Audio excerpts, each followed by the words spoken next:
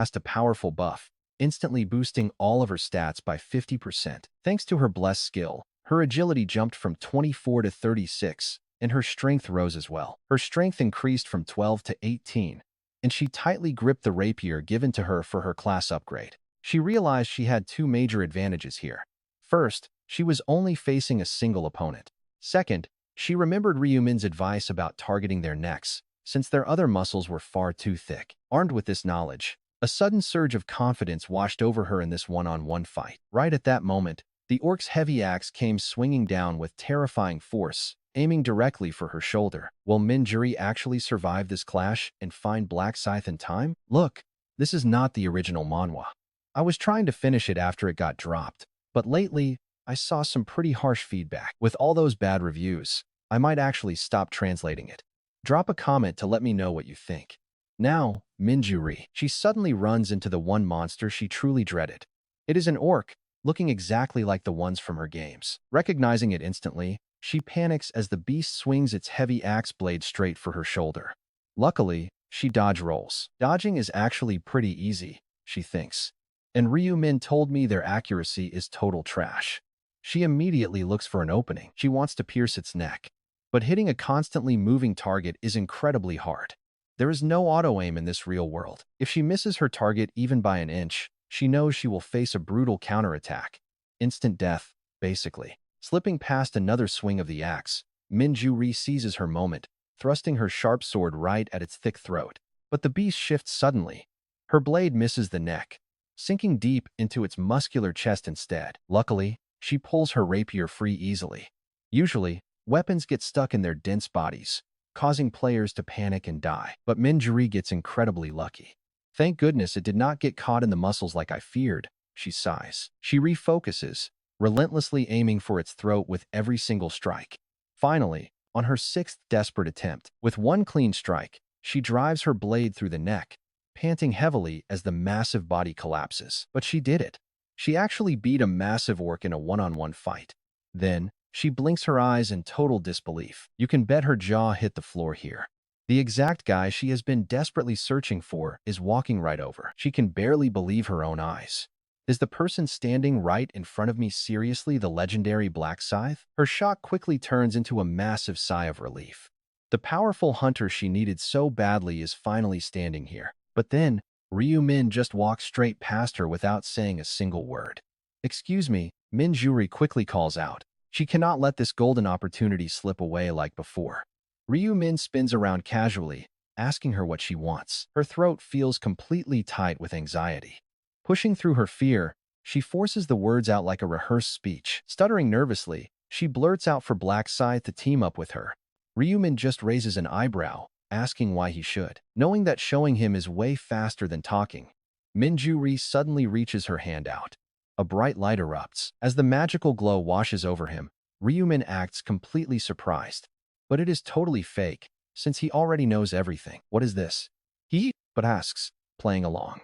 Minjuri puffs her chest out, answering him with total confidence. This is my blessed buff skill, she says. It lasts for 3 hours, boosting all of your stats by 50%. To keep up the act, Ryumin checks his system window, muttering that it seems legit.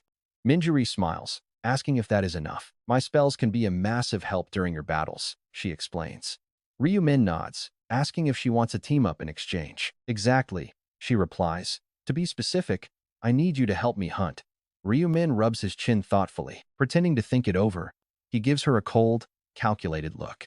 I hold all the cards here, he warns her. Talk about a massive plot twist. Minjuri freezes, completely caught off guard by his brutally cold terms. Can you promise you won't stab me in the back? He asks. She quickly nods yes, and Ryumin agrees to give it a shot. Since we are partners now, let's introduce ourselves, he says. Black Scythe, level 32, Reaper class. Minjuri introduces herself next. I am Democracy, level 13, Buffer class. Ryumin then asks if she even needs help, since she handled that last orc quite well. That was actually my very first time, she confesses, and honestly, it was pretty tough. Ryumin feigns surprise. It took you an hour and a half just to get one kill, he asks. Minjuri laughs nervously, making excuses. She cannot exactly tell him she wasted all that precious time waiting for him to show up. Ryumin notes they are running late. Yeah, she sighs. I have only killed one, and I need 300 fast. Well, let me speed things up for you, he offers. How exactly are you going to help? She asks, feeling anxious. Ryumin explains that he will weaken the beast for her. You just need to land the final strike to get all the credit. He is basically offering to let her secure the killing blow. Absolutely, she says confidently. You saw me fight earlier. I am definitely strong enough to finish off weakened monsters. Then we have nothing to worry about. Let's move, Ryumin says. But suddenly, Minjuri calls out for him to wait. He turns around casually, asking what is wrong. She looks worried, wondering if carrying her will ruin his own quest. Ryumin tells her not to sweat it, since he already finished the main quest. Minjuri is completely shocked. Seriously? She gasps. In her head, she realizes he already slaughtered 300 orcs with over 8 hours left on the clock. While she stands there completely stunned, Ryumin casually adds that he is not even aiming for the main quest anymore. Minjuri is completely shocked to hear that Ryumin has already secured one balance stone for the subquest. Ryumin explains he defeated the boss orc warrior and needs to hunt down even more. He offers to let her face the next bosses entirely on her own if she wants. She quickly declines. Fighting orcs alone is already terrifying, so she sneakily steals a glance at him. She asks if he was worried she might get greedy for the balance stone and betray him. Even respecting him, she assures him she has zero intention of ever stabbing him in the back. She tells Black Scythe she is content finishing the main quest, especially since she lacks betrayal skills. Ryumin simply nods. He will see if he can trust her, then takes the lead. Suddenly, he warns her to walk right beside him, pointing out he cannot protect her from behind. Minjuri agrees. She realizes this terrifying Grim Reaper is actually not as cold-hearted as she feared. He gave her solid advice, watched her back, and even offered to help her during their brief talk. She is incredibly glad she made the decision to party up, despite initially doubting he would ever accept. But check this out, she is about to find out how insanely overpowered her partner really is. As they walk, their peaceful silence is shattered when 3 massive orcs suddenly block their path. Minjuri immediately raises her rapier, but Ryumin calmly tells her to hold on. He steps forward, unleashing a low, sweeping scythe strike that effortlessly slices through the monster's legs. As the howling monsters crash down, his deadly blade flashes once more, cutting their remaining arms clean off their torsos. With the beasts completely neutralized, Ryumin turns to Minjuri and tells her to finish them. She hesitates at the brutal sight, but after he barks at her, she quickly apologizes and steps forward. Ending these helpless, limbless beasts is an easy task even for a total beginner like her. Once the beasts are dead, the system notification pops up to confirm her experience points and gold rewards. Seriously, look at her face. Her mouth literally drops open as she stares at her ridiculous gains. She stammers that this power leveling is almost ridiculously easy, remembering how terrifyingly strong these orcs usually are. Orcs are not weak goblins, and she fully expected a brutal, life-or-death battle before entering this place. Yet, thanks to his overwhelming power, the threat was zero, taking her respect for him to new heights. Ryumin calmly urges her forward. Want the next epic chapter? Let us know in the comments. Huge thanks for the support, especially to those backing us financially. And let's aim for 2,000 likes after this. As Minjuri finished off the orcs, her admiration for Black Scythe grew even deeper, and she gladly agreed to keep moving. She felt incredibly lucky to partner with the legendary Black Scythe. As they pressed forward into the dark, dangerous fields, Ryumin easily sliced off their limbs.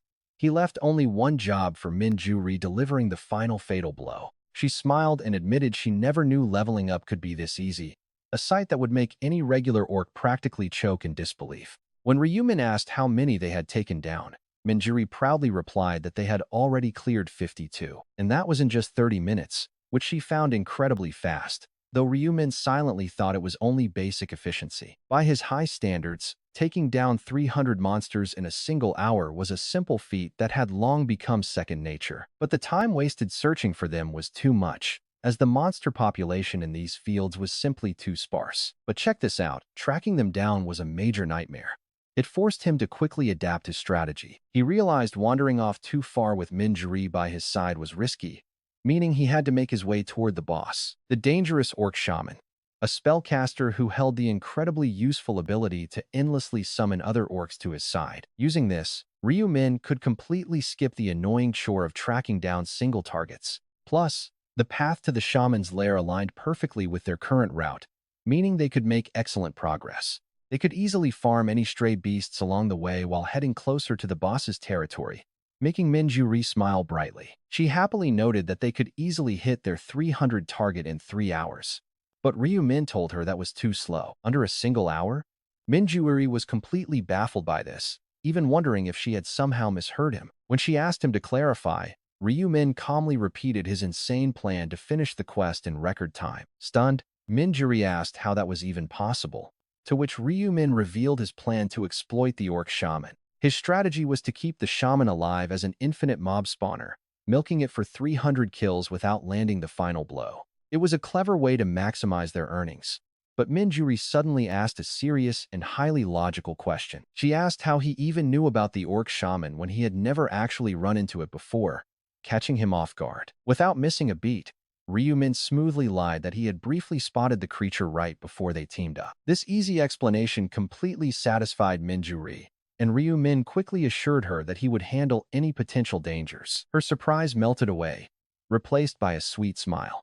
He was surprisingly considerate, she thought. Realizing she was finally seeing his softer side, she walked alongside him until they arrived at a small, peaceful village. The area consisted of only a few humble wooden cabins with absolutely no orc guards patrolling the perimeter. Minjuri voiced her shock that a powerful boss would hide in a tiny village with barely 5 huts. But here's the thing, this quiet village was actually a massive trap to lure players inside. Careless players who let their guard down would get instantly swarmed by the monsters summoned by the orc shaman. He remembered a similar tragedy from his previous regression, where he found a horrifying pile of bodies behind the settlement. The clever shaman hid them to hide his tracks, proving his twisted mind, but deep down, it just showed his cowardice. He lacked the real courage to face anyone head-on. Without his summons, the boss was a complete pushover. While Ryumin could easily wipe him out, he wanted to use him as a perfect tool for their leveling strategy.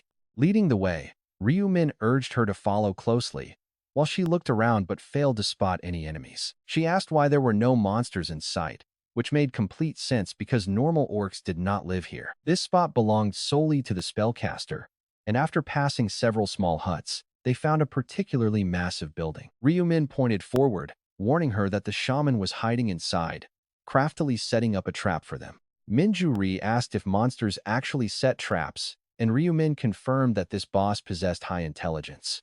These normal-looking cabins were bait to trick players, and the village itself held nothing but the lone shaman. The entire layout was designed with extreme precision to ambush and completely wipe out anyone who wandered in. Minjuri asked nervously if they had already fallen into the trap, and Ryumin gave a slow nod. At least from the boss's perspective, they had, prompting her to ask if he had a clever plan to survive. He smiled, saying they could easily flip the trap, as naive players normally trigger the trap points inside. That forces the shaman to instantly summon 10 to 20 beasts, surrounding the players with zero chance of escape. Ryumin felt pretty confident he could handle any number of orcs. But Minjuri, looking worried, asked what if they all swarm us at the same time, it could get bad. Ryumin just smiled and said, "There is a way." Then he explained his plan to lure the orcs out. Minjuri stared in shock as she listened, completely amazed that it could really be that simple. She wondered if the orc shaman would fall for it, but Ryumin told her not to worry. The plan was already proven. Though still a bit doubtful, Minjuri finally made up her mind and nodded, saying she would handle the first phase. Ryumin raised an eyebrow, asking if she meant alone. She said yes, there was no need for both to risk getting trapped. Too suspicious. Plus, she got the strategy and felt totally ready to crush this. She wanted to prove herself. Hearing her offer, Ryumin decided not to argue. He told her he would wait outside. Nervous but determined, Minjuri slowly pushed open the creaking door of the wooden hut. Stepping inside, she looked around cautiously, but there was no sign of anyone. The place felt dead silent. Every single step she took echoed loudly as she slowly crept forward until she reached a wide, open room. At least 20 orcs could pack into this area. She realized this was the trap the black Scythe had warned her about.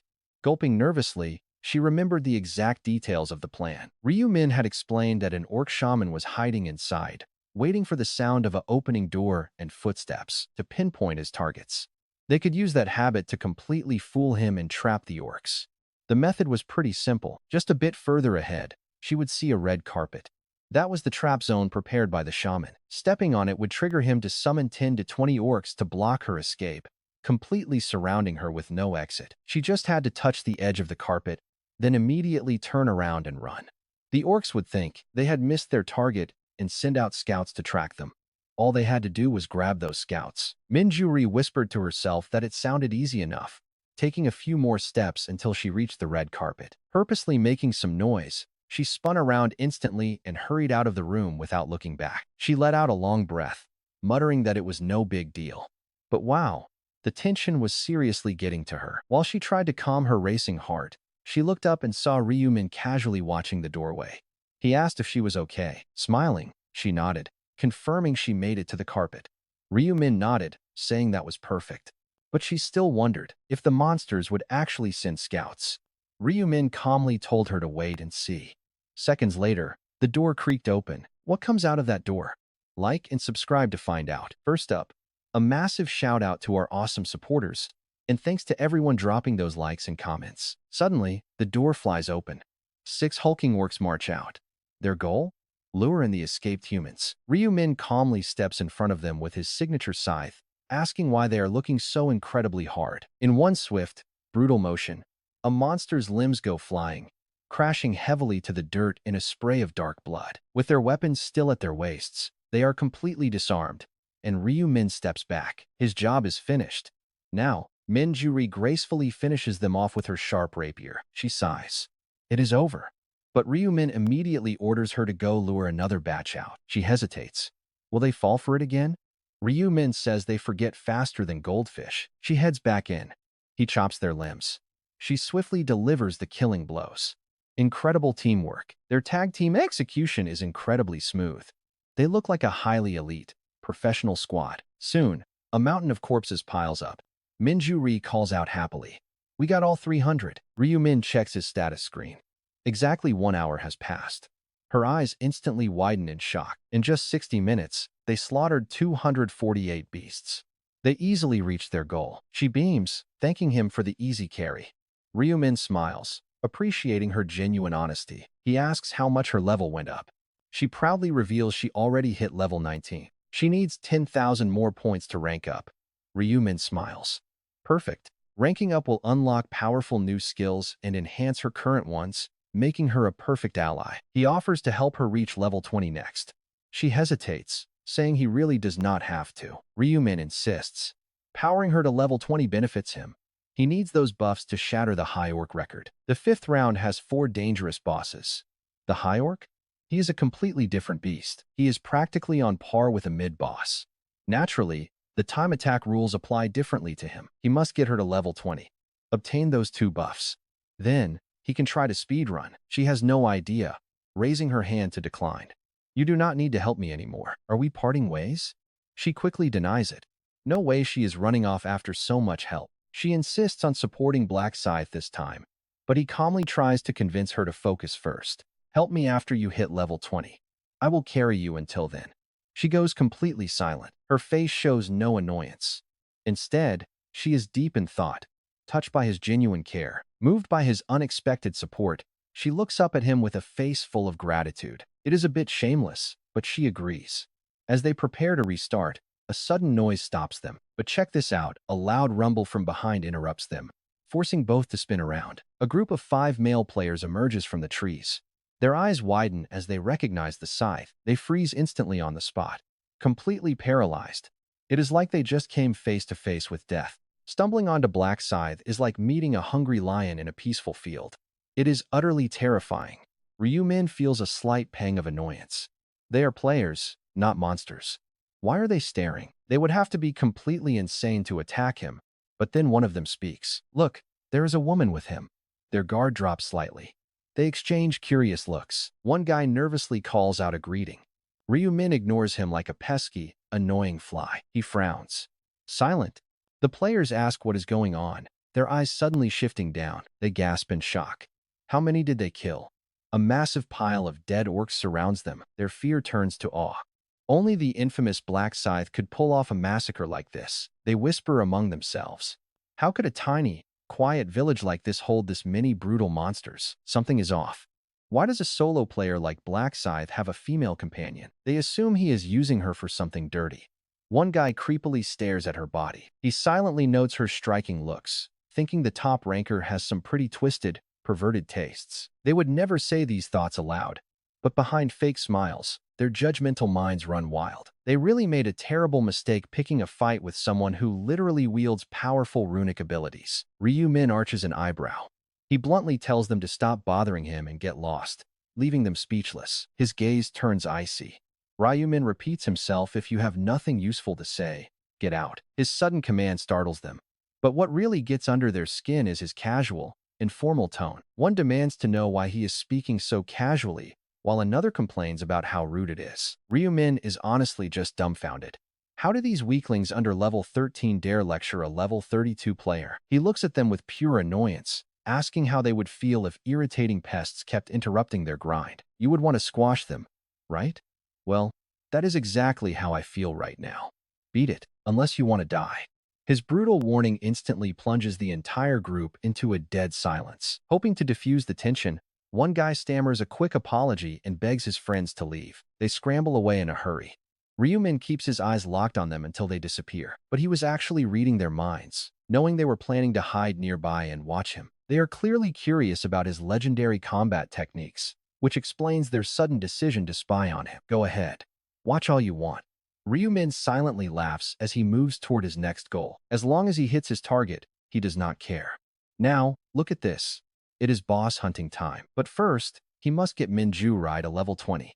Shifting his gaze, Ryu Min looks at her. He suggests they get back to grinding, but Minjuri suddenly asks why he was so incredibly cold to those players. She wonders why he went out of his way to aggressively scare them off. Why not be gentle? Ryu Min is quite surprised by how easily she reads his mind. But he keeps his cool. Otherwise, they will never stop annoying us. I must make it absolutely clear that interference means death. Just focus on grinding. Ignore them. Meanwhile, the group of men regroup deep inside the dark forest. Having been thoroughly chased off, one of them gasps that they are probably out of his sight by now. What is our plan? A third admits he is just dying of curiosity to watch him fight. They really want to know how a top ranker like Black Scythe operates, and everyone quickly agrees. Where does he find all those orcs? They wonder if they should sneak closer to observe him. One reassures them. As long as they keep their distance, they will not get caught by him. Who is scared? Not me. Let us move.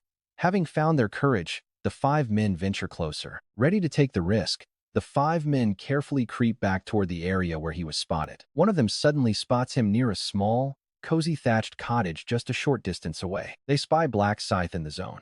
But get this, what they witness next completely blows their minds. Ryu Min stands outside the hut, instantly slicing off the limbs of every single orc that ambushes him. After piling up a mountain of crippled monsters, he calmly turns his back on them like his job is done. The spies watch in utter confusion.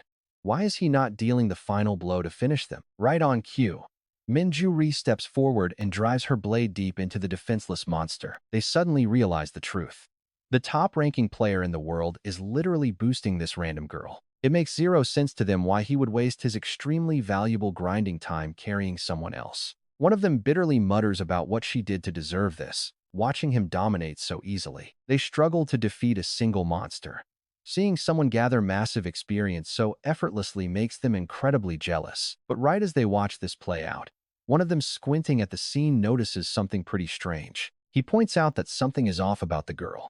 If you enjoyed this battle, drop a quick subscribe. Will Ryu Min end up hunting down these spies next? Here is part 37 of the Black Scythe, who returns to the past 100 times to turn everyone into his slaves. Before we start, remember to drop a like and thank our channel supporters. Meanwhile, one of the watching men speaks up. Something feels pretty strange here. Look at that woman. Another whispers. What do you mean? He replies, every single time she steps inside that thatched cottage, orcs come marching out right behind her. This is not some one-off thing. It keeps happening, and those monsters are trailing her like a pack of devoted followers. He tells them she keeps luring monsters out, counting at least 30 so far. Another guy wonders if that seems a bit off. How could a tiny cottage hold so many beasts? Then a third chimes in. If all those dead orcs over there actually came from inside that tiny shack, there must be at least 300 of them. It simply makes no sense.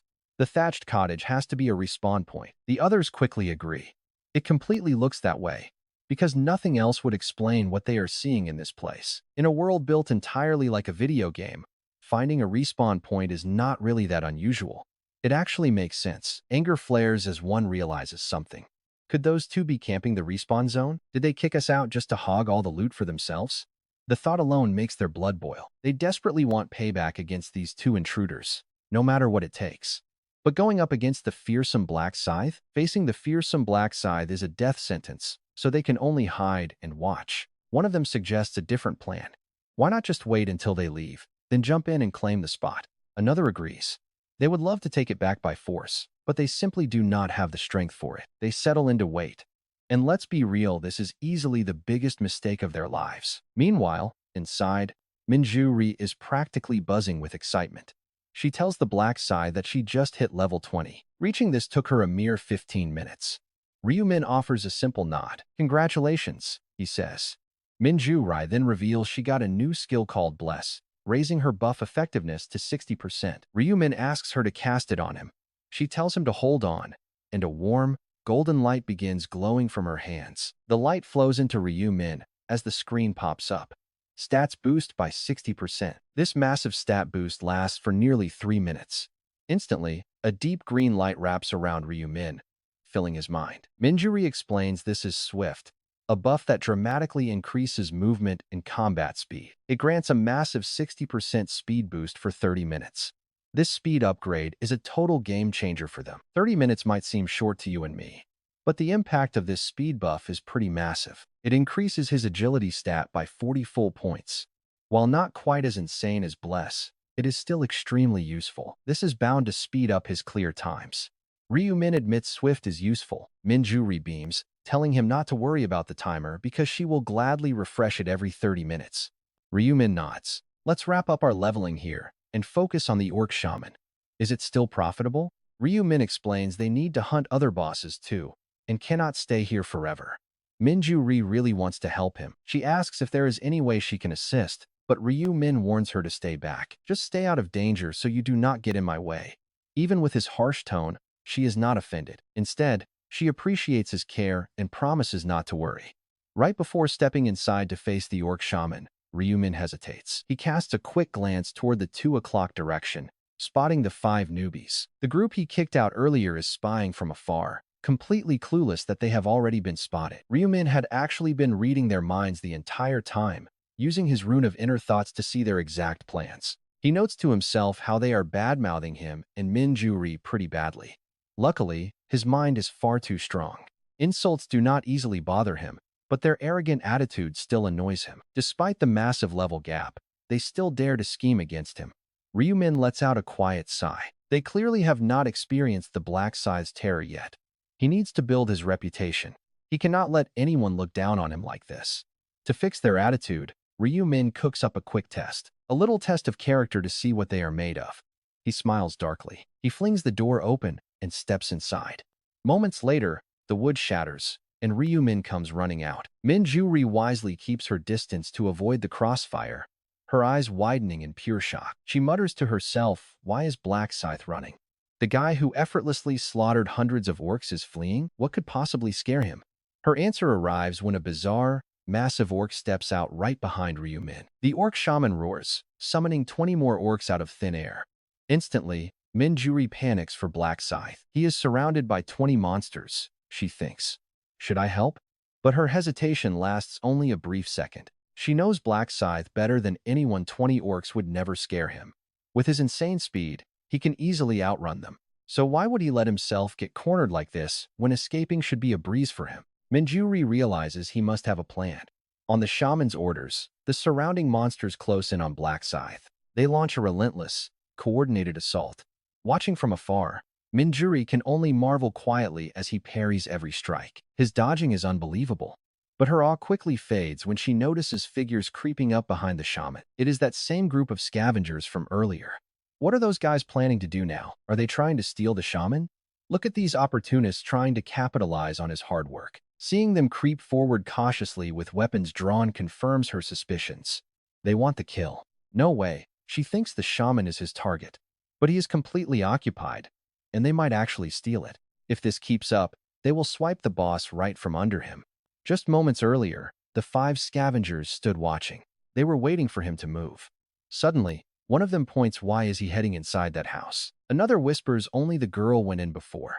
Is he trying to bait the monsters inside by himself? A third guy asks, totally baffled, "But then why is that woman leaving her post right now?" They stare in complete disbelief as the front door suddenly shatters into a million pieces. Out sprints Black Scythe.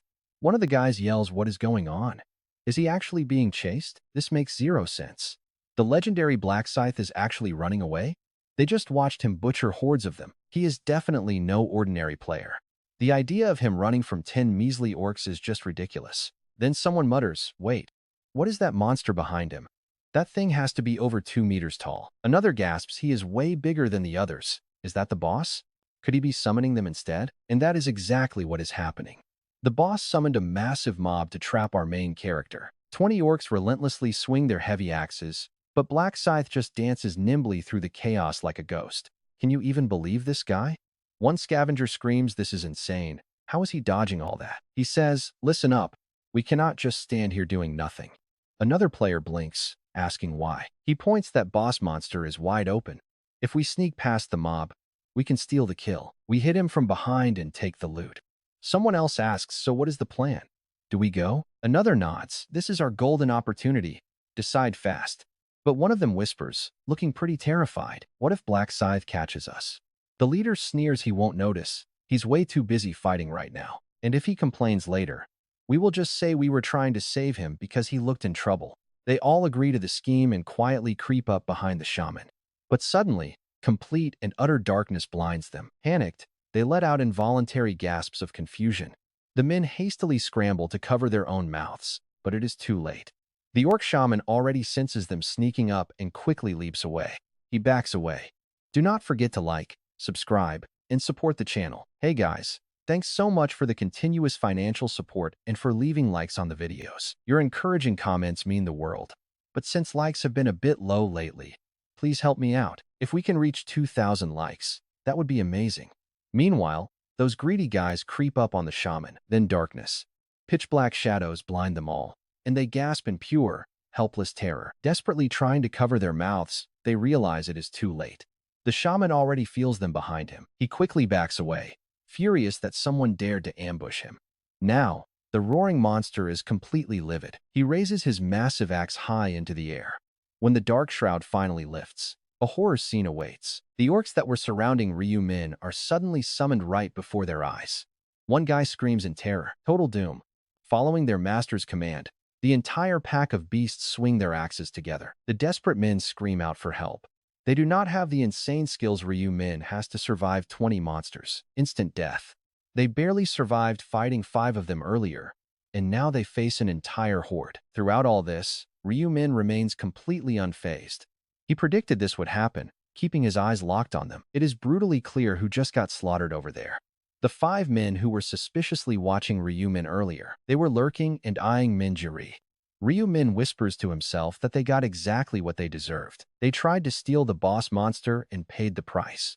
Honestly, Ryu Min could have easily wiped them out inside. Instead, he put on a little show, acting like he was running away. It was a test of their true character, classic greed.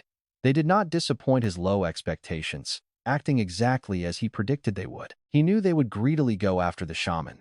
They fell squarely into the predicted range of human behavior. Unfortunately, the price for failing his test is death, and that blinding shadow that covered their eyes? Also, Ryu Min. But get this, the exact second they tried to ambush the monster, Ryu Min cast his dark spell, Pure Carnage. The shaman shifts its rage entirely onto those 5 men, quickly shredding them to pieces. He feels absolutely zero sympathy for them. They were more than willing to sacrifice other lives for their own benefit. Ryu Min mutters that they could have survived if they just kept their greed in check. He gave them a chance. He offered them a way out, but they chose this grave themselves. With his massive scythe resting on his shoulder, Ryu Min casually walks toward the remaining monsters. Spotting him, the angry shaman signals his warriors to charge. Too late. The exact second they step into Ryu Min's lethal combat range, green blood sprays everywhere. The beasts collapse before they can even swing. No matter how many try to swarm him, they are completely shredded. It is like throwing meat into a blender. His rapid slashes are so insanely fast they are basically invisible. Ryu Min notes his speed has definitely gone up. Combined with his skills, he gets a 50% bonus at night. Seeing his entire pack get butchered in seconds, the shaman's eyes widen in sheer panic. He frantically raises his staff again, one clean swing. Before the monster can cast, Ryu Min's deadly scythe cleanly takes the shaman's head off. The system alerts him immediately. He has successfully defeated the boss, gaining a massive chunk of experience points. He collects gold, levels up, and acquires rare items like the mystic wooden totem and the legendary bead of eternity. He also advances his subquest. While the unique totem is a fantastic harvest, another item truly steals his focus: the real prize. This specific epic tier necklace has some seriously insane potential for his future build. It is categorized as an epic rarity item. The description says the souls of defeated enemies are trapped inside. Defeating monsters builds stacks, but every 100 kills reduces the item's overall durability by 1 point. Those stacks convert directly into permanent stat points. It has a total durability of 1,000 points. This incredibly powerful item functions almost exactly like the absorption rune that belonged to the flame dragon. Absolutely wild. The only real difference is he only gets stacks from actual monster kills. Permanently raising stats is incredibly powerful, but the downside is the item's limited lifespan. That means 10 free stat points. But look at his face. Ryu Min is already planning something crazy. What if he can infinitely repair the durability? He can boost his power to unimaginable heights. He knows a trick. There is a legendary rune capable of repairing items, found way later in round 8. Dead silence. Minjuri calls out for him in the mist, but he refuses to answer. The Reaper rune massively cut down his visibility while standing still. Swiftly, he deactivated his Knight of Death skill. Right then, Minjuri noticed the strange shifting of light and shadow, finally locking her eyes right onto him. Minjuri calls out, "Ryu Min, there you are. I've been looking forever." He just replies, "As you can see, I'm pretty busy," and he points to the corpse. But Minjuri? Completely unfazed. It is like she knew this would happen anyway. She asks if he finally took him down, but wonders if he saw anyone else trying to steal his kill. Ryu Min plays it cool, acting slightly unsure as he claims he didn't see a soul. But Minjuri still has her doubts. She finds it weird, swearing she heard screams. Ryu Min stays completely silent, no need to bring up the bloody evidence. Instead, he suggests they move on and quickly wipe out the next boss. With that, they head straight for the third boss, the Orc Archer. Unlike that annoying shaman fight, there is zero reason to drag this out. One quick slice. The orc is in pieces. Then, the system alert pops up. You've defeated the Orc Archer. He gets 37.73% experience, 4,000 gold, and the Agile Archer's boots. He also snags a rusted arrowhead, a lesser green magic stone, and a stone of balance. Subquest progress is now at 3 out of 4 stones. Ryu Min wonders what to check first, but his eyes lock onto one specific item: the bead of eternity. This epic necklace is insanely valuable, gaining a stack with every single monster kill. Each kill barely dents its durability. Once he hits a milestone of 100 stacks, it can be converted into a free stat point. On top of that, Ryu Min gears up with his new Agile Archer's boots. They give a solid 10 agility boost. Ryu Min gladly replaces his trashy old shoes, but first, he decides to disassemble a low-grade green magic stone, one of his oldest items. Since he just got a fresh, lesser green magic stone, he decides to fuse the two together. Right away, the system screen flashes with success. This awesome synergy grants his newly upgraded boots an extra stat boost, adding a sweet +4 to agility. As Ryu Min reviews his progress, knowing he has cleared every mid-level boss, only the final, massive challenge remains. Now, the terrifying High Orc is waiting. And get this boss operates on a strict timer. Ryu Min mutters to himself that he needs to end this quickly. The faster the kill, the crazier the rewards. Time to plan. His personal record of 43 seconds is the ultimate goal. Despite regressing 99 times, he's never broken it. But this round, he's got a secret weapon: Minjuri's buffs. That gives him serious confidence. Instead of rushing, Ryu Min decides to stall his fight with the High Orc to use his extra time to power level. He also wants to abuse the Bead of Eternity without worrying about breaking it. To reach the ultimate high score, he's fully focused on maxing out his stats and doing what was once impossible. With that, Ryu Min goes on a non-stop rampage. A total massacre, taking down exactly 2,415 orcs. Then, a system notification flashes. There are 30 minutes and 41 seconds left in the round. He quietly says to himself, "It is time to shift gears." Grinding any more levels in this short window just isn't happening. Currently, Ryu Min is sitting at level 39. Just one more, and he would unlock crazy new skills to skyrocket his power. But time is just too short. Still, he has no regrets. He gave this run everything, grinding for 7 straight hours, thousands of monsters dead. Ryu Min notes that even though Min Juri just tagged along, he fed her over 100 kills. She should be thrilled. Plus, she buffed him up nicely.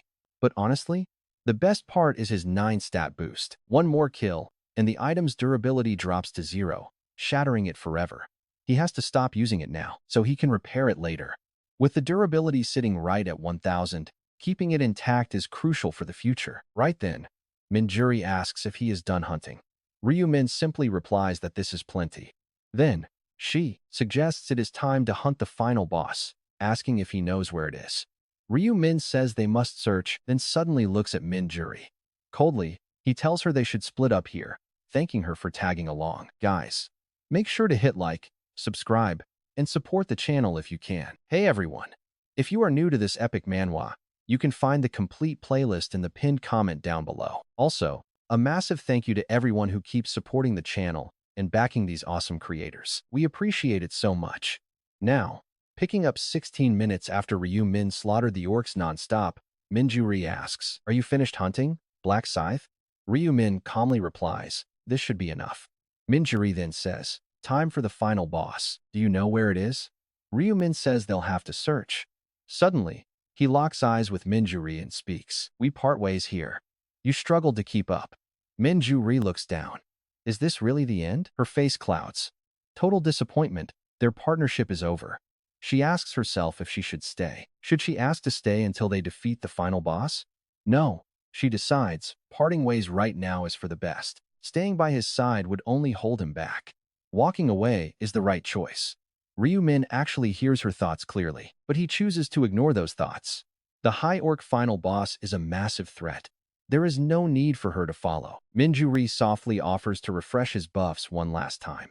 As she reaches out, his bless and swift buffs instantly reset. She thanks him again, admitting that hunting alone would have been a nightmare. Then, Min Juri pulls something from her inventory. She hands him a rare mana crystal, saying she found it while hunting. She is pretty unsure if he needs it, but insists. "Keep it," Ryu Min says. But she firmly refuses. She is quite happy with just the experience points she gained. Without reading her mind, her sincerity shines through. Yet, her inner thoughts still leak straight into his head. She secretly notes she had 2, intending to give Ryu Min 1. But she can't let Black Scythe refuse. She owes him big.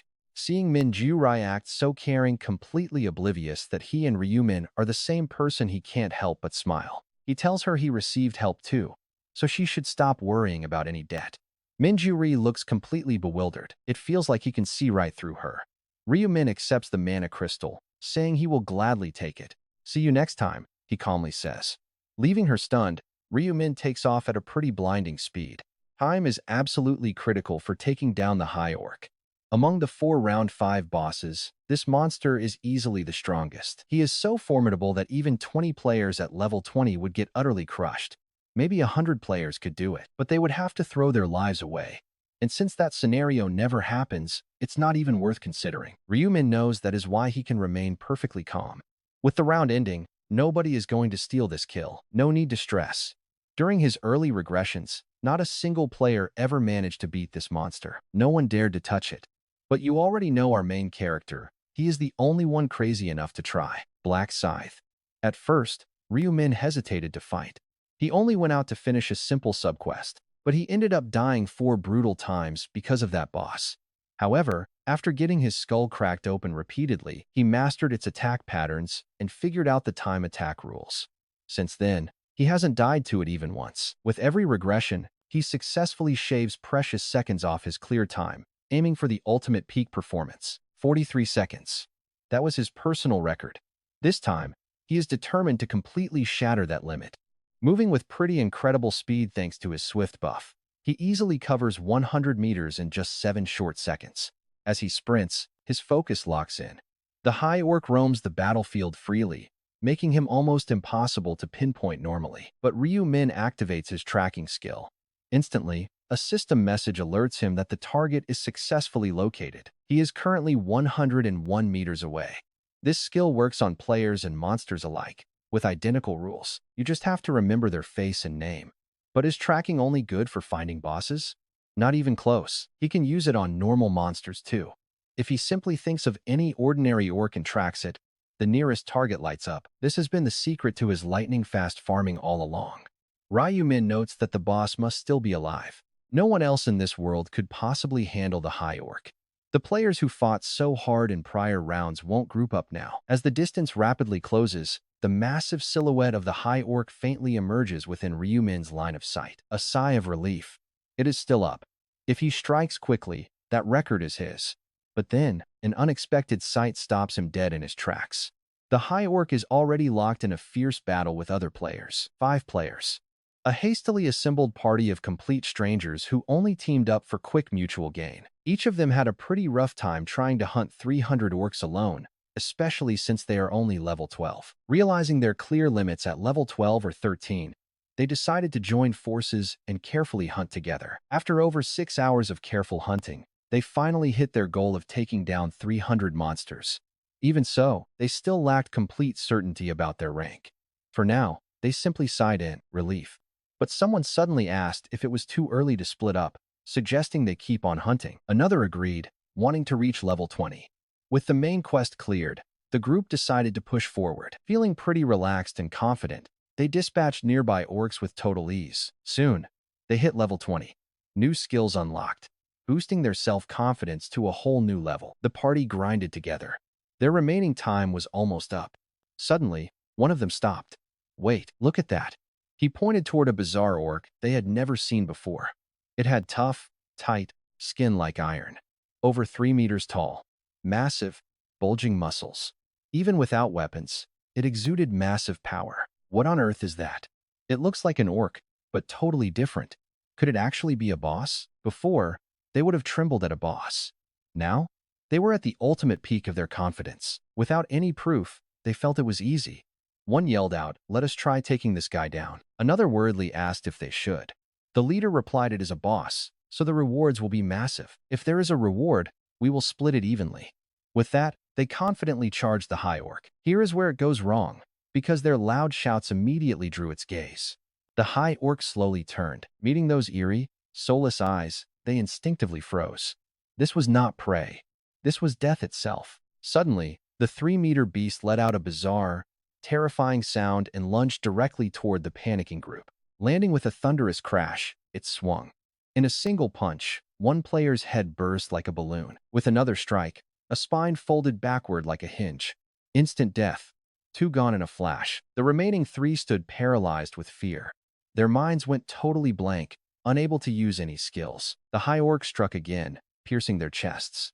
2 more died instantly, their mouths frozen wide open. The very last survivor felt his mind completely shatter. He screamed in pure, overwhelming horror, "I am going to die. I am going to die." His mind screamed with the terrifying realization of death. The high orc stared down at its final prey, wearing a twisted, amused expression as if mocking his state. Being ridiculed by a monster crushed his remaining pride. But survival was more important. He begged, "Please spare me." He wanted to grovel and plead, throwing away every ounce of self-respect, but his body simply refused to move. The beast reared back to swing its massive fist. But right before the blow could crush his head, look at this. The high orc's body suddenly collapses as its severed head bounces on the dirt. Ryu Min had arrived. He exhaled a short breath. Sneaking up from behind, he had swung his scythe with full force, cleanly decapitating it. He had wondered if it would work, but it took just 1 strike. Suddenly, a system message appeared. The exact time taken to slay the high orc was just 1 second. A legendary new record. What lies ahead? Find out next time. One day, a stunning angel kidnaps 9 billion humans, tossing them into a deadly dungeon. Enter Ryu Min, a regular guy with a crazy gift every time he dies. He regresses back to day 1. He has already returned 99 times, and this is his final run. Will he finally end this living hell and get his revenge, or is his life over for good this time? Check the comments for the full playlist, and drop a like so we can hit our 3,000 goal. Huge thanks to everyone supporting the channel, especially our awesome financial backers. Now, back in the dungeon, the last remaining player screams in, "Terror, please spare me. Mr. Orc, please." He wants to grovel and beg, throwing his pride away, but his body just won't move. The high orc winds up a massive punch, but before it can crush the player's skull, Ryumin slips in completely unnoticed. Breathing out softly from behind, he swings his scythe with massive power, cleanly severing the monster's neck. The giant body collapses as the head bounces across the dirt. Ryumin wondered if his plan would actually work, but it only took a single slash. Right then, a system notification pops up to show the time it took to finish the fight, a single second. It is a historic new record, and the system alerts start flooding in. He defeated the High Orc, gaining 54.79 experience, 8,000 gold, and an extra 4,000 bonus. He levels up, claiming gold gauntlets, a rare fang, and a low-grade, purple mana crystal. The Stone of Balance subquest is also complete, but what really gets Ryumin excited is the notification right under it. He just completed the subquest and unlocked the Rune of Balance, a massive power-up and a vital piece of his ultimate build. This rune doubles all stats if the difference between his base attributes is 10 or less. It is a pretty strict condition. He cannot rely on items or gear buffs. To activate the balance effect, his raw stats must stay remarkably close to each other. This means you have to level up all 4 stats completely evenly. For example, if a normal level 20 player gets this rune with 30 strength, 14 agility, 3 intelligence, and 3 luck, their minimum is 3 while their max is 30. That is a massive gap of 27 points, completely ruining the balance requirement. But if a player has a clean, even build, say, 20 strength alongside 10 points in agility, intelligence, and luck, the rune works like magic since the minimum and maximum are within the 10-point limit. All stats double instantly, boosting power way past normal levels. Ryumin smiles. He planned for this from the start, carefully keeping his stats perfectly balanced. Right now, his raw, unbuffed attributes are sitting at 27 strength, 26 agility, 18 intelligence, and 28 luck. He kept his intelligence lower on purpose to nail that 10-point sweet spot. And check this out. His base stats are already insanely high for his level, thanks to extra points from the legendary Bead of Eternity. He opens his status window to check the new numbers and gets a massive shock. His strength is 374, intelligence is 614, agility is 518, and luck is 374. He laughs. Every single stat is over 300. Thanks to his stacking multipliers, his combat power is absolutely unreal for a level 40 player. Even better, his rank officially climbs from regular to expert, finally unlocking the player-to-player trading feature. He can now swap gold directly with others, though of course, the other player has to unlock the feature too. But Ryumin does not care about trading right now. What actually matters is the screen flashing in front of him. He just unlocked a unique, class-exclusive skill called Moonlight Slaughter, a total power-up for Reapers. This is their only direct attack skill. It charges for 1 second before unleashing 1200% area damage in a massive crescent shape. Even wilder, it deals both physical and magical damage, getting a 1.5 multiplier during the night. It has a 10-minute cooldown and requires a scythe to cast. Ryumin whispers to himself he finally got it, the ultimate Reaper attack. Sadly, the class only gets this one offensive skill, while the rest of their kit is just buffs and debuffs. Having only one attack means you have to be incredibly careful. If you miss, you are completely vulnerable, and there is nothing worse than throwing away your finishing move. But that risk only matters if you actually miss the target, and if you are sure you can land the hit, the danger disappears. Luckily, Moonlight Slaughter is simple to land. With its massive crescent radius, missing is almost impossible. Even if you somehow mess up, you really have nobody else to blame. Plus, nothing hits harder than this. That 1200% area damage spikes to an incredible 1800% at night. And if an enemy is immune to physical strikes, the magical side of this skill still shreds them. Right now, only weak monsters are spawning, but far deadlier enemies are coming. The ultimate threats are the 7 archangels ruling the heavens, monsters so powerful even Ryumin cannot fight them yet. He mutters, "I have only seen them once, but their power is completely unimaginable. The system has never ordered me to hunt them down. But if I get the chance, I really want to slay one of those high angels." Regular angels drop loot, so the rewards for dropping an archangel must be insane. but he knows that is a challenge for when he reaches maximum level. For now, he focuses on getting stronger. Ryumin looks down at the system alerts to check his special rewards. He defeated the 5th round boss, the High Orc, in just 1 second. Because of his blazing fast speed, the system grants him the maximum time attack bonus. Clearing it under 10 seconds awards him 100,000 gold. Ryumin smiles with this massive bag of gold. He can finally learn every single common skill he has been missing. But wait, look at this. Just as he is about to close the menu, he notices another notification. He set an unprecedented record in time attack history, meaning his achievement will be permanently etched in the Akashic records.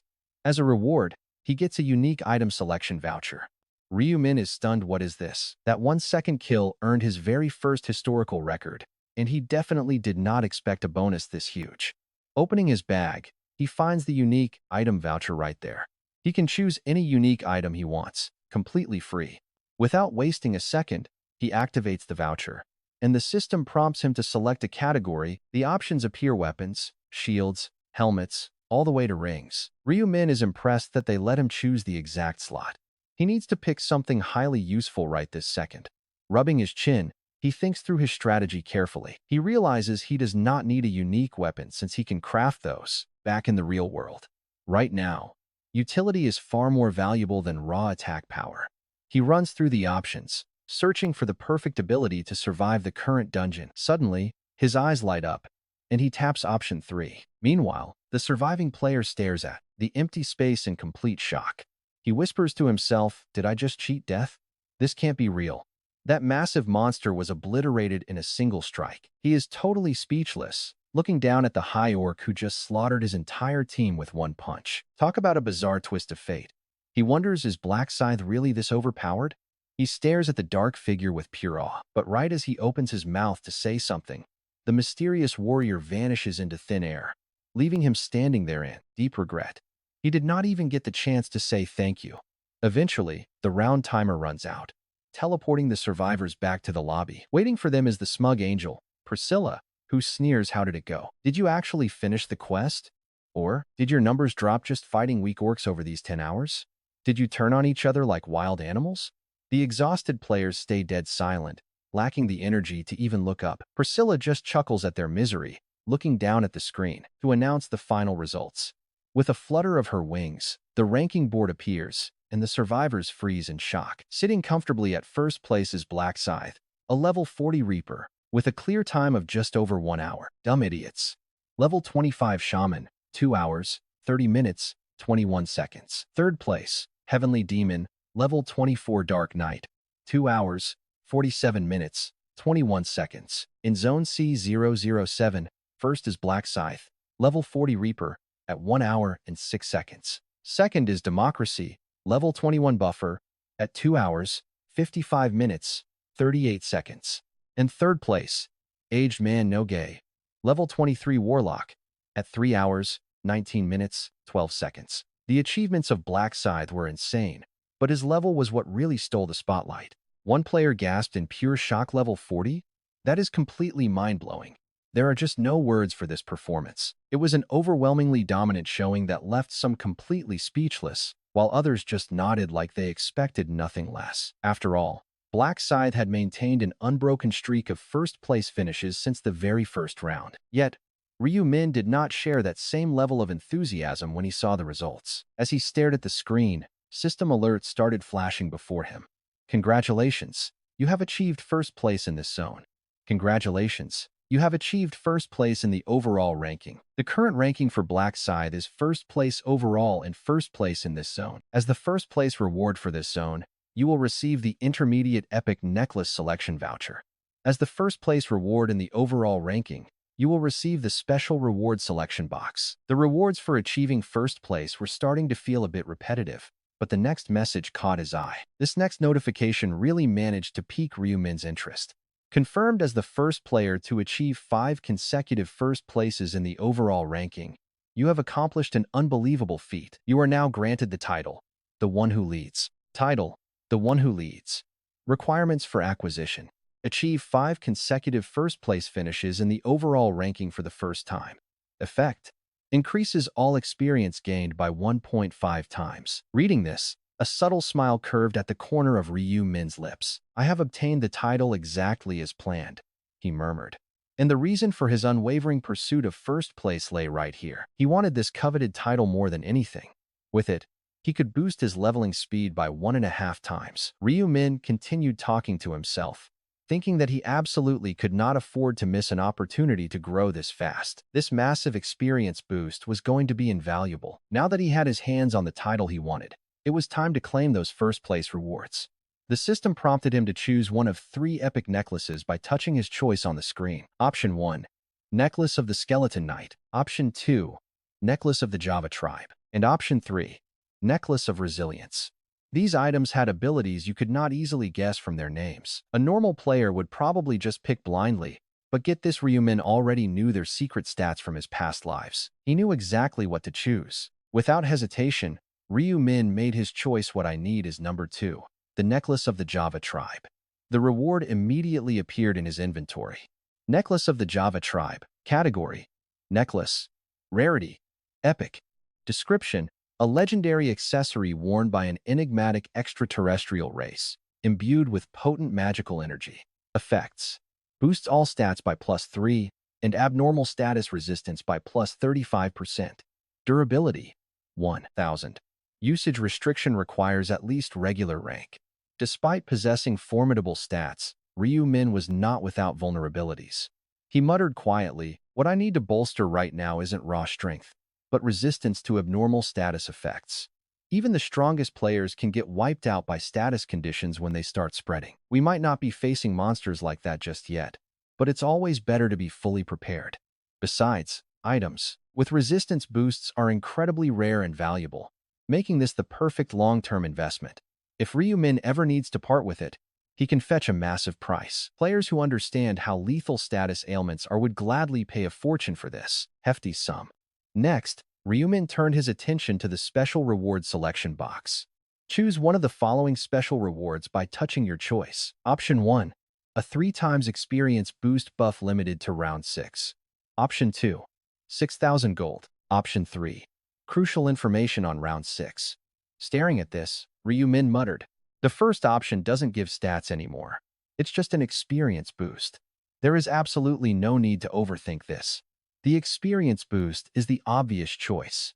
Ryu Min already knew exactly what would happen in round 6, and he definitely didn't need the extra 6,000 gold, which felt like pocket change anyway. That was because Ryu Min currently had over 220,000 gold in his inventory. As he reflected on the previous battle, he thought, that 1 second time attack record was pretty unexpected. I had no idea a high orc would go down in a single hit. Maybe it was too busy dealing with the other players, letting me go all out. Right then, Ryu Min remembered the sole survivor from that group.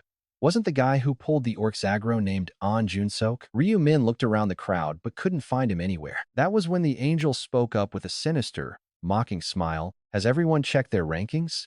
If so, I must inform you that out of the 185 main quest survivors, we will mercilessly eliminate anyone below 121st place." The players gasped in absolute terror, pleading for mercy. But mercy is a luxury this cruel angel never possessed. Wearing the face of a beautiful angel, she acted like a demon, wiping them out as the players wailed. Priscilla sneered at the slaughter, muttering about how pathetic they were for begging. Ryu Min discreetly clicked his tongue, looking at her. "You're really no different from them," he thought, knowing what she truly was. After all, he had already seen angels begging for their lives at his feet in his past regressions. Priscilla muttered, "These inferior humans shouldn't have been able to clear the 5th round subquest, but it seems some did." Her gaze briefly shifted toward Ryu Min, her eyes showing a flicker of deep unease. Then, a system alert popped up. Round 5 has concluded. Overall survivors, 190, 3 out of 27,557. Zone C007 survivors, 121. Priscilla continued, "All right, humans, rest up.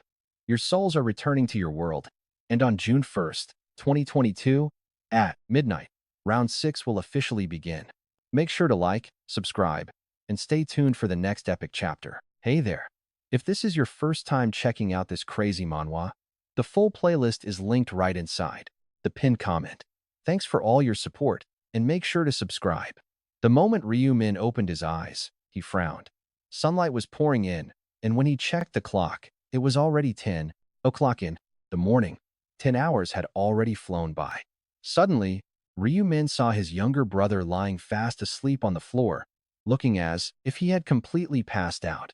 Ryu Min smiled warmly. The kid must have been worried sick about him. His younger brother probably stayed up all night losing his mind with worry. Gently, Ryu Min called out, trying to wake him. "One, wake up." Rubbing his sleepy eyes, Ryu Wan jolted awake as if he had just been splashed with freezing cold water. Seeing Ryu Min awake, the kid cried out, "Hyung, you are up. I was so scared when you did not wake up." Ryu Min smiled and said, "I bet you checked if I was still breathing." To Ryu Wan, his older brother was not just everything, but his only family. Even with the warning, worrying was just natural. Ryu Min got it, so he chuckled and fondly ruffled the kid's messy hair. "You brat," he teased, "but it is nice to see you care." Ryu Wan grumbled, complaining that his head hurt. But despite his grumbling, deep down, he was incredibly relieved that his older brother was safe. Ryu Min then suggested, "Hey, let us grab some breakfast if you have not eaten yet. I am starving." After eating, Ryu Min returned to his room. He had serious work to do. Opening his combination screen, he began placing the items he dragged from round 5 into slots. His goal? Craft a unique item. The core base was the Reaper's Scythe, and the materials were Orc Heart, Mysterious Wood Totem, Corroded Arrowhead, and a High Orc's Molar. Right in the main slot, Ryu Min placed his weapon, the legendary scythe he wanted to reinforce. First, he popped out the low-grade orange gemstone currently embedded inside. If he hits the merge button now, the weapon would upgrade into an epic tier gear perfectly suited for his current level. Even without using a weapon, merging his target gear with these leftover materials would normally yield an epic item. But watch this, Ryu Min had a much wilder plan in mind, involving the rare black gold ore he swiped from Hwangyang Min. Adding that raw black gold ore to the recipe would skip epic entirely and forge a god-tier unique item instead. Dropping the rare ore into the final sub-material slot, Ryu Min held his breath and slammed the combination button. A brilliant white flash blinded the screen as a notification popped up. Combination successful. Death Scythe has been created. It is a unique grade weapon. The description reads, "A terrifying scythe favored by the Grim Reaper." Legend says that the shadow of death follows this blade everywhere. Attack power is 300, giving all stats plus 10 and boosting skill damage 10%. With 3000 durability, it requires expert rank to wield. Finally, Ryu Min possessed the unique weapon of his dreams. Smiling, he realized he had officially outgrown his old starter weapon. Now, with a mountain of extra gold, what is next? Maybe buy some basic skills? The shop had 4 options. First was Area Scan, which acts like a mini-map. Second was Enhanced Vision, boosting his eyesight far beyond any normal human. Third was Basic Resistance, which reduced status debuffs by 15%. And fourth, Dexterity, which boosted skill accuracy by 20%. Sitting on over 220,000 gold, Ryu Min bought them all. He still had 140,000 left. After looking around the rest of the market, absolutely nothing else caught his eye as worth buying. A few epic items would drop in a couple of days, so he decided to save his remaining funds. And holding on to cash is never useless, especially with the trading system.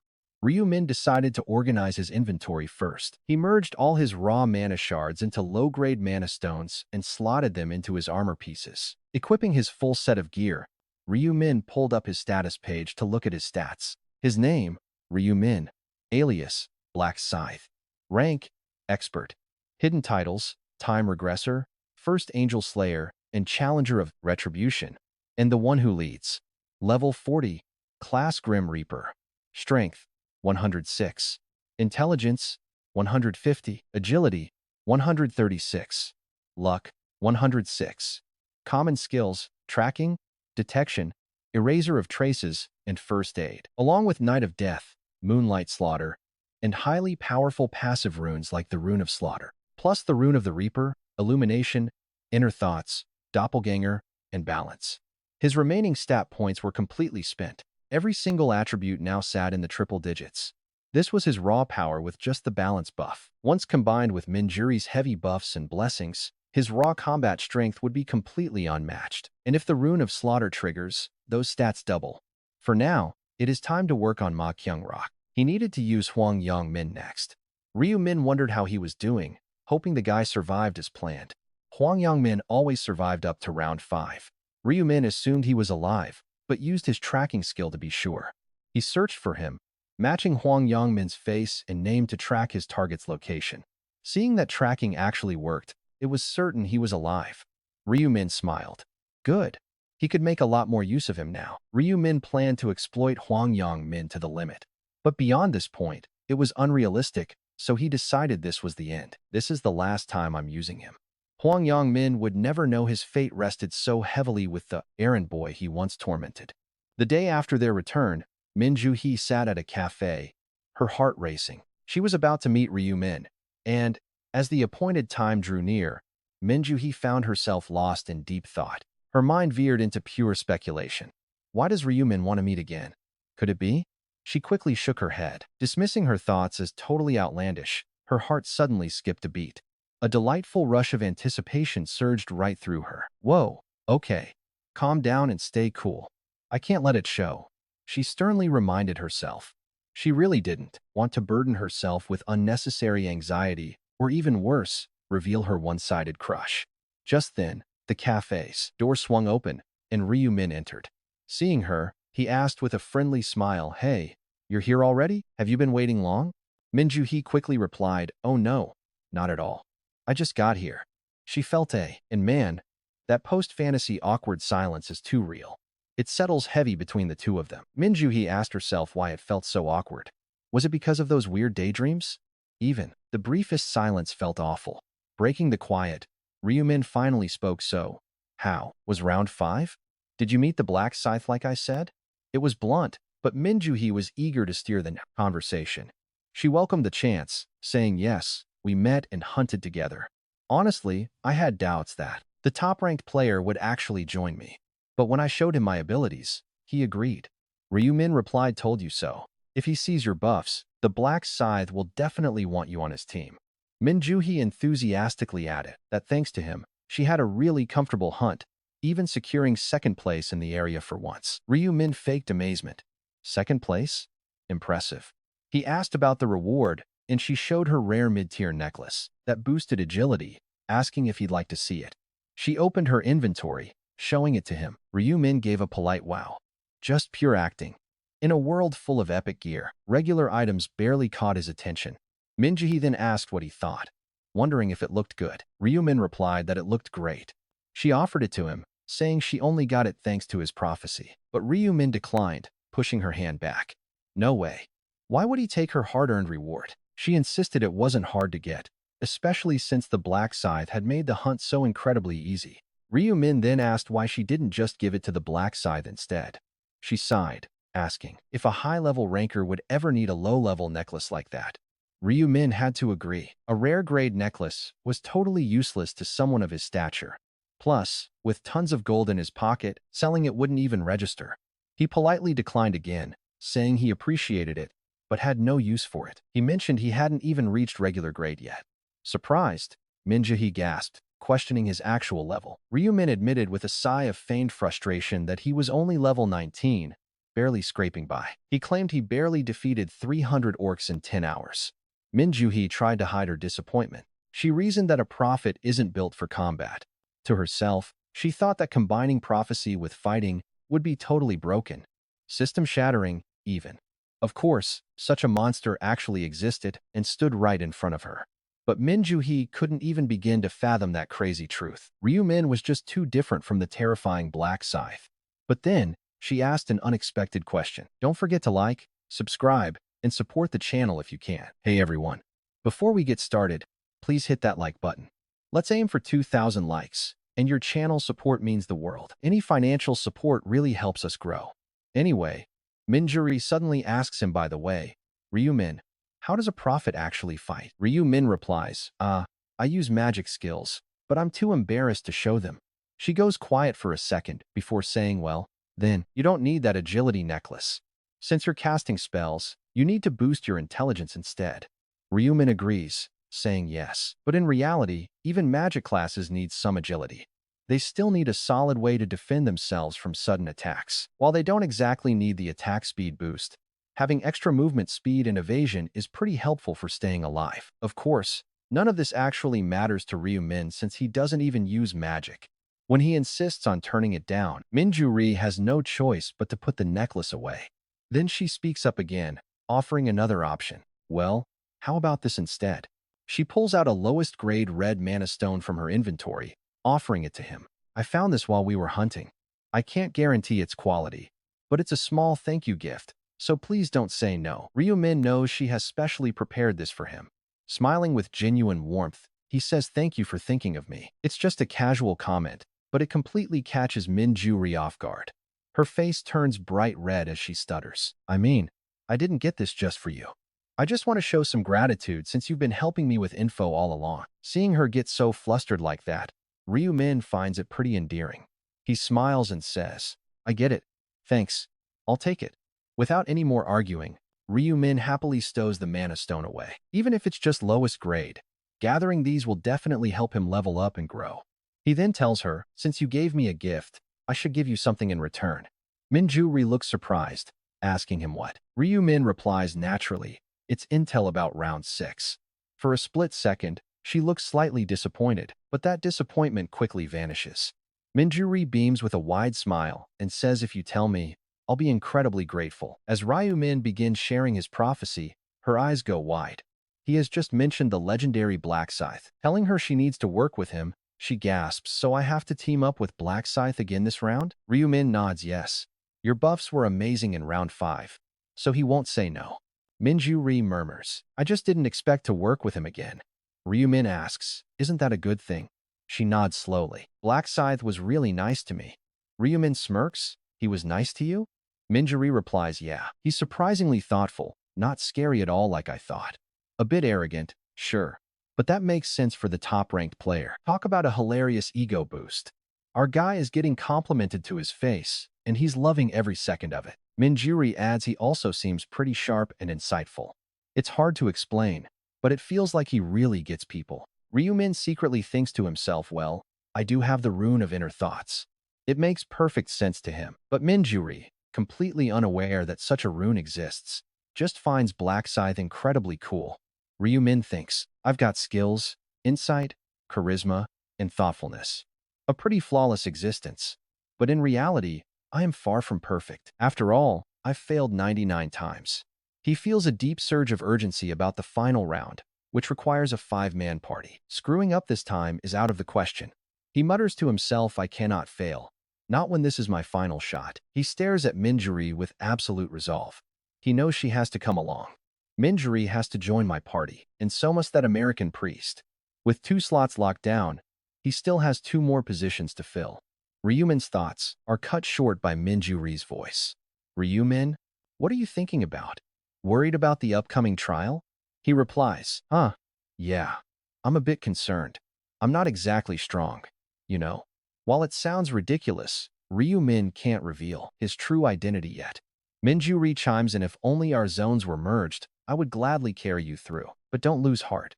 We'll probably meet up soon. Ryu-min smiles, yeah, you're right. Until then, I'll stay strong. You do the same. Ryu-min laughs at her adorable, determined fist pump. He can't help but wonder, seriously, just imagine her face when she realizes he's the Black Scythe. The next day, Ryu-min drives out toward his corporate headquarters. Originally, Heavenly Demon suggests grabbing a quiet lunch at a luxury hotel, but Ryu-min declines, pushing for a company meeting instead. It is time to talk real business.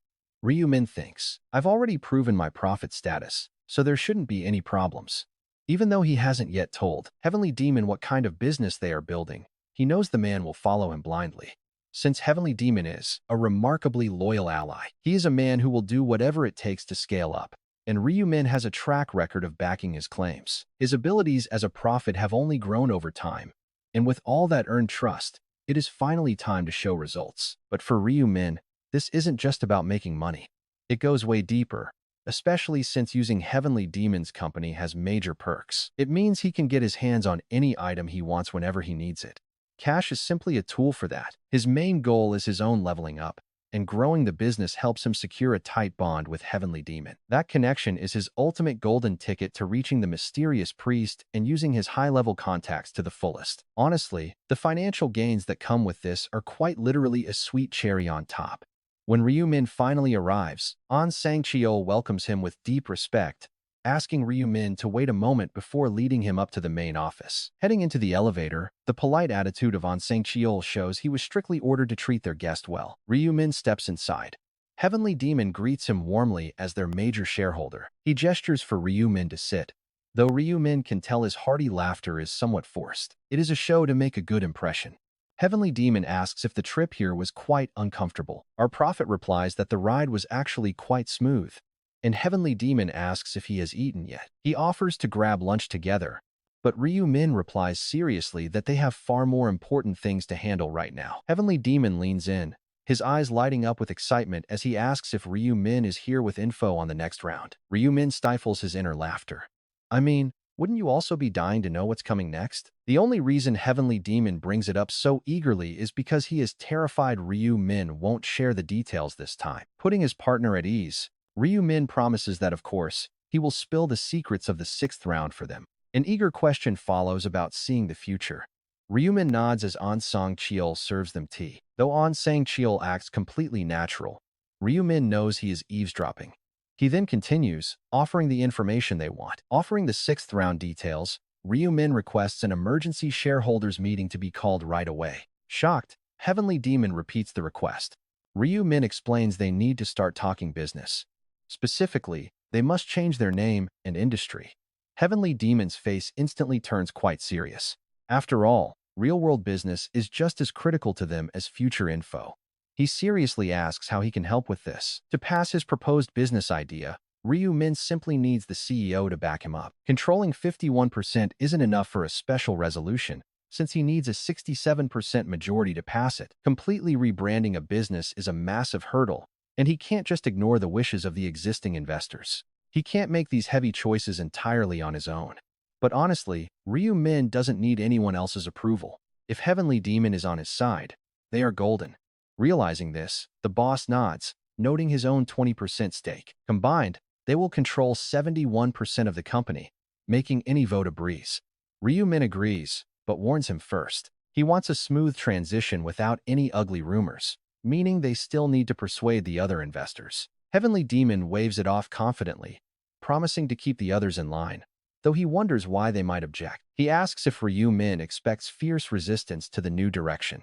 Ryu-min nods, confirming that indeed he does. His future sight revealed that the older crowd over 30 won't find this sudden shift very appealing at all. Curious, Heavenly Demon asks what this new business actually is, while An Sang-cheol leans in to listen closely. An Sang-cheol is clearly just as intrigued. Ryu-min notes their intense curiosity, knowing they are hooked. Well, he did promise them absolute success if they made the switch. Smiling quietly, Ryu-min begins to explain. He announces that the new business they are venturing into is in Hey. Make sure to like and subscribe. Tell us in the comments if this story is still fire. Hey everyone. If you are watching this manhwa for the first time, you will find all the chapters pinned in the first comment. And do not forget to like, subscribe, and support the channel financially. A huge shout out to our awesome friend for the financial backing as Ryu-min speaks. Heavenly Demon and the bodyguard lean in closer, their curiosity piqued, and Ryu-min says, I am planning to build a unique social electronic market exclusively for players. Heavenly Demon asks in amazement, an exclusive social electronic market? Are you talking about platforms like Auction, Amazon, or Coupang? In response to his question, Ryu-min nods affirmatively and says, that is right. However, there is a pretty massive twist: only players can access it, and instead of regular goods, they will be trading in-game items. Heavenly Demon asks, do you seriously think these items will trade for real cash? Ryu-min replies, that is completely up to the sellers. When listing their items, they can choose to trade for cold cash or swap items with others. Heavenly Demon says, I get the general concept, but why would players need cash? Ryu-min says, well, some players are definitely going to need cash, especially since there are not many viable options around right now. Heavenly Demon inquires, asking, right now? Does that mean there will be other options down the line? In response to him, look at that smirk. Ryu-min's eyes sparkle, realizing how incredibly sharp his business partner actually is. Then Ryu Min speaks up. Yes, exactly. I have caught a glimpse of the future. People who pass level 40 will soon be trading in gold instead of cash. Heavenly Demon asks in utter disbelief, gold? The two who have not yet reached level 40 have absolutely no idea a trade system even exists, let alone the mind-blowing concept of gold trading. Naturally, the idea of trading in gold has never even crossed their minds. Then Ryumin adds, once you hit level 40, the trade function finally unlocks. With this feature, players can exchange gold directly. All we need to do is set up a secure platform to make this happen, and naturally, charge a commission in cash or gold. Heavenly Demon goes quiet, thinking it over. An exclusive electronic market for players? Honestly, it is a brilliant move. Since nobody has touched this territory yet, they have got a massive first-mover advantage. If they play their cards right, they could easily build a monopoly. While he is quite optimistic about the idea, Heavenly Demon keeps a straight face. Caution is still necessary. Then he asks Ryu Min, do you truly believe people will actually use an electronic market like this? Ryu Min replies, we are in round 5 now, and players already have a pretty massive stash of gear. As you know, loot dropped by monsters cannot be sold at ordinary NPC shops. Players are definitely struggling to figure out how to manage them. Heavenly Demon responds, so you are saying if we build a site where they can swap these things, they will welcome it gladly? Ryu Min nods. Exactly. Plus, now that most players are past level 20, a crafting feature has finally unlocked, and everyone is desperate to gather materials for recipes. When there is an easily accessible marketplace for these items, people will run to us. The timing is absolutely perfect. Heavenly Demon nods, clearly agreeing with the plan. With the main details settled, Ryumin asks, what do you think of adding an auction system? Users can list items and bid, which drives up the value of rare loot. He replies, that is genius. It will definitely hook them. Then Ryu Min suggests, how about we let them list items completely free at first? That will draw people in, and we can add a VIP system to reward the heaviest traders. Heavenly Demon says, with a smile, that is another excellent idea. A satisfied grin spreads across Ryu Min's face as he watches Heavenly Demon's enthusiastic reaction. Ryu Min thinks to himself, looks like you are totally sold on this business proposal. Honestly, this is an insanely smart play, especially since players are about to dominate everything. But get this, it was a completely fresh market.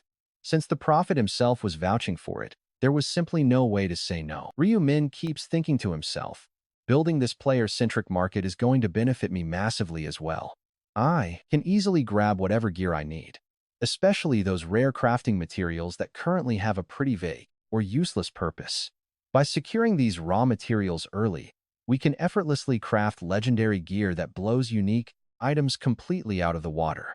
Then Ryu Min inquires, we have got our business concept down, but what about our official company name? Do you have any ideas? But Heavenly Demon simply shakes his head and replies, let us not dwell on my suggestions. In times like these, we should follow the path foreseen by the prophet. After all, are you not the major shareholder of our company?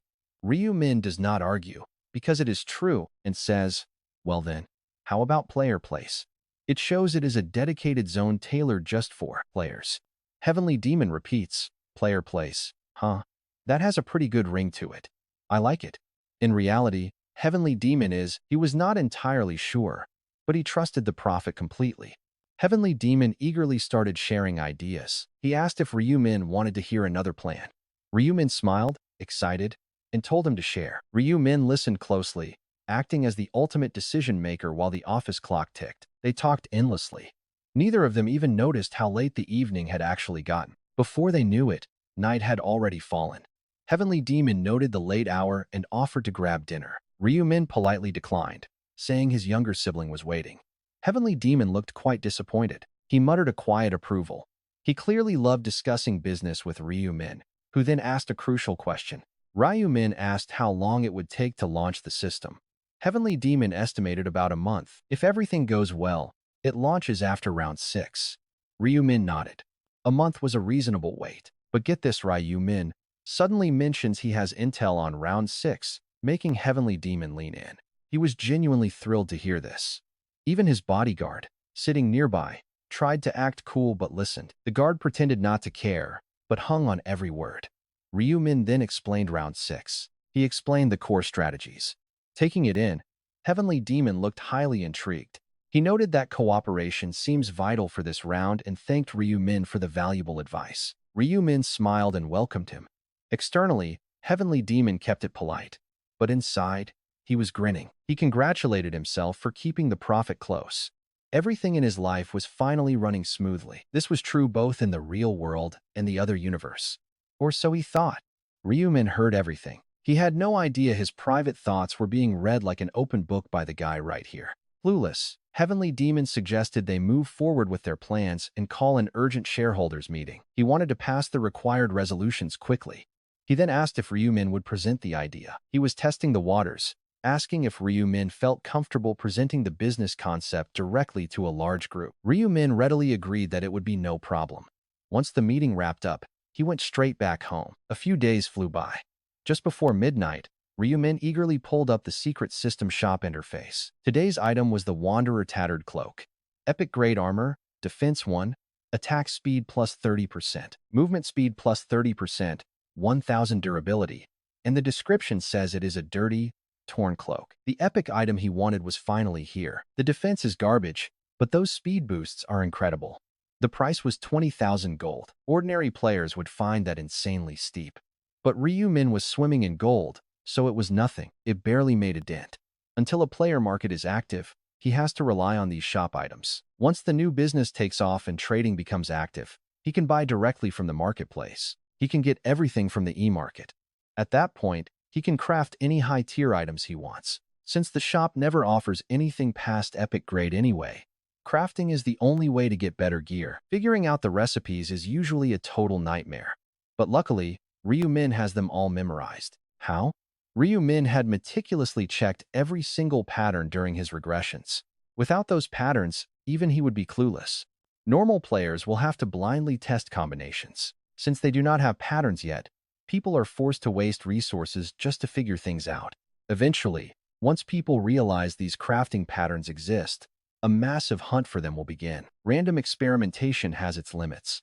That makes these patterns incredibly valuable on the black market. Some recipes sell for fortunes, especially the ones for god-tier gear that are out of reach. Imagine getting the blueprints for a legendary god-tier item. Would you not pay any price for that? Plus, holding that rare information means you can easily sell it to other desperate players for a pretty penny. That is how valuable this information is. But for Ryu Min, buying these patterns is totally pointless. He already had the info. This made his knowledge worth an unthinkable, crazy amount of money. His master plan is to craft his own god-tier gear long before round 11 even starts. Smirking, he settled into bed.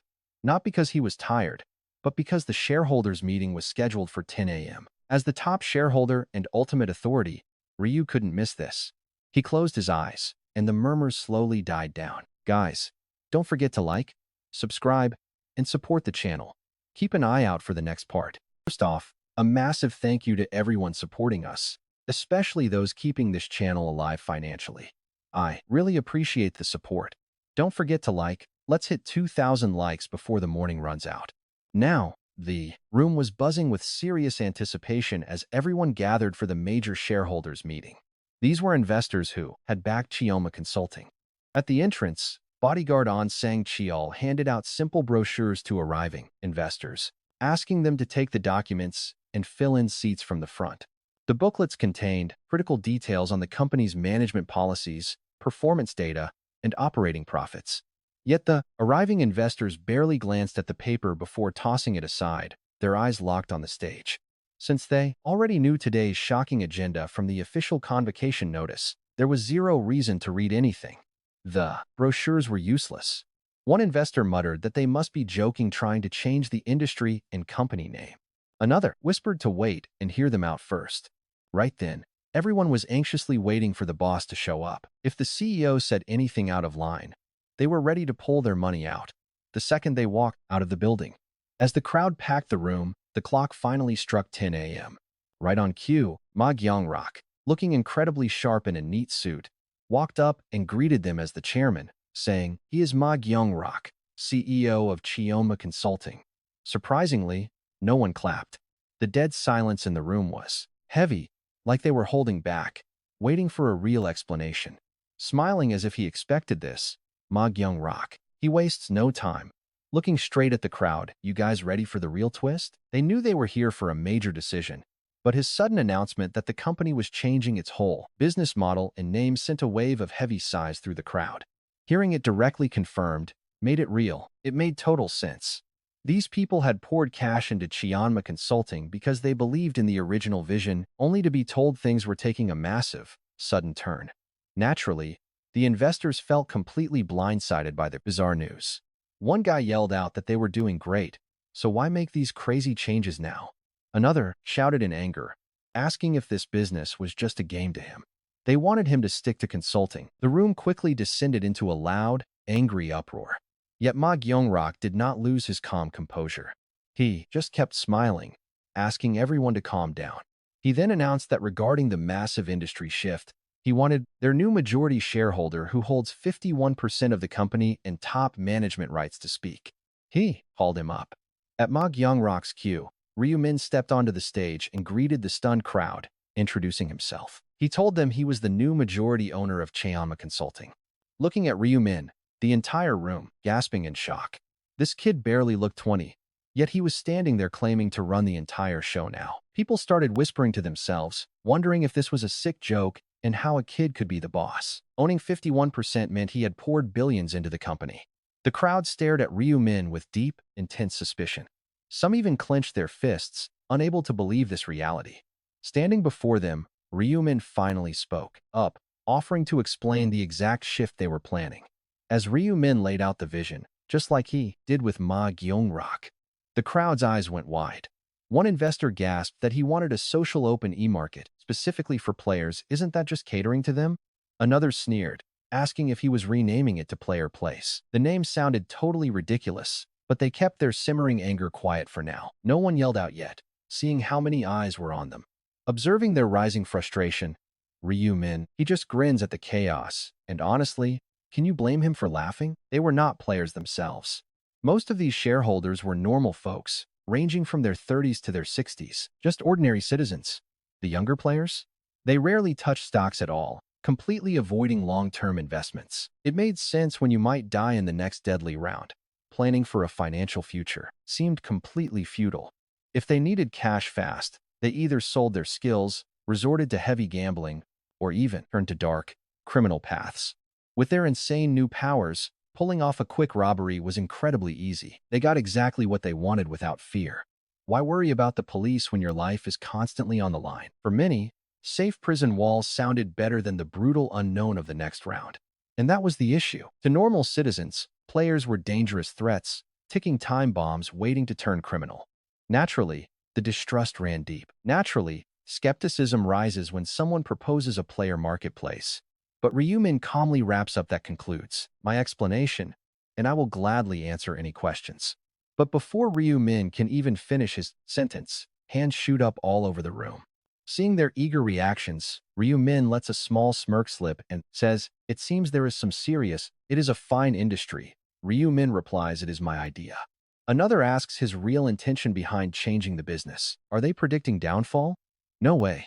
Ryu Min snaps back, what boss actually wants their own company to fail? This move is purely to grow us further. But another presses, do you have any solid proof this pivot will work? Aren't you just assuming players even want this platform? Who says they are going to accept this crazy idea? Wait till you hear his response. Ryu Min calmly tells them it is incredibly handy, and those who do not use it will simply fall behind. Gentlemen, if the company grows, is that not great for shareholders? Here, you will all receive higher dividends. But one shareholder snorts. What if you fail and we go bankrupt? Can you not just stick to consulting? Ryu Min replies calmly, I am sorry, but I simply cannot be satisfied with just consulting. Consulting is not sustainable. The era of players is coming fast, and we must completely pivot to survive. We need to adapt. Despite the onslaught of inquiries, Ryu Min remains calm, totally unfazed, answering every single question. He answers methodically until the questions gradually dwindle. Finally, he looks around and asks if there are any further inquiries. The once turbulent atmosphere transforms into dead silence as the stunned shareholders ask themselves, what more is there to ask? We covered everything. He might be young, but he is certainly not rattled at all. While The shareholders are stunned. The most shocked person is Heavenly Demon, who was watching quietly from the sidelines. He thinks to himself, what is going on? Is this really him? The atmosphere feels subtly different. I thought he was just a naive kid, but he is surprisingly quite bold. Today, he is truly impressive. His grit against all this criticism is rather astonishing. Answering every single question in the middle of a barrage of complaints requires some serious composure. Heavenly Demon says to himself, it is almost hard to believe he is only 20 years old. For a second, he remembers his own life back when he was 20, comparing his past self to Ryu Min's composure. Those were definitely much less mature times. He wishes he could have handled things as calmly at 20. He might have earned his father's recognition and taken his place as the Tapeless successor. A sudden wave of awkwardness hits him. But wait, this is a business meeting after all. Heavenly Demon quickly snaps out of it. Ladies and gentlemen, if there are no objections, we shall now proceed with the vote. To pass this special resolution, they need over 67%, and with Ryu Min holding 51% and Heavenly Demon holding 20%, their combined approval alone guarantees it. Honestly, there is no real need to get anyone else's vote. But holding this meeting and discussing it with them is mostly for diplomatic reasons. Heavenly Demon speaks up. Is anyone opposed to the change in industry and company name? Nobody says a word. Dead silence. Smiling, Heavenly Demon declares the results. Since there are no opposing votes, the proposal passes with 100% approval. Although they had voted yes, the shareholders cannot hide their intense unease. They reluctantly raise their hands, secretly wanting to oppose it. But here is the thing, Ryu Min knew exactly what they wanted, thinking that in a few months, they will be incredibly thankful that they did not sell their stock. They will celebrate a massive success, and everyone will cheer for their company's soaring success. Heavenly Demon speaks up with this. We conclude our shareholders meeting. Thank you all for attending. With those final words, the shareholders begin shuffling out of the room one by one. Meanwhile, Heavenly Demon approaches Ryu Min, calling him our major shareholder and saying he handled it beautifully and without a trace of nervousness. Ryu Min laughs. I practiced at home, he says, which seems to have paid off. In truth, Ryu Min had not practiced, but his performance somewhat softened Heavenly Demon's guard. Ryu Min then tells him all that is left is to build the website and system quickly. He says he will leave that entirely to Heavenly Demon, who happily agrees, telling his major shareholder to focus on surviving the next round without any worries. Heavenly Demon is clearly concerned, since the profit class seems weak. Reading his mind, Ryu Min smiles. He is just worried. Worried that if I die, no more prophecies. There will be no more prophecies. Heavenly Demon then offers to buy him lunch at the hotel. Ryu Min happily accepts. He thinks to himself that today is wrapped up, but there is still one key thing remaining: how to use Huang Yongmin. Plotting his next move, a massive, devious smile spreads across Ryu Min's face. Do not forget to like, subscribe, and support the channel. And keep waiting for the next epic chapter. Huge thanks for all the support, especially to our channel sponsors. I know this chapter is on the shorter side, since I have been feeling pretty sick lately. First-time viewers should check the first comment for the complete list to find the playlist. Now, Sunday's regular meeting of players is starting at the Haven Cafe, which Ryu Min previously joined under the name Little Kodal, alongside the fake Black Scythe whom Ryu Min killed. Suddenly, a woman named Yami appears with an incredibly energetic greeting. But unlike her, everyone else looks totally miserable. The atmosphere is completely dead, leaving her pretty confused. She gasps, "What is with this heavy vibe? What happened?" A senior officer sighs, finally telling her the truth. "You probably haven't heard, Yami." Two officers went totally silent. She blinks. "Wait, who is missing?" "My age 30 and jam made of honey." Since they vanished in round 5, it is highly likely they are dead. Yami finally understands why everyone is mourning. But internally, she finds it kind of ridiculous. They only knew each other online, through video calls. Did they seriously form such deep bonds to cry over some pixels? Then, she has an epiphany. They are faking it. Obviously. They just want to look good for the chairman. The group's mysterious founder, known simply as the chairman, is the ultimate authority here. Naturally, kissing up to the boss is survival 101. The chairman always sheds tears when players die, so Yami thinks, well, I cannot let them outshine me here. She instantly turns on the waterworks, sobbing loudly, "Oh no. What are we going to do without my age 30 and jam made of honey? Another officer quickly pipes up, "Do not cry, Yami. Seeing you cry makes me want to sob too." Her tears work instantly. The whole room is completely swayed. In her mind, she laughs. What total fools. Everyone is just trying to outfake each other. Just then, the chairman himself enters the call, sounding quite taken aback. He demands to know why everyone is crying. Now, get ready for things to take a wild turn. Steps up to report the tragic news. Right on cue, the chairman covers his eyes, putting on a highly dramatic, grief-stricken face. He sighs heavily. "How could this happen? But we must be thankful the rest of you made it." The boss sighs, noting that their active roster has dropped. 6 left. Just 6 of them remain now. An officer suggests recruiting fresh blood, but the chairman hesitates. He wants to, but finding genuine talent is pretty difficult. In fact, those promising candidates who applied during the last round have completely stopped answering their phones. He means the 3 potential recruits, including that fake black Scythe. Lost Yak frowns, asking, "Are they still completely silent?" The chairman nods yes. "I tried calling them multiple times, but there is zero response." Another officer chimed in, "Who knows?" But the chairman counters that speculation. The real black Scythe is still alive. He survived. Just look at the round 5 rankings. He took first place. So why on earth would he apply and then go totally silent? The chairman shrugs. "I have no clue." Another officer speaks up. "Could he be playing us? What if he was an imposter from day one? Maybe the fake died in round 5, which is why there is no response." The chairman considers this, nodding slowly. An imposter would make sense. But then, an officer slips up and mutters, "Honestly, why would the real, legendary Black Scythe ever join a mediocre cafe like this anyway?" He instantly freezes. Oh, you know he messed up big time. The offender freezes, but the chairman's gaze is already ice cold. He demands, "What did you just call our group?" "We are pioneers, uniting the strongest players through pure cooperation. Why would you mock us?" The offender starts shaking, pleading, "I am so sorry. Chairman, I did not mean it like that." The chairman is completely done with him. Effective immediately, you are stripped of your officer rank. No, actually, you are permanently kicked out. To survive, we need total unity. Our combined strength is already barely enough. We cannot tolerate toxic people who belittle our home. From today on, Poison Person, you are officially blacklisted. Adapt or die alone in this brutal new era. The man screams, begging for mercy. 1 down. 5 left. The chairman clears his throat, asking to resume the meeting now that the trash is cleared. All the remaining officers freeze in fear. They realize that here, the chairman's word is law. But right at that moment, Lost Yak gasps, staring at his screen with a pretty shocked face. The chairman frowns. "What is wrong?" He stammered, "You won't believe this, but the player who just applied is named Black Scythe." The chairman is completely stunned. "He applied again?" Lost Yak explains that the registered name is totally different. While the previous candidate was named Kim in Hong, this new applicant is Hang Young Min.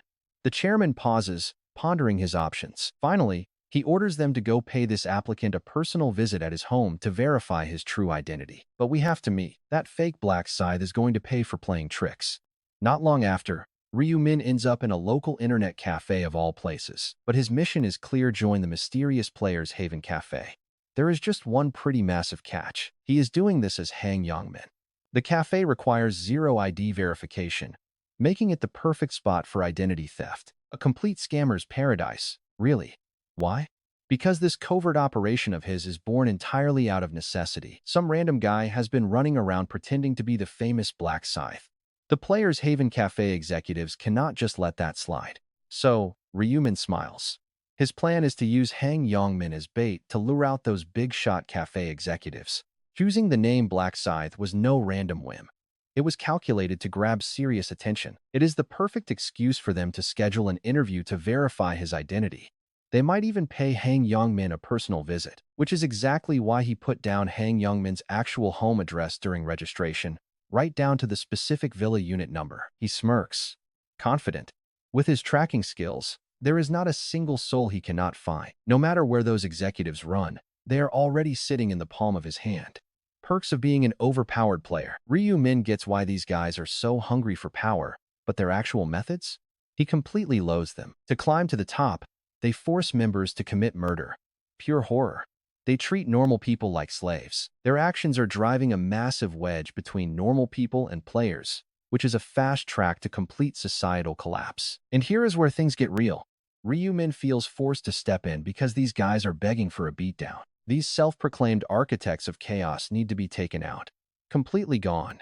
But he sees a massive opportunity here. Instead of just destroying the Players' Haven Cafe, why not steal its power? Too valuable to throw away. The group is still pretty young, but it is quickly growing into a dangerously powerful organization. Over 30% of the country's players have joined. They behave like terrorists, but they still hold massive power. They are the biggest player guild around. So, instead of crushing them, Ryu-min will just put them to work. He has a brilliant shortcut in mind that is going to save him a ton of time stealing their top leadership spot. Specifically, the chairman's seat. Brute strength alone cannot control thousands of players. You need real structure. Let us be real here. Controlling a massive army of players takes a whole lot more than just brute strength. No time to build from scratch. The clock is ticking. But taking over an existing group? Easy. That makes everything a whole lot easier. And that is exactly where the role of the cafe chairman comes in. To Ryu-min, the current chairman is completely irrelevant. What actually matters is the powerful throne he built. He infiltrated this group to take out the top brass and claim that throne for himself, using Hong Yongmin as his pawn. The poor guy is just a sacrificial lamb to lure them out. Smiling slyly, Ryu-min shifts his pace and heads straight toward Han Yongmin's house. Hit that subscribe button and stay tuned for the next part. A huge thank you for all the support, especially to those who support the channel financially. If you are watching this manhwa for the first time, you can find every single part in the pinned comment. Last time, we saw Ryu-min heading towards his rival Hwang Yongmin. Ryu-min used his real name and address to register at the Players' Haven Cafe as the Black Scythe. Meanwhile, after the total chaos of the fourth round in this brutal, nightmarish world, many players had grown completely numb to murder. They did not hesitate to take ordinary lives, and player crimes reached terrifying levels. Honestly, it was a natural shift. With enough repetition, even the most horrifying deeds become second nature. Hwang Yongmin was no exception. He quickly adjusted to the chaotic, lawless lifestyle that became his daily reality. Right then, a sharp bell chimed as Hwang Yongmin walked into a small lottery shop, stepping toward the yellow's counter. The owner, who was busy reading his newspaper, finally looked up and politely asked, "What brings you in today, sir?" Suddenly, with a quick, aggressive motion, Hwang Yongmin slammed his bag on the counter, his voice cold and sharp. "Empty the register into this bag if you do not want any trouble." The owner froze, hesitating, utterly confused. In response, Hwang Yongmin slammed his fist right against the wall. Although the strike looked seemingly ordinary, it hit with the force of a massive sledgehammer shattering the plaster. "What are you waiting for?" he growled. "Do you think this is some kind of joke?" That was when the owner realized the terrifying truth. Is this guy a player? He wondered. Seriously, you would have to be insane to resist a player with that kind of crazy strength, especially in South Korea where guns are incredibly rare. Hwang Yongmin cut off his frantic thoughts, demanding to know what his sudden delay was. "Tell me, do you really want to die? I will do it." The owner stammered, frantically grabbing the cash from the register and handing over the bag with trembling hands. Hwang Yongmin glared. "Is this seriously all you have?" The owner replied. Business had been terrible since lottery ticket sales were suspended. He explained that he sold basic convenience items, but the revenue was low. Hwang Yongmin snapped. "Who asked for your boring life story? You know there is a safe in the back, right? Do not play dumb with me. Go empty it now." The terrified owner quickly nodded. Reluctantly, he pulled out the cash from the safe, which was around 10 million won. Hwang Yongmin nodded, muttering that it would do. He turned to walk away, but suddenly spun back. "If you even dream of calling the cops, remember this. I will break out of jail and hunt you down." The petrified owner swallowed hard, immediately abandoning any plans to report it. Slipping away, Hwang Yongmin ducked into a nearby dark alley to avoid any potential witnesses. Suddenly, a smug grin spread across his face. "This haul is quite the catch," he whispered. "This can easily keep me comfortable for a whole month." Surviving in the real world was easy enough, but what about the game? Could he actually survive the next round? A dark look crossed his face. Damn it, if only I did not have that penalty. That permanent stat reduction had severely crippled his growth, completely draining his motivation. I barely managed to take down 300 orcs this time, but can I make it through the next round? The more he thought, the heavier his sighs became. He cursed out loud, "Damn you, Black Scythe." Honestly, he blames all his massive failures and lost friends on that one guy, suffered those massive stat debuffs, and ended up robbing stores. He screamed into the empty alleyway before running. It is all the fault of that bastard. Unlocking his shabby front door, he stepped into a cramped, dusty studio. Surprisingly, his monthly rent was only 50,000 won. Still, he muttered, "It is pretty great being on my own. No more nagging parents to deal with." After the fourth round concluded, he completely cut off his family. Armed with stolen cash, he had originally planned on chasing some grand dream of running with local gang members. But with the world falling apart, being a low-level thug was useless, especially when everything felt like too much effort. So, he abandoned that plan, getting this tiny room instead. He sighed, "At least I can get by on robberies for now." But his chest tightened. How much longer can I keep living like this? He wondered. Over the past 4 months, his whole life had shattered. He fought endless brutal battles against monsters like goblins, trolls, and bloodthirsty orcs just to survive. He had even lost an arm to that monster, the Black Scythe. He also murdered his own mentor, Joe Jungsik, by backstabbing him. As for his closest childhood friends from high school, he had personally slaughtered them too. Now, desperate for cash, he resorted to robbing stores, completely avoiding any major gangs. His once normal life had spiraled straight into a chaotic, hopeless abyss. He muttered to himself, "If only I had never crossed paths with that damn Black Scythe." A heavy sigh escaped his lips. Suddenly, he shook his head, realizing he was wasting precious time. "This is not the moment to get emotional," he told himself. "I need to get moving." He wants to make every remaining moment count, experiencing everything he ever desired and wondering what dark path to take. But then he suddenly remembers that all of his peers are actually players too, backing down from that awful plan.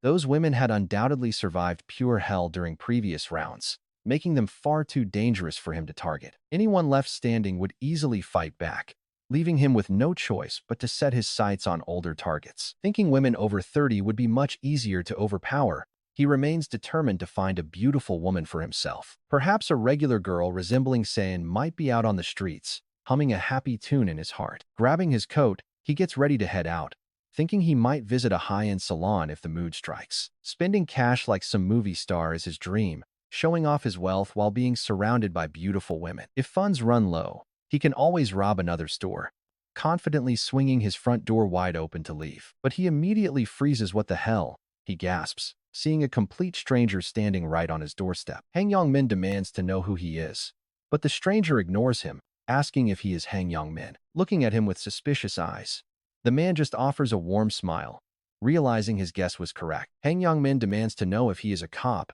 making the man laugh and ask why he would say that. Asking if a crime was committed, the man tries to push past Han Yong-min, sparking immediate, furious anger. Han Yong-min snaps, demanding to know who gave him permission. But the stranger apologizes and says he is lost yak. As an interviewer from Player Haven Cafe, he checks on a morning application, leaving Han Yong-min totally confused. Asking if he is on drugs, Han Yong-min is stunned when the man inquires if he is the Black Scythe. Seeing his genuine, confused reaction, Lost Yak senses a total mix-up and decides to ask him one more time. He asks if he is really Black Scythe, but Han Yong-min laughs, asking if this is some kind of joke. When asked about the Player Haven application, Han Yong-min has no clue what that is, making Lost Yak sigh. Realizing his mistake, Lost Yak apologizes and turns to leave, but Han Yong-min demands to know what is actually happening. Lost Yak says it looks like someone played a prank using his personal information. Since his name and address matched, Han Yong-min gets furious, demanding to know who stole his identity. But suddenly, a cold voice cuts right through the air. "It was me," making them spin around instantly. Looking back, they spot a mysterious masked figure, and Lost Yak immediately demands to know if he is the culprit. Han Yong-min is totally thrown off, shouting and demanding to know what the hell is going on. Honestly, his complete shock makes total sense. A random masked lunatic just showed up out of nowhere. Han Yong-min angrily asks how this stranger even knows who he is, but Ryu-min just stands there. Instead of giving him an answer, Ryu-min simply summons his massive death scythe directly from his inventory. Seeing that colossal, terrifying weapon, both Lost Yak and Han Yong-min freeze in complete, Stunned silence as Ryu-min speaks. He asks if this answers their question, knowing that a scythe wielder is extremely rare, let alone one this massive. And if a player is carrying a weapon that large, there is only one legendary figure who comes to mind. Like twins, they both think of the exact same top-tier ranker. Are you thinking of the same person too? They wonder if this is actually the real Black Scythe. But Lost Jack suddenly narrows his eyes in suspicion. He starts questioning if this could just be another fake imposter looking to ride his coattails. He notes a massive difference between the legend and this guy, starting with his surprisingly small build. He looks shorter than 170 centimeters, carrying a scythe that seems way too heavy to even swing. Sure, comparing a real player to their avatar is usually pretty dumb, but this guy just looks too weak. But Han Yong-min, who had actually met the real Black Scythe face-to-face before, instantly knows the truth. He realizes this is indeed the genuine Black Scythe. Despite the different build, the chilling aura is identical. Most of all, those intense eyes staring right through the mask are something he could never forget. Make sure to like, subscribe, and stay tuned. Hey everyone, massive thanks for all the support. I truly appreciate you guys. Special shout out to those who sent in financial donations. If you are watching this manhwa for the first time, check the pinned comment for the series title and other parts. Now, Hwang Yong-min, who had actually crossed paths with the Black Scythe before, froze in place. He knew that aura. It was definitely him. Even if his body shape looked somewhat different, that chilling tone and presence were identical. But most of all, those unforgettable eyes peeking through the mask confirmed everything. Hwang Yong-min realized the actual Grim Reaper had just arrived, making his hair stand on end. His entire body shivered uncontrollably, like a helpless prey instinctively locking eyes with an apex predator. He stared in disbelief, remembering his empty boast about slicing the legendary player in half the next time they met. But let's be real, he thought. That was just tough talk. Our level gap is more than double. How could I ever hope to pull that off? Besides, what is he even doing here? More importantly, why did he use my name? There is absolutely no reason for someone like him to have business with me. As he spiraled, whether it was to stop his palms from sweating or just to ease the crushing tension, Hwang Yong-min kept clenching and unclenching his fists. You can see the gears turning in Lost Jack's head as he stares, desperately trying to figure out if this guy is the real deal. Even Lost Jack, who previously dismissed the rumors, couldn't help but look tense now. He had never met the guy. But if this really is him, a level 20 player has zero chance in a straight fight. A sneak attack is my only option. Before he could act, Ryu-min suddenly called out to Lost Jack, ordering him to bring out the others hiding in wait. Lost Jack was completely stunned. He almost wanted to applaud. The guy already knew the other cafe executives were lurking nearby. Just moments ago, he was highly skeptical about his identity. Now, all doubts were erased. This monstrous perception was the real deal. He realized this guy would be an absolute nightmare to fight. Right then, two hidden players stepped out from the shadows. One of them laughed, admitting they were caught, and asked how Ryu-min spotted them. But right after, completely ignorant of Ryu-min's advanced presence detection skill, two more players tried to sneak up from behind. Ryu-min warned them in a razor-sharp tone, "Take another step and you die." But one fool scoffed, calling him all talk. Another asked straight up if he was the Black Scythe. Ryu-min lazily tapped his weapon, asking if the scythe answered that. The guy replied that while the weapon matched the rumors, they had never seen him in person. Anyone could hold a scythe. Sighing at their sheer stupidity, Ryu-min asked why they even bothered to question him if they were going to doubt it anyway. But they insisted on hearing it directly. So, Ryu-min obliged, "Fine, I am the Black Scythe. Is that enough for you?" The moment the confession left his mouth, Popwarren gasped as a glowing system notification popped up right in front of his eyes. The prompt confirmed that the target was telling the absolute truth. It was the power of the rare truth rune he held. Sobaru, standing right next to him, nudged him and asked what the notification said. The guy with the rune could only stare. He muttered that the system verified the claim. At those words, the other executives stared at Ryu-min in sheer disbelief. They could barely process the shocking reality. The legendary player was standing right in front of them. Meanwhile, Soboru, the guy who was talking trash just a minute ago, now looked like he had swallowed a live toad. He cursed his loud mouth, terrified of what he had just done. To think he had insulted someone who might become their leader. If the Black Scythe actually joined their group, Soboru knew he would be the first one thrown out on his face. Desperate, he wondered if he should beg for forgiveness. Or maybe, just maybe, The Reaper did not hear his petty insults. He was standing there so quietly, after all. Swallowing his pride, Sobaru offered a forced, polite greeting to the legend, but Ryumin instantly swung his massive blade, pointing it directly at the man's throat. No time for fake pleasantries here. Since Sobaru wanted to confirm his identity so badly, Ryumin suggested they settle it with a little duel. Sobaru froze. Seriously, think about the level gap here. A level 40 monster fighting a level 20 rookie is just a straight-up massacre. He knew Ryumin was holding a serious grudge. The Reaper wanted to humiliate him in front of his entire guild. There was no way Sobaru would survive that clash. His only option was to swallow his pride and apologize sincerely. He bowed, offering his deepest apologies. But Ryumin coldly scoffed, asking how a simple sorry proved his identity. Another executive stepped in, assuring Ryumin that the test was already complete and no further proof was needed. But Ryumin kept his weapon raised. He demanded to know exactly how they confirmed it so easily without a fight. Popering chimed in, nervously explaining he had a special rune for truth detection. Ryumin nodded, but refused to let things slide. He gave Sobaru a simple deal: block one single strike, and they were even. Ready to begin? Sobaru could only stammer, "Black Scythe, there is really no need for that. I am so sorry."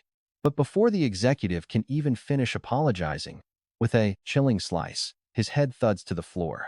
When their ally's severed head rolls right under their feet, the other two freeze in total shock. Lostak wants to scream, "What on earth is this guy doing?"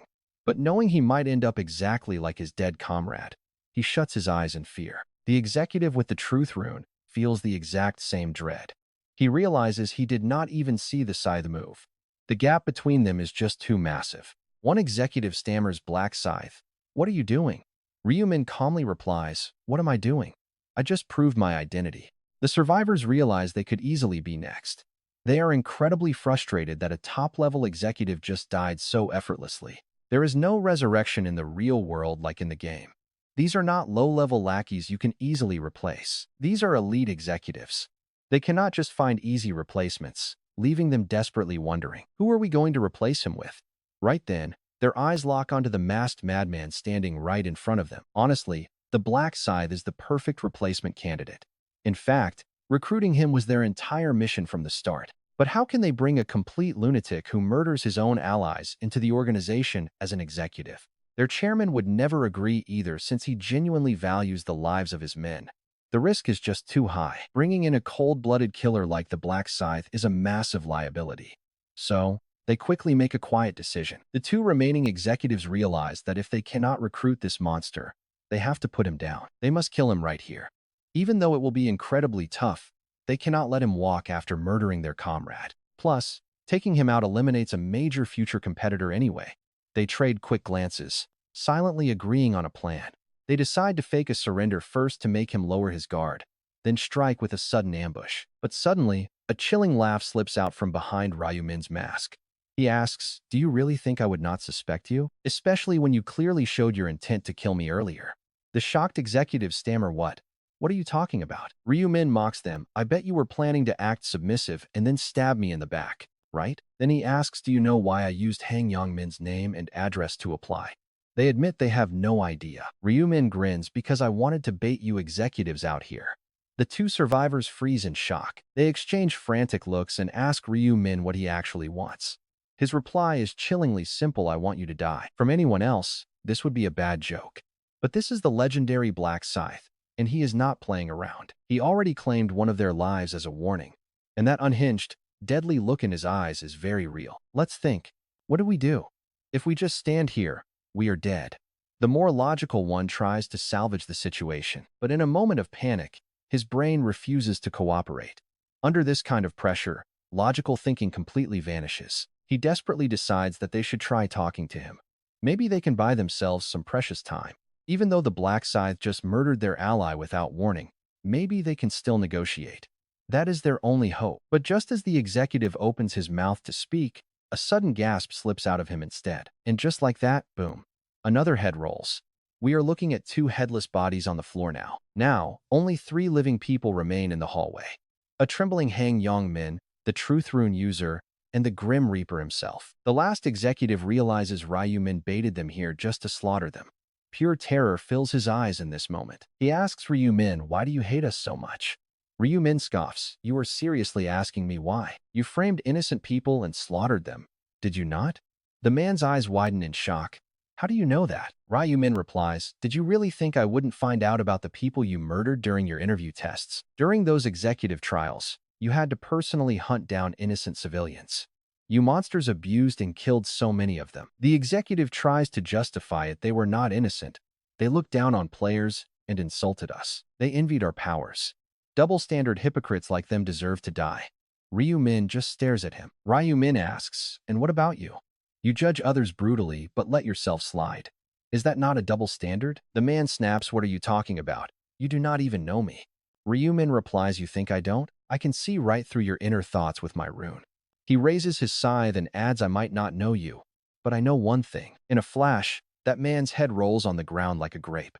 Ryu Min looks down, only scum kill innocent people. Hang Yong Min is shaking in terror, but Ryu Min turns to him with a calm smile, no need to be afraid. I will be sending you to join your friends very soon. The trembling Hang Yong Min can only look up in complete horror. With a sharp look, Hwang Yong Min asks how he knows his friends. Ryu Min smirks.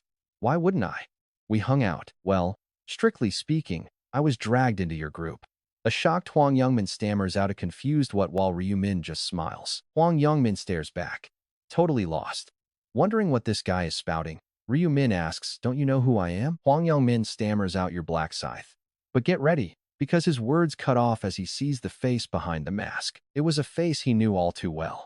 In that moment, Ryu Min says, it's me, Ryu Min, the one you tormented. And don't forget to like, subscribe, and support the channel financially. Huge thanks to everyone supporting us, especially those keeping the channel alive financially. But I really hope you will all hit that like button to help us reach 2,000 likes. Trembling, Hang Yongmin looked terrified. But Ryu Min just stared at him. There is no need to fear. I will send you to your friends soon. Hang Yongmin stopped shaking. He locked eyes with Ryu Min, his face suddenly turning dead serious, and demanded to know how he knew them. Ryu Min shrugged. Why wouldn't I? We used to hang out. Honestly, you guys dragged me in. Gasping in pure shock, Hang Yongmin stammered out a confused what. Ryu Min just smirked at his baffled expression, as if he was talking total nonsense, asking if he really did not recognize him. Hang Yongmin muttered, you are the black scythe. But his words cut short the moment he saw the face behind the mask. It was a face he knew all too well. Right then, Ryu Min spoke up, it is me, Ryu Min, the kid you tortured. Hang Yongmin froze solid like a statue. Ryu Min is the black scythe, he gasped. Memories clashed in his head, struggling to connect two completely different people. One was the old Ryu Min, cowardly, shivering like a turtle. The other was this ruthless monster slicing off his arm. Yet these two totally opposite, mismatched images pointed to the exact same guy standing right in front of him. No way. That loser Ryu Min is the legendary black scythe? He blinked hard, trying to wake up from this nightmare. But there was zero doubt the unmasked man was Ryu Min. Ryu Min smiled, hard to believe, isn't it? Makes sense. After all, just last year, I was the pathetic weakling you used to beat up. Hang Yongmin trembled, his voice cracking with rage and fear. Were you fooling me this whole time? Why act like a complete idiot? Ryu Min scoffed, what kind of nonsense are you talking about? When did I ever pretend? And right in the middle of talking, suddenly, Ryu Min's scythe flashed. Once, Hang Yongmin's arm hit the dirt. The shock of losing it paralyzing him left Hang Yongmin speechless. Ryu Min whispered, ice cold. Hearing that word from trash like you is pretty unpleasant, isn't it? Clutching his bleeding stump, Hang Yongmin could only whimper out a pretty desperate, cracking plea. Stop. But Ryu Min snapped, shut up, unless you want your tongue ripped out too. Hang Yongmin choked back tears. He endured the agonizing pain as blood sprayed everywhere. Then, Ryu Min's hand flashed forward, applying a quick healing spell. It stopped the bleeding instantly. Ryu Min smirked, look at that.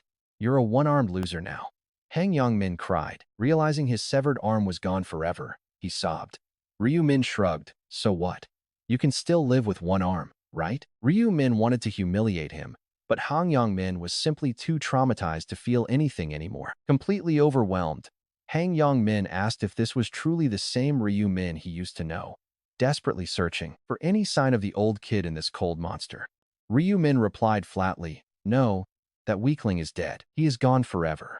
Ryu Min slowly raised his massive scythe like an executioner, getting ready to drop the blade. A final goodbye came next.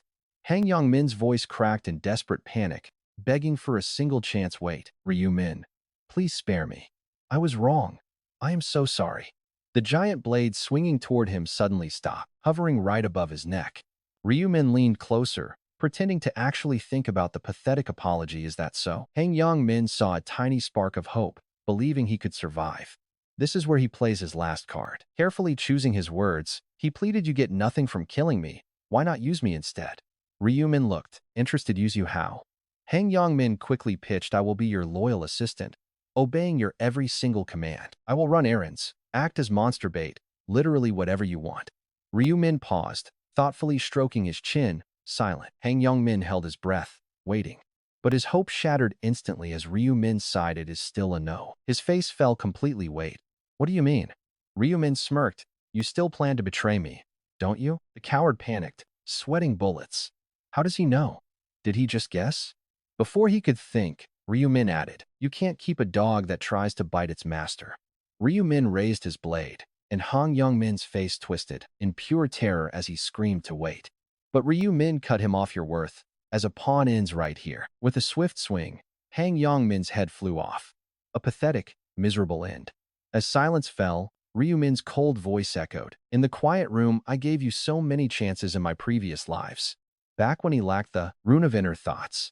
Ryu-min had spared Hang Yong-min, foolishly falling for his lies every single time. But it always ended in betrayal. Ryu-min laughed at himself. I was such a sucker, and only after dying did I realize how incredibly stupid I was to spare Hang Yong-min. Of course, that was way back when his journey first started. His level and experience were pretty low back then. Ryu-min whispers a cold goodbye, knowing he has to clean up. To clean this mess, Ryu-min uses a skill to erase all traces, making those 4 lifeless bodies vanish from the spot. It seems nobody noticed a thing. With no witnesses around, Ryu-min puts away his scythe and prepares his next move. Ryu-min dons his disguise once more. He has successfully taken care of Hwang Yong-min, checking off a major goal. Along with the Player Haven Cafe executives, he is now one step closer to the chairman's seat. Well, maybe a few more steps. Should he pay a visit to his house? With that thought, Ryu-min vanishes into the darkness. The next day arrives. People start gathering in the cafe's meeting room. Yami greets the chairman, but his face is tense and uninviting as he speaks. Come on in, Yami. She enters with a smile, but as she scans the room, she notices several key executives are missing. Yami asks where the others are. Before she can get an answer, the chairman lets out a heavy, tired sigh. He explains that their sudden absence is the exact reason for this urgent meeting. He has some terrible news. They have all been murdered. Talk about a brutal shock. Yami just stares at the empty seats, completely frozen. These guys are never late, yet their seats are totally empty. Yami frantically asks what happened and if anyone called them. The chairman replies that they checked, but nobody is picking up. It looks like they were attacked during their interviews. As she processes this, Yami immediately thinks of one dangerous player. She asks who could have possibly done this. As if reading her mind, the chairman nods. He confirms that the infamous Black Scythe is hunting down their members. Technically, they were elite executives, not regular members. But the chairman does not care about that distinction. All that matters is their carefully built cafe is under attack. And the culprit is none other than that monster, the Black Scythe himself, known as the strongest player in the entire alternate world. Yami speaks up, clearly unsettled. She asks about Sabero and Poing, wondering if they were also killed. The chairman confirms the grim reality. Yami asks why those good people had to die. The chairman coldly notes that murderers do not need a reason. They kill for their own twisted satisfaction, or maybe they just saw our growing influence as a massive threat. Yami understands his point. There are plenty of twisted players out there who hate seeing anyone else succeed. They always want to snatch away what others built. She asks if he joined their cafe just to bait them. The chairman nods in agreement. Yami admits she once looked forward to meeting him, but now feels completely disgusted. She is relieved they did not recruit him, realizing it would have been a total disaster for their group. He agrees, saying he would have regretted it forever. Honestly, he might have been killed first. Losing his trusted executives has clearly ruined the chairman's mood, leaving him incredibly tense. He calls Black Scythe their open enemy, demanding they hunt him down. But Yami asks a very logical question. She wonders if they are completely sure Black Scythe is the killer. The chairman is quick to answer. He claims they have an eyewitness. He calls out to Lost Yak, asking him to explain the situation. Lost Yak agrees, painting a grim picture of his terrifying confrontation with the legendary Black Scythe. After the chairman leaves, Lost Yak bids Yami farewell, saying he will see her next time. She tells him to rest after such a rough day. And once everyone leaves, the real shocker begins. Lost Yak mutters that they fortunately did not suspect a thing, then opens up his status screen. He presses the button to remove his helmet. Suddenly, his gray skin fades, revealing his true face. It is Ryumin in the flesh. He chuckles softly, proud of his pretty impressive acting skills. He gazes at the gear he just took off, the unique helmet known as the Assassin's Mask. It is a thin mask favored by assassins, boasting an astounding 99.9% success rate. Nobody can see the face behind it. Its main effect is activated with a simple trigger word, disguise. It allows you to copy any player you have killed, replicating their face, voice, and build. Everything is copied.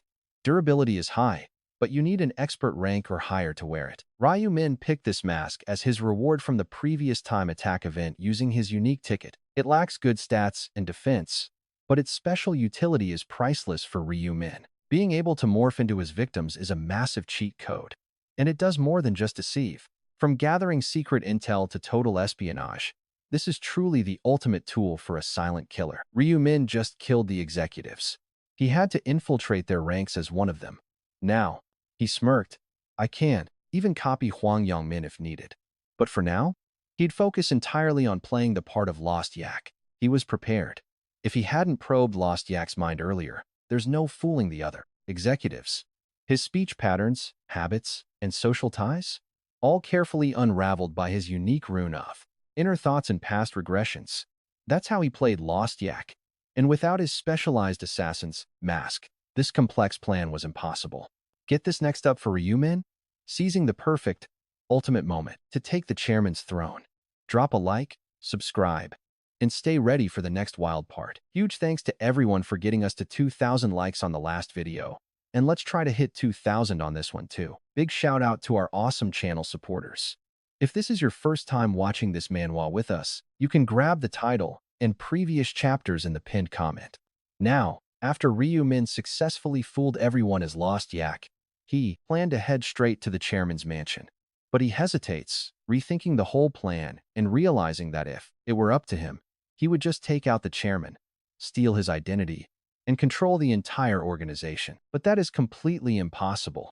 His assassin's mask only works on players, and the chairman is actually an ordinary human. Talk about ironic. The leader of a massive organization packed with players is just a regular guy. Plus, getting close to him is practically impossible because of Yami.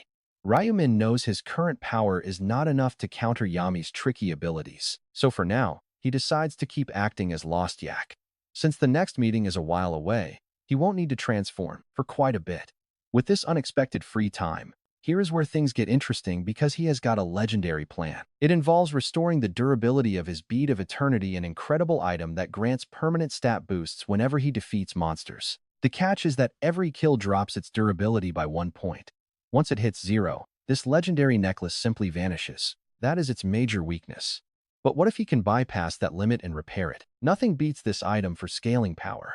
It is basically a dream accessory for blacksmiths who can easily repair it. They can endlessly farm stats without ever losing the item.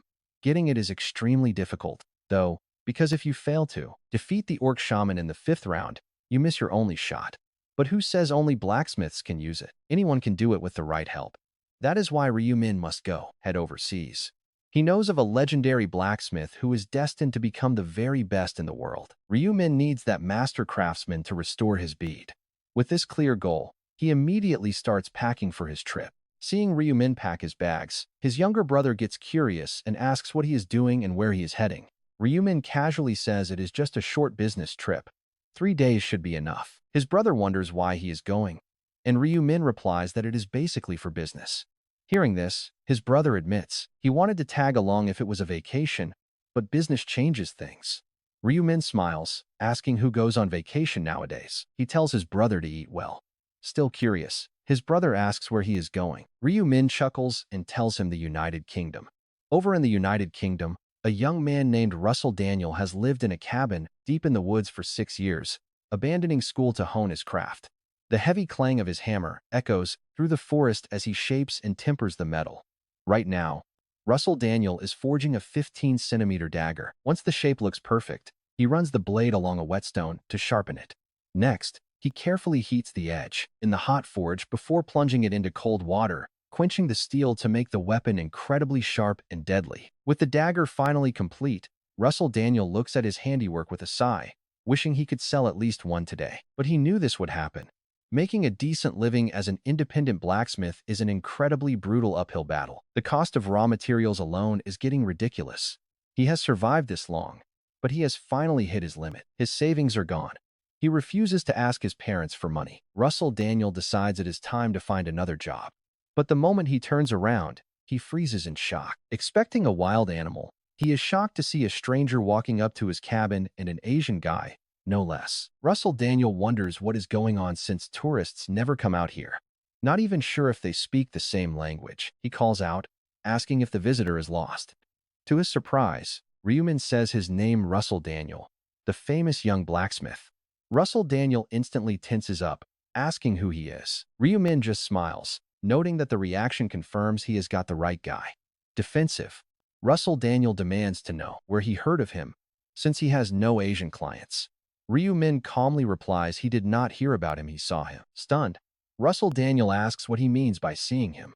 Ryumin explains that he is a prophet who can foresee the future. Russell Daniel thinks this is crazy, but Ryumin lists his level 21 blacksmith status and area designation CUKY8. Jaw dropped, Russell Daniel is too stunned to speak, his eyes wide in disbelief as he realizes this stranger is for real. Knowing secret details he has never told a soul means this prophet claim might actually be the real deal. Russell Daniel finally speaks, asking Ryumin if he can truly see what is coming.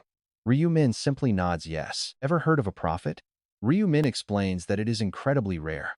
In this other world, countless classes exist, but among them is a unique class only one person can ever hold. That is the prophet. Russell nods slowly. Why have you come here, Mr. Prophet? Ryumin chuckles and tells him not to tease. He is here to make a deal. Russell is skeptical, asking what kind of deal. Ryumin asks him to use his repair skill to fix a single item. In exchange, he offers incredibly valuable information. Russell is stunned, repeating the word while wondering what kind of intel this is. Ryumin reveals that it is secrets about the 6th round. Russell gasps, his eyes widening in pure shock. He thinks to himself that knowing the next round beforehand would be a massive help for planning. Honestly, it is not a hard task. It is actually much easier than regular forging. He just has to touch the object and activate his skill. But Russell is careful. Since he is naturally guarded around others, he cannot help but feel suspicious. He keeps his guard up, thinking to himself, the real issue is that this is too easy. The reward completely outweighs the effort since 6th round intel is huge. It is a massive advantage. He asks Ryumin straight up if he is really trading round 6 secrets for a repair. Ryumin confirms it with a simple yes. Russell stares back, his suspicion growing, wondering if this is a trap. He asks if this is too good to be true, demanding to know his real motive. Ryumin just chuckles quietly. Classic Russell. Even with zero risk, he is still incredibly cautious. Ryumin speaks up, admitting he would be disappointed otherwise. Ryumin admits that accepting a blind deal would be a letdown. He gets straight to the point. He directly states he wants to be friends. Russell is totally thrown off, but Ryumin explains he saw his future. Russell's jaw drops. Me? Reaching the pinnacle? In that future, Ryumin says he becomes a legendary blacksmith. Ryumin presses on, revealing that Russell survives until the 15th round completely alone. That is an insane achievement, but that is his ultimate limit. Past that round, his future is dead. It is a bleak path, but Ryumin can change that. With Ryumin's help, Russell can easily grow. But let's be real, Russell still does not buy any of this. He thinks this whole prophet routine is a cheap trick. But once Ryumin perfectly guesses his deepest wish, his mind shifts. He has to ask what Ryumin actually wants from him. Ryumin just smiles warmly, saying they should simply help each other out. Truth is, compared to rare classes like the Dark Knight or Mercenary King, a blacksmith is pretty common. Anyone could easily replace Russell on paper. But there is a very specific reason Ryumin traveled all this way to find him. Deep into the mountains of England, Ryumin sought out this hidden talent for one incredibly simple reason. Russell is an incredible diamond in the rough. Surviving 15 rounds solo is no joke, and his potential is completely unmatched. He did not just survive. He reached the highest peak of his craft. Ryumin knows this better than anyone else. Even though Russell died before reaching max level, he was the final blacksmith standing in his previous timeline. Keeping this massive talent close is going to be a huge help as they face the brutal rounds ahead. Getting his broken necklace repaired is just an awesome bonus. Ryumin glances over, watching the gears turn in Russell's head. The guy is completely torn between trusting a stranger and doubting himself. Luckily, Ryumin is ready for this exact moment. Using the flawless English he mastered over countless regressions, Ryumin lays out a very simple, irresistible offer. He only asks for some basic gear maintenance and occasional skill support whenever they are heading into a fight. In return, Russell gets future knowledge to boost his strength faster and reclaim every missed opportunity from his past. Russell hesitates. An offer like this is incredibly tempting, especially in exchange for just a simple skill. But trust is still a major issue. He quietly questions whether this Ryumin guy can actually be trusted. The guy seems genuine, but can he really buy into it? Caught in a dilemma, Russell offers a smart compromise. He thanks him for the high praise but suggests testing the deal first based on the results of round 6. Ryumin shrugs, telling him to do whatever feels right. After all, he is not forcing him to sign anything. Ryumin just smiles confidently. He knows that once the prophecy comes true, Russell will have no choice but to rely on it. He will end up hooked, just like the heavenly demon. Now watch. Russell agrees to fix the item first to test things out. Russell demands the round 6 intel afterward. Ryumin quickly pulls the critical bead of eternity from his inventory. It has only 1 point of durability left, sitting on the very edge of shattering. Without even looking at the stats, Russell immediately activates his skill. The bead glows softly, and just like that, the repair is fully complete. With the job finished, Ryumin takes it back to check. The durability is now at 1000. With its durability restored to 1000, Ryumin smiled, thinking he could finally start stacking stats again. Meanwhile, Russell thought to himself that he had no idea what kind of necklace this was, but it must be quite valuable. Repairing this durability took insane effort. Though Russell could have easily read the item information, he chose not to. He respected his customer's privacy as a matter of professional ethics. Ryumin smiled and offered a quick thank you. With the durability fully restored, Russell cut straight to the point now. Can you give me information on round 6? If you enjoyed this, please like, subscribe, and support the channel. Stay tuned for the next epic chapter. Huge thanks for getting us to 2,000 likes. Guys, let us crush that goal again today. Also, big appreciation to everyone supporting us financially. It keeps the channel alive. If you are new to this manhwa, details are pinned below in the first comment. Now, Russell asks, can you tell me more about what is coming in round 6? Ryumin nods, of course. The 6th round is a quest. He starts spilling secrets. Every single detail makes Russell's pupils dilate in shock. He mutters, if what you were saying is actually true, I need to gather some pretty strong allies. Ryumin agrees, the monsters there are exceptionally dangerous. Russell nods, reluctantly. But deep down inside, he still harbors major doubts. Reading his mind, Ryumin thinks to himself he will not believe it until he sees it firsthand. Staying patient, Ryumin knows round 6 will force Russell to accept reality just to survive. Russell finally asks if their trade is fully complete now. Ryumin confirms it, but then he pauses with an idea. He asks to buy some items. Russell is confused. Ryumin gets straight to the point. Got any black iron dust? Having been on guard this whole time, Russell is completely blown away by this sudden, shocking revelation. How does he know that is in my inventory? Russell did not even know predicting an inventory was possible. But the shocks keep coming. Ryumin tells him, sell it to me.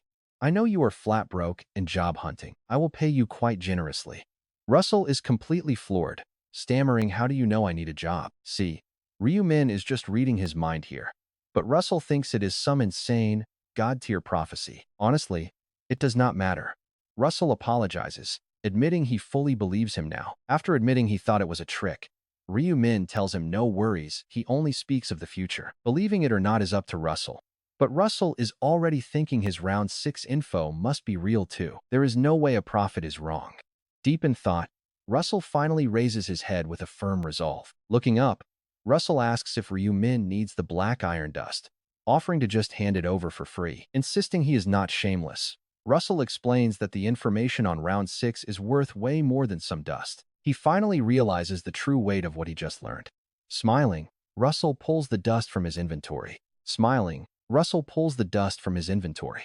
Ryu Min accepts the rare item right away. Black iron dust. Category: Inventory. Description: dark-colored dust with a faint magical energy inside. Ryu Min cannot believe his luck. He is seriously giving away this incredibly rare material just like that? To Russell, it is just fair trade. But he has no idea how incredibly valuable this stuff really is. Get this stuff is actually a god-tier crafting material. After round 11, it gets somewhat easier to farm, but right now, it is almost impossible to get, especially from early-level monsters like Russell did. Ryu Min looks at him in surprise and asks if he is totally sure about giving this valuable item away for free. Russell shrugs. He is completely fine with it, admitting he does not even know what it does. He has a strong hunch that if a prophet wants it, it must be pretty important. But he is polite. Instead of prying or asking questions, he thinks begging for more favors after getting help is just too greedy. Knowing exactly where to draw the line and never crossing it is easily Russell's greatest strength. Smiling, Ryu Min hands him a heavy bag. Russell takes it with a confused look and opens it up. He gasps. Inside is 20,000 pounds. Ryu Min says it is payment for the smithing and the rare item. Ryu Min asks if this covers the repair job, and Russell stammers that this is way more than enough. With this much cash, he will not need to job hunt at all. Russell's eyes instantly soften with gratitude. Feeling incredibly relieved, Russell hesitates before asking if it is really okay to accept such a massive sum of money. Ryu Min smiles. It is perfectly fine. It is not just for the job, but for the valuable dust too. In reality, Ryu Min would gladly pay him millions, but too much cash right away would feel like a burden. Ryu Min adds that he should not just spend it on food. Russell looks confused. What does he mean? He tells him to set up a trading account and put about half of that cash into a specific Korean stock. The company is called Player Place. It is going to explode soon, meaning he will never have to work again. Whether he believes it is up to him. But Russell nods. I believe you.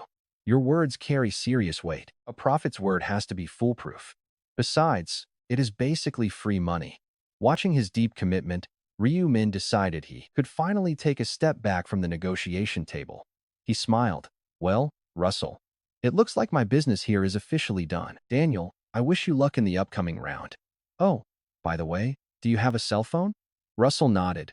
So Ryu Min said, I will share my number, so please save it. A few days passed. And just like that, midnight on June 1st arrived. Ryu Min got summoned to this mysterious world again. Looking around, he muttered that round 6 is cooperative, meaning he needs allies. Immediately, he scanned his surroundings using his advanced tracking skill.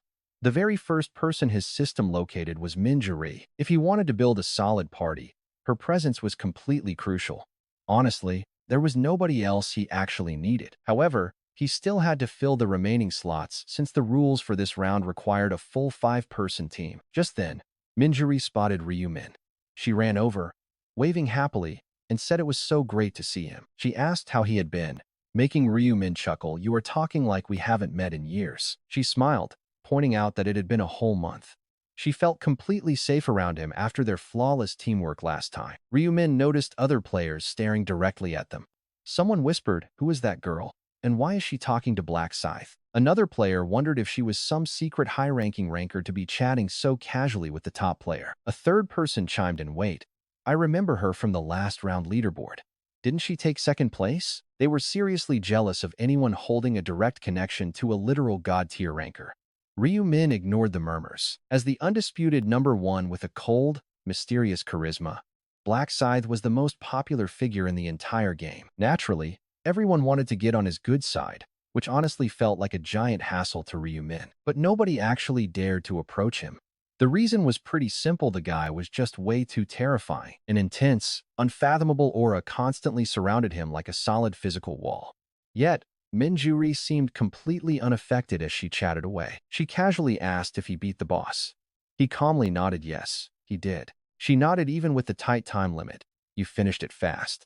Did you also complete that balanced stone subquest? Ryu Min confirmed he did, but teasingly added that he wouldn't share the rewards.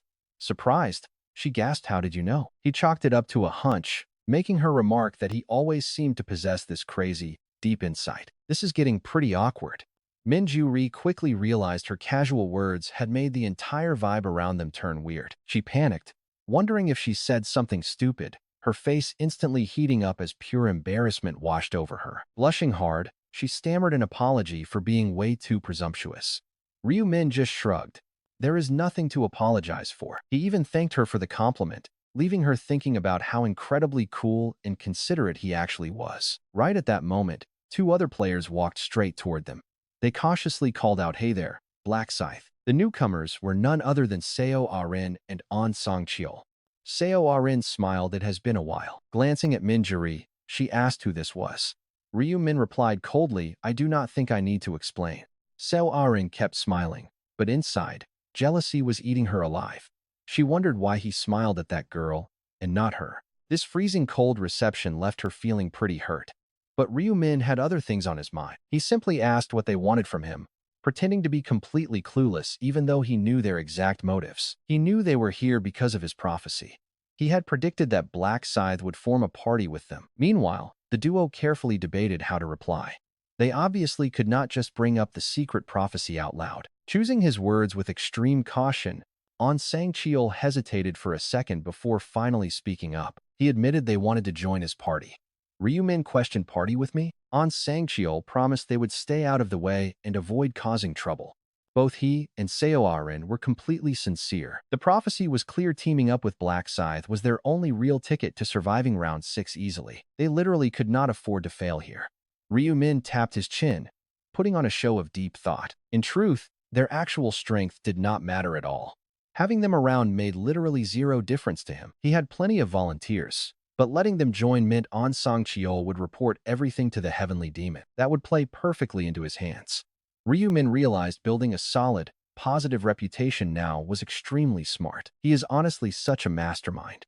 Despite already deciding, he faked some hesitation just to make them sweat a little. As they waited with bated breath, An Sang-cheol desperately blurted out that they would not ask to join for free. An Angkol offers free info on round 6, promising to share it if they can join the party, which only makes Ryu-min smile. Ryu-min thinks to himself that this very info actually came from him anyway. Turning to An Angkol, he bluntly says he has no use for it. An Angkol looks totally confused. He asks why Ryu-min would turn down info that would literally show them how to survive round 6 ahead of time. But Ryu-min explains he plans his own path instead of relying on sketchy rumors. Honestly, it's pretty hilarious seeing an Angkol so flustered. Ryu-min decides to play a little prank, asking where he got that secret intel. Drop a like, subscribe to support us, and get ready for the next exciting part. Before we get moving, remember to like and subscribe. An Sang-cheol approaches Ryu-min with a proposal to party up. He says they won't ask for a free ride, promising to trade top-secret information about round 6 if they're let in. Ryu-min smiles internally. The info An Sang-cheol wants to trade is literally what Ryu-min leaked to him. He declines the deal. An Sang-cheol stands completely stunned. Baffled, he asks why Ryu-min won't accept it. Isn't it useful to know how to beat the round in advance? Ryu-min coolly replies that he prefers his own strategies. Look at An Sang-cheol. Total panic. Ryu-min can't resist playing a little prank. He asks where they got that scoop. Terrified, An Sang-cheol stammers, asking what information Ryu-min is even talking about. Ryu-min pushes harder, demanding to know the source. Caught off guard, An Sang-cheol has absolutely no idea how to reply. Exposing the prophet's existence puts them at serious risk. An Sang-cheol hesitates, but Ryu-min pushes him to speak up. Ryu-min offers a spot. Speak up. But An Sang-cheol just bows his head, apologizing deeply. It is just too risky to speak. Ryu-min smiles, knowing An Sang-cheol won't dare expose the prophet's identity to anyone. An Sang-cheol is terrified of the heavenly demon's wrath, which is fine by Ryu-min. Still, the bodyguard is crushed. He curses his luck. His perfect plan to party with Black Scythe is ruined, and the CEO will be furious. But then, a twist.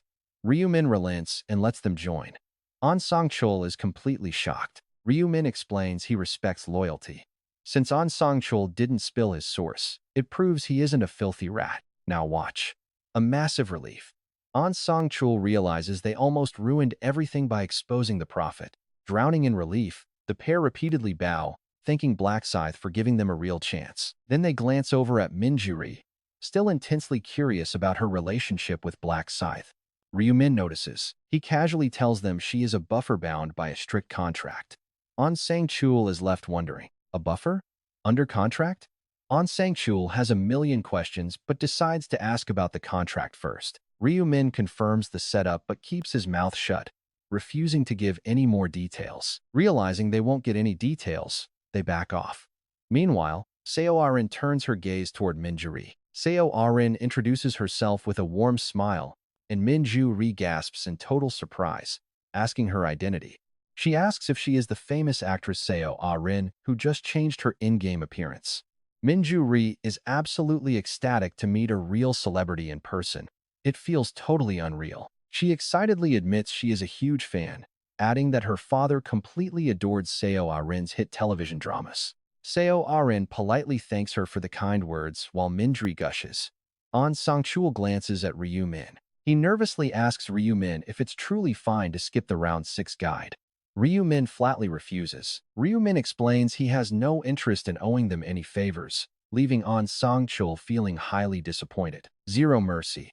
Black Scythe draws a firm line, leaving An Sang-chul's bargain completely useless. And honestly, you have to laugh at his plan. He is actually thinking about giving tips to the literal max-level regressor. An Sang-chul resolves to step in if Ryu-min makes any mistakes during the quest. He wanted to help make the prophecy succeed, but seeing Ryu-min's cold confidence, he backs off. Meanwhile, the two women keep chatting, and Seo Arin asks Minju-ri if she plays a support role. Minju-ri proudly confirms she is a buffer, promising to assist everyone. Seo Arin reveals she has similar skills. As a summoner, Seo Arin can cast barriers using her fairy summons. Minju-ri's eyes go wide with wonder. Seo Arin explains she can summon up to 3 creatures at once, promising a full demonstration later. An Sang-chul politely interrupts the chat, suggesting they should all formally introduce themselves to the group. He gives his name, and Minju-ri greets him warmly, noting they already seemed familiar with Black Scythe. An Sang-chul admits Black Scythe saved. She can't believe this terrifying Dark Warrior actually went out of his way to rescue helpless people. Minju-ri smiles. She knows now. Black Scythe is actually an incredibly warm-hearted guy. As players gather, Priscilla suddenly appears in a flash of light, asking if they rested well. She notes there are exactly 1,010 participants present, declaring it a perfect number to start. A sudden warning. The system prompt flashes. Defeat the area boss within 6 hours to survive. 16 million global players, and only 8 million survivors. In our zone, just 505 out of 1,000 will make it. Someone mutters in shock. Wait, defeat a boss? Is it finally showing up? Another asks, how are we supposed to do that alone? Defeat a boss by ourselves? Hearing the quiet panic, Priscilla giggles and tells them not to worry, they cannot do it alone. Obviously, you have to work together, she says. A player immediately chimes in. We cannot solo it? How do we even cooperate? Priscilla explains they need to form parties, introducing the game's party system. She adds that a party is a cooperative group. You need exactly 5 people to build a group. And once you are in one, you will not be able to harm each other. Oh, so we will not accidentally hit our teammates? Hearing this, Priscilla smiles quite evilly. Exactly, no more friendly fire or sudden betrayals, she says. Pretty convenient, right? She then continues her explanation. However, attacks from monsters or rival parties will still hit you. Only your own team's friendly fire is deactivated. The players nod, finding the quest somewhat reasonable now. With a team of 5, taking down a boss feels doable. But then, Priscilla drops another detail about what happens when you group up. All gold and experience points you get from killing monsters are split completely evenly among every single member. It does not matter who lands the final blow. But drift over 100 meters apart, and you get nothing, a player mutters. Oh, so experience and gold are split evenly? That actually sounds pretty fair. But another asks how item drops are handled. Priscilla clarifies that loot is different from experience or gold. Items are given out based on contribution. For instance, if 2 players contribute 70 and 30% during a fight, their chances of getting the dropped items match those exact percentages. A player realizes what that actually means. So the guy who does the most work has the highest shot at the loot. That makes complete sense. Another asks, so even if someone barely helps, they can still grab the loot if they are incredibly lucky? Priscilla nods absolutely. Even with a tiny 1% contribution, you might get the drop if luck is with you, though the odds are obviously low. Then, a player asks how the system actually measures contribution. Is it just pure damage? Would that not be totally unfair to players with low damage builds? Priscilla smiles, calling it a great question. While high damage usually helps, it is not the only factor. The system is a bit more complex than that. It calculates every single action to judge your contribution. So even players who only focus on casting buffs can contribute. A support player cheers, knowing they can actually earn loot. Meanwhile, Ryu-min watches silently, deep in thought. To him, parties are just a massive headache. But he cannot refuse, because Priscilla drops yet another heavy rule. If you do not form a party, killing the boss literally will not count. Talk about a brutal force system. Solo play is officially banned for this round. But Priscilla quickly adds that grouping up still has its perks. You get to watch each other's backs and fight together. And once your party of 5 clears a single boss, everyone in the group instantly passes the round. A player blinks in disbelief, asking if that means all 5. Priscilla nods, but points out there are only 101 boss monsters released in this entire area. In other words, only 505 players will survive. Giggling, the angel claps her hands. That wraps up the tutorial on parties. Now that you know the rules, it is simple, right? Just kill one boss. Easy enough to pass, right? But looking at Ryu-min's smirk, you just know he sees right through her lie. He knows this quest is not nearly as simple as she claims. Before vanishing in a bright light, Priscilla bids them luck. She warns them there are absolutely no subquests to rely on. One guy scoffs, an easy quest? My foot, this boss is going to be a complete nightmare. Curses and complaints fill the air as Priscilla disappears, but shouting at an empty sky does nothing. The players already know the angel only shows up at the boundaries. She only appears at the start and the finish of a quest. Right then, the system timer starts ticking down. It announces the start of the match, leaving them with just under 6 hours to complete the job. They have to form their team and slay a boss before the timer hits 0, or face instant death. Suddenly, a notification pops up. It orders them to form a 5-member party immediately. To do so, they must hold hands and chant the command together. And do not forget, defeating the boss will not count unless you are officially registered as a team. A player shouts that they need to group up immediately. Another agrees, noting they cannot clear without a team. He asks a nearby player to join his group. The other guy asks about his level, and he responds. Level 20 warriors and other players immediately raise their hands, desperately searching for party members. The chaotic scene turned into a bustling marketplace in no time. Standing amidst the chaos, the bodyguard thought back to Ryu-min's prophecy, whispering that everything was unfolding exactly as predicted. Since round 6 required a 5-player party, he glanced over at Black Scythe, standing right there. He knew joining up with him was the smartest move after hearing that warning. Taking a breath, he spoke up. Mr. Black Scythe, we should, but Ryu-min cut him off. Hold on. Since we need a 5-man party, we still have to find one more player. Minjuri asked who they should choose. The bodyguard suggested letting Black Scythe make the call, since he was the strongest out of all of them. Nodding along, everyone turned to look at Ryu-min. He pretended to think, but he already had a specific person in mind. He needed this guy in the group, and he had to be close by for Ryu-min to smoothly recruit him. But right then, a random player walked up. Hey, Mr. Black Scythe, is there any chance you would consider joining our team? And honestly, you have to see his face. Ryu-min drops a glare so terrifying the guy almost wets himself. Ryu-min snapped, no. Get lost and stop wasting my time. Don't forget to subscribe and support the channel if you can. Let me know in the comments if you want us to cover another epic manhwa. If you are enjoying this, hit like and subscribe to help out. Suddenly, a random player approaches and asks if Black Scythe would consider joining their party. But Ryu-min replies with a glare and a terrifying look that makes them want to pee themselves. Get lost and do not waste my time. Crushed by the harsh rejection, the players back off with slumped shoulders. And that guy mutters to himself. He did not even hesitate. Talk about embarrassing. But honestly, can you blame the guy for wanting to get on his good side? The other players think to themselves that whoever gets to party with Black Scythe must be living the dream. While those thoughts spread, Ryu-min has zero interest in these indecisive people. He already has someone in mind, thinking to himself that this is not about finding party members for this quest. It is about choosing the right people to fill slots for the final round. These are valuable connections that never existed in his previous regressions. Originally, at this point, Ryu-min had never interacted with anyone, not Minri, not Serene, and not in Sangchul. Back then, he thinks, I would have accepted just anyone to fill those slots. But now, plans have changed. I need people who can grow together with me. Even though Ryumin rejected that first offer, other players refused to give up and keep asking him to join, desperate to secure the coveted blue chip. Teaming up with Black Scythe is essentially a guaranteed ticket to survive this treacherous quest. But Ryumin rejects every single one of them. Each player who steps up to suggest a party is instantly brushed aside. As word spreads that Black Scythe is turning down every single party invite, the crowd of hopefuls quickly thins out. One frustrated player mutters to himself, "Damn, why won't he just accept anyone? He is being way too picky. At least listen before saying no." Another points out that the guys standing next to him are already in his party. They basically have their survival guaranteed. Soon, discouraged players keep their distance from Black Scythe.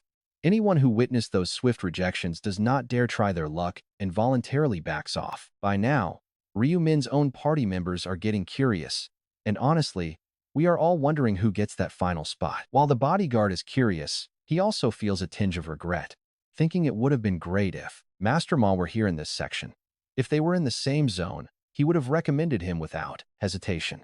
Minri feels the exact same way, wishing that if only Ryumin were here, she would have passionately advocated for him to take that final spot. They each have a perfect candidate in mind, but the different zones make it impossible. Then, another group approaches Ryumin, and their leader says, "Mr. Black Scythe, what a pleasure to meet you again. This is Jo Young-ho."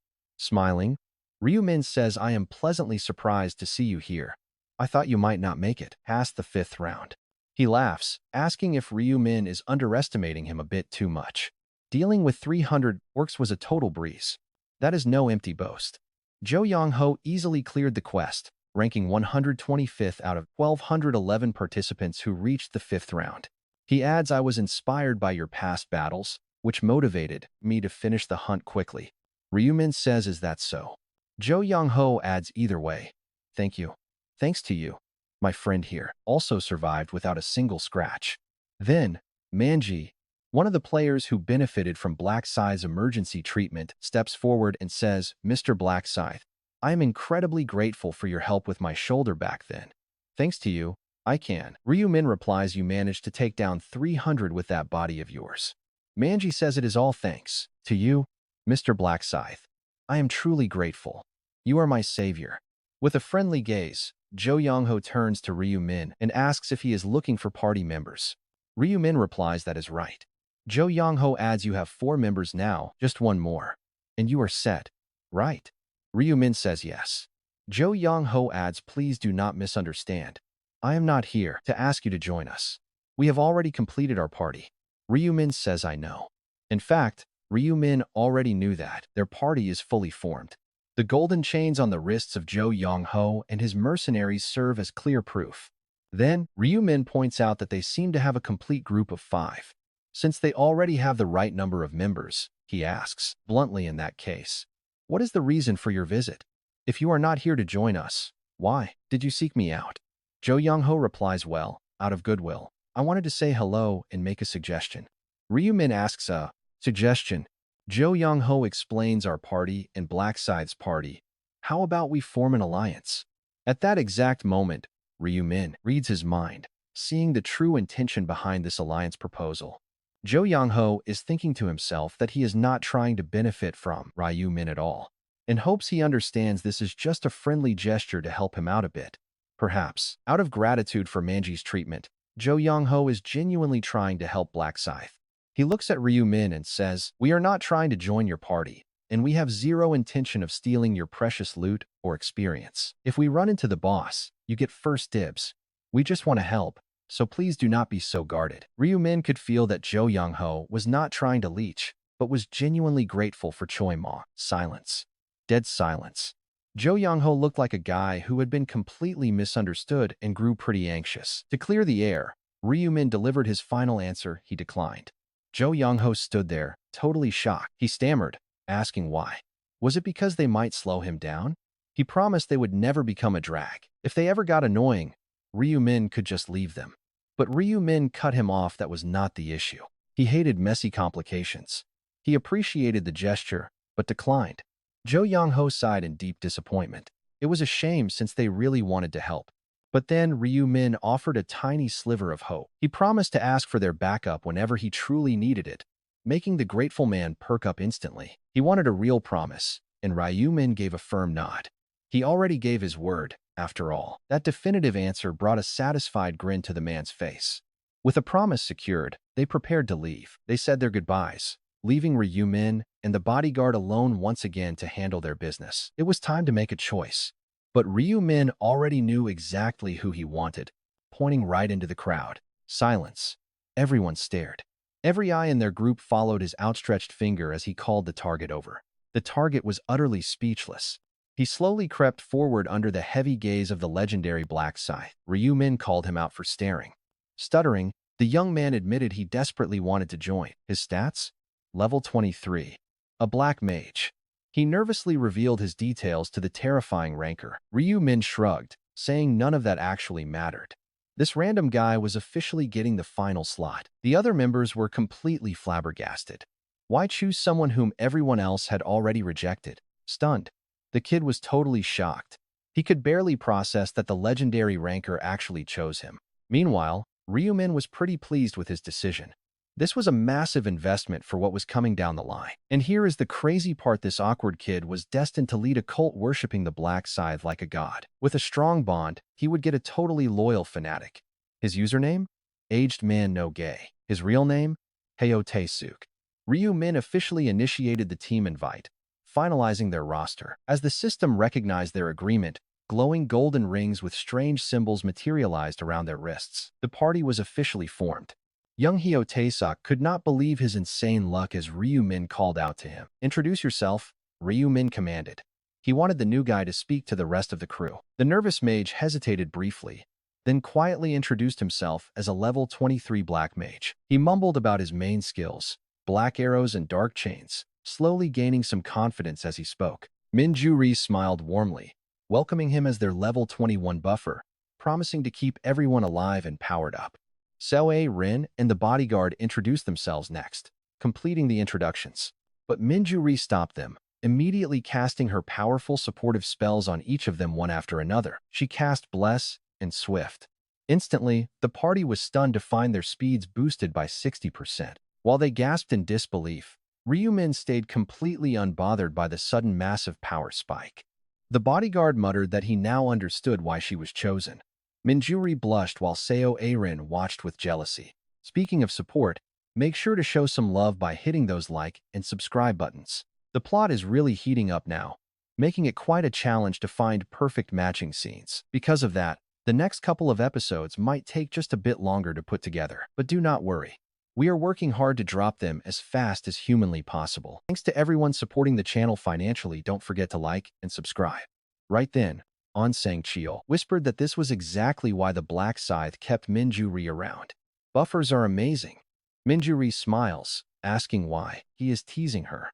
Watching them, Seo Rin gets incredibly jealous and speaks up, claiming she is a summoner too. She can buff her own summons, too. With a quick chant, two glowing, fairy-like creatures start to appear, leaving trails of golden dust. They flutter around like bright fireflies.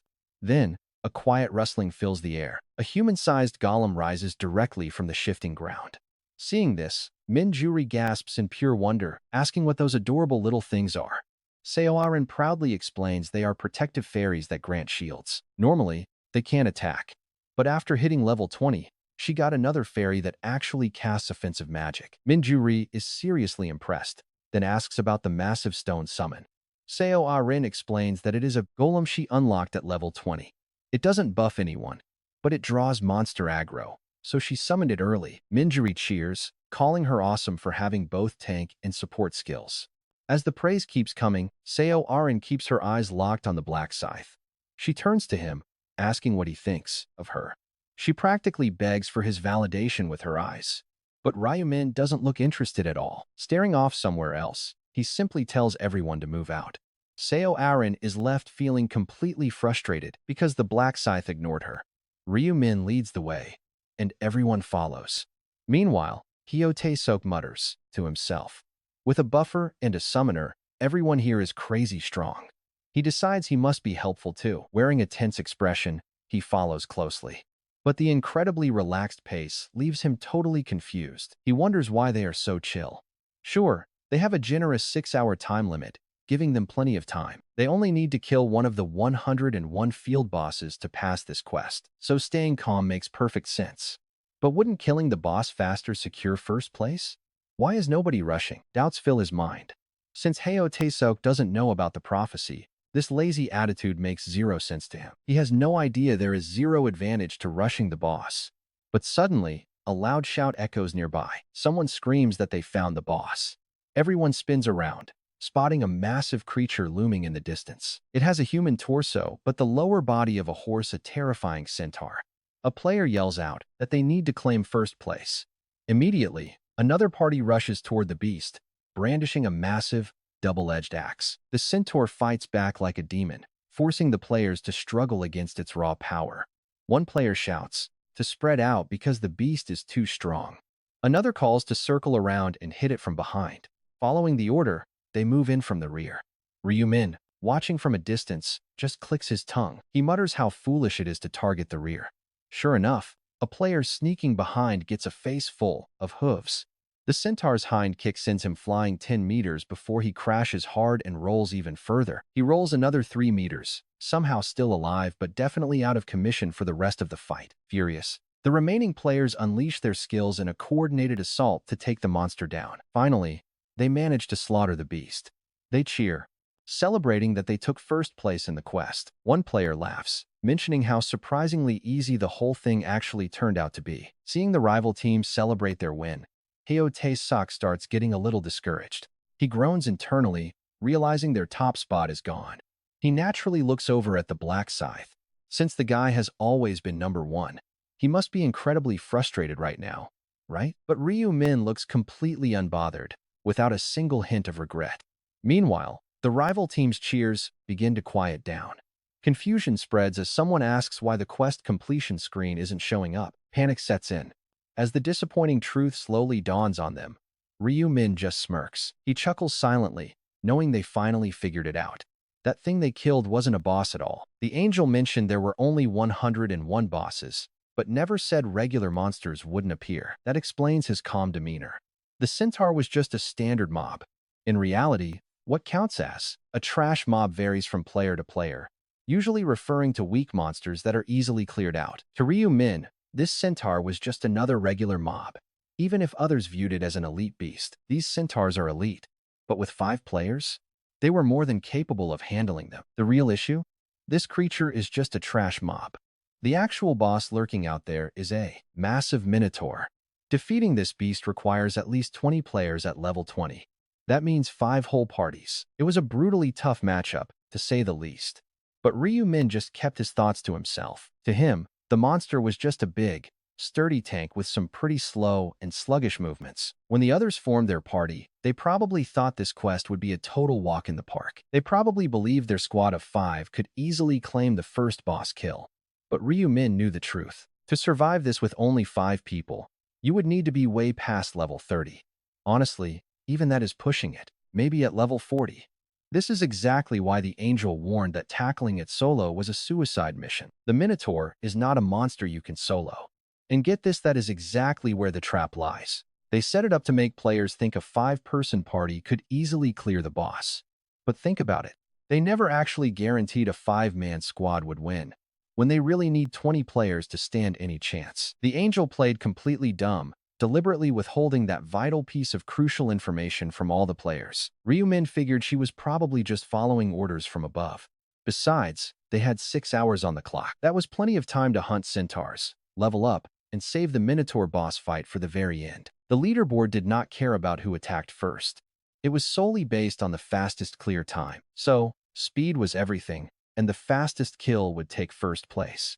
That is why Ryu Min and his team held back, refusing to rush in blind.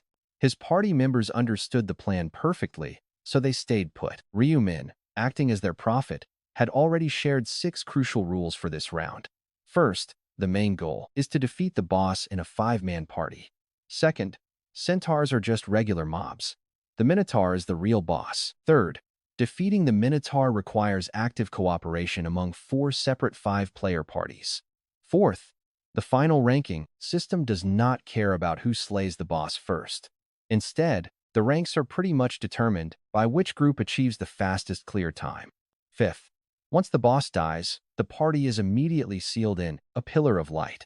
Now watch, this makes rushing the boss pretty dumb since you just end up trapped. Sixth, the best strategy is to farm centaurs for experience points first, level up, and then confront the boss. This was their winning strategy, though aged man Noge was the only one who did not hear it. He had no clue. Silently watching the field, Ryumin finally turned to his teammates and shared his layout plan. He told them they were going to hold off on the boss and focus purely on hunting the centaurs. They needed to level up and would keep grinding for at least 5 hours. Aged man Noge asked why. What was the logic?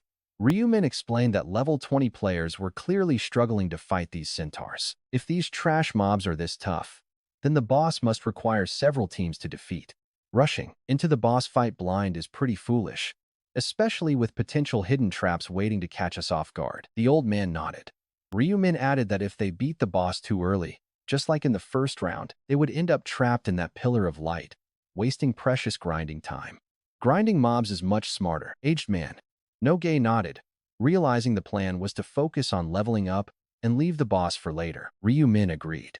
But the old man then asked what would happen if they missed out on the first place rank. Ryumin told him it did not matter. Even without first place, they would get 6 hours of experience and extra gold. Besides, the rankings likely did not prioritize who killed the boss first anyway. Hearing this, An Sangcheol was stunned. He was speechless, wondering how Ryumin figured it out. It was exactly like the prophet said. He was navigating this deadly maze without making a single wrong turn. He told Ryumin that he understood. He suggested they all head out to hunt the centaur creatures together.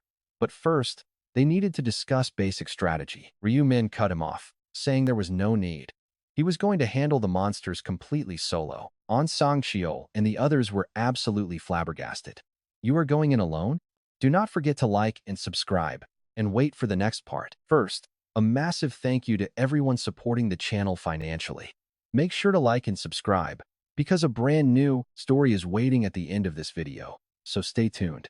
An Sangcheol then asks Ryumin if they should head out to hunt those centaur-like creatures together. But before starting, they should probably discuss positions and strategies.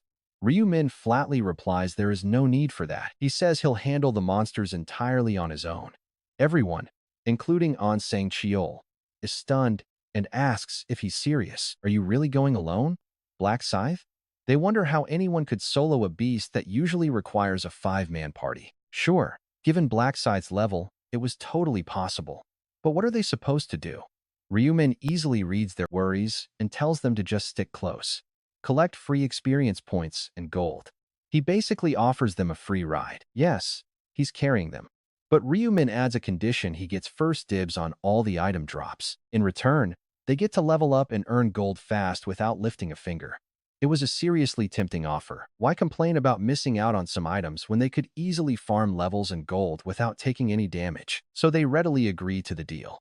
Ryumin nods in agreement, telling them they made a very wise decision here. Besides, Ryumin fighting alone is way cleaner than worrying about dragging a slow, clumsy party into dangerous battlefields. They would only slow him down. He mutters to himself that these centaurs are just basic trash mobs to him anyway. Unsheathing his legendary death scythe, he asks if they are ready, then takes off like a lightning bullet, leaving them completely stunned. They yell to follow him quickly and start sprinting. But even with the swift speed buff active, the distance between them only keeps growing.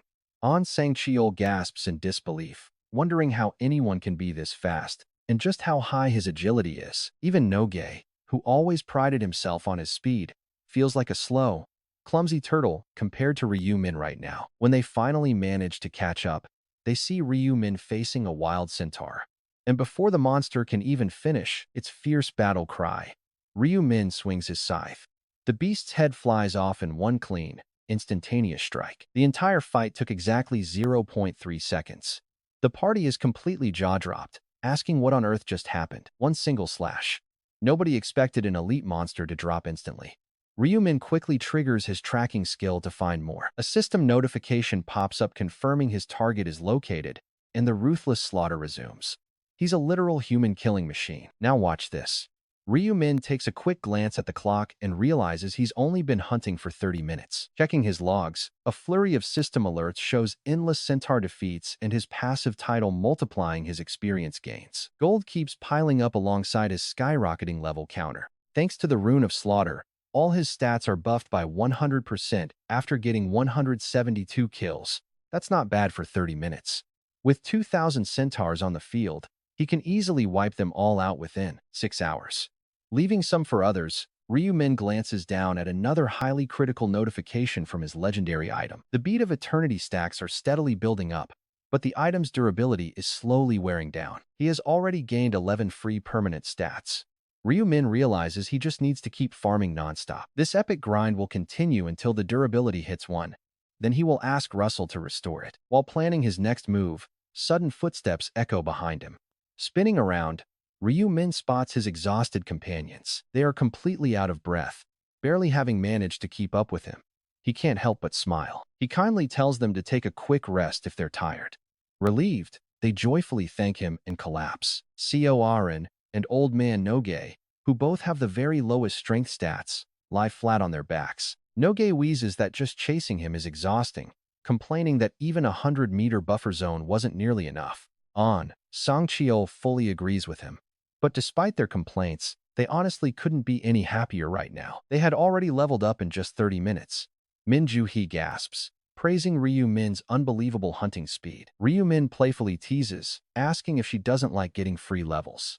Blushing, she quickly waves her hands. She stammered that it is not like that at all, and that simply jogging behind him raises their level. Saorin chimes in with a smile, asking if this is the legendary free ride everyone talks about. She notes he must be working 10 times harder, but Ryu-min shrugs it off with a casual grin. He jokes that they are the ones doing the real running. As they laugh, an unfamiliar group approaches them. They whisper in awe, recognizing his iconic weapon. A crowd of about 20 curious onlookers starts gathering behind them. As the strangers draw closer, the cheerful laughter dies down. Ryu-min's party members narrow their eyes in suspicion. There is no need to worry. These guys are wild, but they would never dare attack a party with Black Scythe in it. One player approaches, calling out to Ryu-min. He says they are lucky to meet, but Ryu-min coldly asks what they want. They are recruiting for the boss hunt, but Ryu-min shuts them down instantly. A firm, cold refusal. This sudden rejection leaves the leader completely puzzled. His hopeful smile quickly fades as he stammers in confusion. He warns that the boss is no joke, pointing over toward a massive, muscular minotaur looming in the distance. Everyone turns to look at the beast, which radiates an overwhelming pressure even from far away. The player warns that this beast is no walk in the park. Ryu-min calmly asks how he can be so sure. He asks if they have fought it. The player admits they did not, but they saw another team try to go solo. That solo attempt ended in a brutal, crushing defeat. It was a sobering wake-up call about the need for teamwork. Ryu-min dismisses them coldly. Do it yourselves. We are not interested. The player keeps pushing, suggesting cooperation and even offering Ryu-min's team the final strike to sweeten the deal. But before he can even finish, Ryu-min cuts him off sharply. He warns him that this is the 3rd time he is saying no. Completely intimidated by Ryu-min's terrifying aura, the players quickly back off and apologize before retreating. Back at the main gathering, the groups begin planning, realizing they will not be getting any help from the legendary Black Scythe. When another player asks if they actually tried to recruit him, the leader confirms Ryu-min declined, claiming they can do it alone. Some players panic, arguing that they desperately need Black Scythe on their side if they want any chance of taking down the beast. Another player sighs, wondering if maybe even the famous Black Scythe is just too terrified to face this massive boss. Either way, they must fight alone now. Fine by them. That was their original plan anyway. With tense nods, the group gets ready to hunt.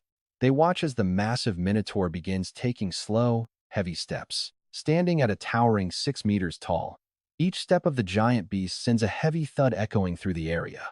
From far away, it did not seem so scary, but up close, its gargantuan size is downright terrifying. A player asks in pure terror if they can actually beat this thing, but another tries to reassure him with their 20-man group. Despite those words, everyone is still trembling. Suddenly, the minotaur senses their presence and snaps its head around. Talk about worst-case scenario. The stealthy players freeze instantly as the beast locks eyes with them. It charges forward like a freight train, forcing the 20 players to rush in and fight desperately for their lives. Watching safely, Ryu-min calmly observes the chaos, wondering just how long it will take them to kill it. He already knows the outcome. The Minotaur looks scary, but its actual threat level is low. It lacks any real finesse, and its attacks are slow and sluggish. Its predictable swings make it quite easy to dodge. Ryu-min figures that if all 20 players coordinate, the beast really does not stand a chance. But the monster has insane endurance. From its perspective, these puny humans are nothing more than annoying little flies, and 20 annoying flies buzzing around can never pose a real threat to a giant. At least, that is what it thinks. The battle rages on for over 3 minutes, with no end in sight. Ryu-min keeps watching, waiting for the boss to drop. Seeing its death will give his team the perfect chance to move in. Finally, after 7 long minutes, the beast shrieks. It collapses heavily onto the dirt. The surviving players erupt in joy, cheering that they finally brought down the boss. But 3 players are dead. Brutal. Amidst the loss, someone asks who actually landed the final blow. They are all cheering, claiming their team got the kill. But right in the middle of it, everything changes. A glowing pillar of light shoots down from the heavens, wrapping around one of the 4 teams that fought the beast. Enveloped in the translucent light, one player checks his quest window and happily realizes their team officially succeeded. But wait. Another player asks if they seriously have to wait inside this pillar until the timer finally runs out. Do they really have to stay trapped in here for over 5 hours? A teammate confirms it, sighing at the long wait. Getting some early rest is nice, but it feels like they are missing out on other valuable opportunities out there. Sitting around inside a glowing cage doing nothing starts to make them feel pretty uneasy about their situation. Meanwhile, the players who failed to secure the kill decide to go search for other groups to get some much-needed backup. They glance over at Ryumin's party, but quickly shake their heads and walk away, knowing he won't cooperate. They leave. No use talking. Ryumin turns back to his companions for the next step. One of them says it's pretty lucky they didn't finish too early. Otherwise, they'd just be wasting time. The bodyguard agrees. Hunting slowly and finishing late, just like Black Scythe predicted, was absolutely the right move. Without even changing his expression, Ryu-min tells his companions that they've rested enough. It's time to move. Follow me, he says. While Ryu-min hunted the centaur, other teams worked together to take down the boss. One player wonders if they're the 50th party to win, but another says rankings aren't even shown. Honestly, who cares? They beat the boss, so they survived. Another player suggests just lying down and resting. Even trapped, they're safe from monsters. Surprisingly, the Minotaur doesn't even seem to notice them. They're basically invisible to it. But suddenly, one player points and screams for everyone to look over there. Right then, a player holding a massive scythe appears. By the way, make sure to subscribe for the upcoming episodes, especially for what comes next. Shout out to our generous channel sponsor, and do not forget to hit like and subscribe, guys. But suddenly, one of them shouted out to look over there. Right then, a player wielding a massive scythe appeared, and with every single swing, centaur heads came rolling down to the dirt. One shocked player asked if that was Black Scythe, since he one-shotted them. Another said that is exactly what you expect from a level 40 ranker. Even though it was incredible to see, those resting players did not really feel envious. They had already defeated their own boss and were safely relaxing inside. But what really confused them was why Black Scythe was only hunting the centaurs instead of fighting the boss. One asked why they were not going after the boss to rest early, since finishing the fight quickly seemed better. Someone else replied that since they missed the top 50 rankings already, they were probably just farming experience to level up. The first player nodded, saying it made sense but still felt like a shame since they expected him to take first. Another added that even someone like Black Scythe cannot stay at the absolute peak forever. Meanwhile, the successful group actually thought they were somehow better than Black Scythe, but they did not know that their 11-minute clear time was the absolute worst score, putting them dead last. Meanwhile, Ryu-min kept running at full speed, ignoring everything, except for hunting down mobs, until a system notification suddenly made him freeze. It said it could not locate any more centaur targets. Ryu-min muttered that they were finally all dead, quickly opening up his stats to check. His kill count sat at 1920 out of 100, with only 20 minutes and 43 seconds left. And get this, 1920 kills in under 6 hours is actually an insanely fast speedrun compared to his original plan. Just then, a heavily panting voice gasped from behind, asking Black Scythe if they could finally rest. Ryu-min nodded, telling them the hunt was done. Finally looking at the clock, the party gasped as panic set in. They realized only 20 minutes remained. It felt like only 3 hours had passed, but time had completely flown by, forcing them into a desperate race against the clock. Running and fighting nonstop had left no time for breaks to realize just how much they had accomplished. Suddenly, An Sang-cheol gasped in total shock, calling for everyone to immediately check their level stats. The party members quickly pulled up their status screens, completely dumbfounded at what they saw. Their levels had exploded. Seo Arin cried out that she was level 20 before, but now she was 34. An Sang-cheol was the same, jumping to 34, while Min Ju-ri reached 35, and Aged Man No Gay reached 36. Hearing Aged Man No Gay, Ryumin smiled, realizing his teammates had all gained over 13 levels. It made perfect sense since their starting digits jumped from 2 to 3. In fact, Ryumin's own level had surged all the way from 40 to a massive 54. This crazy jump was made possible by the 3 times experience stage buff, his special title multiplying it further, and over 1,900 kills under his belt. He had collected an absolute mountain of loot, including 19 magic stones, 9 gear pieces, tons of junk, and the final crucial material for a god-grade recipe. Ryu Min closely examined the item description, reading about the glimmering beast tail sitting in his inventory. It held a strange, faint magic radiating from its glowing, soft fur. Ryu Min thought to himself that this single drop was more valuable than everything else combined. Secure in having this essential key item, a smug grin spread across Ryu Min's face. All that relentless running and slicing had truly paid off. Now, he only needed 2 more ingredients. Right then, Min Ju-ri let out a loud gasp, telling everyone to check their gold balances. Seo Arin chimed in, saying she also had exactly 115 gold. Since they fought in a party, the system split the gold evenly, though individual luck stats caused minor differences. But compared to his party, Ryumin was holding a staggering 150,000 gold, because his let that sink in his luck was over 350, skyrocketing his gold drops. Min Ju-ri then asked what they should do with so much money, admitting it felt almost too good to be true. The team had no clue how to spend their sudden wealth, so Ryu Min stepped in to offer them some critical advice.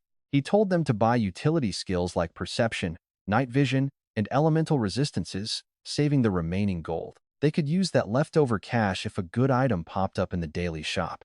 Min Ju-ri happily agreed, promising to follow his advice. The others quickly agreed as well, trusting Ryu Min's incredible insight and experience. It was always smart to listen to a veteran. While his teammates went on their unexpected shopping spree, Ryu Min opened the window in Area C7. Only 445 of 1,100 survived. Looking at the numbers, out of 505 players, only 50 remain. That means there are only 10 Minotaurs left to hunt. Ryu Min quickly uses his tracking skill.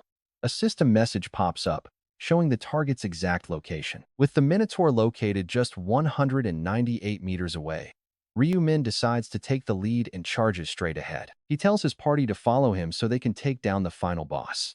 After a few fast steps, they finally spot the massive beast. But they are not the only ones here. 3 other squads are already waiting nearby. One of the players instantly spots them. He points out that the famous Black Scythe is finally making a move. Another player begs Ryu Min to party up so they can hunt together. Without a second thought, Ryu Min shakes his head and calmly declines. He tells them he is going to take down the boss all by himself. The player scoffs, soloing the boss is complete nonsense. He asks Ryu Min if he is seriously overestimating his own abilities like that. He cannot believe Ryu Min wants to fight alone without even using his own squad. Privately, that same player tells himself it is impossible. No matter how high Black Scythe is leveled, this is still a major boss. It usually takes a team of 20 players just to barely survive the fight. If Black Scythe actually pulls this off alone, it means his raw skill is equal to 20 high-level players combined. For elites who take massive pride in their own strength, that idea is totally unacceptable. The player just laughs it off and mocks him. Mocking him, the player calls Ryu Min a boastful show-off. Ryu Min's expression turns ice-cold as he warns them. When asked if they truly believe he cannot clear it, the player scoffs, noting they have way more numbers. He retorts that even in a swarm, flies are still just flies. The player stammers in shock, but Ryu Min completely ignores him and steps forward. His own party members are stunned by his bold claim to solo the boss. His bodyguard, An Sang-cheol, tries to call out in concern, but Ryu Min tells him to wait, promising a quick finish. Holding his massive scythe, the crowd parts before him like the Red Sea. The entire atmosphere grows heavy and tense. Ryu-min warns the crowd to back off, declaring that anyone who gets in his way will die. Secretly, he thinks it is best to hide his ultimate skills if possible. But then again, this might be the perfect opportunity to show his true power.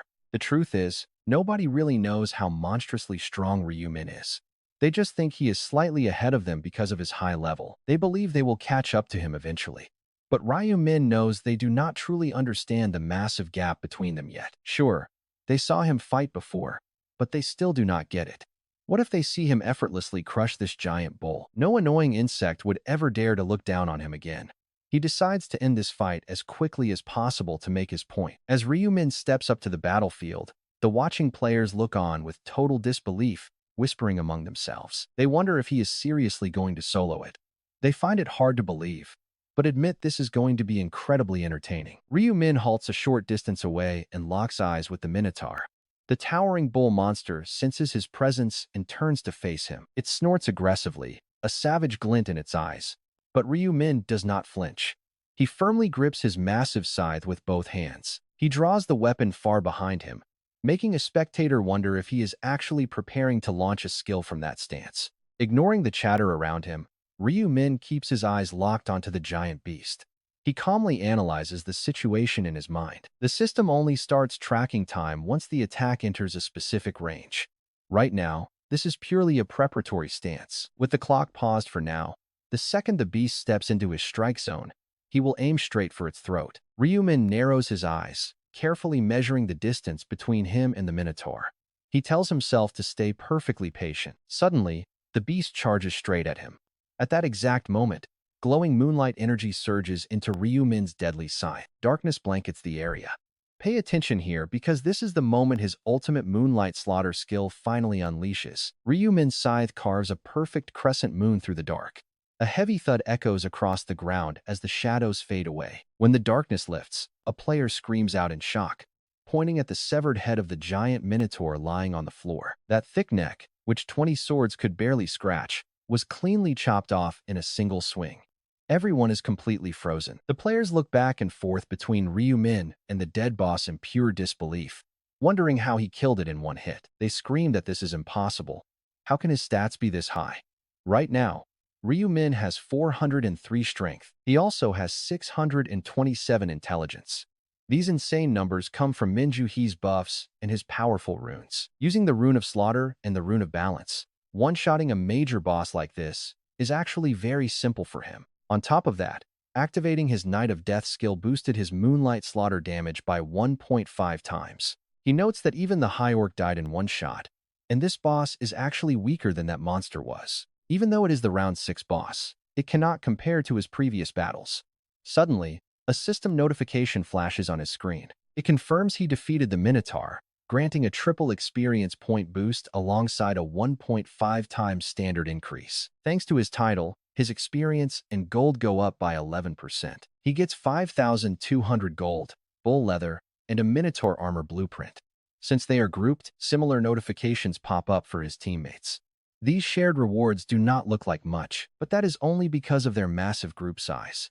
Still, Ryu-min smiles, knowing that despite the low gold payout, every single item is mine. Huge thanks to everyone supporting the channel, especially our awesome sponsors who help us keep going. Make sure to like and subscribe. In the last episode, we watched Ryu-min completely obliterate the boss. Ryu-min chuckles while scrolling through the loot dropped by the Minotaur.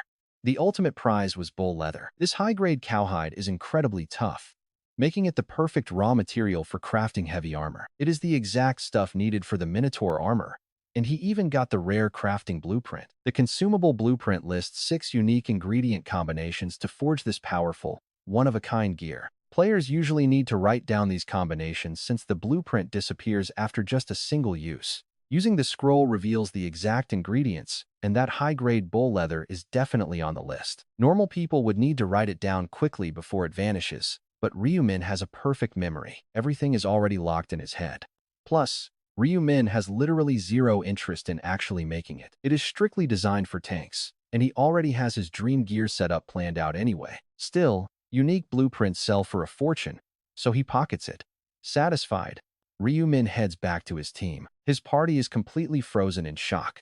Honestly, they knew he was strong, but this is ridiculous. But the look on aged man no gay is incredibly weird, making Ryu-min double-take. What is up with this guy? He is staring at Ryu-min with actual starry-eyed adoration. The man looks like a lovesick teenager. Ryu-min notes that while he needs loyal followers, this is a bit much. He definitely needs to keep his distance to avoid any weird misunderstandings.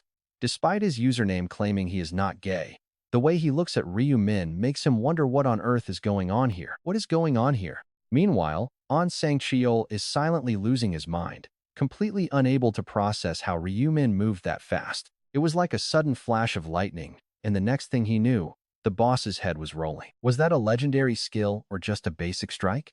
Taking down a major boss in one hit is just absurd. Moments later, a beam of pure light wraps around them, signaling their victory in this round. Their survival is guaranteed, but their rank is still up in the air. Only 9 bosses remain. There is barely any time left, and they need to move. Realizing the clock is ticking, the party scatters. They hunt down the remaining targets before the timer runs out. Then, Priscilla appears with a terrifyingly wicked smile. For the teams that failed to defeat their bosses, do not worry, you will simply be executed immediately. Panicked players scream and beg for their lives, but Priscilla just smiles and turns to the scoreboard. Let's check the ranks.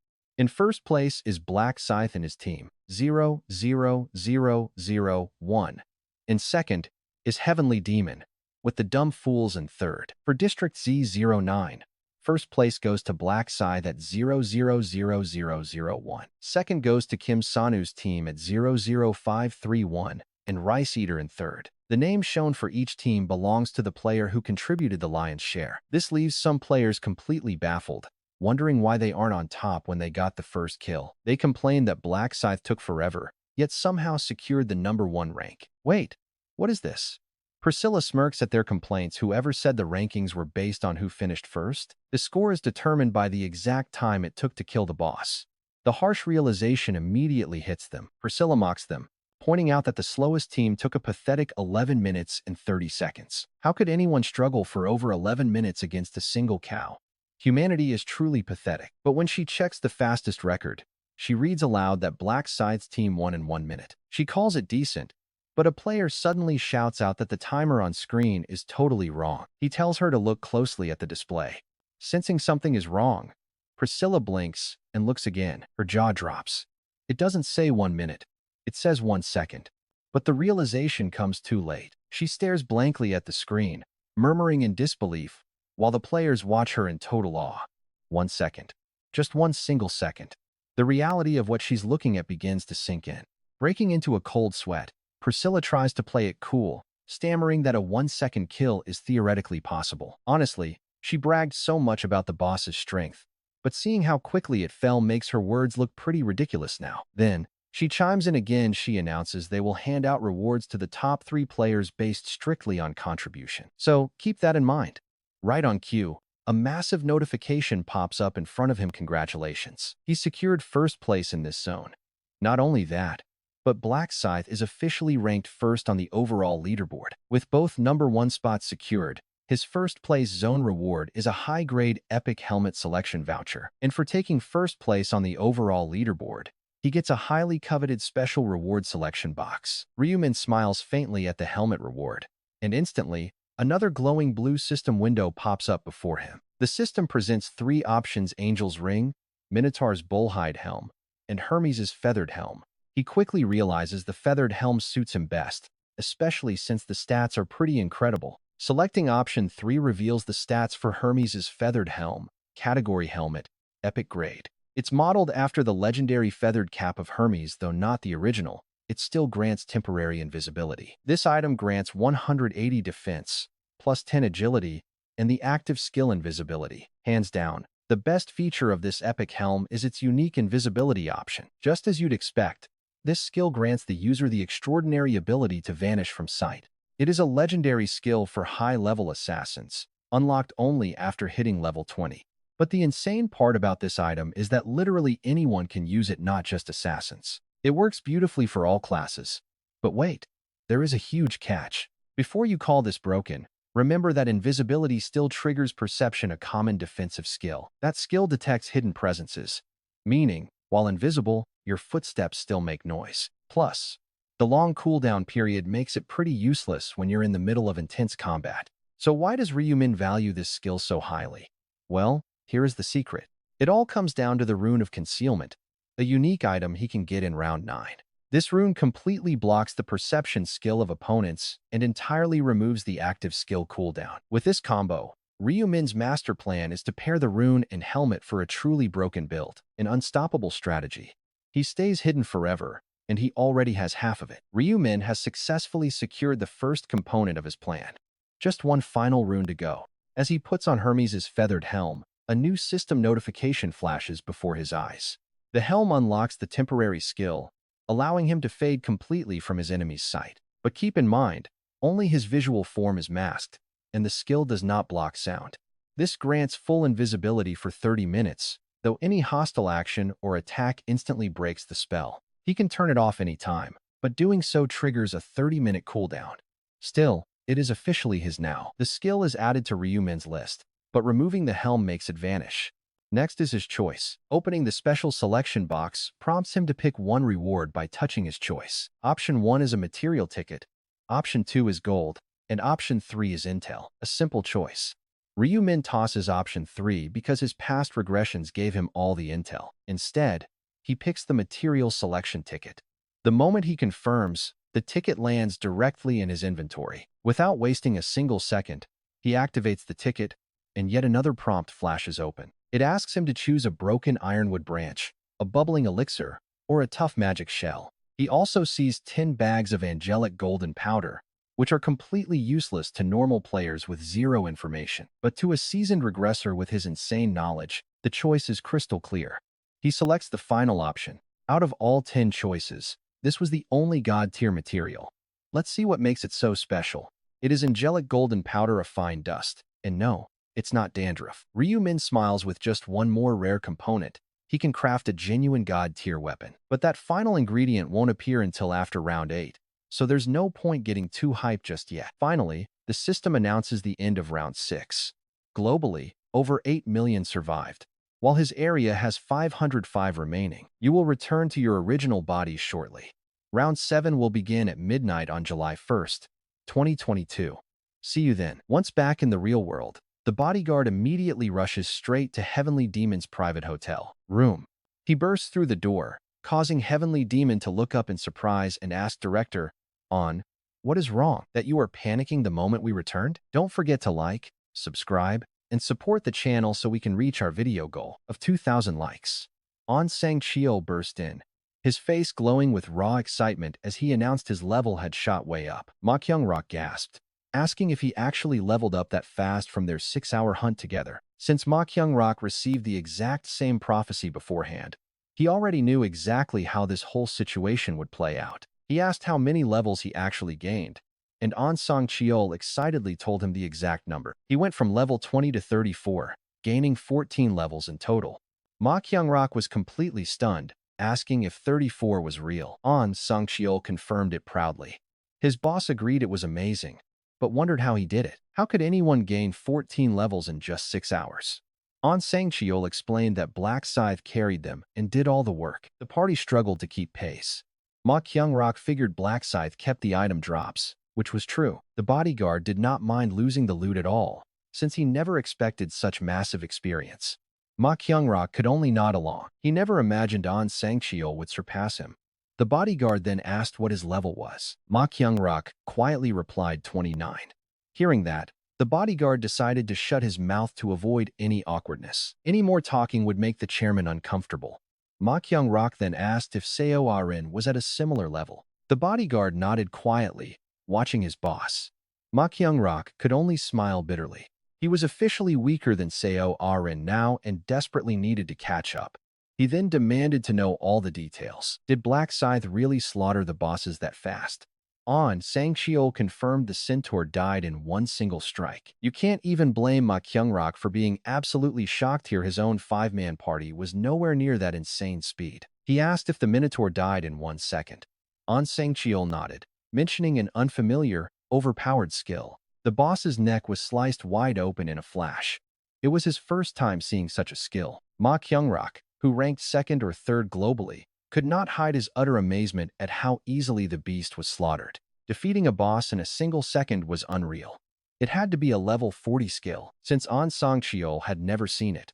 Ma Kyung-rak felt a bitter sting at the massive gap. He wondered if he could ever become that powerful at level 40. His own Dark Knight class was strong, but this was different. Though he liked his own build, it was miles below Black Scythe's legendary, godlike power. He doubted he could ever command that kind of overwhelming presence. This sudden reality check was a heavy blow. His own subordinates were out-leveling him. His pride was completely shattered, but instead of despairing, a fierce spark of raw determination ignited deep inside him. He needed to focus on grinding levels and upgrading his combat style.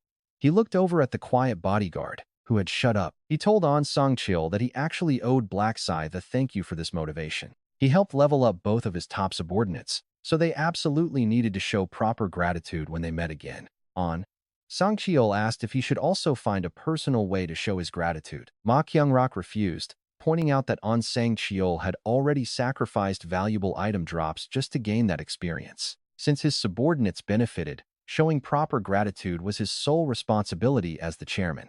He added they should also check with the prophet about when they could meet up with Black Scythe next. An Sang-cheol wondered if the prophet had even survived, but Ma Kyung-rak smiled, saying a call was faster. Besides, it was An Sang-cheol's job anyway.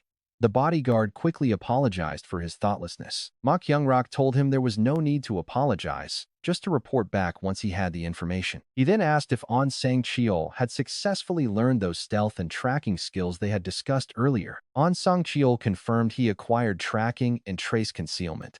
Ma Kyung-rak smiled, noting they would be useful very soon. He wanted him to join in on a little cleanup job to take care of some local pests. The bodyguard asked if he really planned to work this late, but Ma Kyung-rak dismissed it, saying they would be quiet. Meanwhile, Seoa-rin felt a deep sense of gratitude toward Black Scythe, despite giving up her loot. She had secured tons of gold and massive experience instead, and she knew she owed him a massive debt. First, he saved her life, and now he boosted her level. She felt like she could never repay him. She desperately wanted to be of more use to Black Scythe, but her current strength was still way too lacking. At best, I can offer him some low-grade marquee stones or just express my gratitude, but it does not feel like enough. No matter what, I just do not know how to assist him. He does not even seem to need my help anyway. After a moment, Seola-rin remembers Minju-hee, thinking that it is not entirely true. Even Black Scythe needs someone by his side. He needs help too. Did he not contract a woman to give him continuous buffs? She keeps wondering. Minju-hee, right, the woman contracted to Black Scythe. Comparing their avatars is probably useless, but she does have a pretty face. She has a lively personality and bestows some impressive buffs. It makes perfect sense that Black Scythe keeps her by his side. Just having her around provides immense help. Seola-rin sighs in frustration, wishing she can be of that kind of assistance. Honestly, she only has fairy buffs that offer a thin protective shield at best, and as a summoner, her support is limited. Her summoning class has clear limits when it comes to assisting others. She mutters that she really needs to think this through. After that, Seola-rin steps out of her apartment and enters the elevator, planning a quick trip to the convenience store. She needs to grab some daily essentials. But suddenly, the descending elevator comes to an unexpected halt on a lower floor. A voice calls out, "Oh, actress Seola-rin." It is none other than Ryu Min, her neighbor and Heavenly Demon's business associate. He is also, interestingly, a prophet. Seola-rin nods politely, thanking him for the information he generously provides. Thanks to your prophecy, we smoothly clear round 6. I am so grateful. Ryu Min responds casually that it is nothing. Tell your friends not to worry about it, he says, then falls silent. Seola-rin watches him, thinking he is quite intriguing. At just 20 years old, he carries himself with immense confidence, even in front of the powerful chairman Heavenly Demon. His business insights are sharp too. She wonders if she can display such confidence if she were the prophet. Even with his exact abilities, she doubts she can exude that much self-assuredness. Turning to him, she asks Ryu Min, "Where are you headed, prophet?" Ryu Min replies that he is planning to make a quick run to the convenience store. Wait. Watch this, a clever plan suddenly hits her as she mentions she is heading there too. While she cannot assist Black Scythe directly, she can certainly lend a helping hand to his close prophet. She speaks up. Since we are going the same way, let me run your errand. We are neighbors, so I can drop off your items. Ryumin tells her there is no need, but she insists, wanting to repay the favor after receiving so much from him. After a brief pause, Ryumin raises his head. You cannot just send a massive celebrity to run basic errands, he says. But it is something I genuinely want to do, she insists. Ryumin still refuses, pointing out the obvious problems. If word gets out that I have a celebrity running my errands, your fans will kill me. Seolarin's head slumps. Even with her face covered, her clear disappointment is obvious. But suddenly, Ryumin speaks up with an alternative idea. How about giving me an autograph instead? She gasps in surprise, asking if he is serious. Ryumin smiles, explaining. His younger brother is a huge fan. Seolarin happily agrees, realizing he is just trying to do something nice for him. But still, it makes her a bit sad. Seolarin is immensely popular with guys in their 20s, yet he seems completely indifferent. He does not care at all. Meanwhile, the aged dark mage, No-Gay, is dealing with his own thoughts. No-Gay mutters to himself, still shocked that Black Scythe has actually accepted him as an official party member. Can you blame him? Teaming up with the legendary Black Scythe is far beyond his wildest dreams. He feels completely useless and despondent, wishing he has any viable skills to assist Black Scythe. Even his class is useless. A dark mage offers nothing here. A mere wolf pup cannot aid a full-grown wolf. It only gets in the way, he mutters. What can he possibly offer in this brutal world? Then, a sudden epiphany strikes. What does a literal god actually need? No-Gay's lips curve into a wide grin. A god only needs devout, fanatical followers. Meanwhile, Ryumin is browsing flights. He needs to visit Russell Daniel to recover his gear durability, smiling as he recalls the prophecy he shared. That warning might completely change how the man receives him now. Suddenly, Ryumin's phone buzzes with an international call. The caller introduces himself as Russell Daniel, asking for Ryumin. Ryumin confirms his identity, and the man sounds ecstatic. He thanks the prophet for saving his life. When Ryumin asks what happened, Russell Daniel promises to explain upon arrival. Surprised, Ryumin asks if he is coming to Korea. Russell Daniel confirms he already booked his flight, hoping it is fine. Ryumin assures him it is fine since he wants to meet anyway, promising to wait at Incheon International Airport. Make sure to stay tuned for the next part, because things are about to get even crazier. Huge thanks for 2,000 likes on our last video. Let us hit 2,000 again today. Truly sorry for the delay in uploading. My eyes were hurting, so I took 2 days off. The next day, Ryumin greets Russell at the airport. Russell approaches with a broad smile, greeting Mr. Ryumin, who warmly welcomes him to Korea. After a quick handshake, they head to the parking lot. Ryumin offers to drive. The talkative and excited Russell spots the car and gasps, asking if that is a Lamborghini Aventador. Ryumin asks if he recognizes it, and Russell jokes about his mountain life. He says this dream car is legendary. After some playful banter, they drive off. Ryumin asks where he wants to visit, and Russell says he prefers somewhere quiet to talk. Ryumin checks his watch, thinks for a moment, and asks if he is hungry since it is lunchtime already. Russell happily agrees, mentioning he always wanted to try real, local Korean food. Ryumin promises to take him to his favorite spot. He leads Russell to an incredibly peaceful restaurant located in the Heavenly Demon Hotel. Thanks to a quick reservation, they are seated immediately. Then, Russell remarks on how serene the place is, asking if this is a typical Korean eatery. Ryumin just smiles and says he could say that. The massive spread of food is incredible, leaving Russell completely blown away with every single dish that gets served. He says, the delicious variety is mind-blowing, having never eaten a meal like this before. Ryumin asks if he is enjoying it, telling him to dig in on his tab. Russell quickly refuses, insisting he cannot keep taking free meals. Ryumin raises an eyebrow, asking if he can really afford it since it is pretty pricey. Russell answers confidently. Ryumin says it is 500 a head. And watch this, Russell looks like he is about to pass out. He wonders how on earth a meal could cost 500 pounds. He only expected 30 pounds maximum, but he hides his shock, telling Ryumin he will pay and not to worry. Even though Russell is usually pretty frugal, spending this money is easy because it is technically not his. After all, the cash originally came straight from Ryumin anyway. Reading his mind, a smile spreads across Ryumin's face. He tells Russell not to sweat the bill, asking for a quick favor. He wants his item repaired. Russell happily agrees, He fixes the bead of eternity and hands it right back. Ryu Min thanks him, promising to handle the entire bill now. Russell feels a bit guilty, murmuring that he has barely done anything. Ryu Min tells him not to worry, then asks about the near-death experience Russell had mentioned. Russell laughs and shares what is actually a pretty average story. He made a party as suggested, hunted for 6 hours, and barely survived the boss. He admits that if he had ignored the advice to level up, things would have ended horribly. Ryu Min smiles warmly, glad that his warning helped, and asks if he managed to gain many levels. Russell proudly reveals he is now level 29. Hearing this, Ryu Min is secretly impressed by his rapid progress. Honestly, as a blacksmith, Russell is not built for combat, but his talent for buffing and repairing weapons makes him the ultimate support teammate to have around. Then, suddenly, Russell sighs, confessing that he sometimes feels totally out of place, doubting if he can ever truly claim to be a top-tier blacksmith. Ryu Min quickly reassures him, saying that with hard work and proper guidance, he can reach heights he never even dreamed of. Russell laughs. These words give him strength. With a profit on his side, what is there to fear? Then he asks if Ryu Min comes from a wealthy family, since he is young, drives a fancy car, and pays him so handsomely. Ryu Min smiles, explaining he is not wealthy but was just lucky, adding that a prophet should easily make this much. He promises Russell will be rich soon too. Russell asks if it is because of the stock market. Ryu Min nods, asking if he invested in that company he recommended. Russell replies that he immediately put more than half of his savings into it. Ryu Min praises the smart move, saying he will never need financial help again. But Russell asks if that company is really a sure bet.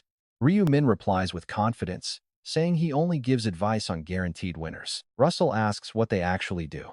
Seriously, can you believe this guy invested his life savings without even researching first? Russell laughs, admitting he completely trusts the prophecy.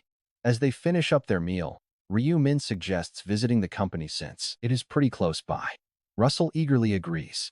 After settling the bill, they hop into the car and drive over. Arriving at the office, Ryu Min announces they are here. But as they step out, Russell looks up in surprise. The old sign has been replaced with Player Place.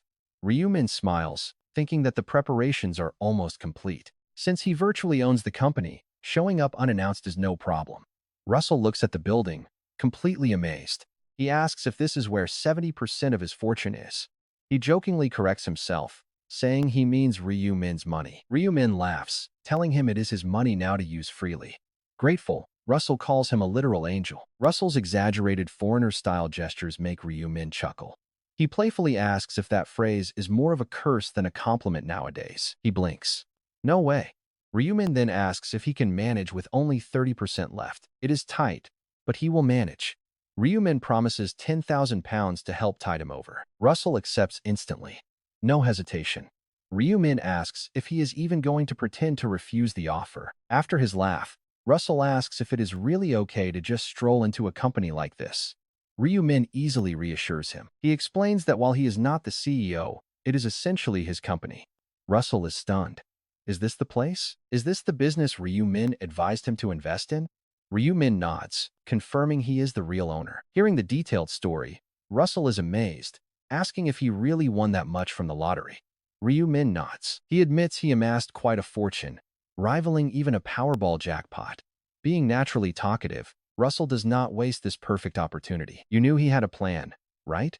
Russell's relentless questioning forces Ryu Min to reveal the whole story. He explains exactly how he converted his massive winnings into cryptocurrency, taking full control.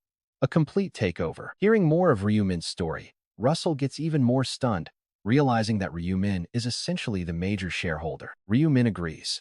He explains the company still has huge growth potential, and they have not only changed the comic name this time, but they also completely revamped their business model, gearing up for some highly ambitious endeavors. Russell is totally speechless. It is hard not to believe a prophet would make billions in a short span. He realizes he made a wise investment. By the way, isn't this also the prophet's money? Ryu Min chuckles compassionately. Seeing Russell's embarrassed expression, Ryu Min tells him not to feel burdened and to use it freely. He leads Russell inside his office, offering to explain the exact nature of this business. But Russell quickly asks. Russell wonders if they really need an explanation. If the prophet is all in, it is bound to succeed. Ryu Min insists. He must understand how this works. Since Russell invested such a substantial sum, he adds that even Russell might have some doubts once he hears about it. It is a business that would easily pique the interest of anyone involved in gaming. With a sly smile, Ryu-min swings open the office door. Inside, a group of employees is scattered about. These are all individuals who previously worked at Chioma Consulting. Completely ignoring his staff's highly inquisitive looks, Ryu-min leads the way directly toward the CEO's office. He tells Russell to follow him. Right in front of the door, a bodyguard stands like a sentinel. Dead stop. Wait, why is the guard blocking the door? Could a high-profile client be inside? Ryu-min is totally perplexed. He asks Chairman Ryu-min what brings him here. Ryu-min politely apologizes for dropping by unannounced like this. Ryu-min explains he simply wanted to introduce a foreign investor. The bodyguard's gaze immediately flicks toward Russell. He suspects Russell might be a player due to his youthful appearance. Ryu-min asks if the CEO is inside. The guard confirms the CEO is in, but notes there is a client inside right now. Ryu-min raises his head. The bodyguard remains rooted to the spot, not budging. Ryu-min instantly realizes what is going on. Perhaps the heavenly demon instructed him not to admit anyone. But ignoring the prophet's presence like this feels completely absurd. Still, considering the guard's fiercely loyal character, it makes sense. If the CEO tells him to die, he will. He wouldn't just pretend he would actually end up dead. Feeling highly curious, Ryu-min wonders who the visitor is. To find out, he quietly reads the guard's mind. Peeking into those thoughts, Ryu-min completely freezes. He cannot believe what he is seeing. Who could it be? Let us know in the comments who you think this is. Do not forget to like, subscribe, and support the channel. Make sure to stay tuned for the next epic chapter. Huge thanks for hitting 2,000 likes on the last video, and a special shout out to our supporter for backing the channel. Let's aim for 2,000 likes again this time. Last time, an unexpected guest arrived, leaving Ryu-min completely stunned. He thought to himself, Christine Craig actually came. The priest he desperately needed for round 20 had voluntarily approached Heavenly Demon. Ryu-min knew he had to meet her, but how could he force them out? After a moment, he realized there was no point in forcing it. He'd wait right here until they showed their faces. Pretending to walk away, Ryu-min took a sudden step to the side. Standing there, he waited patiently. Sang-chul watched this strange behavior, his eyebrows twitching in pure confusion before he finally spoke up. He asked if Ryu-min was waiting here. Ryu-min replied that he had some urgent business to discuss with their chief executive. Unable to kick him out, the bodyguard stood rigid like a statue. Meanwhile, Russell asked Ryu-min what they were waiting for. Explaining the situation in fluent English, Ryu-min stayed put until Heavenly Demon finally stepped out. The door clicked open, and two figures walked out. One was Heavenly Demon himself, and the other was the crucial priest. Seeing Ryu-min waiting there, Heavenly Demon froze in surprise, asking why Chairman Ryu-min had suddenly dropped by without any warning. Ryu-min shot back, asking why he was getting such a cold welcome. Heavenly Demon could only offer a strained, awkward smile. He stammered that his words must have come out wrong, causing a slight misunderstanding, and quickly offered a polite apology. Ryu-min scoffed internally. What misunderstanding? It was obvious this guy played nice on the outside while secretly looking down on him. Sure, Ryu-min's pretty casual attitude played a part in that, but the root cause was deeper. Fundamentally, Heavenly Demon viewed him as a weakling. After all, being a prophet was not exactly a high-tier combat class. Aside from his futuristic foresight, Ryu-min did not seem particularly special or physically imposing to the powerful executive. Ryu-min realized it. The man always worried if he would survive each round, constantly anticipating his death. Desperate to break the heavy silence hanging in the corridor, Heavenly Demon quickly tried to explain himself. He babbled that Ryu-min was their highest executive and could drop by whenever he pleased, though scheduling was normal. Since this visit was unannounced, it simply caught him off guard. Ryu-min merely offered a subtle, knowing smile in response. He dryly asked if that was the case, thinking it was a neat excuse. Either way, the man was still within his grasp. And check this out, Ryu-min's eyes shifted to the elegant foreign woman standing nearby.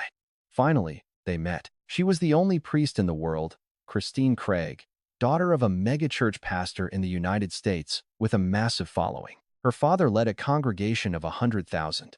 More than that, she boasted an incredible record of making it to round 15. Ryu-min intended to carry this talented priest all the way to round 20, making her a crucial asset for his ultimate survival plan. Just like buffers, priests are completely indispensable support classes, and their healing skills are incredibly valuable across the board. Her level 60 skill, Resurrection, was a massive cheat code that could bring the dead back to life under specific conditions. Sure, it only worked on those who died within the last 10 minutes, but having an extra life was a massive advantage. Ryu Min had never expected to run into her at this specific point in time. Things were moving fast. He originally planned to use Heavenly Demon to get close to her, but they met much earlier than expected. Never in his past lives had he visited the office this early, and if Russell hadn't tracked him down, he wouldn't be here. Trusting Heavenly Demon completely, he knew the man would handle all the corporate setups without any hand-holding. Even though the timeline was shifting, this encounter was destined to happen. The plan was just moving way faster now. No matter what, he needed to secure Christine Craig on his team for the upcoming trials. Turning his eyes toward Christine Craig, Ryu Min casually asked Heavenly Demon who this elegant lady was. Heavenly Demon hesitated before introducing her as his friend, Christine Craig. Ryu Min smiled, knowing that description was a flat-out lie. He knew exactly what was going on. She was actually his fiancée for a green card marriage, and her family was incredibly wealthy. Ryu Min amusedly recalled how the man preached about honesty, yet here he was, hiding his own upcoming marriage. Looking past the nervous CEO, Ryu Min looked directly at Christine Craig and spoke to her in flawless, natural English. He greeted her warmly, introducing himself as Ryu Min, a close business partner of CEO Heavenly Demon. This sudden English introduction shocked Heavenly Demon. The accent was so incredibly clean that he sounded like a native speaker. Christine Craig was also taken aback by his perfect pronunciation, instantly straightening her posture as she looked at him with newfound respect. Bowing politely in the traditional Korean fashion, she replied that it was a pleasure to meet him. She admitted she had no clue Heavenly Demon had such a talented partner. Ryu Min smiled, playing along with the compliment. Hearing what Ryu Min just said about his lovely fiancée, Ma Kyung-rok was totally startled. After all, he had never mentioned that she was his fiancée, and he wondered to himself if Ryu Min somehow already knew about their engagement. Looking at Ryu Min, Ma Kyung-rok decided right then and there that he should never try to deceive the prophet again. It really looked like he was trying to hide his fiancée's existence, so he had no choice but to admit his mistake. He apologized. "Sorry, prophet, I didn't mean to deceive you." Ryu Min just shook his head. No need. Introducing a fiancé can be a lot, after all. Ma Kyung-rok thanked him, but Ryu Min looked a bit disappointed. "I just wish you had trusted me a bit more," Ryu Min added, letting his disappointment show slightly. This made Ma Kyung-rok feel incredibly awkward. He muttered to himself that upsetting the prophet was a terrible idea. He really regretted calling her just a friend. But then Christine suddenly interrupted them, catching him off guard. "What are you two discussing so seriously?" she asked, clearly curious about their intense conversation in Korean. Ma Kyung-rok quickly replied, "It is nothing. We were just briefly talking business." She just shrugged and said, "I see. Well, since you mentioned starting a company soon," Christine said, seemingly understanding his excuse. Still, her eyes remained pretty cold. No sweetness. Zero romance in this arranged match. She added, "Please give my regards to the chairman, but I have a church service now, so I must go." Ma Kyung-rok agreed, "Of course. Don't worry about that. Your busy father will understand." She simply thanked him. "I hope to see you both alive in the next round," she said. Ma Kyung-rok promised to pray for her luck, too. Christine glanced at Ryu Min, turned to leave, pure indifference on her face. She tried to walk away, but Ryu Min suddenly called out, "Just a moment, Christine." Ma Kyung-rok and his bodyguard froze. They stared back with completely puzzled expressions, and Christine, equally confused, asked what was going on. Ryu Min replied, "It is about the next round. You need to be extremely cautious." Instead of replying, Christine just looked at Ma Kyung-rok. Her face clearly said, "What is wrong with this guy?" Ma Kyung-rok spoke up, desperately hiding his own confusion. "Hey, major shareholder, we can discuss this later," Ma Kyung-rok urged. But Ryu Min countered, "There is no need to hide my identity. Wouldn't it be better for your fiancé to know this too?" Ryu Min is totally cornering him right here. Ryu Min deliberately spoke in Korean to give Ma Kyung-rok a choice. But realistically, the man had zero options here. Control had fully shifted to Ryu Min. Rejecting him now would not only provoke the prophet, but also make him look heartless. He would seem totally indifferent to his own fiancé's survival. So, Ma Kyung-rok had to capitulate. "What you say is correct, prophet," Ma Kyung-rok admitted. "If it is for my fiancé, hiding the truth is wrong." Turning to Christine, he suggested, "Shall we step inside for a moment?" There is something we need to talk about. Christine looked bewildered. Then, she nodded. Something big was about to go down. Ryu Min turned to his bodyguard Russell. Please wait here for a moment. Respecting the request, Russell stayed outside. Ryu Min then guided Ma Kyung-rak and Christine into the CEO's office, while she gestured for him to speak. Wearing a highly curious expression, she waited. Ma Kyung-rak cleared his throat. Christine, I didn't introduce him properly earlier. This gentleman here is actually my business partner and the official CEO of our entire company. But, he paused, glanced at Ryu Min for permission. A quick nod, and he continued. He has a profit class. Predicts the future. Naturally, Christine was highly skeptical. What do you mean by a profit? She questioned. Ryu Min stepped in to clear up her doubts. What Ma Kyung-rak says is true. I have a profit class that lets me glimpse the future. For instance, I can give you strategies for the upcoming 7th round. She raised an eyebrow. Is that so? Ma Kyung-rak nodded quickly. The prophet's words are completely trustworthy. Not once has he been wrong. Wait, you have been getting help from him this whole time? She asked, processing the shock. Ma Kyung-rak confirmed yes. Thanks to him, we have been able to prep and strategize way ahead of time. She asked Ryu Min why he was suddenly telling her this. He replied, Christine, I am going to give you detailed info for the 7th round. She immediately asked without expecting any compensation. Her immediate suspicion hinted at the tough life she lived. Ryu Min smiled. Do not worry. No strings attached. She still looked pretty skeptical, but she slowly nodded. If you are offering, I will listen. I will gamble on this future info, Heavenly Demon says.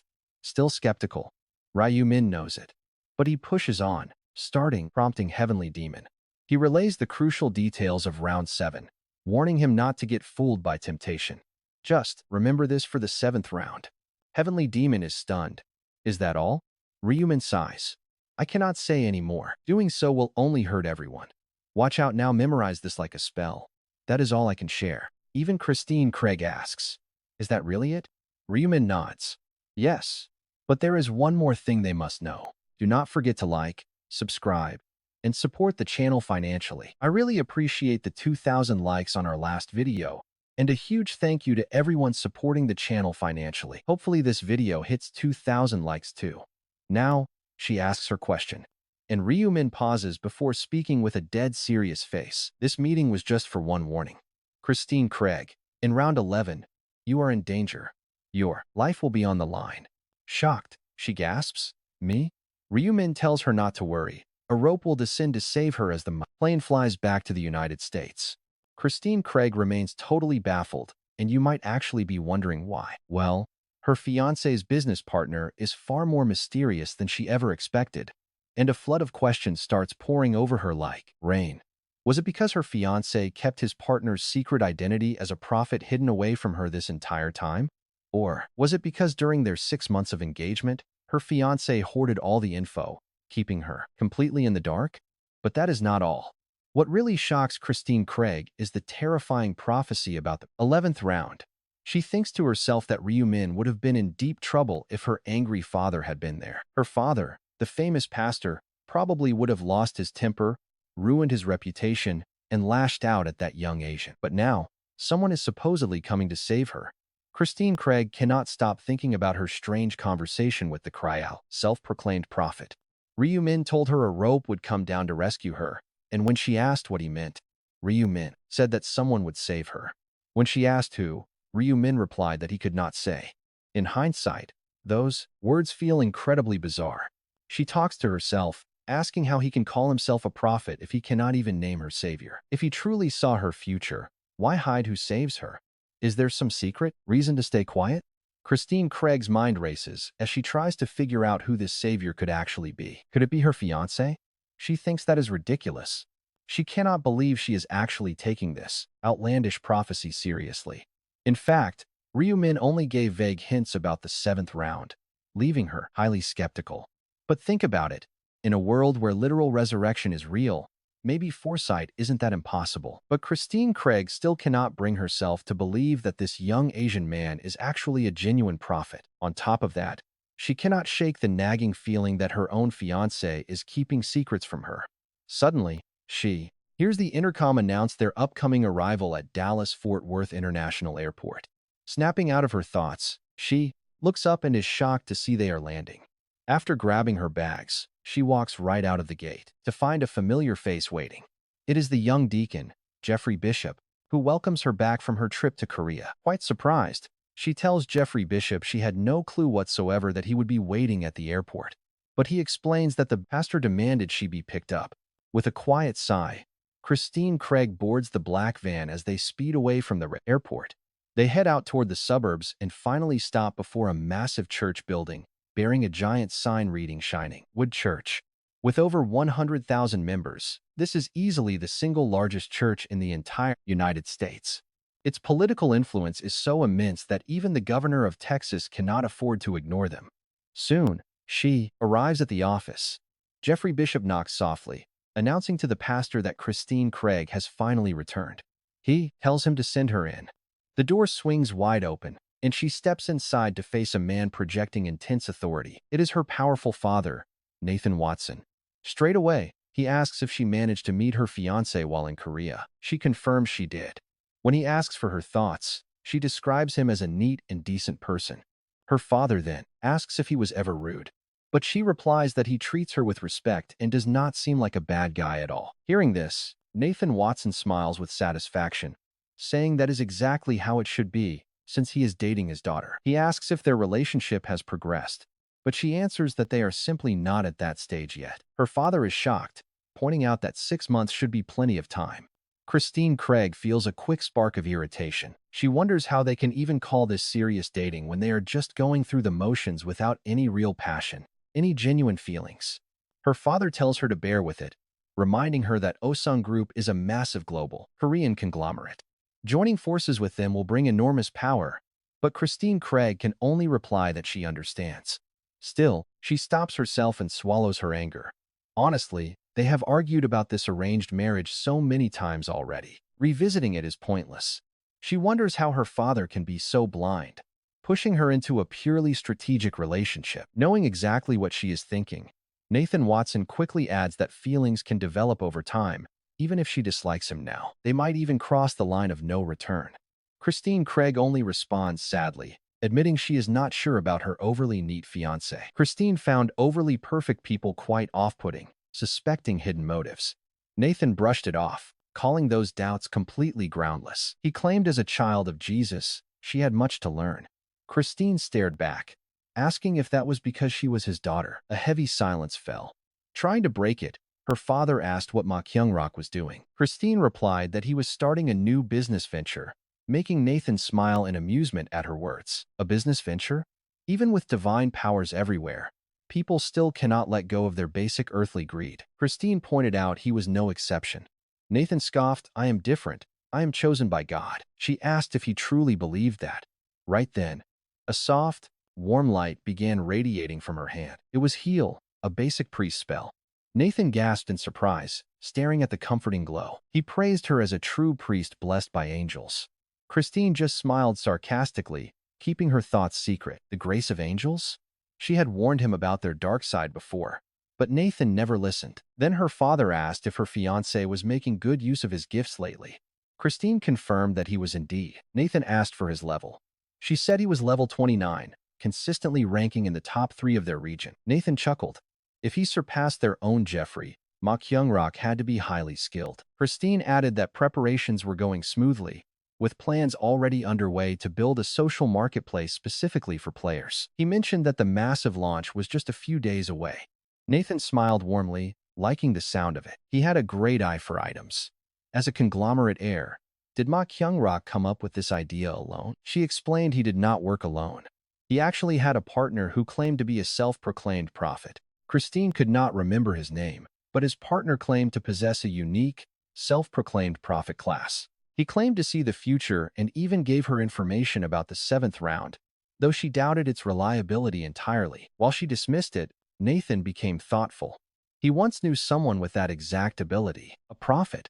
He told her that in these wild times, predicting the future is incredibly valuable. He urged her to get closer to this prophet, but Christine remained highly skeptical of his vague predictions. He had only mentioned danger in the 11th round, but Nathan saw this as an irreplaceable lead. To her father, this was an irreplaceable opportunity to get close. Get this, Nathan immediately demanded to meet him. Christine insisted there was no need as his predictions would never come true. Nathan wondered if Ma Kyung-rak had lied. She doubted that, since her fiancé genuinely believed the man. It was likely just a lucky guess, she thought. Vague prophecies like that make it easy for anyone to get lucky. Her father then asked if she truly rejected them. She flatly denied believing them, confident she was never in danger. In truth, Christine possessed the incredibly powerful rune of life. This unique ability allowed her to gain massive experience points and bonus stats simply by healing injured survivors or saving lives. By healing others early on, Christine leveled up fast. Plus, a massive crowd always protected her. As players recognized the immense value of a top-tier priest, they flocked to her side, leaving her in zero danger. With dozens of so-called meat shields around, her father still warned her to stay highly alert. He cautioned that someone in her following might betray her, but Christine confidently told him not to worry at all. She was the zone representative, and with her dominion, nobody dared defy her. Still, Nathan warned her to remain extremely cautious. That power made her an easy target at any time. Nodding in agreement, Christine finally left her father's study. Once she left, Nathan summoned Jeffrey from outside the door, ordering him to investigate Ma Kyung-rak's suspicious business partner. This partner claimed to be a prophet and was telling lies about Christine being in danger. Nathan demanded to know if the man spoke the truth. Jeffrey immediately swore in the name of Jesus Christ to obey. As Jeffrey left, Nathan muttered to himself, furious that some random fraud was needlessly unsettling his daughter with empty words. Here is where it gets real if this prophecy is fake. Nathan promised to send him straight to hell. He was determined to make that liar pay. Meanwhile, after his meeting with Christine, Ryu Min shared those same warnings with Russell. Russell asked if he just needed to remember this information, and Ryu Min warned him not to yield to temptation. Ryu Min warned him not to be deceived. He then thought back to his meeting with the chairman. Remembering their reactions, he chuckled to himself. Everyone reacted the exact same way to his predictions. Ryu Min didn't want to hide details. He just knew too much information would ruin them. With those words, Ryu Min stops. He knows there is no need to say more, because spoiling things could ruin the 7th round. As long as they keep their guard up against temptation, they should easily clear the 7th round early. But Ryu Min also shares details with Christine about the extreme danger waiting for her in the 11th round. The bait is thrown, and now all that remains is for them to take the bait. He then asks everyone watching to drop a comment and name the hero who you think will save her, and do not forget to like, subscribe, and support this channel financially. I want to thank everyone for supporting the channel, especially those who help us out financially. Also, remember to like and subscribe. Of course, it was never Christine Craig's fiancé who was going to save her. It was actually Black Scythe. Ryu Min chose to hide this because revealing that Black Scythe would save her would undoubtedly trigger her fiancé's jealousy. Keeping it quiet for now was by far the best move to avoid damaging the relationship between Heavenly Demon and Black Scythe. Once a bond like that breaks, it is hard to fix. Ryu Min knew maintaining a good relationship was crucial to using Heavenly Demon. After prioritizing that, Ryu Min focused on crafting magic stones, triggering a system notification on his screen. It announced a successful low-grade green mana stone fusion, adding a +4 agility buff to his Hermes' feather. Ryu Min noted that all his gear was slotted with low-grade mana stones. The next upgrade tier was intermediate. The process was simple, just combine 2 low-grade stones, even with only 1 left, of each color. Keeping them was still highly useful. Calling them low-grade did not make them trash. With enough magic stones, he could easily fuse them up to intermediate or even advanced levels with enough combinations. Now get ready, because in just a few days, Player Place is officially opening its doors. Predictably, massive crowds of players would flood in, selling all kinds of fusion materials, including precious magic stones. This was his golden chance to buy them en masse, paving his way toward crafting high-grade items, and maybe even top-tier magic stones. Grinning, Ryu Min knew he had to secure key ingredients for crafting unique gear tailored to his build. Honestly, getting unique items could happen through hunting B-level monsters or completing quests, but fusion was still the easiest method. Since he already had the formulas memorized, executing them was simple. The real issue was finding enough raw materials, but the upcoming launch of Player Place would instantly solve that problem. Meanwhile, Heavenly Demon had hired an ad agency to recruit users. They claimed to have paid off journalists for promotional articles, so Ryu Min decided to check. He typed player place into the search bar, and several articles popped up about the first player market, launching on June 11th.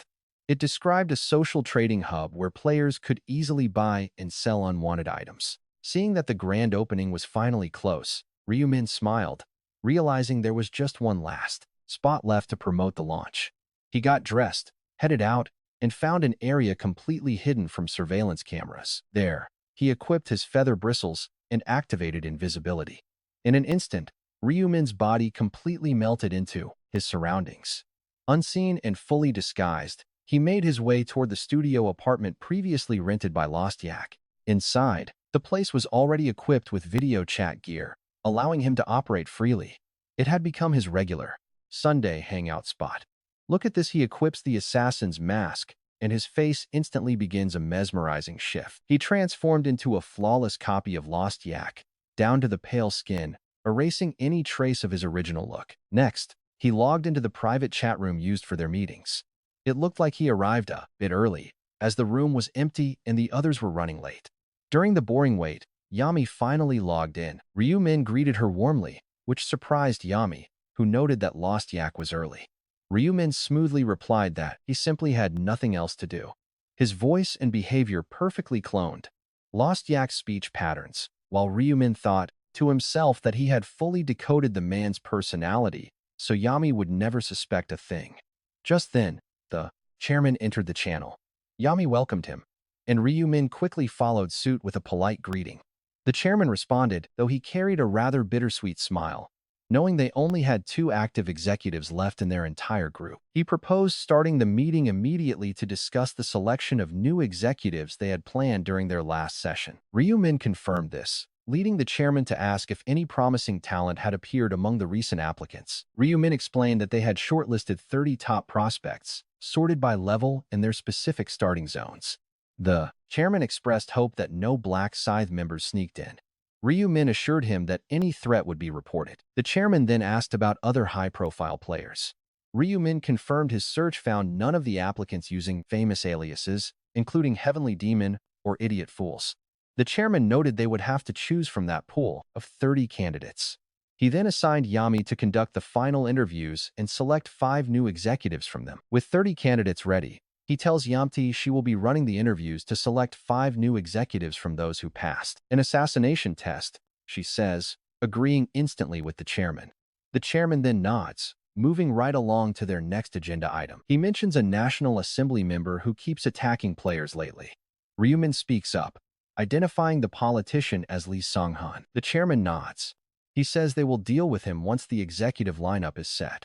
A legal battle is brewing. Ryu Min chuckles quietly, keeping his face dead blank. He thinks to himself that this chairman talks big like a player, even though he does not actually have any powers. As the meeting wraps up, Ryu Min spots his opening. Time to move. He slides in a casual question about the news. The chairman asks what news he is talking about. Ryu Min explains that a brand new, exclusive marketplace for players is about to launch. It launches next week. The chairman nods. He already checked their temporary preview site, and it actually looks quite promising. Hearing this, Yami gets pretty excited. She says she definitely plans to list some of her gear once the platform officially goes live. She has tons of junk cluttering her inventory, and Ryumin chimes in, saying he should probably clear out his own storage too. While they chat happily, the chairman stays dead silent. Being the only non-player, he has nothing to add. Ryumin glances over at him. Ryumin tells him he has a great idea. The chairman asks what it is, addressing him by his alias, Lost Yak. Ryumin suggests a plan. They should promote this new market right on their bulletin board. The chairman frowns. Why would they ever do that? He explains that active cafe numbers are dropping.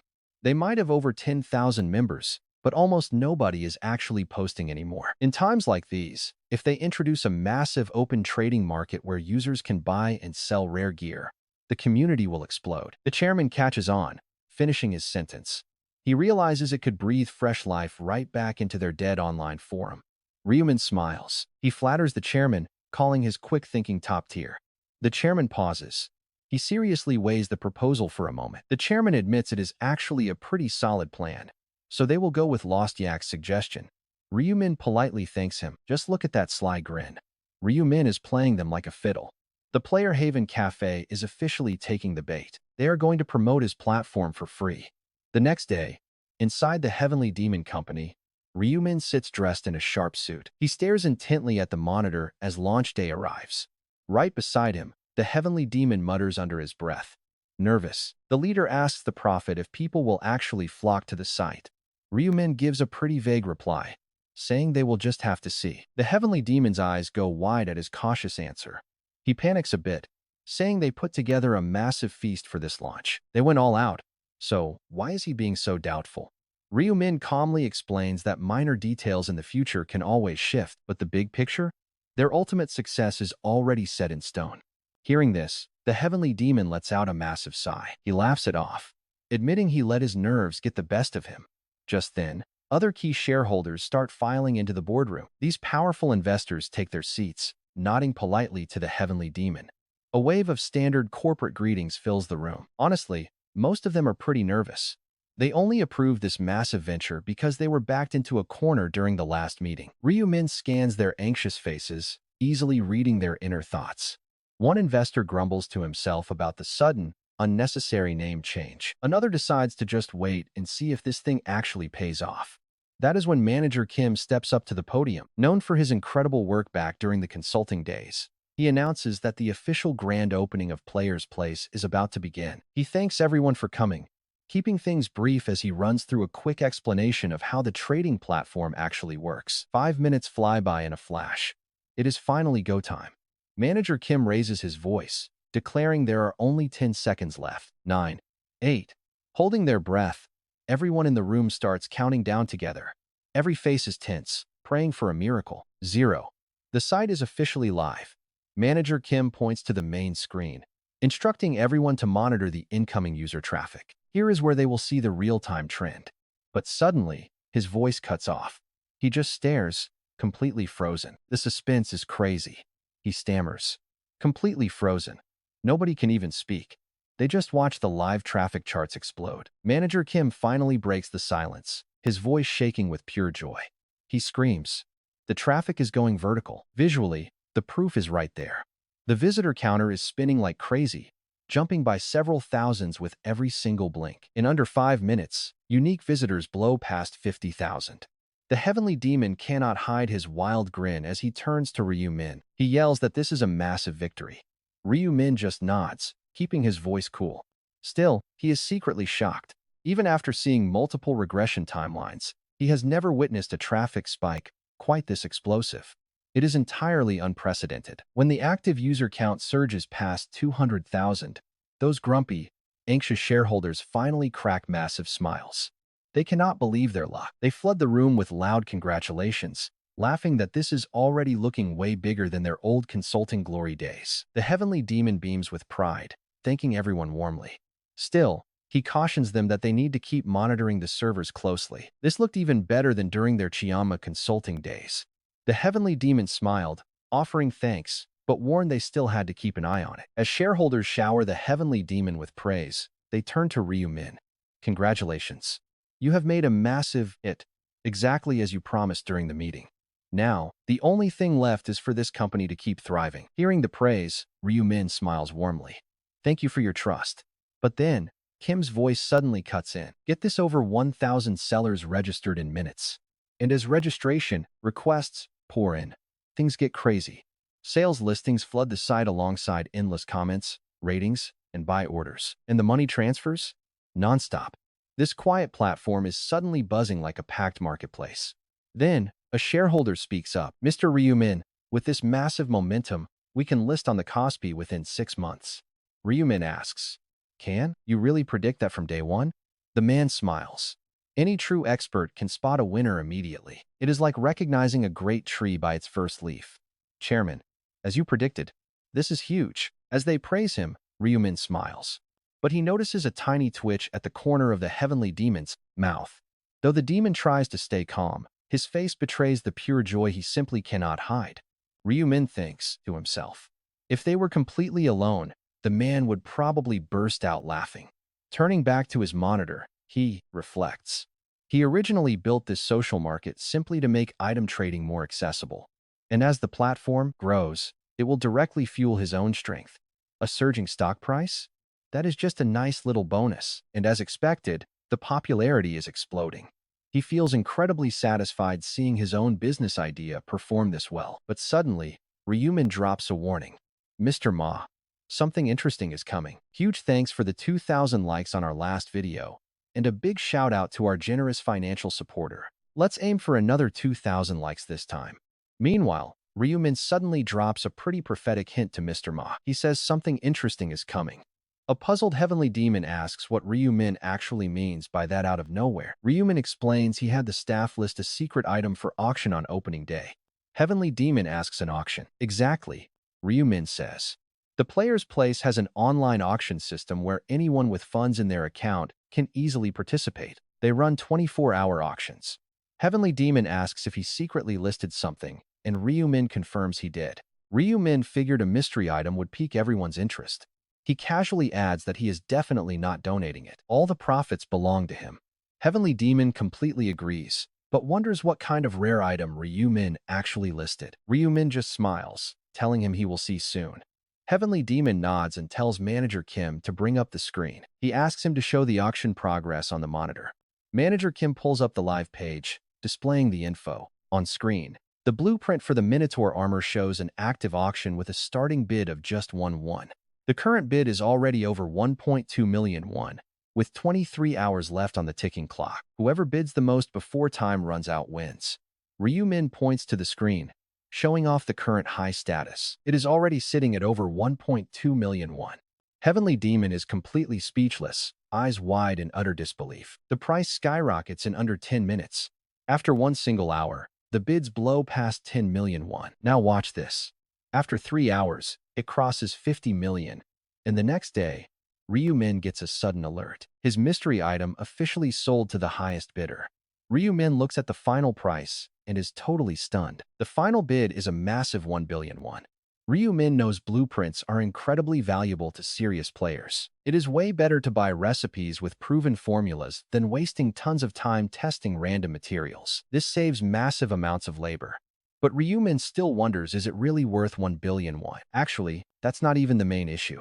Blueprints are just raw information, and you still need the materials. Simply put, someone spent 1 billion won just to buy data. The buyer must have seen some serious value there. Ryumin realizes this is the first blueprint item ever listed, offering a totally unique crafting opportunity. It is extremely tempting, and they could easily profit by sharing the craft specs with others later. Plenty of smart players have made fortunes using this exact method. Ryumin knows he could do the same. He could make millions just by selling the high-end recipes locked inside his head. But he hesitates. Keeping a tight monopoly on information pays off way better than simply selling the raw blueprint designs. Even so, Ryumin has zero interest in grinding out items just to sell them. His goal is simple. He only wants to craft gear for himself. Since he is already loaded, there is absolutely no reason to hustle. Plus, his stocks are currently rising anyway. Ryumin is perfectly happy with his quick 1 billion won windfall. Just then, his phone rings, showing Heavenly Demon's caller ID. Ryumin answers, calling him Mr. President. Heavenly Demon sounds incredibly hyped as he asks if the prophet saw the final bid on the auction. Think about that. 1 billion won in a single day. Even Heavenly Demon is completely shocked by the total. Ryumin calmly asks if he knows the buyer, hinting they might be connected to him in some way. Heavenly Demon confirms it. The winner actually shares the exact name as the oldest son of the whole group chairman. He explains they aren't close. He just recognizes the name. Ryumin listens thoughtfully, wondering about the connection. Heavenly Demon notes that nearly 10,000 people placed bids within 24 hours, just as Ryumin predicted. It definitely drew massive attention, since the entire site traffic dropped right after the final sale went through. Ryumin suggests listing another hot item, prompting Heavenly Demon to ask if he has anything else valuable. Ryumin mentions a material called bull leather. He figured it wouldn't sell well without some extra context. He has to explain it is actually the rare material needed for the blueprint. Heavenly Demon is instantly curious. He wonders how Ryumin knew that. Ryumin calmly claims he saw it through his special prophecy. Heavenly Demon accepts the answer, and Ryumin offers to stop by the office later to drop the item off. Heavenly Demon tells him to leave it with manager Kim. Ryumin smiles, Thinking being the boss has real perks, he can easily delegate all these tedious chores to the staff. Suddenly, Heavenly Demon asks, by the way, where? Heavenly Demon asks how he got such rare blueprints and materials, but Ryu Min just shrugs it off, saying he was pretty surprised himself. He claims he just got lucky while hunting monsters, which is always a convenient excuse. Then, Heavenly Demon notes how many items got listed in just one day, and Ryu Min confirms that is correct. There are over 3,000 items registered already, meaning the competition among sellers is going to get fierce. But Ryu Min reveals there are plenty of buyers too, with trade volume hitting over 50 deals every single hour. Heavenly Demon agrees. Ryu Min then asks if they have prepared the transaction plans for their middleman site as discussed. Heavenly Demon assures him that they have diversified their trading methods to make things incredibly convenient for their users. They support direct face-to-face deals, couriers, and consignment. They also handle identity, verification, and multiple authentication methods to keep every single trade between buyers and sellers safe. Ryu Min is impressed. You can tell Heavenly Demon has the sharp business mind of a true corporate heir. Then, Ryu Min asks him if he has set up the system to let foreign players register as they planned. Heavenly Demon confidently confirms that while opening to foreigners is officially scheduled for a week later, they are already fully prepared to handle players worldwide. In fact, they have already sorted out all customs and legal issues. Ryu Min smiles and praises his partner. This is exactly what he wanted.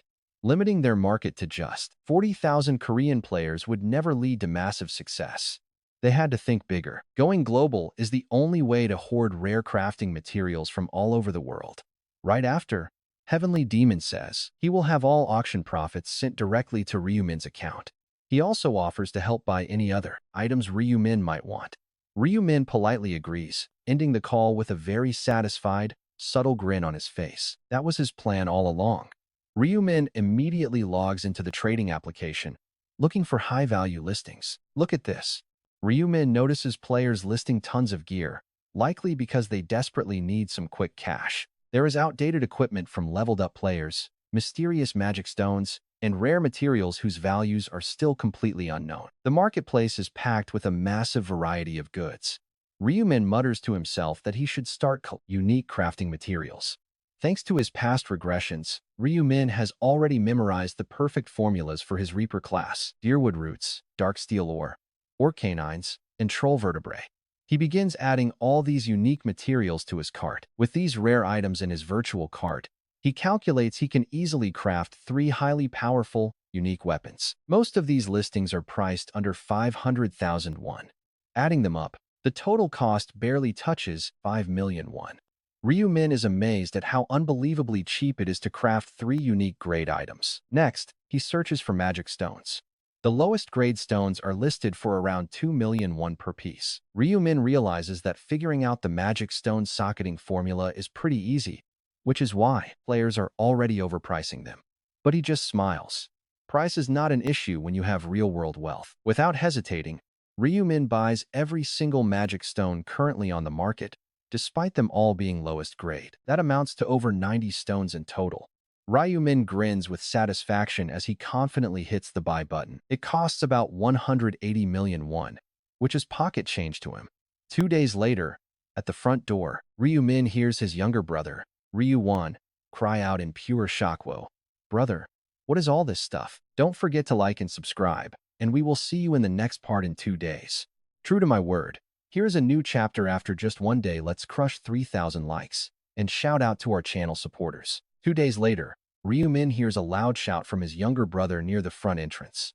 He was shouting, "Bro, what is all this? What is going on?" With a completely indifferent look, Ryu Min goes outside to check on the massive pile of delivery boxes and mutters that they have finally arrived.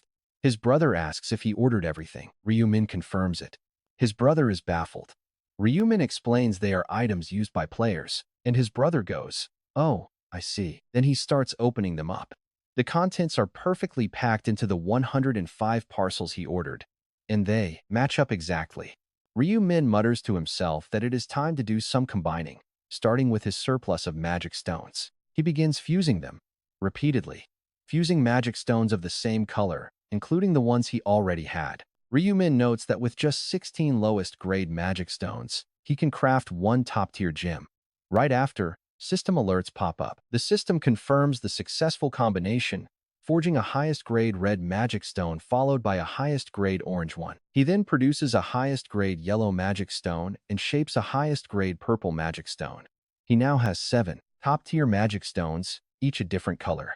Ryumin smiles happily, muttering about how great this is. If he embeds these into his gear, the boost will be massive. He immediately implants them into his weapons, helmets, armor, gloves, boots, necklaces, and rings. The system immediately confirms successful combinations, adding a 116% damage bonus to the Death Scythe, a plus 32 strength bonus on Hermes' feathered helm, while the Wanderer's linen clothes now grant plus 32 luck bonus. Even the Ring of Resistance gets enhanced, a plus 6 bonus to all stats. Now, all of his gear is adorned with these top-tier magic stones. The moment he puts them on, Ryumin's stats completely skyrocket, putting his strength at 206, agility at 244, and luck at 202. Ryumin smiles with deep satisfaction. His stats are all above 200 even without his buffs. But right then, a sudden system notification flashes in front of him. Get this, the system announces he has equipped 7 highest-grade magic stones of different colors. The special rainbow effect is active. More alerts pop up, explaining that this rainbow effect buff boosts his resistance to all status ailments by 50%. For Ryumin, status ailments are the absolute most dangerous threat, so getting this massive 50% resistance boost is huge. His smile stays wide, knowing what an incredible milestone this is for him. He calculates his new defense numbers and realizes how insane this is. He notes that this 50% boost is incredibly helpful. Adding Java's necklace with 35% and the Ring of Resistance with 35%, plus the baseline 15% from his common skill, he can block negative effects with an estimated 82.1% success rate. Incredible. Colored stones really pay off. It gives massive benefits, but normal players will never get this buff. It is impossible to achieve with regular gems. The rainbow effect only triggers when equipping top-tier magic stones of every single color, meaning lower-grade gems just will not cut it. Ryumin muses. Most players will struggle to craft even basic intermediate ones. There is a strict limit on how many magic stones players can gather, so right now, nobody else on Earth likely has top-tier magic stones equipped. None. After all, Ryumin has practically cornered the entire market on these precious stones. Of course, more will drop over time, and players will eventually look to buy them through trading websites. But by that point, the value of magic stones will skyrocket, and severe scarcity is going to be a massive issue. Right now, even the lowest grade ones cost over 2 million won, and that is just for the bottom tier. In the future, prices will easily cross 20 million won. Ryumin decides it is finally time to craft some unique grade items. Making them is pretty simple. You just place your main equipment and the required materials into the crafting interface. It is not about creating entirely new gear, but rather upgrading what you already have. However, Ryumin has no plans to rush into it. He decides to hold off. It is much smarter to save upgrades for higher tier gear. Since Ryumin is currently at level 54, he will hit level 60 in absolutely no time. Once he does, his grade will rise to master, allowing him to purchase much better gear from the shop. Better investment.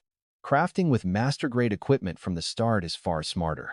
But as Ryumin, wait till you see this. As Ryumin examines the newly added materials, he freezes. Wait, what is this? His shock is completely justified because the items listed on the screen are absolutely mind-blowing. He is looking at the very materials required for legendary crafting. Ryumin's eyes lock onto a specific rare listing: a fragment of immortal skin. Category: possession.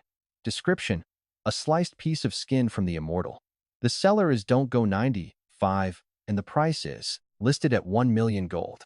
Chat open. Direct in-person meetups only. Location: Suwon. Seeing this, Ryumin muttered that it was definitely the legendary material they needed, though he had originally ruled it out. He did so for a simple reason: getting legendary-grade materials at this early stage was practically impossible. Well, not completely impossible, but incredibly difficult. Ryumin knew of only one place to get it. To actually obtain a piece of immortal skin, you had to clear the brutal 5th-round boss, the terrifying High Orc. Even then, the drop rate for that legendary skin was notoriously low. Everyone knew it.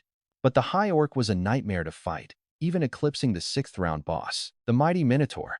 Ryumin wondered, did this seller really solo that monster and get the drop? Was it just crazy luck? Sure, luck matters, but without top-tier combat skills, it is still impossible. So who had the power to defeat a high orc?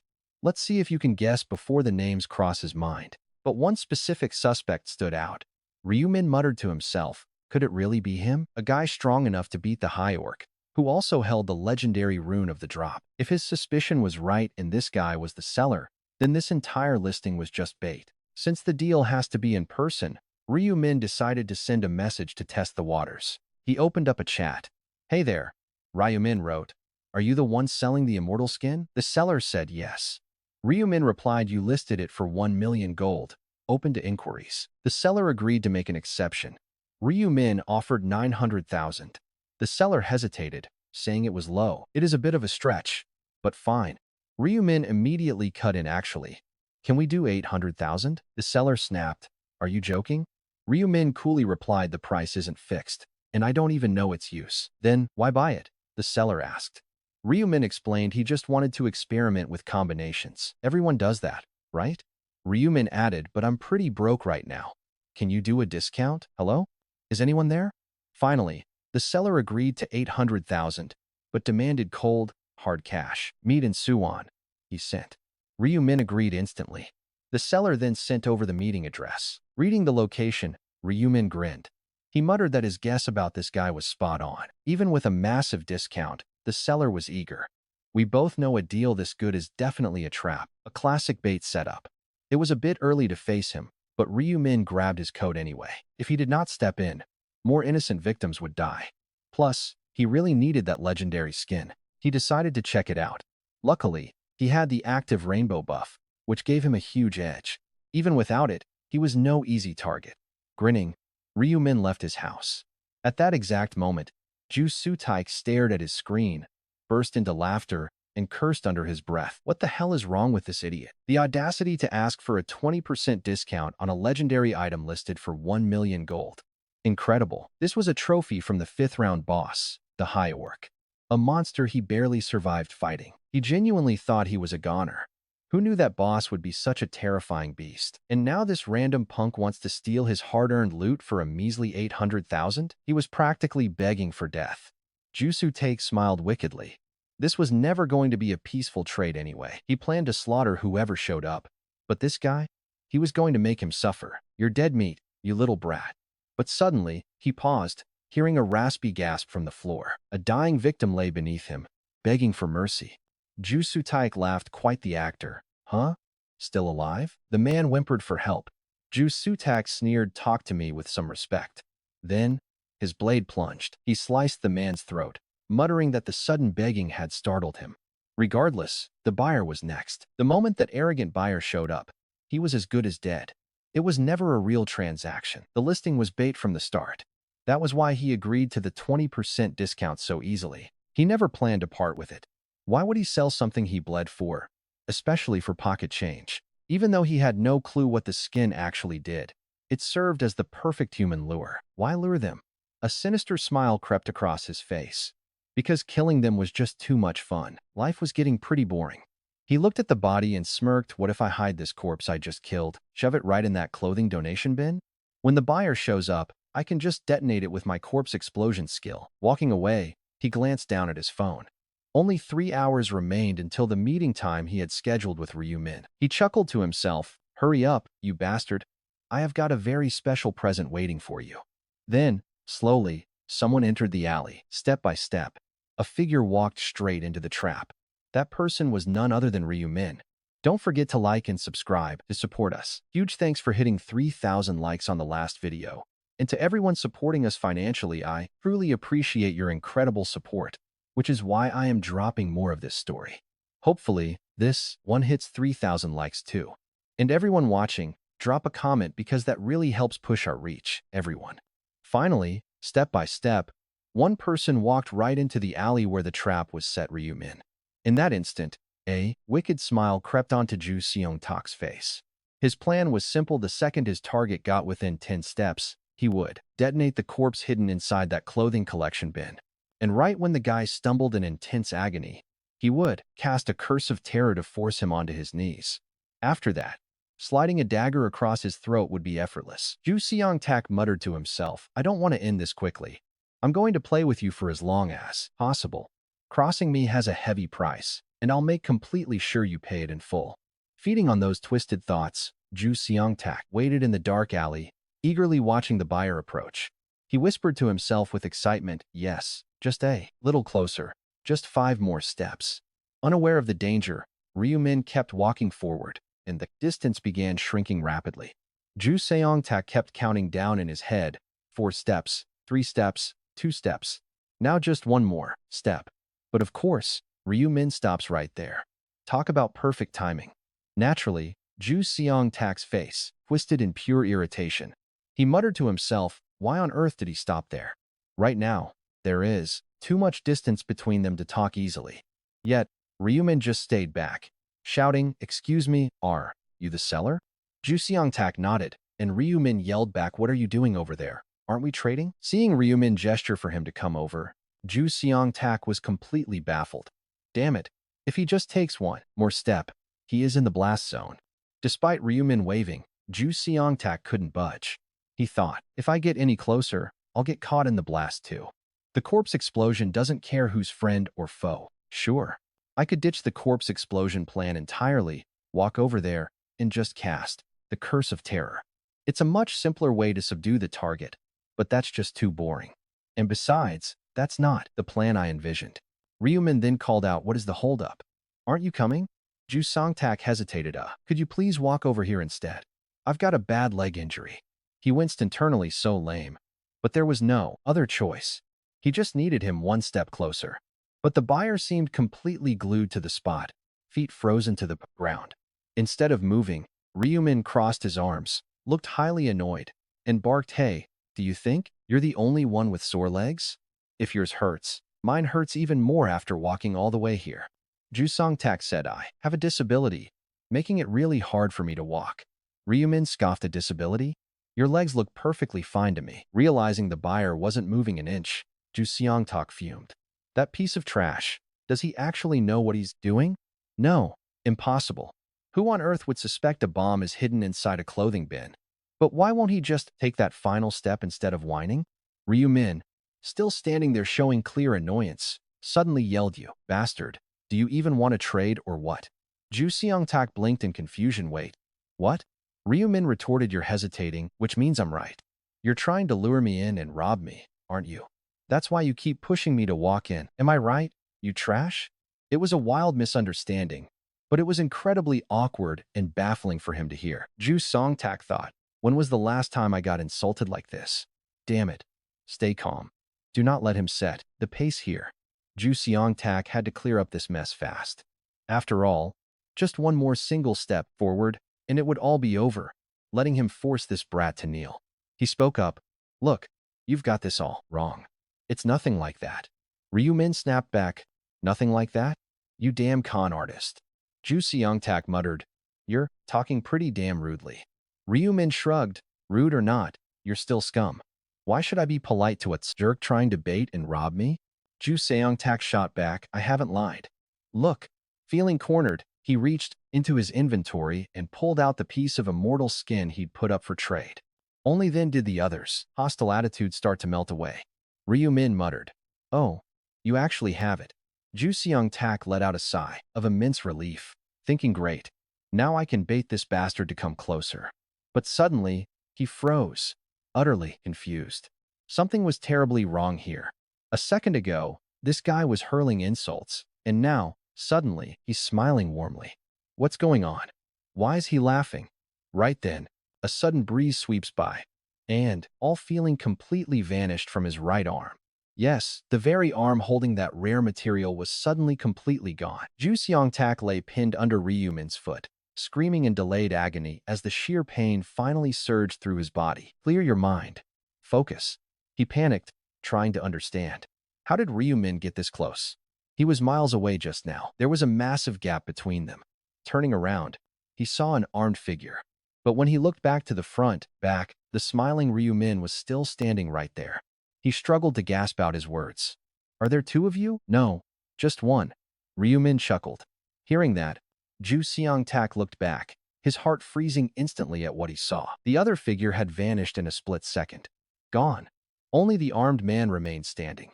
It made zero sense. It felt like dealing with a ghost. Ryumin had actually used a clone to distract him, but Ju Seong-tak had no idea. He demanded to know what happened.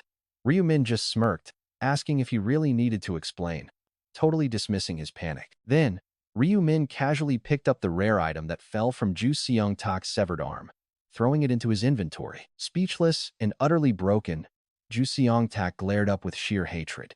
"You absolute, God-forsaken bastard," he growled under his breath. He screamed in pure rage, unleashing the curse of terror. It was the first basic skill shamans unlocked upon advancing. The skill completely paralyzes opponents with absolute fear. Ju Seong-tak had easily crushed almost all of his enemies with this technique. Usually, this curse forces anyone to shiver in fear. But check this out, something completely unexpected happens. A system warning suddenly flashes. Target resisted the fear. Spell failed. Ju Seong-tak stared in complete and utter disbelief. Spell failed? He blinked, wondering if his eyes were playing tricks on him. He had never seen a failure notification in all 6 rounds. Ryumin smirked, telling him not to act so shocked. With an 18% success rate, failing is completely natural. "Who are you?" Ju Seong-tak gasped. But before he could finish, an explosive punch slammed into his chin, nearly killing him. He was on the very brink of death. Then, suddenly, a strange, warm light enveloped him, healing his shattered body. His wounds vanished. When he asked what happened, Ryumin shrugged and said, "I healed you. I wanted to hit you more." He threw another punch, and before Ju Seong-tak could recover, another heavy blow landed. A devastating, endless combination of strikes followed. The rapid punches sent him stumbling back before he collapsed, nearly blacking out. But the healing activated once more, and he cursed this crazy bastard in his mind. Ju Seong-tak had absolutely no clue why this was happening. He was getting completely demolished over and over. Even with a weapon, he was utterly helpless against Ryumin's bare fists. He cursed silently. If only he could use his signature skill. But the cooldown for his curse was still ticking down. "Just one more minute," he muttered desperately. "Just 60 seconds. But even the most agonizing, endless moments eventually pass. But even the longest torture eventually comes to an end. This is it. Guys, a golden opportunity finally opens up." A system alert confirms his skill has reset. Screaming in pure rage, he roars, "You are dead meat, you damn bastard." But before he could cast it, Ju Seong-tak was suddenly blinded as agonizing. Sharp pain shot directly through his eyes. Ryumin calmly told him that his parents must be crying tears of blood in the afterlife for raising a trash-tier human like him. Ju Seong-tak lost his mind, screaming out in absolute rage. "How dare you trick me like this?" A brutal kick from Ryumin sent him flying. Face down, he wondered if the guy had targeted his eyes on purpose. No way. How could anyone possibly know his curse required direct eye contact to work? That was highly unlikely for sure. It had to be a lucky shot. But damn, the intense pain was unbearable. Screaming in agony, he wondered what to do. Was there seriously no way to beat this monster? Then, a crazy idea hit him. He still had one last trick left. Ryumin had completely underestimated him. Even if he had to die here, he was taking this arrogant bastard down with him.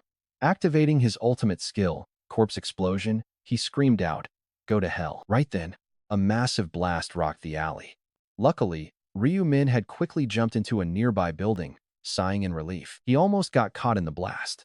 Glancing at the unconscious Ju Seong-tak in the corner, he shook his head. He muttered that the idiot used a suicide skill while completely blind. If Ryumin could not read minds, they would be dead. Both of them would have been blown into tiny pieces. Ryumin admitted the guy was trash, but he was still useful. He deserved to die 100 times over, but his extremely rare drop rate rune was just too valuable to waste. In fact, Ju Seong-tak used the in-game nickname Stupid Idiots and was right up there with the legendary Ma Kyung-ra. The heavenly demon himself had competed for the top ranks in the previous round, but teaming with a killer was risky. Ryumin had no plans to carry him all the way to round 20, but he could definitely use his skills for now. He needed him to clear the upcoming boss, especially since his drop rune massively increased the rare item drop rates. It is incredibly effective, boosting the drop rate of special items from boss creatures tenfold. So, if the base drop rate is 10%, this rune turns it into a guaranteed 100%. That is how he pulled legendary loot from that high orc earlier. Ryumin realized that using this killer's rune wisely could bring insane benefits. After all, the killer already put legendary materials on the player-to-player market, and with his skills, he would surely keep bringing in even more valuable loot. But there is a massive catch. The guy is a literal serial killer, and leaving him loose is a massive ethical nightmare, since he might slaughter innocent victims. But with a devious grin, Ryu-min smirked because there is a way around this. Quick favor. Guys, hit that like button and drop a comment below. And subscribe. First, thanks for 3,000 likes on the last video. I hope we hit that again, and huge thanks to everyone who supported us, who supported this channel financially. Smiling like a villain, Ryu-min says that does not mean there is no solution. And he goes ahead and removes one of Ju Sung-tak's legs. He quickly applies first aid, leaving him with just one arm and one leg. Then Ryu-min says, I used it on his eyes, so when he wakes up, his vision should return. Now, Ju Sung-tak is missing an arm and a leg, and Ryu-min adds by crippling his real body, he won't be committing murder so easily anymore. After all, what I need is just a body in the other world that can gather items. Even if I turn Ju Sung-tak into a disabled person, his avatar in the other world stays completely unaffected. Of course, since he saw Ryu-min's face, he will probably try to get revenge when he wakes up. But that is not an issue, because the face Ryu-min revealed actually belongs to the dead Hwang Yang-min. Then Ryu-min smiles, thinking now I can leave without any worries. Later, Ju Sung-tak's eyes snap open as he regains consciousness. His senses slowly return, and his vision clears up from a blurry haze. He asks himself what is going on. Was all of that just a dream? What a crazy nightmare. It was too real. In that nightmare, he tried to murder a buyer, but ended up on the receiving end of a brutal payback. It was a terrifying experience, facing an opponent who was completely immune to his fierce skill. But he shrugs it off, well, it is just a dream, right? He shakes his head, trying to dismiss those dark memories, and begins to assess his surroundings. The place looks oddly familiar, making him wonder where he is. To his surprise, he finds himself on the second floor, building he prepared as his escape route. Realizing this, he groans, so it was not a dream. He tries to stand up, placing his hand on the floor, but suddenly notices his arm is completely gone. Huh? Where is my arm? And at that very moment, everything comes rushing back. That buyer cut off his arm. But the horror does not stop there. When he realizes his leg is also gone, he screams, oh God, my leg. Sudden confusion, frustration, anger, and a truly overwhelming void washes over him all at once. He desperately wants to scream his lungs out, but his throat feels completely blocked. He roars out, where are you? You damn bastard. Now he knows for sure this is no dream. It is painfully, brutally real. And his rage surges past all limits, filling the void of his missing limbs. Where are you? You miserable, trashy scumbag? He frantically searches for the person who reduced him to this state, screaming, buyer, you wretched bastard. Show yourself. I will tear you apart. Ju Sung-tak tries to stand with bloodshot eyes, but with only one leg. Even that is nearly impossible. Angrily, he growls, did that damn son of a bitch really do this to me? I will definitely kill him. At that exact moment, Ju Sung-tak's eyes land on a neatly folded piece of paper on the ground. Unfolding it, he finds a long letter in dense handwriting. It reads, your name is Ju Sung-tak, right? I checked your ID and found your address. Do you really think it is my fault you lost your leg? That is your own doing, you idiot. Why did you hide a bomb in the clothing collection bin? Were you trying to blow me up? Honestly, I was so angry that I wanted to kill you. But since you are missing your limbs now, I am letting you live. Who else treats a guy who tried to rob them to some free medical treatment? Consider yourself lucky and live a decent life instead of trying to rob people. I know your name and address, so do not cause trouble. If you do, you will really die. After reading the letter, Ju Sung-tak mutters, what is this? My leg was lost to my own body explosion? Suddenly, a wave of complete helplessness washes over him. Falling into his own trap was a bitter realization. But then, he wonders, does this guy really carry a pen and paper just to leave notes? He quickly searches his pockets, but his wallet with his ID is gone. Damn it. He screams, my savings were in there. He stole 300,000 won in cash. What a total joke. Asking people to live a decent life while robbing them? This scumbag must have thought I was a joke. Even if Ju Sung-tak blames himself for his missing leg, It is obvious that the buyer was the one who took his arm. He has every reason to hold a massive grudge. Not only did that buyer take his items and wallet, but he also took his arm and leg. Ju Sung-taek cannot let go of this rage and frustration, screaming at the top of his lungs. His voice echoes through the building. Damn it. I will kill him. I will definitely slaughter him, even if it costs me my life. Ju Sung-taek remembers every detail about that buyer, his face, and his voice. Even though that buyer is incredibly strong, Ju Sung-taek is confident he would win a rematch, thinking if only that body explosion hit him instead. Believing he only lost because of bad luck, he limps out of the building, completely unaware that the exact person he is looking for is invisibly watching his every move. Ryu-min can't help but smile as Ryu-min read Ju Seong-taek's thoughts from behind and muttered to himself that the guy was clearly plotting revenge, just as expected. After all, cutting off someone's limbs is bound to spark some serious hatred. But what can he actually do now? In his pathetic state, Ryu-min just smiled coldly. Can he even seek revenge when he can barely crawl, especially since his opponent is me? He has zero chance in a rematch. Then, Ryu-min asked himself a question. Could Ju Seong-taek have won if he used his corpse explosion skill a bit better? Ryu-min answered honestly. Honestly, that explosion did not even faze him. But wait, is that fear curse actually going to work on him? It was barely a minor annoyance because I have 82% resistance. That resistance is why it failed earlier. Even though it is not a full 100%, Ryu-min was not worried. High resistance reduces the duration. Usually, the fear curse lasts for 5 seconds. But with my 82% resistance, that time gets drastically cut. It only lasts for 0.9 seconds. So even with an 18% chance of being affected, it is negligible. It would paralyze me for just a brief second. Sure, 1 second is enough to die, but not against a weakling like him. Ryu-min smiled at his hopeless situation. Still, even in this state, he actually wants revenge? That is pretty gutsy. The guy has some serious spirit. Honestly, with that drive, he might actually survive and list his items on the market, which ultimately benefits me. He may be half dead, but he still needs to make a living in this brutal system. With that, Ryu-min turned and walked away. Soon after, just before the 7th round began, he met up with Min-juri. Sitting down for a warm meal, Ryu-min asked if she liked the Korean food. Min-juri smiled and nodded. She said it was the single best. Ryu-min laughed, suggesting they should come here often, which made her freeze. He didn't mean anything special by it.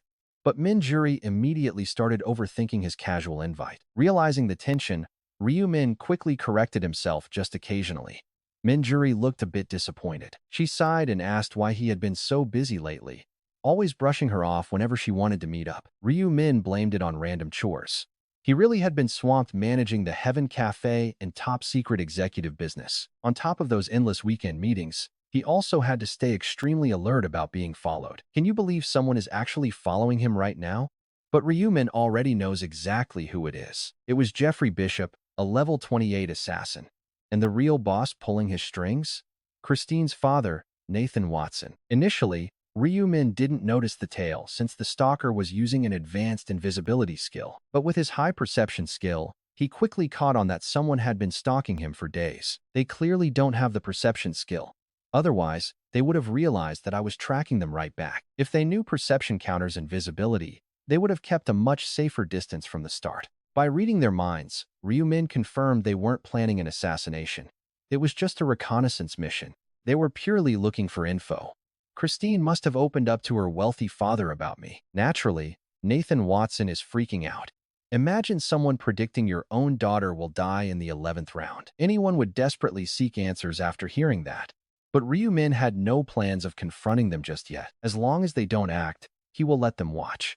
To them, he is just an ordinary businessman. They see a normal guy traveling between work and home, completely unaware of his secret weekend plans. Ryu-min felt safe as long as he stayed one step ahead.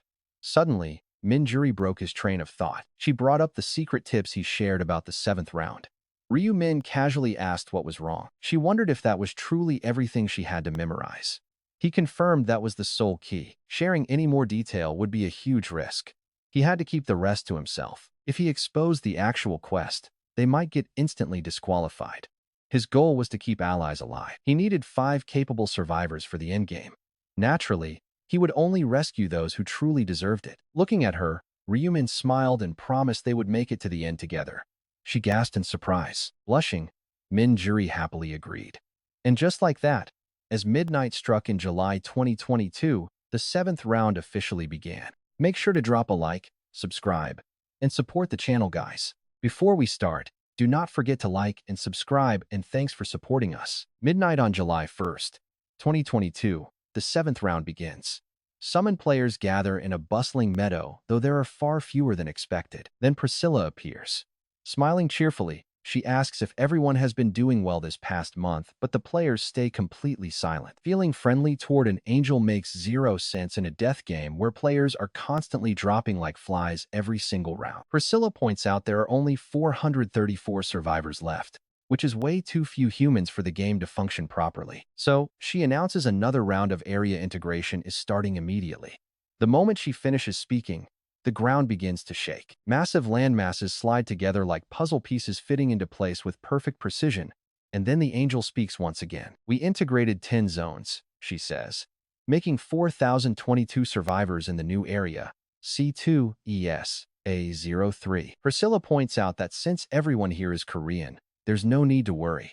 The players nod, relaxing just a tiny bit. They briefly buy her friendly explanation until Priscilla suddenly flashes a wicked grin and speaks up. She tells them that before starting the round, they need to choose area representatives once again. Realizing they have to fight to the death, the leaders frown in frustration except for Ryu Min, who has a plan. He tells himself that another selection match is coming, and this time, he simply must secure that representative spot. Ryu Min desperately wants this title, and there is no way he's letting this opportunity slip away. The reward for winning is legendary. It actually lets him use the representative's authority back in the real world. The temporary skill called dominance normally gives a representative the power to force other players to obey their commands, but it has strict limits.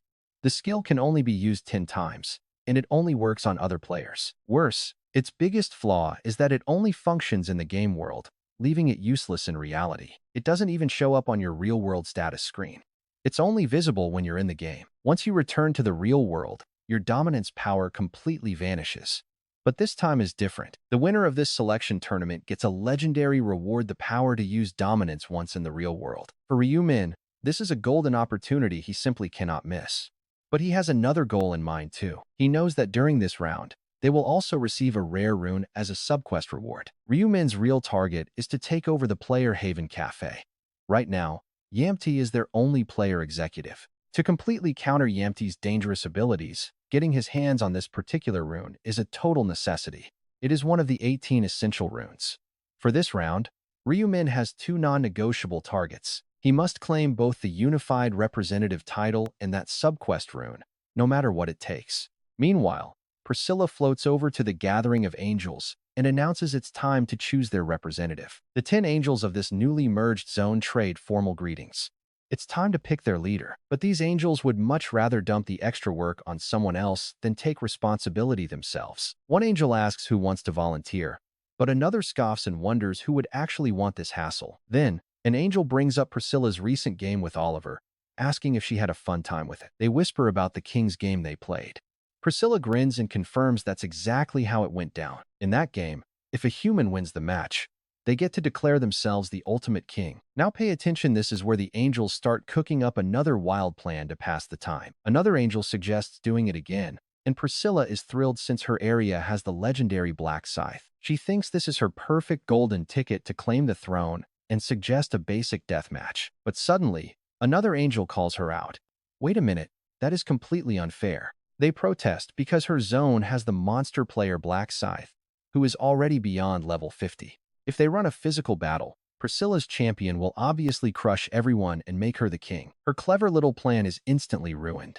Disappointed, she asks what else they could possibly do. Since raw power games are out of the question, someone suggests a race to clear the round. The first human to clear the 7th round wins, and this round does not rely on brute strength. The angels quickly agree to this smart bypass, leaving a very frustrated Priscilla with basically no choice. She reluctantly nods along, forced to admit that this new competition rule is actually pretty fair. She had reservations, but there was no solid reason to oppose this plan. After all, the 7th round quest didn't rely on strength. That's when Priscilla's inner doubts began to surface, making her mutter quietly to herself, "Damn it, She thinks I really thought I could seize the throne. But maybe Black Scythe won't take first place after all. The other angels shared her worries, saying this might be the very first time their records get shattered. One angel smiled evilly. If passing the 7th round is the condition, it's worth a shot. Even if he's the Black Scythe, the 7th round is totally beyond his reach. Priscilla's gloomy face gave the other angels a sudden glimmer of hope. They finally saw a chance to claim the throne for themselves. Then one of them spoke up, "Oh yeah, by the way, Priscilla, I'm sorry, but until the 7th round is over, you have to keep managing the area." Another laughed, saying even if you hate doing it, you still have to follow through. After that, Priscilla returned to the human players and announced. She said, after some debate among the angels, "We've decided how to choose the representative.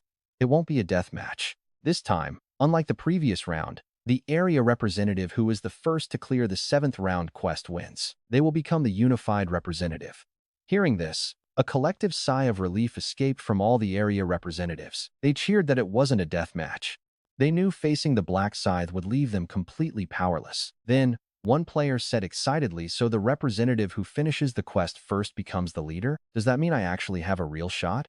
Even without knowing the quest details, they believed anything was better than a death match. It had to be better than a death match. Then, Priscilla added an extra incentive for becoming the unified representative. The winner will receive a secret reward.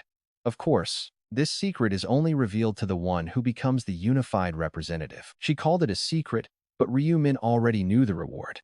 Then, she clapped her hands. "All right, let's announce the 7th round quest." Immediately, a quest window popped up in front of everyone, and they all stared at it with intense focus. Round 7. But look at this. The entire quest content is hidden behind question marks, with over 6 million participants and 0 achievers. For their specific zone, there were over 4,000 players, but 0 achievers. One player asked if there was a system error, since the quest was just question marks. Priscilla replied, "It's no error. The 7th round quest is classified as hidden." Despite Priscilla's calm explanation, everyone looked incredibly confused, asking how on earth they were supposed to clear it. "How do we complete it?" No clues. Priscilla coldly stated there was no further explanation, and that was that. She vanished coldly with the other angels. Just like that, the players were left behind like abandoned stray dogs, staring at the empty space where the angels just stood. One player complained, "What are we supposed to do without any clues? They're just leaving us in the dark?" Talk about zero consideration. But during that gloomy silence, a new screen popped up. A system warning flashed before their eyes, showing a countdown timer. One player gasped, "Wait, there's a time limit? What's going on here? Do we just sit and wait?" Another player replied, "A time limit means we have to do something active." "Damn it," someone grumbled. "Are we really supposed to figure out this whole quest on our own now?" Then, another player made a guess. "It's probably about hunting monsters. If we start moving, we might trigger something." Someone pointed toward a dark zone in the distance. "That area over there looks pretty suspicious. Let's check it out." Right after, players began to scatter in all directions. Some wandered aimlessly, while others headed straight into the strange forest nearby. Yet, about half of them just stood frozen. They were totally lost. But then, check this out, a very familiar group approaches Ryu Min from the crowd. It was in Song Cheol, Corn, Hayote Sok, and Min Juri from his round 6 party. And Song Cheol called out, "Black Scythe." Ryu Min asked why they were all walking together. And Sang Cheol replied that they just happened to cross paths nearby. Min Juri also smiled warmly, saying it was great to meet again. Seeing the 4 of them acting so familiar, Ryu Min thought to himself, did they really get this close just from teaming up once? Then, and Sang Cheol spoke up, "Hey, Black Scythe, do you have any idea what this 7th round quest could be? Any guesses at all?" Ryu Min asked why they were even asking him. And Sang Cheol hesitated, "Sorry if that makes you uncomfortable. I just thought, with your insight as the legendary Black Scythe, you might have some clues." But his embarrassment was met with a blunt response. Ryu Min calmly shrugged, "It's a hidden quest. What can I do? We're all in the exact same boat here." The bodyguard murmured in understanding. The brief look of disappointment on his face quickly shifted into a subtle, knowing smile. He actually seemed relieved, happy that he might finally have a chance to assist the great Black Scythe. He leaned in. "So, Black Scythe, want me to share some useful info?" When Ryu Min asks how he knows about the 7th round, the bodyguard admits he heard it from a real-world prophet. Our regression master frowns. They hid it before, but now he is openly blabbing about this prophet. Was I too naive? Thinking he could not trust them, Ryu-min silently glares straight at the bodyguard, letting the heavy tension fill the room. He stumbles. Nervous, the bodyguard asks why he is looking at him like that. Guys, do not forget to like and subscribe. Our last 2 videos missed 3,000 likes. Hopefully we hit that goal today. A huge thank you to everyone who keeps supporting us. Now, the bodyguard, On Sang-chul, asks if Black Scythe wants some inside intel on the 7th round. Ryu-min immediately asks how he could know that. The reply? He heard it from a real-world prophet. Ryu-min frowns. They hid this details before, and now he is just openly blabbing about a prophet? Unbelievable. Was he naive to trust them? With that thought, Ryu-min glares at the stammering bodyguard. On. Sang-chul flinches. Why are you staring like that? Ryu-min scoffs, mentioning a prophet sounds completely ridiculous, but the bodyguard insists it is true. He claims his prophet friend has already helped him out several times, right? Coa Rin? She quickly nods. Ryu-min sighs internally. Coa Rin too? Another person he can never trust. The list of suspect allies is growing. The old man, no pain no gain, looks utterly confused and asks what they mean, but Minju-hee stays silent. Shocked. Deep down, she begins to doubt what she thought she knew. Could the secret prophet actually be Ryu-min? Watching their tense faces, Ryu-min lets out a silent sigh. This is getting messy. He wants to shut the bodyguard up right now, but he has no good excuse, so he holds back. On Sang-chul then offers to share the 7th round prophecy for absolutely nothing. He asks if Black Scythe wants to hear it. After thinking for a moment, Ryu-min slowly nods. Fine, he says, though it sounds questionable. Besides, they are desperate enough to grasp at any straw right now. On Sang-chul grins. Don't worry, the prophecy is never wrong. With that, the bodyguard delivers the message. The warning is clear. When starting the 7th round, do not let yourself be tempted by anything. No pain, no gain is confused. Temptation? But the bodyguard just quietly nods, offering no explanation. He claims he does not know the details. Just then, a bewildered Minju-hee steps forward. She asks On Sang-chul if this prophet's name is Ryu-min. This time, the bodyguard is totally stunned. Coa Rin freezes. No pain no gain is completely lost, looking back and forth between the two of them. Oh man, this is getting incredibly tense. Ryu-min watches the disaster unfold and curses silently under his breath. Still, it is fine as long as they do not connect him to Black Scythe. He must split them up. Ryu-min speaks up. If the prophecy is real, keeping it in mind and avoiding temptation is a good plan. But for now, they need to split up and gather more detailed information about what they are facing. On Sang-chul is hesitant. Split up? Ryu-min explains they might stumble onto new quests or secret information. Why do that when they do not even know if this is a group quest? Ryu-min responds with a freezing glare. Feeling that icy look, the bodyguard swallows his annoyance. There is no way Ryu-min is feeling friendly, not after he caused such a mess. He sighs and agrees they should handle the 7th round alone. He wishes Black Scythe luck. After bowing, the bodyguard and Coa Rin quickly disappear from the area. No pain no gain hesitates, awkwardly bids goodbye, and leaves. Now, only Minju-hee remains by his side. Ryu-min tells her she should leave too. Though clearly reluctant to go, she eventually walks away alone. Finally alone, Ryu-min sighs. The situation is getting seriously complicated. He stands there, lost in thought. About 5 minutes pass. Suddenly, a sharp, blood-curdling scream pierces the quiet air. Ryu-min sprints toward it. Now, prepare yourself. What he finds waiting for him at the end of that scream is absolutely horrifying. He gasps. It is Minju-hee, looking completely frantic. Ryu-min rushes over, demanding to know what happened. Her voice trembles violently as she struggles to speak, begging the Black Scythe no. Ryu-min, to help her. Ryu-min freezes.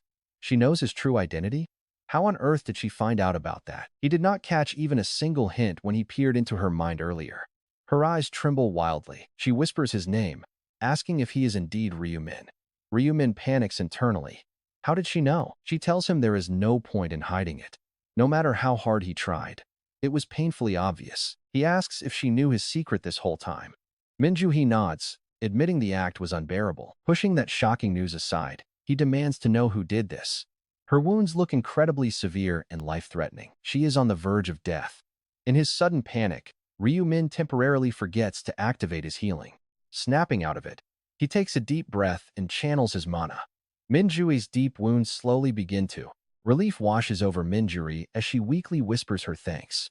Ryumin quickly asks who did this to her. She gasps out that Insangkol is the one who attacked her, leaving Ryumin shocked and absolutely burning with rage. Directing his furious glare toward the turncoat, he demands to know where the bastard is. That's when a voice calls out from behind. The voice mocks him. Here I am. Ryumin instantly spins around to find a smug, classic villain. You absolute, rotten bastards. The bodyguard chuckles, telling him his choice of words is a bit too harsh. Ryumin's furious scowl quickly fades, replaced by a cold, calculative mask as he calms himself down. He asks if they already knew he was the prophet. The bodyguard denies it, pointing at Minjuri. They had no clue until they tortured her. Minjuri tearfully apologizes to Ryumin, explaining the agony was just too much. He holds zero grudge against her, turning a freezing glare on the smiling bodyguard who tells him to relax. The bodyguard admits he was incredibly shocked to discover that the weak prophet and the legendary Black Scythe are the same person. Ryumin demands an explanation before unleashing his wrath, asking exactly why they targeted Minjuri in the first place. The bodyguard explains she seemed close to him, so he thought a little ambush would squeeze out some useful intel. But the results blew his mind. Who would have guessed the harmless prophet was actually the terrifying Black Scythe? Their boss will be totally ecstatic. Hearing this, Ryumin draws his dark weapon. Can you even survive? The bodyguard immediately panics, telling him to back off unless he wants the hidden bomb inside her to detonate. Ryumin is stunned by this threat. Right then, the traitor Noge steps out from behind the villain. Noge mutters an apology. Now look at that smirk. The bodyguard admits this traitor helped them set the trap. Ryumin realizes what happened, asking Noge if he really planted a black seed inside Minjuri. A silent nod is all he gets, sending chills down Ryumin's spine. This dark mage skill is pure nightmare fuel. At level 40, they unlock Black Seed, allowing them to plant a demonic minion inside a victim's body. Once activated, the host literally explodes like a firework, letting the summoned monster tear its way out from within. Ryumin glares in disbelief, demanding to know when the traitor managed to reach level 40 in secret. Noge smugly replies that he wasn't just slacking off, working tirelessly to reach the absolute top, just like him. Ryumin commands the scum to remove the seed immediately. The traitor refuses. This pushes him to the edge. He asks if the old man has completely lost his mind. Didn't he respect the legendary Black Scythe before? Noge admits Black Scythe was like a god to him, but only if he can survive this deadly trap. If their leader isn't perfect, why follow him? Ryumin feels like he just got sucker punched. In Sangchul, Corin, and Hioteoke, everyone who once worshipped him like a god had turned their backs. The pain of this sudden betrayal runs deep. Ryumin coldly turns to the bodyguard and asks what they want. The smug villain points out his helpless friend, mockingly asking if he likes seeing her unable to even crawl. Ryumin demands a promise that they won't harm Minjuri if he cooperates. The bodyguard laughingly agrees to it. Ryumin asks what they want next round strategies, or maybe the coordinates to some powerful hidden pieces. But the bodyguard claims he doesn't care about that. They won't let him keep manipulating their boss any longer. His smug smile completely vanishes, replaced by a cold, dark demand: end your own life. Right here, right now. Only then will they spare the girl. Since this chapter is a bit short, the next part is dropping very soon. So make sure to hit that subscribe button, smash like, and drop a comment below on what you think happens next. For the next epic part, thanks so much for hitting 3,000 likes on the last video. And let us crush that 3,000 mark again this time. And massive thanks to everyone supporting the channel. Ryumin asks, fine, what do you want then? Info on the next round? Or the location of the hidden piece? The bodyguard snaps, I have no interest. Think you can deceive us and manipulate our CEO to your own advantage? Unbelievable. His smug grin suddenly hardens into a freezing, stern expression as he demands, take your own life. End it right here in front of us, and we will spare this girl. Ryumin nods. Understood. Keep your promise. As long as I can save Minjuri, that is all that matters. Without a single second of hesitation, Ryumin presses his scythe against his own throat. His severed head drops lifelessly to the floor. But then wait. Ryumin suddenly snaps back to reality, and a system message pops up.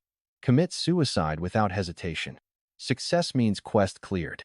And the moment he reads those words, he knows it was a trick. What he saw was an illusion crafted from his deepest anxieties. Honestly, there is no way Ryumin, who lived this 99 times already, would not notice. But the system made sure he could not realize the truth. Ryumin says, actually, it is not the system. I did this to myself. And checks the info for his temporary skill, Dominion. Remaining uses, 9 times. Target, the Black Scythe. Dominion had been activated once already, and he had cast it on the Black Scythe himself. Ryumin smiles, just as I suspected. I used Dominion on myself to block me from realizing it was all an illusion. In fact, he used Dominion on his own mind the second he entered this 7th round. His command? Dead simple. Do not even think this is an illusion until you clear the subquest. See, the main quest of the 7th round is to escape the illusion. But if you already know it is fake right from the start, you cannot be trapped by it. In other words, you get stuck at the start, unable to progress, and then you would get excluded from participating entirely, vanishing into thin air. How did Ryumin even know this? Simple. He lived through it once before, and recalled, I knew it was an illusion, yet I kept going, only to get a warning message and suddenly disappear. The void felt just as empty as his defeat in the 20th round boss room. This is why Ryumin never explicitly revealed that this round was a fake during his prophecies. Knowing ahead of time that it is an illusion means instant erasure. Ryumin notes, I tried so many types of self-mind control, but it is completely useless. If you know about the trick, it always slips out of your subconscious. To bypass this deadly risk, Ryumin realized he had to use Dominion. If he wiped his own memories, the system could not detect a thing. Ryumin adds, I only figured out I could target myself with Dominion because of this round. Still, the real challenge was crafting the right strategy. The subquest was insanely hard. Ending your own life without a second thought is a brutal hurdle, especially for Ryumin, who values survival above everything. It made the task almost impossible. Ryumin reflects. Besides, I could not willingly end myself if I did not even know it was fake. That is why I spent endless loops in this 7th round searching for a way out. Finally, I found the answer. In reality, the solution was straightforward, yet incredibly complex. Ryumin explains, before entering this world, I had to brainwash myself. I had to willingly sacrifice my life to save Minjuri, my only love. See? This 7th round serves up illusions designed from your deepest worries. For Ryumin, his nightmare was having his closest allies turn on him once they uncovered his true identity. Feeding on this, the system spun a nightmare, forcing a situation where he was pushed to end his own life to clear the subquest. After failing countless times, a genius idea struck. He wondered, what if I tricked the system into believing that I love Minjuri? Would it construct a scenario around that, forcing me to sacrifice myself? His calculated prediction hit the mark perfectly. He ended his life on the spot without no hesitation. The plan worked because he brainwashed his mind to fully believe he loved Minjuri. Ryumin explains, previously, I failed many subquests because I hesitated at the final blow. Back then, long before I met her, Minjuri, someone else, was the hostage. My younger brother, Ryu-wan, was kidnapped and threatened by a villain, but Ryumin hesitated when faced with ending his life. So, he designed a deep mental conditioning trick. Before the round, if he ever had to sacrifice his life to protect Ryu-wan, he would do it without a single doubt. This time, the protective trigger shifted to Minjuri. Ryumin grins. Thankfully, my brainwashing worked, and I cleared the subquest. Right then, Coa Rin suddenly appears. Oh, Black Scythe, did you clear the 7th round? Ryumin nods, yeah, and asks, did you pass? She smiles, yes, I escaped the blushing. She glances around to ensure they are alone, then whispers that everyone else is still trapped. Ryumin asks if that is true. Suddenly, Coa Rin turns serious, her face turning red as she speaks. Black Scythe, this might be sudden, but I really like you. Ryumin warns her not to joke around, but she persists. She insists it is no joke, gathering every bit of her courage to confess her genuine feelings while they are finally alone. Ryumin reacts with icy silence, tightening his grip on his death scythe as if waiting for the perfect moment. Oblivious to the chilling tension in the air, Coa Rin takes a deep breath and gathers her courage to speak. She asks if he will date her. With a brutal slice, Coa Rin's head flies off as Ryumin cold stares ahead. He glares at the system interface, muttering about these trashy tricks, right before a notification suddenly pops up. You have cleared the main quest to escape temptation within 2 hours. Surprisingly, this round was never about escaping. The real challenge is resisting temptation. That first escape was actually just a subquest. First came the suicide subquest, followed by this double-layered mental trap designed to play with their desires. Most players relaxed after Phase 1, thinking they escaped. But wait, here's the real trap. In truth, they were still trapped, and even CO Aren's claim about escaping was nothing but a complete lie. Remember his warnings? If they did, this trial would be a total walk in the park. Ryu Min knew this perfectly well, but he kept the secret subquest details entirely to himself. He needed that exclusive reward all to himself. The special rune was highly crucial to face his ultimate enemy. With CO Aren gone, Ryu Min stares at the holographic message confirming his success in the main quest. Seeing the notification, Ryu Min grins. Finally, they are breaking free from the real mental trap. Suddenly, the entire field and Seo Aren dissolve into mist. Then, Priscilla comes flying in from the distance.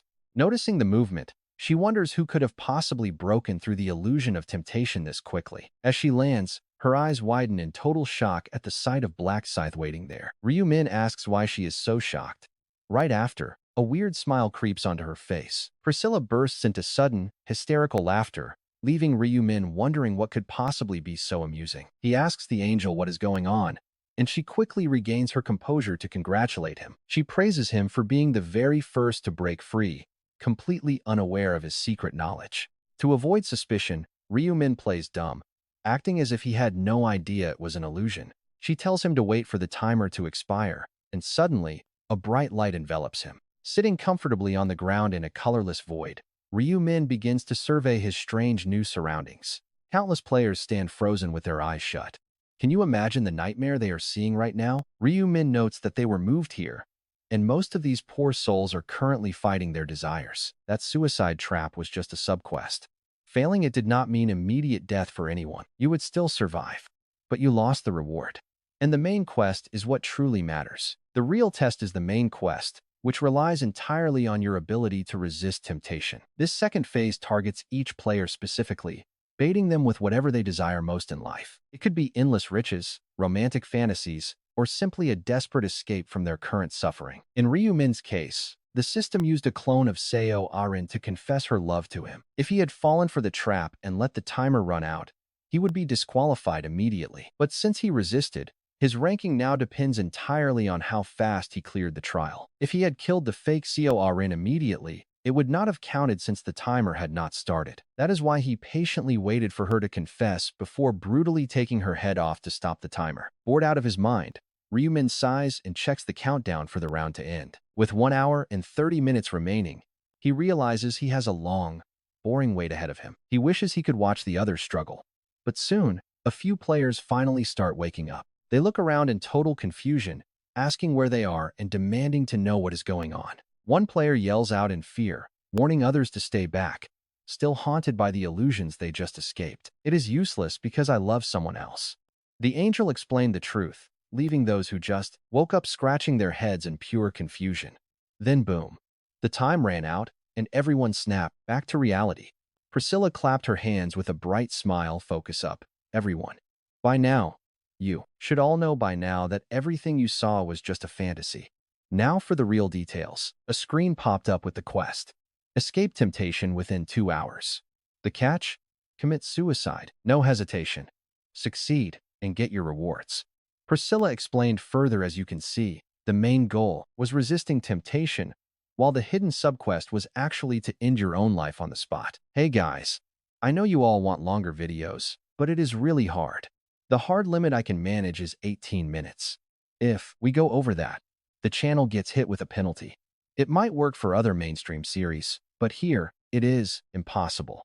Plus, I prefer keeping videos around 10 minutes, because making them super long just burns me out, and that delays my uploads. You can always wait for several parts to drop and binge them all together, which is basically the same thing. Finally, do not forget to like and subscribe. Thanks so much for the 3,000 likes on our last video, and let's try to hit that 3,000 goal again today. Thanks to everyone for the amazing channel support. Priscilla then explained that the main quest was all about resisting the temptation of the illusion. Meanwhile, the hidden subquest was the insane challenge of committing suicide without any hesitation. A player asked how suicide could even be a subquest. Another gasped, wait.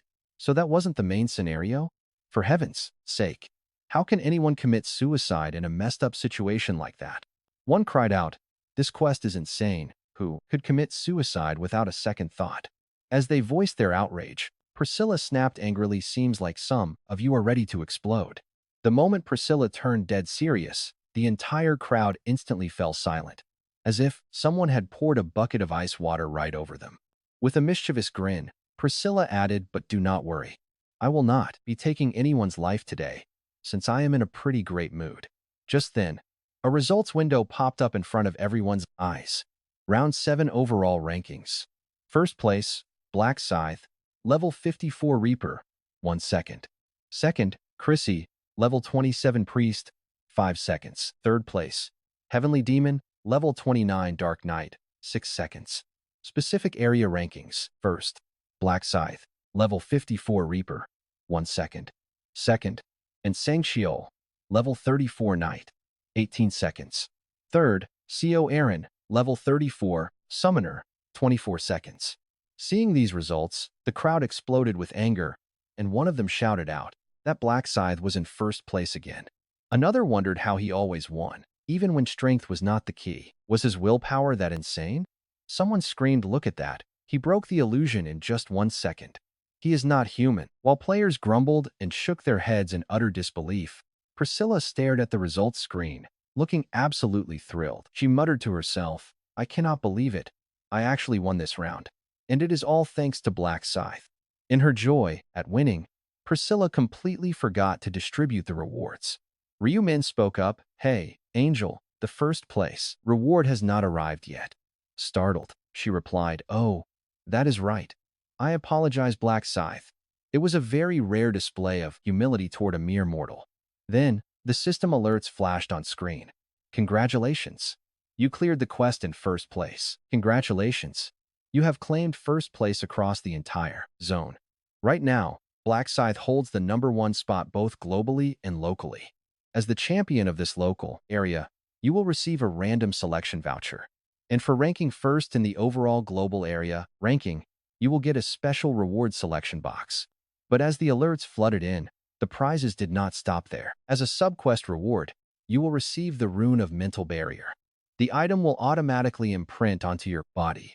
Ryumin smiled, whispering that he had finally obtained it. Right after, a skill information window popped up. The Rune of Mental Barrier grants full immunity to all mental attacks. Ryumin muttered, now I can finally stand up to Yamti. The reason why the system delayed giving him the rune until the very end became clear.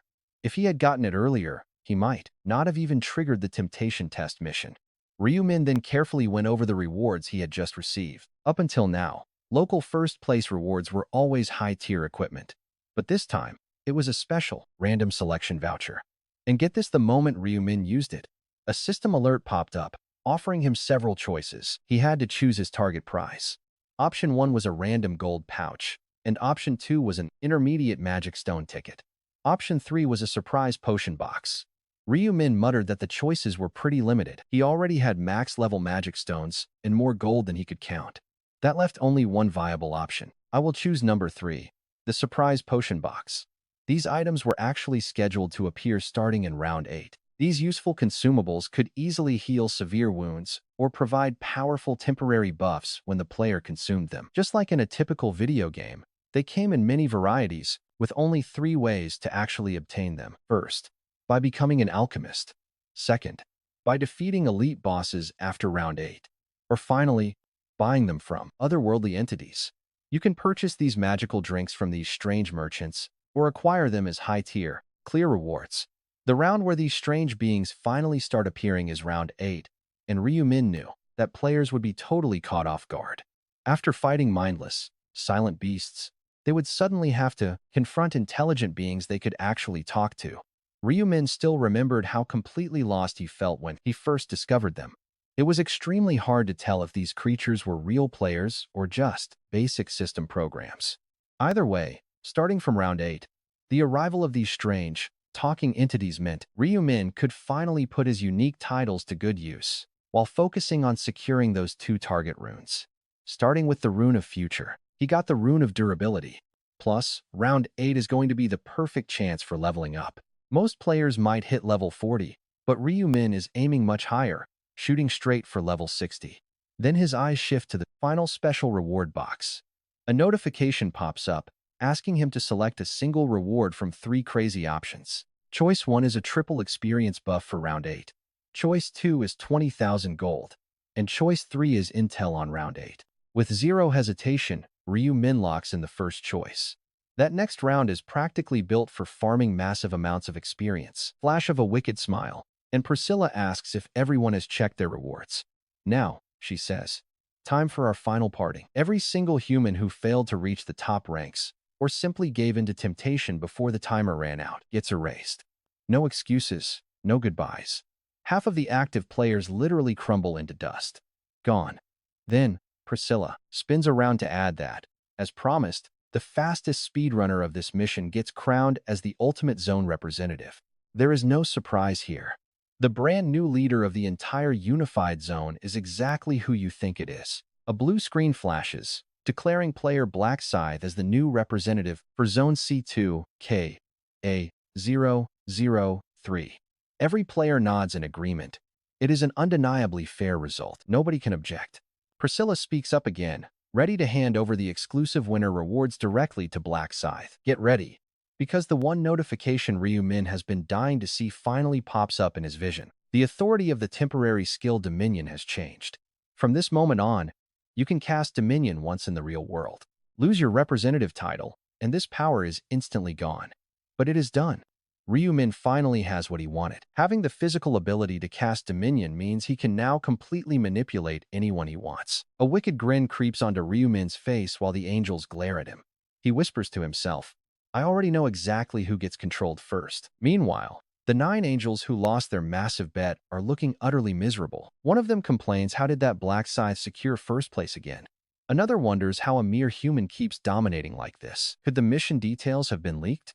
They want nothing more than to pop his head like a balloon right here and now, but they can do nothing. They burned through their abilities early on, and 90% of them are completely powerless right now. Just as they stew in their anger, Priscilla strolls over with a sweet smile, instantly making the terrified angels huddle together like soaking wet puppies. She giggles, asking why everyone is wearing such incredibly grumpy faces. One stammers out that it is nothing. Then she asks if anyone dares object to her becoming king. They immediately squeal out a flat no. Priscilla is the king now. So one of them submissively asks what she wants to do next, and who will guide the humans. She tells them to hold on. Her warm expression suddenly turns ice cold as she commands them all to kneel down before her. And just like that, the system window pops up for all the surviving players. Round 7 is officially over. Global survivors, 3,400. Local survivors, just over 500. Souls are about to be sent back home. Round 8 kicks off at midnight on August 1st, 2022. See you next round. And congrats on surviving. Back on Earth, Heavenly Demon immediately scrambles to check his surroundings. He is standing in his hotel room, but he wonders if this is just another incredibly twisted mental trap. To make entirely sure this is real, he calls his personal bodyguard. Wouldn't you do the exact same thing? The bodyguard confirms he is safe. Heavenly Demon asks him again if this is actual, physical reality right now. His bodyguard promises that it is, pointing out that their logged mission results prove everything. There is even a welcome back message. But Heavenly Demon mutters that you can never be too sure. What if it is all just a beautifully tailored nightmare? The bodyguard chuckles, but then pauses. What if it actually is? Hearing his boss speak so seriously brings a cold wave of dread. Heavenly Demon tells him to head up immediately. The bodyguard agrees and hangs up. Left alone, Heavenly Demon keeps questioning if he is truly back home. That last trial did some serious mental damage. The memories of his brothers trying to force his suicide keep flashing back on that rooftop. It is a hellish nightmare he never, ever wants to experience again. Then, a thought hits him. What if that was not just a simple mind trick, but a literal glimpse into his actual future? Thinking like that makes him panic. He decides he must expand his business rapidly and win his father's favor no matter what. A bit later, the bodyguard arrives, offering a respectful bow and asking if the president is feeling all right. Heavenly Demon tells him he is fine, but admits that after being trapped so long, reality still feels pretty blurry. On Sangcheol asks what kind of illusion could shake him up so badly. Ma Kyung Rock just sips his whiskey. Silent, An Sangchul quickly bows his head. He overstepped. He apologizes for speaking out of turn. Ma Kyungrok brushes it off as a bad dream. He asks if An Sangchul is okay. He is. What did you see? Ma Kyungrok asks. An Sangchul freezes. He cannot bring himself to admit the truth. It is a pretty dark story. Ma Kyungrok agrees. Honestly, everyone feels kinda dirty and miserable just being alive. But wait. Ma Kyungrok suddenly thinks of someone. Did the prophet also survive the illusion? An Sangchul answers. He actually called ahead, knowing Ma Kyungrok would be curious. Yes, the prophet is alive. Ma Kyungrok nods quietly. Naturally. The man who warned everyone about temptation wouldn't die so easily. But then, sudden doubt creeps in. Think about it, if this guy really knew the secret strategy to win. Wouldn't he be first? That makes sense. Yet, An Sangchul says no name resembling the prophet showed up on the leaderboards. None. As always, the mysterious Black Scythe dominated the region and easily snatched the #1 spot. Second was Ma Kyungrok's fiancé. Third was himself. The prophet was clearly not in the top ranks. If he was the real deal, he should have cleared it instantly. Did he stall on purpose? Did he delay it? An Sangchul is completely stumped. Neither of them realize the brutal truth. But get this, if you realize it is just an illusion, the entire quest becomes impossible. Even survival is blocked. Shaking his head, Ma Kyungrok decides to drop the issue for now. They will meet later. He tells An Sangchul to rest. The loyal bodyguard thanks his president. Once alone, Ma Kyungrok collapses onto his bed. The psychological toll of the illusion is heavy. He desperately wants to sleep, but his eyes remain wide open. He is terrified of the nightmares. Remember to like, subscribe, and support our channel. Hey guys, I truly appreciate all the amazing support. If you are loving these recaps, do not forget to subscribe. Help us hit 3,300 likes this time. Over at lunch, Ryu-min and Min-juri sat together. He wanted to brief her on round 8. But Min-juri? She is in a pretty rough mental state. Ryu-min silently observes her, wondering if it is too early to meet. She seems a bit off to him. What is wrong? No appetite? Min-juri just struggles to find the right words. She insists the food is delicious, but she is clearly battling some pretty heavy emotional trauma deep down inside. Trying to read her mind, Ryu-min asks if the illusions from round 7 were that distressing to Min-juri. She stammers, unable to talk. I do not know, she whispers, too afraid to look up. Lifting her head would only reveal her bright red face. Empathizing, Ryu-min guesses it was more embarrassing than distressing. Realizing he is right, he coughs awkwardly, unsure how to proceed. It seems things are more difficult than expected. Even with his warnings, resisting temptation was quite a challenge. So, Ryu-min offers her some advice. He tells her to put round 7 behind them, regardless of what she saw. Min-juri softly agrees. She nods, yes, that is true. And this is where things get interesting, because Ryu-min has news about round 8. He delivers his next prophecy. Jeffrey the spy is eavesdropping nearby, but Ryu-min does not care to hide it. He purposely speaks up so Jeffrey can hear everything. He knows the spy will relay this prophecy directly to Christine. Since Christine is highly skeptical, a single prophecy won't win her over. He has to feed her more. So, there is zero harm in them listening. Min-juri then asks if non-player characters will appear in round 8. He confirms it, admitting he does not know if these entities are artificially made or from another dimension entirely. Ryu-min explains the detailed strategy. Unlike round 7, round 8 offers tons of opportunities to farm experience points. In short, they must exploit every trick to level up. He is giving her all the help he can. Ryu-min adds that there is one crucial thing to remember. When Min-juri asks what, he drops a bombshell. In round 8, she cannot follow the Black Scythe like before. Min-juri stares at him, her eyes widening. She gasps, asking why. The sudden change leaves Min-juri totally confused, desperately wanting an explanation from him. He calmly replies that he does not know why that choice is made. He only foresees the future. As he watches her look so confused, grim memories of his past regression suddenly flood his mind. He remembers a girl who discovered his identity, only to be manipulated and killed. He tells himself no, that was just an illusion, a bad dream. He will protect his people and ensure their safety at all costs. Meanwhile, Christine sits with a slightly tense expression, anxiously waiting for Nathan Craig to arrive at their meeting. When Nathan Craig arrives, he is surprised and asks when she got here. She replies it was just recently. She directly asks what he wants to discuss, guessing it is about round 7. Nathan Craig nods. He heard about the illusion round from Jeffrey and asks what kind of illusion Christine had to face. She explains it was about him. Shocked, Nathan Craig asks if it really involved him. Christine nods. The believers were threatening him, forcing her into a corner where she had no choice but to take her life. He mutters that the magic is incredibly sinister. But Christine points out it is the work of angels. Nathan Craig confidently denies it, claiming those are just evil spirits masquerading as angels to deceive them. He warns that Satan often wears familiar faces. So, Christine asks if none of this is God's will. He claims that is obvious, asking if her faith is failing or if demons have ensnared her mind. Christine sighs, admitting that seeing her deepest beliefs betrayed in the illusion made her heart falter. Nathan Craig tells her to focus solely on leveling up and saving people, warning her against distractions. She agrees. Nathan Craig then brings up the prophet. Christine asks if he means the Korean guy. He nods, noting that Jeffrey reported the prophecy was pretty accurate. Christine remembers the warning about temptation. She admits she didn't believe it initially, but his advice turned out to be the key to clearing the quest. Nathan Craig smiles, suggesting they get closer to the prophet talk about a complete turnaround from her conservative father. The unexpected statement causes Christine to widen her eyes. This is completely out of character for him. She asks if he really trusts him after just one correct prediction. Nathan Craig replies that even if it was luck, it matters. Do you think so, Christine? That unexpected remark leaves Christine perplexed, and she asks if they have already run a background check. The investigator replies that the guy seems like an ordinary young man who just commutes between home and work.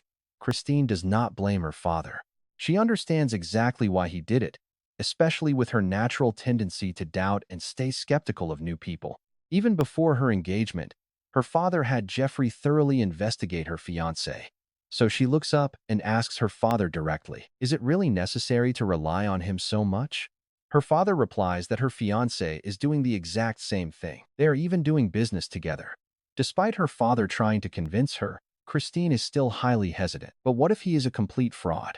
Her dad suggests a different approach, but right at that exact moment, Jeffrey returns. The pastor immediately asks Jeffrey what is going on, and Jeffrey replies that he just got some crucial intel. He got information about round 8 from that guy. Well, it was not exactly given to him, but rather overheard. But honestly, who cares? The info is what matters. Hearing this, Christine asks if he obtained a real prophecy. He nods, saying the guy was quite detailed this time, and suggests she test it in the 8th round to see.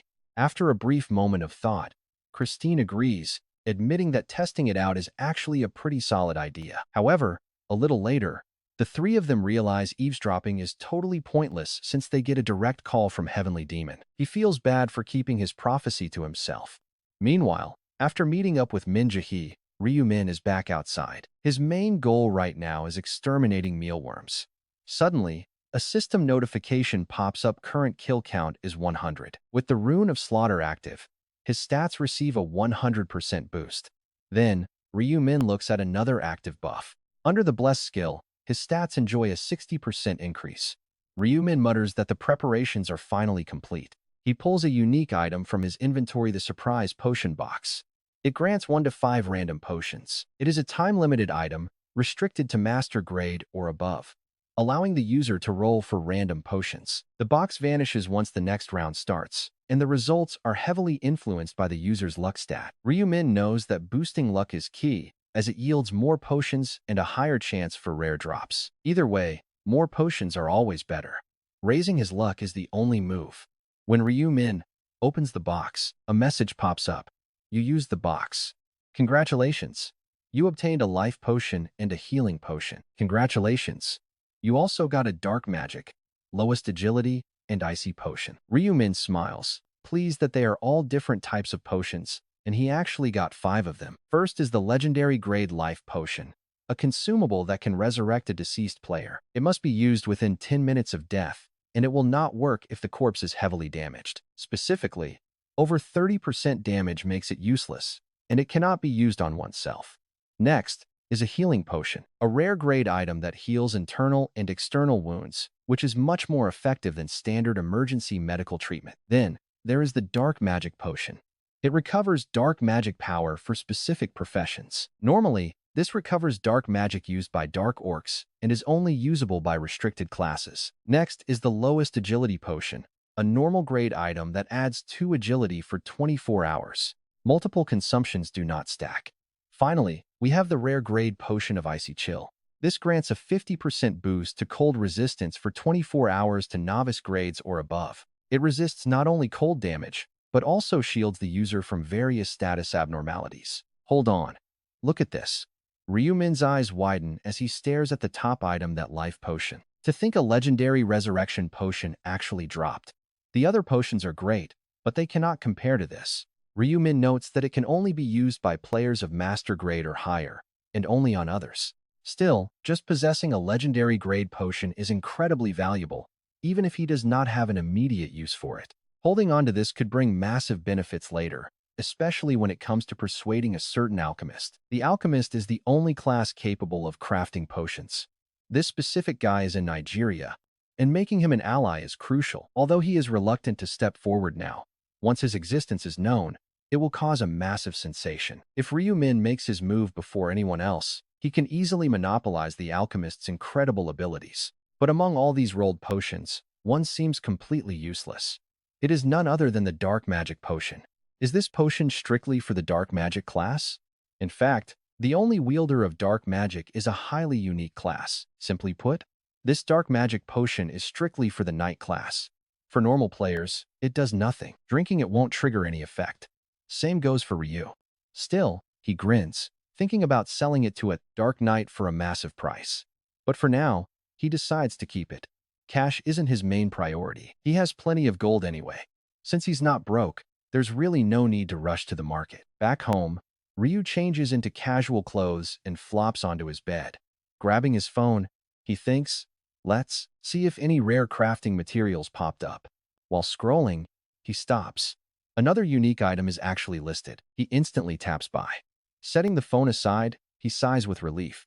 That's another task checked off. Round 7 was not a hunting round anyway.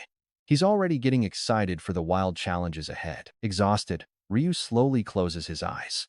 Get ready, because next up, he is finally meeting the heavenly demon. Who knows what will happen?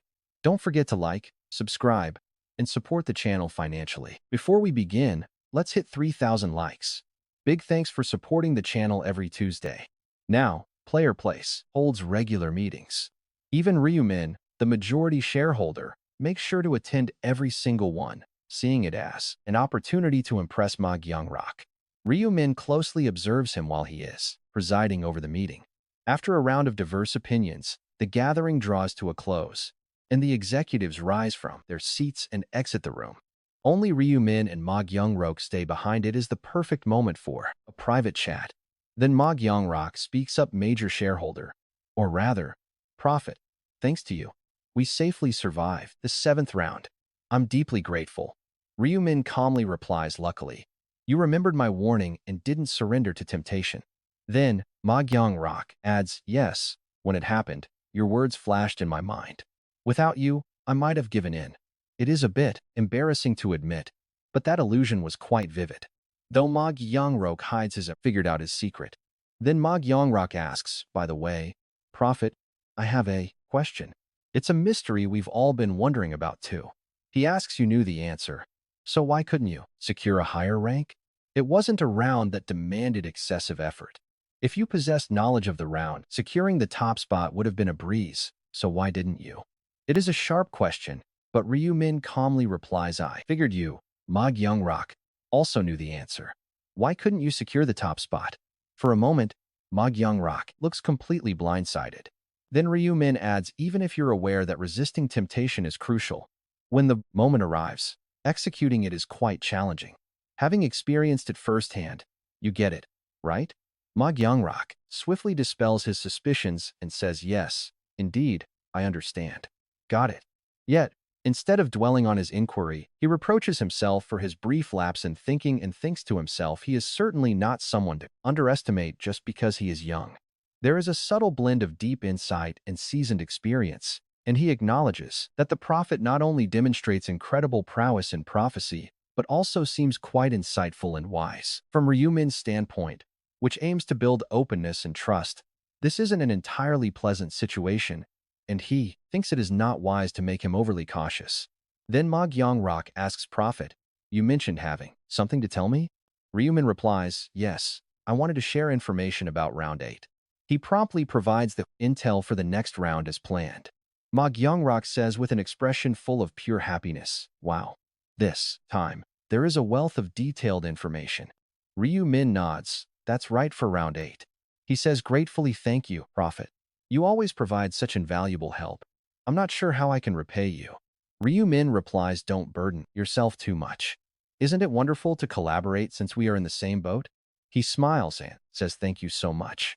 Despite the advice, Ma Gyeongrok feels a growing sense of indebtedness, and suddenly, Ma Gyeongrok asks, "Prophet, while you're helping me, can I ask for one more favor?" Ryumin inquires what favor. He says, "Remember my fiancée." Ryumin responds, "Of course." Ma Gyeongrok asks, "Is it okay to share this intel with her?" Ryumin smiles, thinking to himself she probably already got all the information from her spy anyway. Then he tells Ma Gyeongrok, "Certainly. It is fine. I already allowed sharing when I gave that separate prophecy back then. Consider it permitted before round 11 gets dangerous." Ma Gyeongrok says happily, "Thank you so much." Ryumin thinks to himself, "It seems more and more people are sharing future secrets. But that is fine. If I must lead a few people with me to the final round, it is better to keep them relying on my prophecies to survive until then." Smiling slightly with a kind look, Ryu Min is about to discuss business when manager On Sang-cheol enters the room with an urgent expression. Not missing this tense mood, Ma Gyeongrok asks seriously, "Manager On, what's the matter?" The manager replies, "The chairman is here." Ma Gyeongrok is completely shocked. "My father?" He hastily rushes out, and right at the door, Chairman Ma Dae-cheol of Oseong Group is entering. Ma Gyeongrok gasps, "Father? Chairman? Why did you come without saying anything?" His father replies, "Do I have to notify anyone when I decide to visit my son's company?" Ma Gyeongrok says, "Well, even so, you should have at least given a heads up so we could prepare." His dad snaps, "Enough. I will just take a quick look around." With those words, Chairman Ma Dae-cheol, driven by curiosity, casually tours the company premises and says, "You've set things up quite nicely. I've heard positive rumors about your strong start." Ma Gyeongrok then inquires, "Where did you hear that?" His dad smiles and replies, "If you're asking that, you're still pretty naive. Even your brothers have already sent their congratulations." At the mention of his brothers, Ma Gyeongrok's gaze shifts. He complains about his brothers not even sending one congratulatory wreath. But Ma Dae-cheol tells him to stop. Ma Dae-cheol says they are family regardless. But Ma Gyeongrok asks if people targeting his fortune deserve that title. Ma Dae-cheol smiles. "Are you any different?"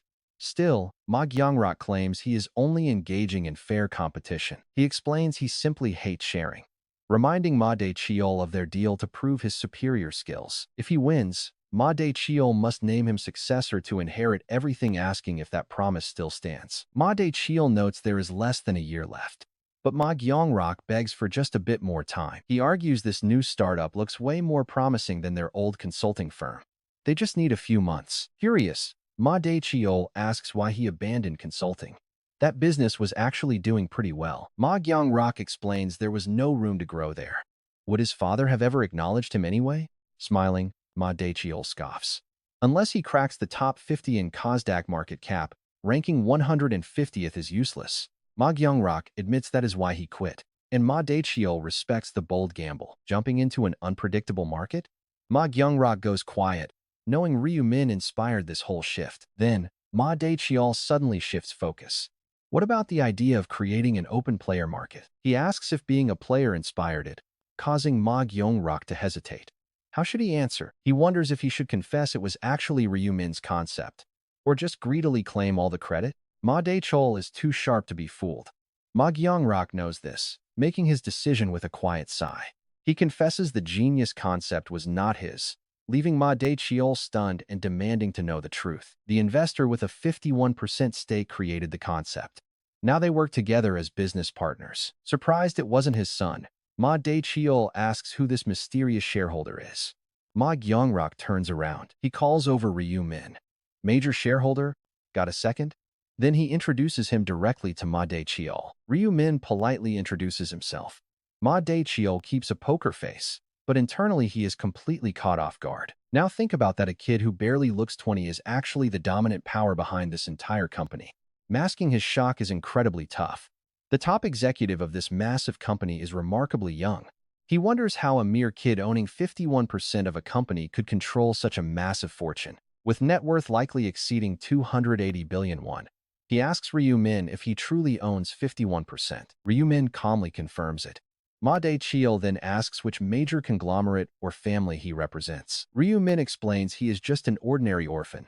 Luck was on his side, allowing him to strike gold. He claims he simply struck gold through pure luck, making Ma Dae-cheol ask why he would risk it all here. Ryu Min says he had complete confidence, but Ma Dae-cheol questions if changing industries is really that safe. Ryu Min simply nods.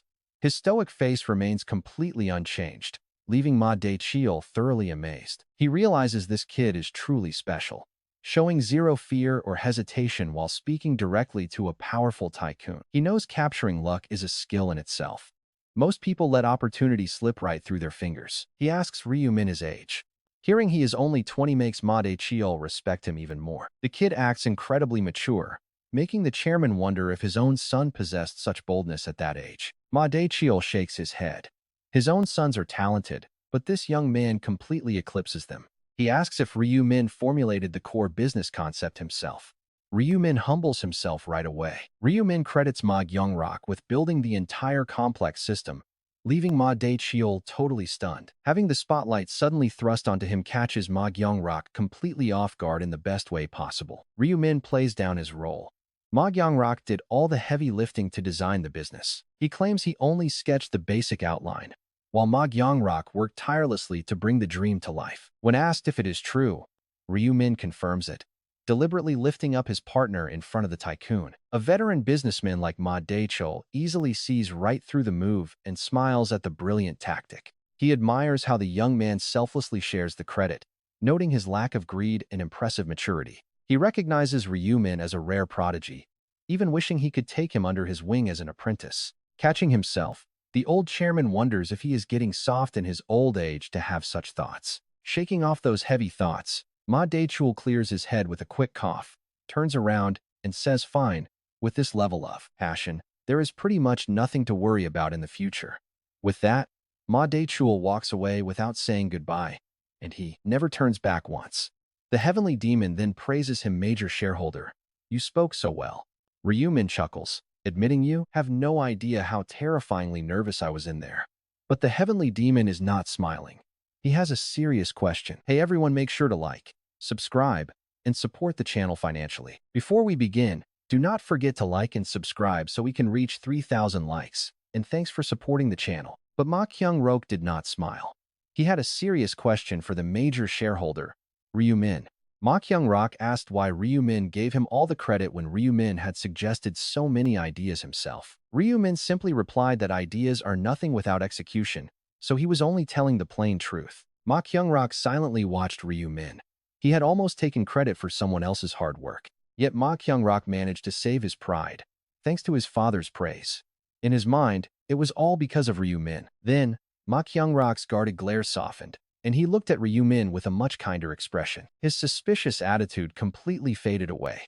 Relieved, Ryu Min let out a quiet smile and thought to himself, "Fortunately, I lowered his guard and earned some goodwill with Ma Kyung-rok." While things look great for Ma Kyung-rok, check this out, their rival LC Group is having a complete meltdown. Chairman Song Baek-yoon stared at his screen, his face growing heavier as he read that Player Play stock was rising again. The company was nearing 100,000 users in just a single month, achieving explosive growth day by day. Their secret was simple: a perfect grasp of player needs, led by Asan Group's own young successor. Clicking through the news, Song Baek-yoon muttered to himself, wondering if they simply threw massive amounts of cash around. The comments were filled with praise, with users talking about how incredibly convenient it was to sell items there. They called the interface top-notch, with players easily selling off all their useless materials for quick cash. Some even called non-investors idiots, joking that Chairman Song Baek-yoon would avoid investing just to protect his pride. This massive hit was simply too much for him,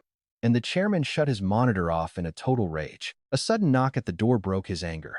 Song Baek-yoon called out for them to enter. His brows furrowed instantly as his eldest son, Song Jae-gyum, the president of the Player Haven Cafe, stepped inside. Song Jae-gyum politely asked if he was called, prompting his father to suddenly demand to know how old he was. When he answered 32, the chairman sighed deeply, making the young man lower his head like a guilty sinner. His father noted that players must be under 29, asking if the 3-year difference felt incredibly unfair. Song Jae-gyum hesitated, but his father kept going, pointing out that becoming a player would have given him powers. Imagine gaining supernatural abilities even if you are totally incompetent.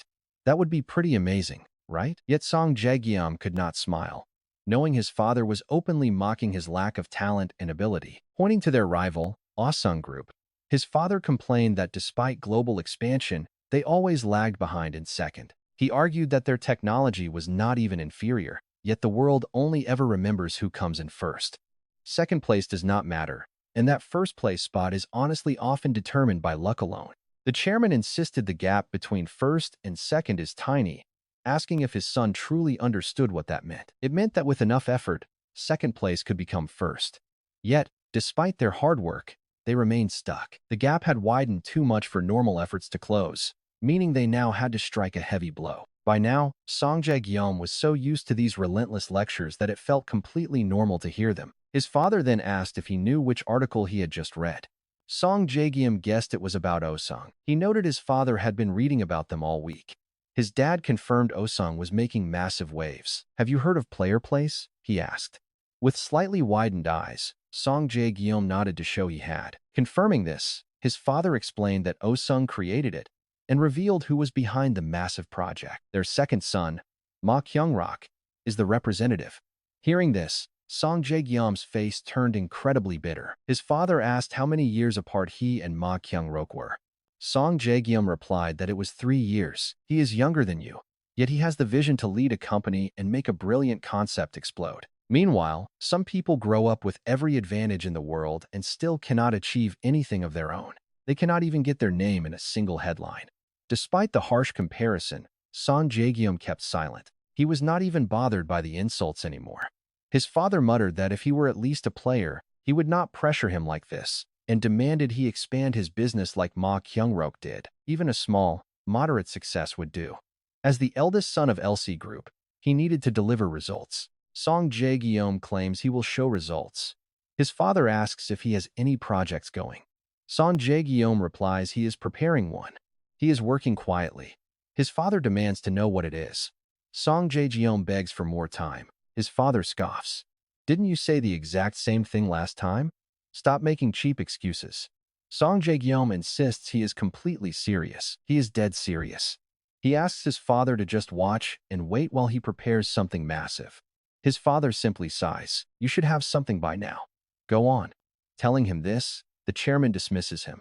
Song Jae-gyum leaves, quietly closing the door. He falls into deep thought. How did things ever get to this point? It is all because of that Ma Kyung-rok. Being compared to someone until it becomes a permanent label in your ears is bound to trigger some heavy, lasting resentment. Who would not want to be a player? But what can he do about bad luck? Some might call it fortunate to be excluded by 3 years. It was a life or death survival game. But for Song Jae-gyum, whose reality was already hell, missing it was pure misfortune. He wishes he had become a player. If he did, he could have competed with the heavenly demon on equal footing. Regretting it now is pointless. Hearing the sound of his own heavy footsteps, Song Jae-gyum enters his private office. The stress is completely overwhelming lately. He cannot stand the fact that Player Place is actually owned by Ma Kyung-rok. Realizing Player Place belongs to the heavenly demon infuriates him. He just learned this information, and irritation surges inside. He had recommended that exact app to all his cafe members, unwittingly helping the very rival he wants to destroy. Helping his mortal enemy makes him sick. Then, another online article catches his eye. It is about politician Lee Seong-hun. "Look at this, the Anti-Player Act has officially passed." Lee Seong-hun claims that players are a cancer to society. With player crimes on the rise, public support for Lee Seong-hun is soaring. When enacted, players will be heavily suppressed. They are prioritizing players within the police force. As early as next month, a massive player police organization is forming. Players catching other players. Reading this, Song Jae-gyum grunts. That politician is going to cause some major trouble. Song Jae-gyum also despises players. But to expand his influence and fight the heavenly demon, He must side with them. He mutters that they cannot leave that politician alone. Seeing that meeting time is near, Song Jae-gyeom logs online. He joins the private chat room. Meanwhile, even though it is not their usual meeting day, Ryu-min is moving. He is heading over to Lostak's residence. This sudden summons is completely unexpected. Ryu-min wonders what is going on. Could they already be putting their main plan into action? He has a strong hunch, but he must join first. After perfectly transforming into the spitting image of Lostak, Ryu-min takes his seat and logs into the room. Once inside, he finds Yami and the president waiting. The president speaks up immediately. Good. You finally made it. Ryu-min apologizes for the delay. The president's face seems much darker than usual as he tells him it is fine. Honestly, we were worried you would not show. Each member's situation is critical right now. Ryu-min wonders what is up. What is his deal? He wonders. Too bad he can't read his mind through video chat. The president then turns to Yami. He asks how their planned executive interviews went. Yami replies that while they are ongoing, 3 candidates successfully passed the test, specifically, the murder test. The president asks if they are okay with their cafe. Yami confirms they definitely are. They are highly positive about their cafe, enough to sit them in these meetings. Hearing this, Ryu-min is stunned. 3 killers, Ryu-min thinks. Who are these people aiming for an executive position? They must have done it. They definitely committed murder without hesitation, tempted by power. The president then asks if they can use them now. Yami says yes. But get this, the president cuts in with a grim look, saying they execute the plan tomorrow. Ryu-min asks what plan he is talking about. The president replies they are capturing National Assembly member Lee Song-hun. That is the big plan. Ryu-min thinks to himself that this explains the extreme urgency. He expected as much. The president has long argued that a countermeasure was needed against Lee Seong-hun, who openly despises players. Now they are kidnapping him. Playing along, Ryu-min mentions seeing recent articles about politician Lee Seong-hun. The articles state he successfully passed his anti-player bill. Ryu-min explains that this new law dictates a suppression plan. To effectively crack down on players committing crimes, a special police organization comprised entirely of players will be formed. The highly ironic part is that the actual members of this special anti-player police squad are players themselves. They will select players from among the police. In other words, police officers who are players will catch criminal players. The president nods in agreement with his explanation, saying he is right. But the main issue lies here. Agreeing with the explanation about powerful players, the chairman nodded, yes, that is right. The real problem is that, with the bill passed, our cafe's position is dropping. Ryu asked, are we kidnapping the president? Exactly. They replied. By taking Lee Song-yun and making a public example of him, all these protests will shut down. Ryu froze in shock. An example? Are they planning to execute him? Guys, remember to hit like and subscribe. I know this part got a bit messy using computer voices, but it is seriously the only way we can finish this story. Before we get started, please hit that like button and subscribe. Let's aim for 3,000 likes. Thank you all so much for supporting the channel. Hearing this, Ryu-min was shocked, thinking, are they really going to execute him? He raised his hand, offering a different perspective. But Mr. President, he said, won't a public execution like that just prove that the Anti-Player Act is actually necessary? The president nodded, saying he knew it could backfire. That is exactly why they would not be the ones doing the kidnapping. Ryu-min asked what the plan was then. The president smiled, explaining they would frame it as if ordinary citizens did it. They would use money to hire regular citizens with bad criminal records to make it look like they kidnapped Lee Seong-hyun, while we do the actual heavy lifting, Ryu-min realized. So, you are basically saying this entire thing is staged? Exactly, the president replied. We secretly kidnap Lee Seong-hyun, point the finger at random people, and let the public drama unfold. We will even stage a public execution. At that moment, we will jump in late, pretending to stop the criminals and save Lee Seong-hyun. But by then, he will already be dead. This way, we do not just achieve our main goal of killing Lee Seong-hyun, but we also show the public that our cafe is not an enemy. Hearing this, Ryu-min realized there was no such scenario in his previous regressions. Back then, Lee Seong-hyun was always hostile toward other players. The cafe still kidnapped him back then, but Ryu-min never actually knew about their secret plan this way. He had simply saved Lee Seong-hyun before the abduction, keeping him completely in the dark despite successfully rescuing him. But now, with his legendary Lost Yak disguise, we get to see the whole dirty truth laid bare without ever knowing. He smiled, thinking that securing the assassin's mask so early was a genius move. Then, Ryu Min asked, however, Mr. President, since the Anti-Player Act has already passed, will eliminating him really matter? The president chuckled, saying that is a sharp question fitting for Lost Yak. But yes, there will absolutely be major shifts. First, the act loses its driving force without that loudmouth congressman. Plus, it gives us a chance to control who gets picked. We can handpick members for the anti-player police unit. Ryumin nodded, playing along with an interested look. And getting rid of Lee Sung-hyun stops any future anti-player laws. Keeping those bills blocked makes his death completely worth it. Do you understand? Ryumin quickly responded, yes, Mr. President. I completely get it. Acting like a loyal soldier. Now that he fully grasped their wicked game plan, Ryumin asked, so how are we going to recruit these civilian actors? The president smiled, saying their inside connections with the police department made it easy to track down criminals with red flags. We will approach them, offer some quick cash, and easily recruit about half a dozen desperate guys for the job. Honestly, the president had this entire scheme worked out. It was highly calculated, not some rushed, last-minute idea. Then, the president turned to his subordinate, asking, Yami, you mentioned we could mobilize 3 executives right away, correct? She nodded, yes. He added, when we carry out the kidnapping of Lee Seung-hyun, make sure to involve them. Yami, you will oversee the entire abduction. She confidently replied, understood. Leave it to me. I will get it done. The president then looked at Ryu Min and said, Lost Yak, help Yami prepare. I will send over his schedule and location. Ryu Min asked when they would strike, and the president answered that the execution time was set for tomorrow morning. Tomorrow, at 8 in the morning, when he heads to his office.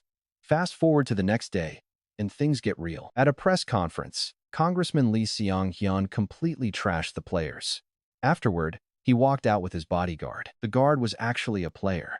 Lee Seung-hyun paid him a fortune because he knew his life was priceless in this dangerous world. When the bodyguard opened the door, Lee Seung-hyun got inside, completely unsuspecting. But a strange woman was in the driver's seat. He had never seen her before, so he blurted out, who are you? Yami turned around and smiled. Hello, Congressman. Nice to meet you. Who the hell are you? He demanded. But before he could shout again, he was suddenly knocked cold from behind. And guess who did it? His own hired bodyguard. He looked at Yami and said, it is done. Let us move. Yami told him she would lead the way and told him to follow slowly. Soon, the sedan rolled smoothly out of the garage. How did she do it? Yami possesses the incredibly overpowered enchanting rune, which lets her completely control any human with a single glance. Simple eye contact or physical touch lets her dominate up to 5 people of the opposite sex. And the duration? Absolutely infinite. The brainwashed victim stays completely loyal forever. Unfortunately, it does not work on monsters or angels, only on humans. But there is a catch. Once she releases a target, she can never enchant that exact same person ever again. In round 3, she actually changed her class to a tamer, which allowed her to capture and tame deadly beasts. Since her rune could not dominate monsters, this was the perfect fit, even if it had a few minor drawbacks. With only 5 slots, that enchanting rune was pretty incredible. Almost like holding the authority of a district representative. Enchantment was not just for players. It could dominate any human, level aside. It worked even against stronger opponents. With one thought, she could even control the president. No one was safe. This enchantment held unique dominating power, easily rivaling the authority of a zone representative, perhaps even surpassing it. Combined with her tamer ability, Yami could command monsters, placing every living being under her watchful eye. With this rune, life became simple. She could do whatever she wanted, but she got bored. That was when Yami stumbled upon a cafe named Player Haven. She liked its charm. Taking their test, she discovered a brutal murder was actually part of the job. For a killer like her, this was easy.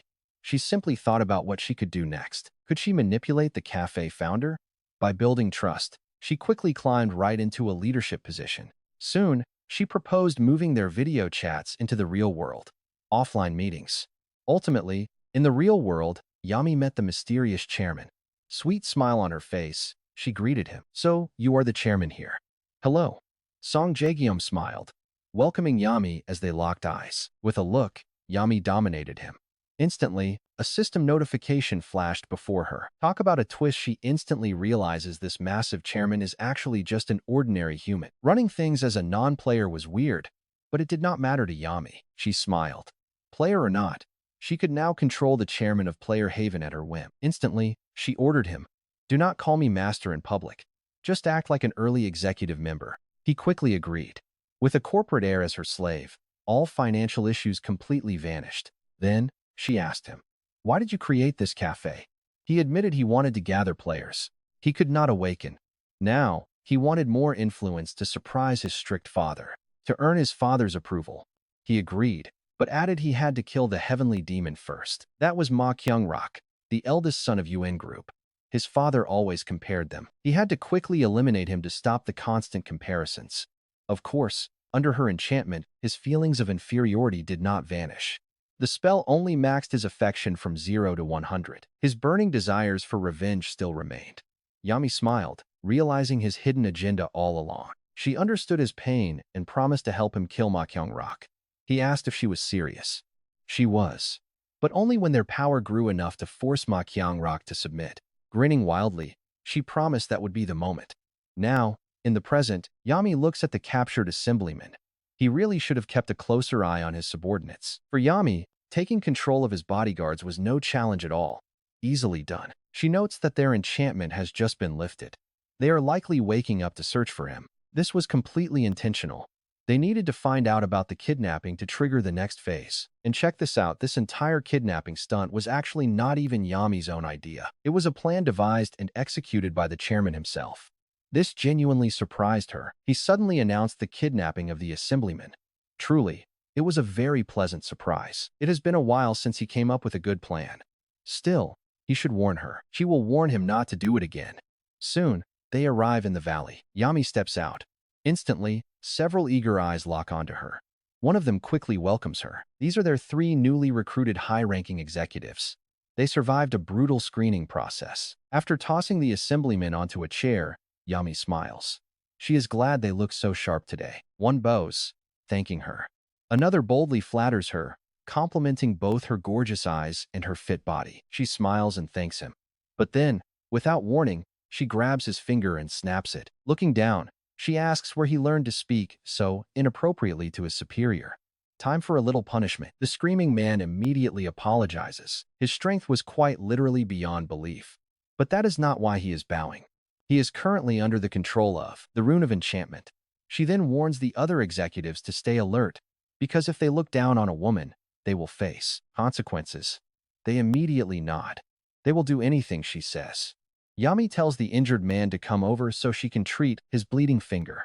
Even after giving first aid, Yami refuses to lift the spell. She is still way too worried that he might seek revenge and ruin her plans. Once freed, the enchantment can never be cast on him again. So, when the job is done, she plans to just end his life. But suddenly, Lee Song-hun, who had awakened from that agonizing scream, blinks and asks who they are. Comment down below with what you expect to see next. Will Ryu Min step in to save him and defeat Yami? Let me know. And do not forget to like, subscribe, and support the channel financially. In this episode, Ryu Min is about to go face to face with Yami.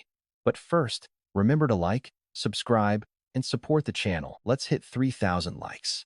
Meanwhile, Lee Yong-hun, who just woke up from another hostage's scream a moment ago, blinked in confusion and demanded to know what was happening. Yami just told the others to wait while she grabbed some rope. As she walked off, Lee Yong-hun tried to stand up, but one of the thugs barked at him to sit his old butt back down. The politician yelled, asking if they realized they just kidnapped a National Assembly member. The thug only smirked, completely unfazed. He bragged that they could take the president if they wanted. As the congressman gasped, another thug promised they would kill him soon, but they wouldn't be blamed. Instead, they would be hailed as national heroes. Hearing their twisted laughter, Lee Yong-hun frowned deeply, wondering what these psychos were even talking about. Just then, Yami returned with the rope. She pressed a finger to her lips, ordering her goons to keep quiet and stop revealing their master plan so recklessly. Then, she approached Lee Yong-hun, who was wearing a completely bewildered expression, and quietly told him to sit nicely in the chair. He immediately lost his mind and screamed profanities. He shouted at her in a rage. Yami calmly asked what he was trying to achieve. She pointed out that he already knew the score. He was kidnapped, and he was going to die, so why keep resisting? With a wicked smile, She asked if he was just that eager to go and see his dead son in the afterlife. The man froze in absolute shock. Yami purred, telling him not to worry because they would reunite them very soon. He cursed. Suddenly, Yami locked eyes with Lee Young-hun, demanding he hold still so they could send him off peacefully. "Do you not want to see your son?" she whispered. His body suddenly went completely limp as his will shattered, and he muttered a soft yes. A goon watching this asked in shock. One of the thugs gasped, amazed at how he instantly became a loyal puppy. The others cheered for Yami's legendary skill. The watching executives were incredibly impressed, but this was child's play for her. Still, she sighed inwardly as the system message appeared. The system confirmed Lee Young-hun was successfully enchanted, filling up the third slot on her active roster list. She complained about wasting another slot, deeply frustrated since she only had 5 spots in total for her magic. She desperately wanted to save those spaces, but now only 2 remained. Still, keeping the politician cooperative made things much easier. Keeping him quiet without the spell would have been impossible. Turning back to her underlings, she looked them dead in the eye. She ordered them to prepare for the chairman, who was arriving shortly with 6 heavy-duty criminals. The goons nodded in unison. They bound Lee Young-hun tightly, slipped a black bag over his head, and set up a streaming phone right in front of him. Yami asked if the broadcast was ready. A goon confirmed they could go live on YouTube with a single tap. She grinned, pleased. When asked about their criminal reinforcement, she reassured him the chairman was bringing them right now. Just then, the front door creaked open. Every eye in the room snapped to the entrance, expecting their boss to walk in. But watch their faces drop. The person walking in isn't their esteemed chairman, but our boy Lost Yak, otherwise known as our boy Ryu Min. Yami frowned, demanding to know why he abandoned his post. Had the police found them? Ryu Min calmly dismissed her panic.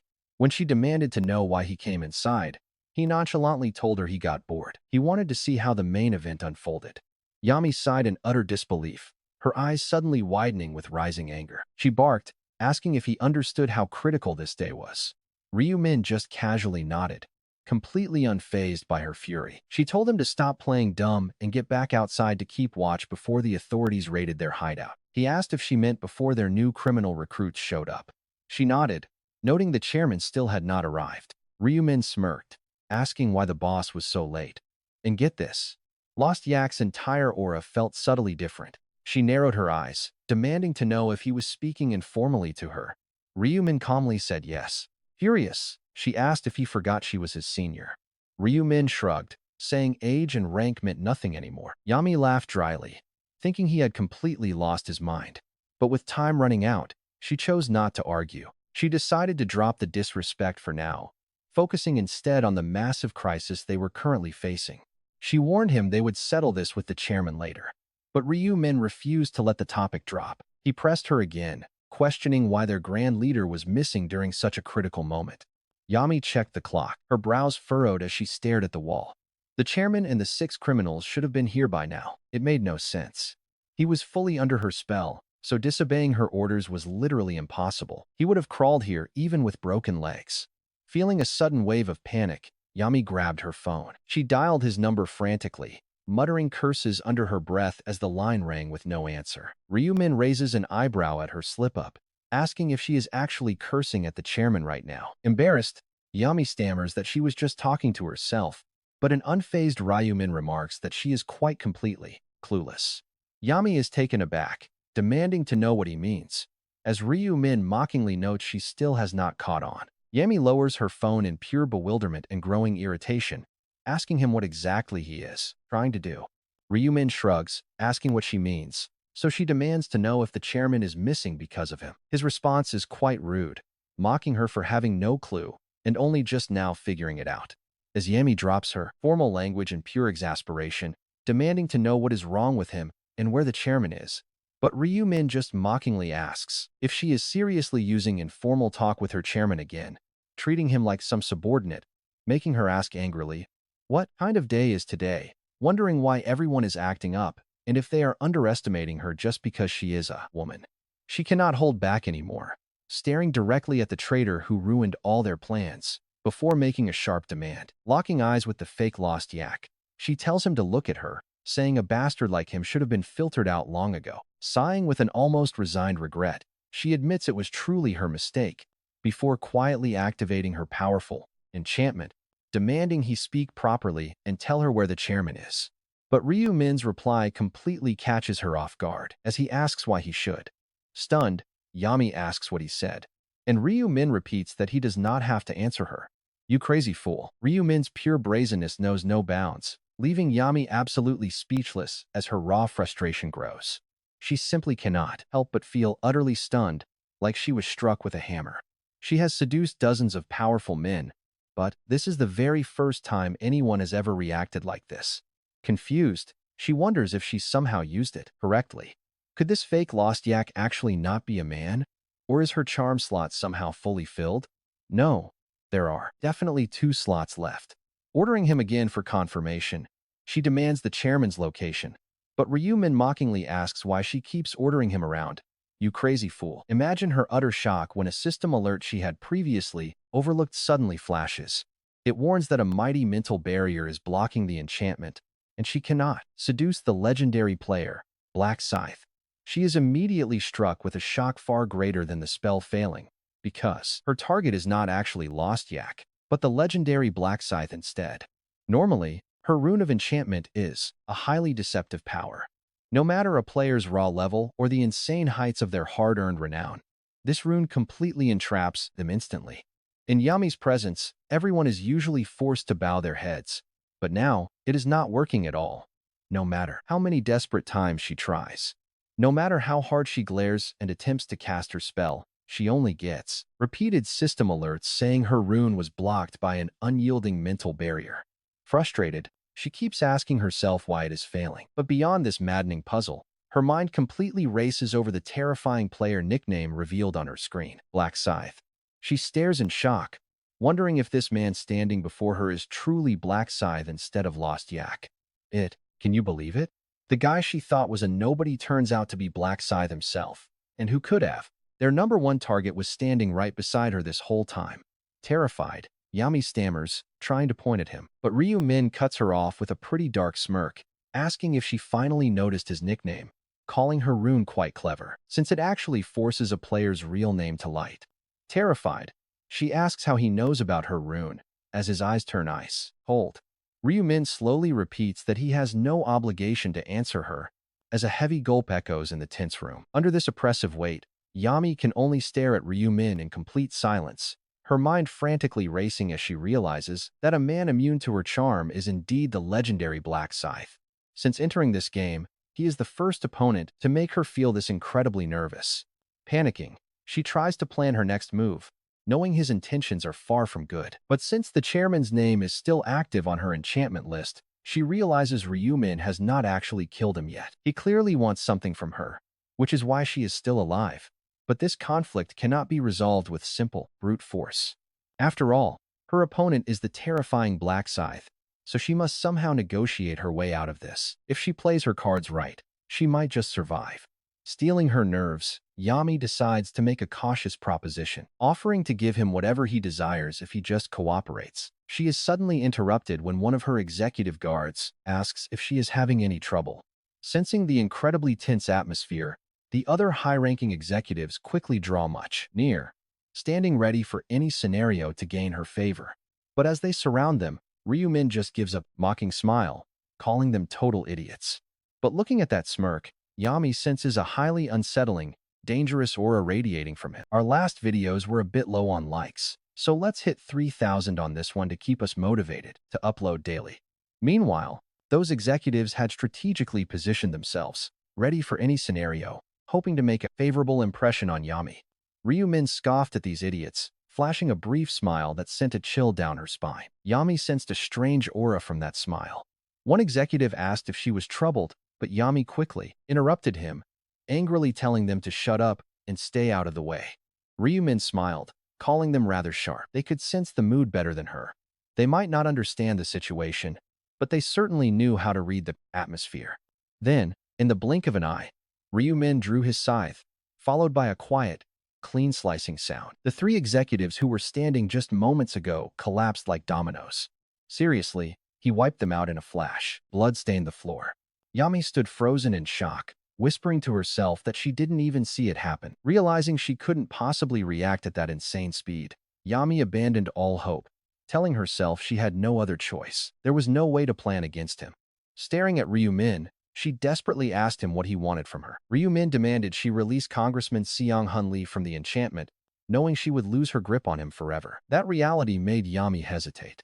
Summoning whatever courage she had left, she asked what would happen if she refused. But before she could even finish, her arm was severed. Ryu-min calmly remarked that courage was a useless concept. He warned she had misjudged her opponent, saying he wouldn't tolerate any refusal. Then, Ryu-min picked up her severed arm, held it against the clean cut, and began casting his high-level healing magic on the wound. The flesh mended instantly, returning her arm to normal. Ryu-min casually mentioned it wouldn't feel quite the same at first. Yami was utterly astonished. Reattaching a severed limb was an incredible feat, far beyond her own capabilities. Even with her emergency healing skills, she lacked the massive power required to reattach an entire limb. She wondered how this was even possible. They had the exact same skill, yet the gap in their power was massive. Ryu-min, warning her not to doubt him, raised his scythe again and told her to make her choice. Now that her arm was attached, he demanded she release Congressman Seong-hun Lee immediately. Terrified, Yami complied. She quickly announced the spell was broken. Ryu-min stared down at her, reading her mind for any signs of lies. He saw no deception in her thoughts. Right then, Congressman Seong-hun Lee, who had been completely motionless, groaned. He rubbed his head, shouting at them, asking if they knew the police were nearby and how they dared kidnap him. He screamed that they made a big mistake kidnapping a member of the National Assembly without thinking it through. He demanded they release him immediately. That's when Ryu-min stepped in, greeting the angry politician directly. He introduced himself as his rescuer, telling the congressman to wait patiently while he negotiated with the woman. Ryu-min then glared at Yami, coldly asking if she wanted to live. She desperately begged him to spare her life. He made her promise never to use her abilities again. Yami quickly swore she would never touch them. She swore to God, but Ryu-min coldly told her to swear to him instead. Panicking, she quickly swore to Black Scythe. Seeing her desperation, Ryu-min nodded and agreed to show her mercy, telling her she was free to leave. Despite getting exactly what she wanted, Yami remained deeply suspicious, asking if she was truly allowed to walk away. She feared he would slash her throat the second she turned around. But Ryu-min just told her to go. He turned away indifferently. And get this, Satan actually whispers in her ear, tempting her to strike from behind. For a split second, she felt tempted to launch a surprise attack, but she quickly snapped out of it. She knew risking her life for revenge was pure madness. Compared to Black Scythe, her power was practically nothing. The gap between them was like an elephant compared to a tiny mouse. Her stats were simply too low. A surprise attack had zero chance of succeeding, and she knew it. She politely told Ryu-min she was leaving. But before she could escape, Congressman Seong-hun Lee screamed, demanding to know where she thought she was going. Damn it. He demanded that Ryu-min untie him so he could chase after his kidnapper.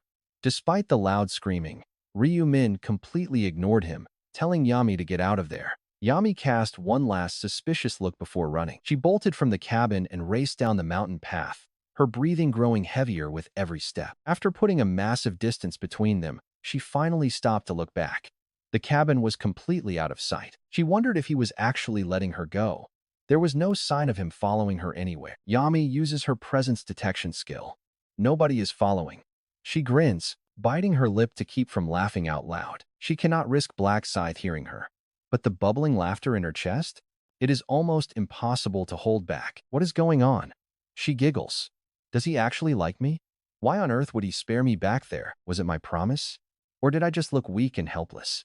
Maybe he fell head over heels for my looks. Whatever it is, the guy is just way too naive. Believing empty words like that is a total rookie mistake. She has dealt with countless men before, but never an idiot like this. Seriously, Yami has met plenty of suckers, but this guy? He takes the cake. Promises and oaths are for losers. Why would she ever keep them? Exactly. She has zero intention of honoring her word. It was just a quick verbal trick to survive the moment, and the idiot who fell for it is just a massive fool. She walks a bit further, making sure she is clear. She sighs. That was a close escape.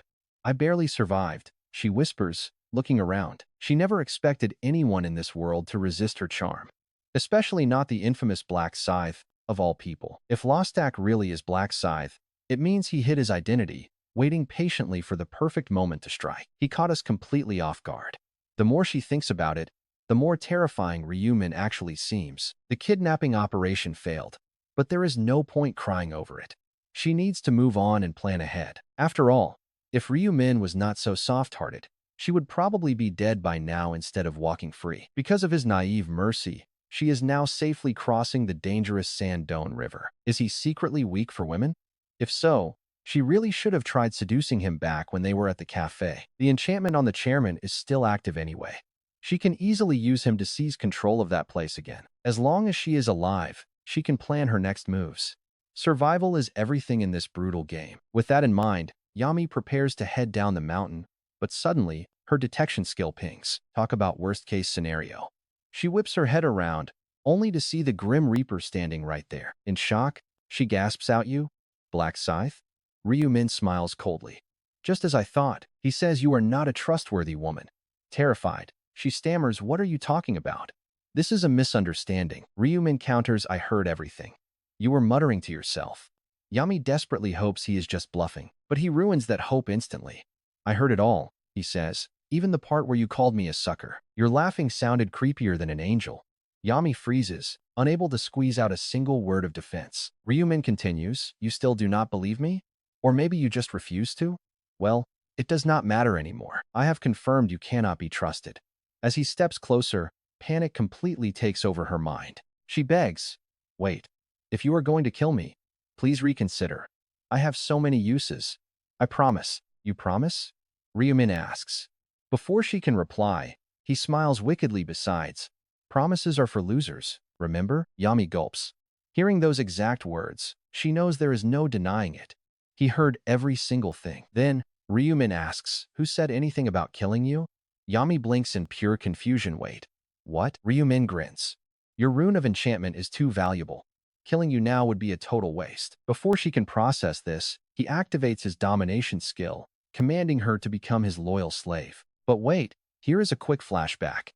Before the kidnapping, Ryumin is planning the perfect rescue timing. His conclusion? It is best to save Congressman Lee Seong-hyun after the kidnapping actually goes down. Taking out Yami and her thugs too early is a bad move. He has a bigger strategy in play. After all, who would appreciate his heroic rescue if nobody even knew the kidnapping happened in the first place? This is the perfect chance to put the name of Black Scythe on everyone's radar once and for all. While players know him well, the regular public has literally no idea who this mysterious figure is. Many citizens openly criticize players, and Congressman Lee Seong-hyun is leading that charge right at the front. But because Ryumin built a close connection with him in his past life, he understands the man extremely well. He knows about the immense hardships the politician's only son went through, and the resulting hatred toward players. This personal insight allows Ryumin to grasp the situation far better than anyone else in this world. To make his move, he must first change the congressman's mind. Lee Song-hun has a clear goal. He wants to prove that players are not monsters. Using player abilities for the greater good is just too perfect of an opportunity to ignore. So, why go to such lengths? Well, Ryumin has a massive vision. He foresees a future where he stands as the player's representative. To pull that off, general public support is crucial. And if Congressman Lee Song-hun backs him up, Ryumin believes citizens will easily rally behind Black Scythe. That is why he patiently bides his time. He holds back. Right up until the kidnapping actually goes down, Ryumin uses his invisibility to tail the chairman. Right around then, the president actually sits down to meet with the criminals. Huge thanks for hitting 3,000 likes on the last video. Guys, let's see if we can smash that same target again today.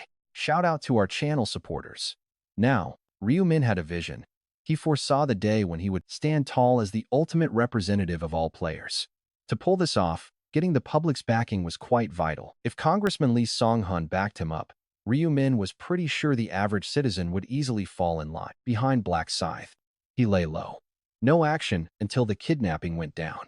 That was Ryumin's plan. To use his invisibility skill to tail Chairman Song Ji-um was all calculated from the start. Meanwhile, the chairman met with his hired thugs. One criminal asked the boss if he was seriously tripling their pay after the job. When the boss confirmed it, the thugs got suspicious, asking if he was secretly planning to rip them off. The chairman snapped back if they could not handle it. He would just wire the 25 million won to someone else. One thug quickly backpedaled, calling him quite impatient and saying they never actually refused to do the job. He told the boss not to worry. since taking a life these days is no big deal. Ryu Min just sighed at the grim realization. Players are normal folks. Trash is everywhere. Some lowlife was always lurking. With that thought, Ryu Min quietly waited for the perfect moment. Suddenly, a soft chime rang out. The signal had finally arrived. It was a phone call for Chairman Song Ji-yum.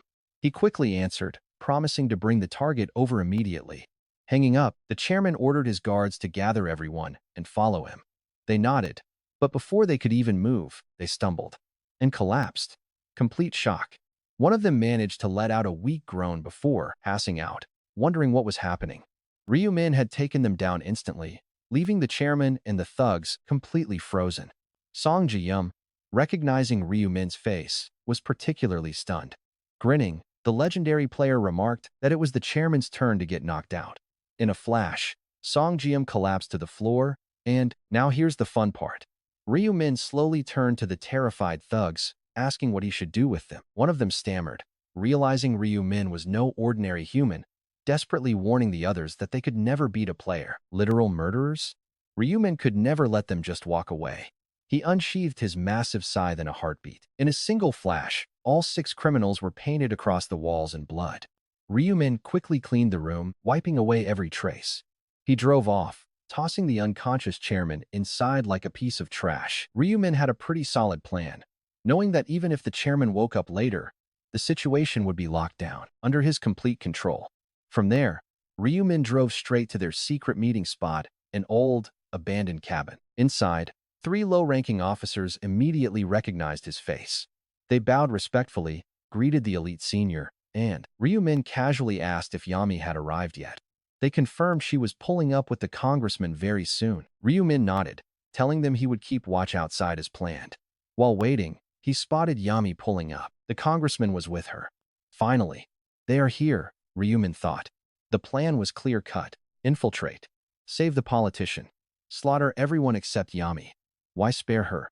The reason was simple. If Ryu Min could enslave Yami, the entire Player Haven Guild would naturally fall under his thumb. Though the chairman was the nominal leader, Yami pulled all the strings. Ryu Min knew that controlling her meant controlling the whole network. But get this, there was a bigger prize at stake. Ryu Min wanted her incredibly powerful rune of enchantment, ridiculously overpowered. This item easily beat even a territory representative's ultimate authority. Ryu Min realized it had 0 limits, capable of dominating high-level players and regular humans alike. But there was one problem. Approaching Yami had been almost impossible until now. How do you fight someone who brainwashes people with a single glance? Sure, killing her would be quite easy. He could easily sneak up using invisibility and end her in a heartbeat. But Ryu Min never wanted her dead. Keeping her alive as a puppet was way more practical, which is why he needed the round 7 submission rune. Plus, using his rune of mental barrier, Ryu Min could finally face off against Yami directly. Her hypnosis might be insanely strong, but it could never pierce his psychic defense. To avoid raising any suspicion, though, in front of the congressman, Ryu Min planned to lure Yami outside. He wanted the politician to think he spared her purely out of mercy. But looking at Yami's arrogant, mocking face, Ryu Min knew threats wouldn't be enough. Some people just can't be reasoned with. So, he decided to unleash a powerful, single-use skill called Reality's Dominion. No regrets about using it. Dominating Yami would instantly hand him the keys to their entire guild. When Ryu Min orders Yami to become his slave, a system message pops up, giving him a much better, unrestricted authority. Dominion uses are exhausted, but a temporary version still has 8 charges left. Hiding this skill from the system window, it targets Black Scythe and Yami. This doesn't just grant Ryu Min the powerful rune of enchantment, it also gives him complete control over player Yami. Bowing slightly, Yami says it's an honor to meet him and begs for any command, promising to do whatever he orders. Ryu Min tells her to stop bowing and never call him master. She must act natural. One slip of the tongue could make people highly suspicious. Yami quickly agrees, keeping her head low as she nods. Yami stays silent, but reading her mind, Ryu Min knows she genuinely, truly accepts him as master. She is totally under his control. He orders her to run down this path immediately now. He tells her to tell the chairman that Lost Yak betrayed him. Yami stumbles, almost calling him master again, but catches herself. Ryu Min warns her that he'll kill her if she speaks that name. Terrified, She apologizes and asks what she should say instead. And get this, Ryu-min actually reveals his face here, telling her to just use his real name. Since Yami is his slave, she can never betray him. Meanwhile, Lee Song-hun wakes up. He is utterly shocked. He remembers waking up tied to a chair, piecing together his final moments before passing out from the initial attack. It was definitely a kidnapping, and that woman was behind it. He is pretty sure she must be a player. She was likely seeking revenge for the bill he proposed. What was even the point of hiring those useless bodyguards anyway? They were completely worthless. Then he remembers his mysterious savior who was that guy.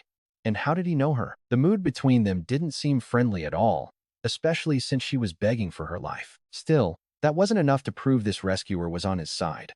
So Lee Song-hun keeps his guard up. He watches silently, telling himself that this young man is definitely no ordinary citizen. He is a dangerous player. Suddenly, Ryu-min walks over, rips the ropes off, and apologizes to Congressman Lee Song-hun for the delay. He explains he had to deal with some loose ends outside. When the politician asks about the woman, Ryu-min nods. Yes, she was the kidnapper, but she is handled now. Lee Song-hun stares at him, trying to read his motives. Noticing the suspicious glare, Ryu-min offers to explain the entire situation starting with the bodies. He activates his erase traces skill, making the corpses vanish instantly, which leaves Lee Song-hun pretty stunned. Regaining his calm, the politician asks if he is a player. Ryu-min admits it, knowing his low opinion of them. He teases that the politician seems disappointed by his savior. Lee Song-hun asks for clarification if he did this alone. Ryu-min nods and slowly breaks down the situation, explaining that many angry players want him dead. This specific group was just one of them. Ryu-min carefully spins a clever web of truth and lies. To protect his new asset, he decides to keep the player Haven completely out of his story. He lies, claiming he heard about the plot from an associate, which is how he uncovered their schedule. He shares every minor detail of their route and timing, causing Lee Song-hun's eyes to widen in shock. The massive amount of detail makes the story sound incredibly real. Ryu-min then claims he actually supports the proposed law. He even calls it a highly necessary piece of legislation that their current era desperately needs. This makes Lee Song-hun feel pretty uneasy. A player supporting a law designed to restrict players? Ryu-min explains that he betrayed his associates because he did not want a good politician dying in vain. Asked about the bodies from earlier, Ryu-min calmly admits it. Yes, he killed every single player involved. He even offers to hand over their real-world identities if the politician wants to verify them. He admits he is a murderer in the eyes of the law. But turn himself in? Not a chance. The politician demands to know why he won't face justice, telling him he needs to confess. Ryu-min asks if he really wants his own savior to rot in prison, knowing the politician has a conscience. Deep down, Lee Song-hun cannot bring himself to report him, even if he hates players with a passion. He did save his life, after all. So, the politician asks what he wants, warning him he won't cancel the law. Ryu-min surprises him by telling him to keep pushing the bill forward exactly as planned. This request leaves Lee Song-hun completely stunned. It is the exact opposite of what he expected. Lee Yong-hun asks if there is anything else, but Ryu-min simply replies that he wants nothing more, only acting on his own firm convictions. Ryu-min adds that he still doesn't oppose the law. Somehow, this leaves Lee Yong-hun feeling completely embarrassed. Lee Yong-hun thanks him anyway, promising to find a way to return the favor for saving his life. Suddenly, they hear the sound of approaching footsteps. Ryu-min calmly says the cops tracked them down and he has to go. Lee Yong-hun asks, "Just like that?" Ryu-min walks away, ignoring Lee Yong-hun's bewildered face, simply saying it was a real pleasure talking to him. Ryu-min tells him to share everything with the police. But Lee Yong-hun desperately shouts, "Wait," and hearing his call, Ryu-min stops. Lee Yong-hun stares at him, desperate to at least know the name of the brave warrior who had rescued him, and asks what his name is. With a faint smile, Ryu-min replies that he is known as Black Scythe. Before we jump in, please like, subscribe, and support the channel. I really apologize for the delay, but I have been incredibly busy lately. Just 3 hours later, breaking news spreads like wildfire. Lee Song-hyun, the National Assembly member, was kidnapped but miraculously escaped. Now, player laws face a massive crisis as MP Lee Song-hyun becomes a kidnapping target. The abductors are identified as 4 players, causing public opinion to take a very sour turn against them. This was a classic case of players getting terrible press. But as the news, articles started highlighting that the hero who saved him was also a player. Public sentiment began shifting. Major updates. The hero who rescued Congressman Lee Song-hyun is actually a fellow player. Say hello to Black Scythe, who saves Congressman Lee despite getting a shady offer. This true hero turned against his co-conspirators to save Congressman Lee Song-hyun. Look at these comments. Some say, the guy who saved the politician is actually a player. Isn't this Black Scythe guy legendary among them? He is a total beast who always ranks first in every single round. Whoa, seriously? That means he is a massive deal. He actually showed up in the real world. This is huge. Some trolls even mock them, asking who Black Scythe even is. But watch Yami's face light up here. As she reads the articles, a wide smile spreads across her face. She says, Master, look at this. Everyone is praising you. Ryumin asks, really? Let me see. He takes Yami's phone, scans the posts, and thinks to himself who would have thought my reputation would shoot up like this just from helping someone out once? I will slowly build my name value. There is really no need to rush. Ryumin smiles and hands the phone back. She thanks him, declaring that she will serve him as her master forever. Ryumin notes to himself that people have very different levels of devotion when accepting requests. Even though Ryumin told her to stop, Yami keeps accidentally calling him master. He wonders if this is because of the system command to make her a slave. If someone truly believes they are a slave, can they actually talk casually to their owner? Despite her best efforts to stop, the slip-ups keep happening because she fully views Ryumin as her master. Realizing this, he reluctantly gives in and lets her use the title. It actually works out, since polite speech is more comfortable anyway. On the outside, Ryumin looks barely 20, but he has lived for well over 100 years. Chronologically speaking, everyone around him is basically a grandkid. Still, looking at Yami, Ryumin feels the need to warn her one last time. He tells her, remember, you only call me master in private. But what about in public? She answers, I call you Ryumin, right? Ryumin nods exactly. Remember that, and act like you don't know Black Scythe. She agrees, and he then asks if she spoke to the chairman like he ordered. She replies that she blamed the plan's failure entirely on Lost Yak's betrayal, and the chairman bought it completely. Ryumin nods. Putting the blame on Lost Yak works out perfectly because he disguised himself as Lost Yak when he originally attacked the chairman. He then asks if she delivered the other message. She nods, saying they agreed that starting July 9th, they will replace the murder tests with one's evaluating character. Ryumin is pleased. With the new regime, it is time to clean house. He commands her to vet anyone applying to the cafe by running background checks. Throw out anyone with a bad record. Yami complies, and Ryumin asks about the existing group. Vetting newcomers is easy, but what about the current members? How many survived? She answers that over half died last round, leaving 4,000.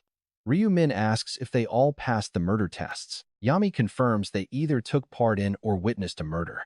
Ryumin notes these scumbags aren't even worth his time. Deciding their fate is a massive problem. But check out this sly smile. Ryumin decides to leave the trash to the janitor. Meanwhile, Noge, who rarely ever used a phone, is now completely glued to his mobile screen. His fingers are rapidly flying across the screen, fiercely leaving comments on every single post about Black Scythe. He types Black Scythe has arrived. This is incredible. But then, he spots a hate comment asking who this random loser even is and calling his supporters fanboys. Noge snaps and immediately fires back a reply, typing out what pure ignorance. Not knowing the great Black Scythe is embarrassing, tesk. But the troll responds, who cares, kid? To regular people, he is just a nobody. Furious, Noge replies, you have no idea. You fool. The troll laughs. Resorting to insults when your arguments fail is pathetic. Now, Noge is fully dragged into his 5th keyboard war of the day. Fuming, he mutters to himself that these idiots just cannot comprehend Black Scythe's greatness. Frustrated, Noge clicks his tongue. Deep down, he knows that to regular folks, Black Scythe is still just a... To most folks, Black Scythe was just some random character from an obscure game. How could he make them understand his greatness? He felt troubled, but the answer was right there. Wasn't he the genius planning a whole cult devoted to Black Scythe? To make this real, I need followers. Starting a cult alone? A massive task. He needed real allies, people who would echo his voice. Putting money problems aside for now, he had to seek believers. He needed people eager to build a massive following to honor Black Scythe. But where should he even start this grand quest? The answer was already taking shape. He smiled, whispering that to catch the best fish, you've got to go straight to the river. Time skips forward to August 1st, and you can feel the tension as round 8 officially begins. She called out Lord Black Scythe. Ryumin asked how she found him so fast, and she chirped that her tracking skill made it easy. Suddenly, Minjuri froze, realizing she had totally let that slip. Ryumin squinted, asking if tracking was even on his recommended list. She just laughed nervously. There was no way she could confess she learned tracking just so she could stalk her favorite hero. Interestingly enough, Ageman no Gay had acquired the exact same skill for the very same reason. He cautiously approached Ryumin. He offered a polite greeting, "Hello, Lord Black Scythe." Ryumin stared, raising an eyebrow as he wondered if this guy did too. It seemed like everyone was wasting points on useless skills instead of the strong, practical ones he had recommended. But then, Ryumin remembered something crucial about Aged Man no Gay. Right, he was a fresh applicant for Player Haven. He had actually joined the group as part of his master plan to build a cult worshipping the legendary Black Scythe, a new recruit.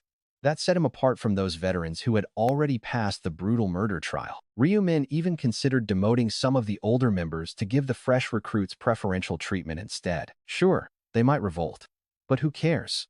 They're only destined to be backup janitors anyway. Just then, Minjuri skipped over with her usual bright energy, asking if he had seen the massive news about himself. You saved Congressman Lee Sung-hoon, right? Ryumin nodded, and right on cue, Aged Man no Gay piped up with a huge grin. He cheered. I saw that too, Lord Black Scythe. I got so hyped that I left nice comments on every single article. That eager, bright smile. Seeing it, Ryumin didn't have the heart to scold him. His keyboard warrior efforts were pretty useless, but Aged Man no Gay kept talking about how incredible the news was. He asked if the villains really tried to recruit him. Ryumin confirmed it, making the old man gasp at their audacity. Who would dare challenge the legendary Black Scythe? Ryumin just smirked. They obviously didn't know who they were dealing with. Right then, both Aged Man no Gay and Minjuri had the exact same thought. They desperately wished they knew his real identity. Reading their thoughts, Ryumin just shook his head, but then, look up. A glowing figure starts shimmering in the sky. An angel appeared, introducing herself as Ariel, the new overseer for their zone. She dryly noted that no applause was necessary. When the players actually remained silent, Ariel's eyes narrowed. She pouted, muttering how disappointing it was that nobody even tried to clap. A few pity claps finally broke the awkward silence. Seeing this, Ariel's cold expression instantly melted back into a bright smile. She thanked them sweetly, then asked if they were ready to hear the quest details for the upcoming 8th round. The system screen flashed open with the prompt Round 8. Escort the guild, punish the traitor. Over 3 million participants, and 0 achievers so far. 2,000 players remaining, and 0 clearers. As they checked the details, tension filled the air. One player asked why they suddenly had to escort a guild, wondering where this group even came from. Another player pointed out that guilds usually mean merchants, but there weren't even any merchants around in this zone. They wondered if this was just some weird role-playing quest, when suddenly, the angel burst into a fit of laughter. She mocked them. Roleplay? We would never ask you to do something so silly. Then another player spoke up. What does this quest actually require us to do? Ariel rolled her eyes and said, literally just escort the guild. When they asked where they could find this guild, Ariel scoffed, calling humans even more clueless than she originally thought. So incredibly dumb. Before we start, I hope you all hit that like button, subscribe, and drop a comment. Huge thanks to everyone who supports this channel. I really appreciate you. Now, the angel mockingly replies that while humans are known for being inferior, she never expected them to be this clueless. Under the weight of the angel's mockery, the players sink into a heavy, contemplative silence. Then, she asks if they really think they are the only ones living here. Goblins, angels, elves, and orcs, haven't they crossed paths with them already? One player gasps in total shock, finally putting the pieces together. What the angel implies is real. She confirms that these guilds come from other realms, 3 distinct races in total: the humans, the elves, and the dwarves. Players must choose one group and act as their escort. Someone immediately asks if they get to choose their escort target, wondering if elves and dwarves really have guilds. Another speaks up, brushing that aside to ask if legendary fantasy races from novels actually exist in real life. Then, the angel explains that this escort mission lasts for 5 hours. If they successfully protect their designated guild and reach the destination safely, the quest is complete. Of course, they will face vicious monsters along the way, but they won't be fighting alone. A player quickly asks what it means to not be alone, and if they are forming parties like the 6th round. The angel confirms that today, they'll form massive, exciting parties. All 2,166 remaining players must divide among the 3 guilds. Everyone must select just one, and choosing the same group automatically forces them into a party. Naturally, their individual choices remain hidden from one another. A player asks if they are all moving together with the single shared goal of keeping their guild safe, noting that it feels like joining an epic video game raid. The angel then drops a warning each guild has a different difficulty level, but they won't reveal which is which. Next, the angel, Ariel, introduces the subquest, explaining that this hidden task is all about finding a dangerous traitor lurking inside their selected guild. There will be at least one traitor, though they might be dealing with a group. A player nervously asks if a traitor is really going to be marching right alongside them the entire time. It sounds exactly like a real-life game of Mafia. The angel adds that the traitor's ultimate goal is sabotage. Naturally, they aren't part of any player party, meaning anyone can attack them using whatever deadly skills they want. They can be hunted down and executed, and successfully eliminating the hidden saboteur yields a massive, exclusive reward. Naturally, this special prize goes only to the player who contributes the most to the traitor hunt. Everyone nods in silent understanding. With the rules finally laid out, the path forward becomes clear as day. Laughing, the angel wraps up her explanation, giving everyone just 10 minutes to make their final choice. After wishing them luck, she vanishes, leaving the massive crowd in an anxious, loud frenzy of discussion. Some think they should aim for the lowest difficulty, suggesting that the elf guild might be the easiest path. Others prefer sticking with humans, finding those other fantasy races a little too intimidating to deal with. As everyone debates, Minju rejoins the conversation, asking Ryumin under his black Scythe alias which to choose. He confirms her suspicion. Ryumin already has a solid hunch about where the majority of players will flock. Most people will choose humans first, then elves, and lastly dwarves. Humans are familiar and comfortable to them. Elves attract the dreamers who want to see them in person, but short, grumpy dwarves just aren't appealing. They just picture elderly mountain dwellers. Ryumin silently decides that his own choice will be the dwarves. Having survived 99 regressions, he knows the exact difficulty of each hidden escort option. Dwarves are the easiest, followed by elves, and then humans, meaning the most crowded path is the hardest. It will crawl with high-level, brutal monsters. So, to clear the round easily, choosing dwarves is a no-brainer. But get this, simply escorting the dwarf guild safely to the end doesn't actually guarantee a pass. Safe delivery is just the baseline requirement to survive, not a ticket to easily clear the round. Final rankings are determined strictly by the total contribution points each player accumulates during the chaotic march. It looks like a friendly co-op quest at first glance, but in reality, survival is a brutal, individual race. Every single player is judged solely on their personal performance. Ryumin smiles to himself, planning his move. Fighting weaker monsters makes farming contribution points incredibly easy, so focusing on the dwarf guild is the ultimate play. Uninformed players like Aged Man No Gay won't know this trick, but Ryumin's trusted ally, Minjuri, certainly does. He already passed her these exact secrets through his fake prophecies. But looking at her face now, she was lost in deep thought. And the reason was pretty simple: the dwarf guild had a much lower difficulty level. Weak monsters meant fewer experience points, while higher difficulty zones offered much tougher challenges and better rewards. It was a classic choice between low risk and low reward, or taking a massive risk for some serious experience points. She quietly told herself, I know dwarves are easy, but if I choose somewhere too simple, my level won't increase much. And what if the massive gap between Black Scythe and me only gets wider? Ryumin could easily sense her deep concern. Unnecessary worries even at a low level. Her bless buff was incredibly strong, and Ryumin wanted her to survive. Ryumin wanted her alive. He suddenly said the word democracy. She looked up, asking, yes? Ryumin asked why she was overthinking. She claimed it was nothing, but Ryumin warned her, I may not know your thoughts, but greed always leads to trouble. Just focus on staying alive as long as you can. That benefits you, me, and everyone else. Minjuri stood frozen. She was completely taken aback. It felt like he knew her exact situation, making her wonder if he could read minds. With a quiet sigh, she decided that maybe she would actually choose the safer, easier path of the Dwarf Guild. And look at that, she actually went with the Dwarf Guild. Ryu Min was secretly relieved she made the safe choice. Next, the elderly man No Guy was also deep in thought. But in the end, he decided to join the Elf Guild. Ryu Min knew that Heavenly Demon Ma Kyung Rock and Sang Cheol, Seo Arin, Russell, and Christine would all make their own choices. Some would aim for the easier places, while the greedy ones would head straight for the brutal human guild instead. But either way, his warnings would help. He had already explained all the tricks and monster weaknesses for each group. However, he purposely kept one massive detail entirely to himself: the hidden subquests. 10 minutes later, the system updated. A floating screen appeared before everyone. The selection has begun. Please tap the guild you wish to escort. Option 1 is human. Option 2 is elf. And 3 is dwarf. One player shrugged, saying whatever happens, happens. He chose option 1, while another smiled and picked option 2, eager to see what those elves looked like. The moment they made their choice, they instantly vanished. Minjuri turned to face Ryu Min with a question. She asked if he wanted to join her in the Dwarf Guild, but Ryu Min simply shook his head. He told her to go ahead.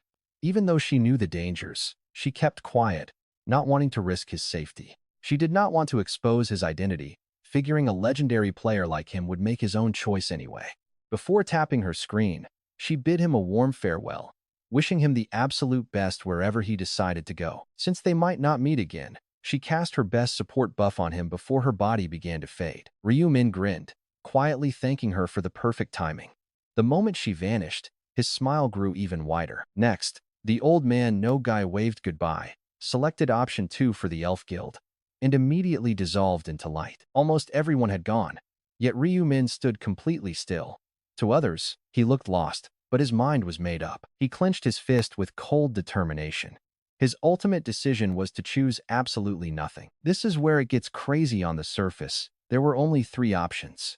But a secret 4th choice existed. In his past lives, Ryu Min did not know this, blindly rushing to select the first option every single time. But after analyzing every single path through his regressions, he started to question how these hidden quests actually worked. The traders were always the exact same players. He wondered how that was possible if selections were supposedly random. While deep in thought during a previous round, he accidentally let the timer run out. That changed everything. He realized the truth back then. Doing nothing was the ultimate play. Exactly 9 minutes pass in the present. A warning flashes: 1 minute remaining. Failure to choose may result in severe penalties. Ryu Min just waits. 10 seconds left. Then 1. The countdown hits 0.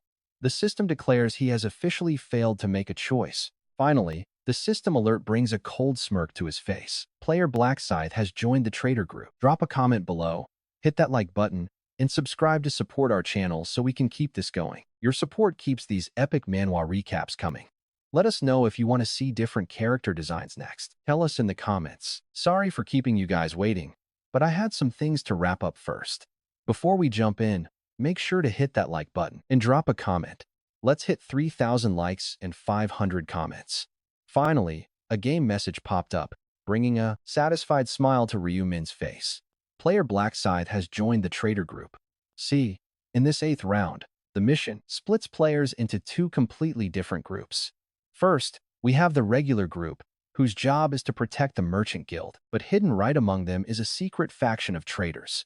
The main goal for the regular players is simple: ensure safe travel for the guild to their destination.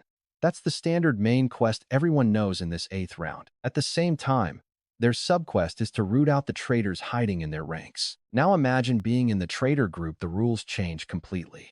As Ryu Min expected, a brand new goal popped up. Once Black Scythe joined the traders, his main quest and subquest merged into one single 8th round task. The objective changed completely. Block the guild. Success brings massive rewards, but failing means he has to retry, with a 20% stat penalty. 3 consecutive failures mean instant annihilation. Now, while the regular players protect the guild, the trader group has the exact opposite objective. Their entire job is to stop that guild from arriving at their destination. It is a stealthy quest, played out in the shadows of the crowd. You could even call it a battle of the minority versus the majority. Sounds impossible, right? Think again. Because there is really no need for Ryu Min to fight the entire lobby alone. All he has to do is keep the guild from reaching their goal. To win this, he doesn't have to make enemies out of every player. When it comes down to it, only the otherworldly merchants who need to be taken out. Ryu Min smiles, thinking that a quick assassination of those traitors is enough. But surviving their angry retaliation afterwards? That is a whole different story. Still, there's no room for guilt here. If the regular players find a traitor, they won't hesitate to wipe him out. To them, traitors are just targets to be eliminated. In other words, they are the ones making him an enemy. Or did he make them enemies by choosing to be the traitor? Either way, the true reason behind this, Ryu Min never mentioned this subquest in his earlier prophecies, makes perfect sense now. Chasing that subquest would be completely useless. Ryu Min flashes a dark smile. They want to collect the bounty on the Black Scythe? Cute. Can you imagine their faces when they realize the traitor they're hunting is actually the terrifying Black Scythe? Most players would probably just give up without even trying. Right now, Ryu Min is waiting in a strange gray holding zone, completely separate from the main starting area. As soon as the traitor alert popped up, he was teleported here, alongside some other players standing nearby. He looks around, wondering if these guys are also part of his traitor squad. They're probably players who ran out of time to pick a guild. By the looks of it, there are fewer than 30 of them. Like it or not, they have to work together as a team of traitors to clear this mission. But really, there is zero obligation to play nice if they don't want to finish this quickly. Too bad. Ryu Min has zero interest in ending this early. In fact, the most important thing is that failure only wipes you out after 3 tries. Failing once or twice just gives you a minor stat penalty without any actual permanent loss. Plus, the traitor group gets deployed against dwarves, elves, and human guilds in sequence. Failing actually lets you experience every single one of them. Smirking, Ryu Min realizes that this means a massive jackpot for level grinding. Intentionally fail, visit every single guild, hunt down monsters. He'll rake in massive amounts of experience points and rare items from all 3 factions. That includes the powerful runes given to players with high reputation levels in each guild, which he can easily hoard for himself. Ryu Min's master plan for this round is to secure 2 incredibly specific runes, the Rune of Durability from the dwarves and the Rune of Foresight from the humans. He can also grab some special elf potions, and there's one specific draft Ryu Min is desperately dying to get. To make all of this happen, joining the traitors was easily his best option. Too bad this is going to be a total nightmare for the other traitors. Grinning wickedly, Ryu Min whispers, "I'll do whatever it takes to make sure this quest fails." Even as a traitor, he's actively praying for his own team's downfall. Talk about a literal double agent. Right then, the guide angel manifests before the group and speaks up. Looks like all the indecisive slackers who couldn't pick a guild ended up here. Flapping her wings, Angel Ariel, the guide in charge of explaining this 8th round, smiles brightly. Everyone gather around right now. Otherwise since we might not see each other again, you should at least memorize each other's faces, the angel said, fluttering her wings. The scattered players gathered together, spotting Black Scythe. One whispered in disbelief, "Wow, is that really Black Scythe? Wait, why is he here? And why am I a traitor?" The angel smiled, saying, "Some of you still do not get it, but that is exactly why I am here." She then went on to explain how they all ended up in this group. Because I missed the selection. So everyone here simply failed to choose a guild?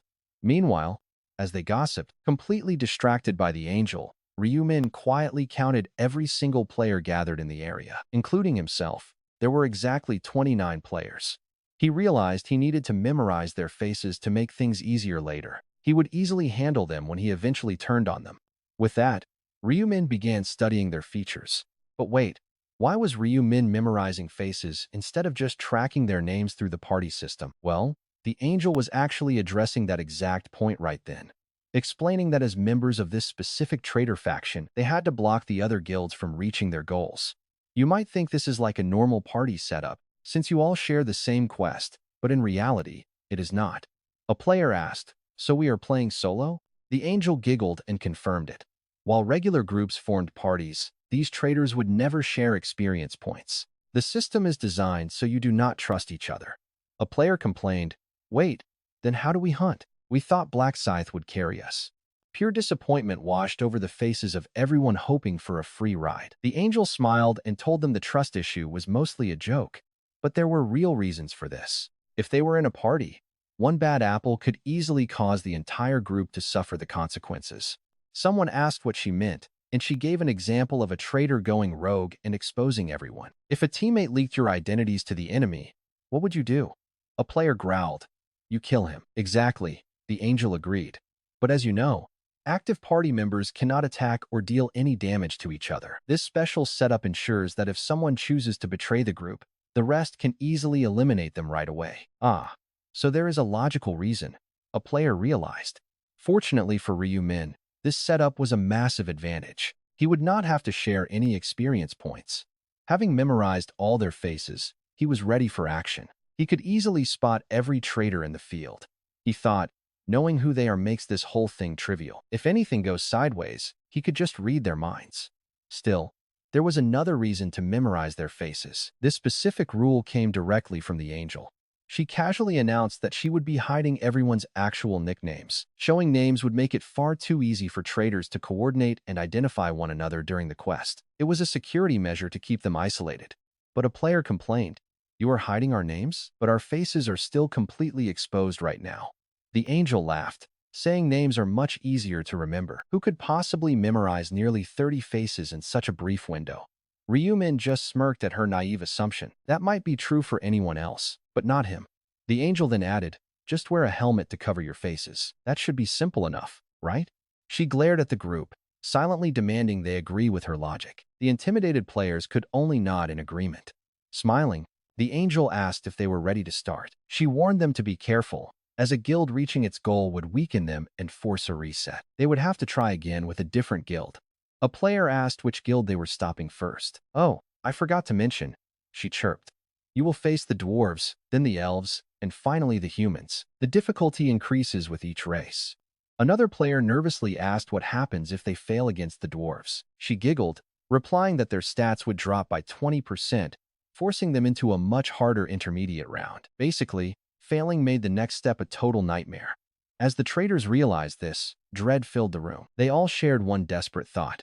We absolutely must stop the Dwarven Guild on our very first try at all costs. But look at this. These players had no idea that with Ryumin around, their quest was doomed. Ryumin smirked, thinking how incredibly convenient it would be to just hunt down every single traitor right away. Since he already knew their faces, cleaning house would be easy.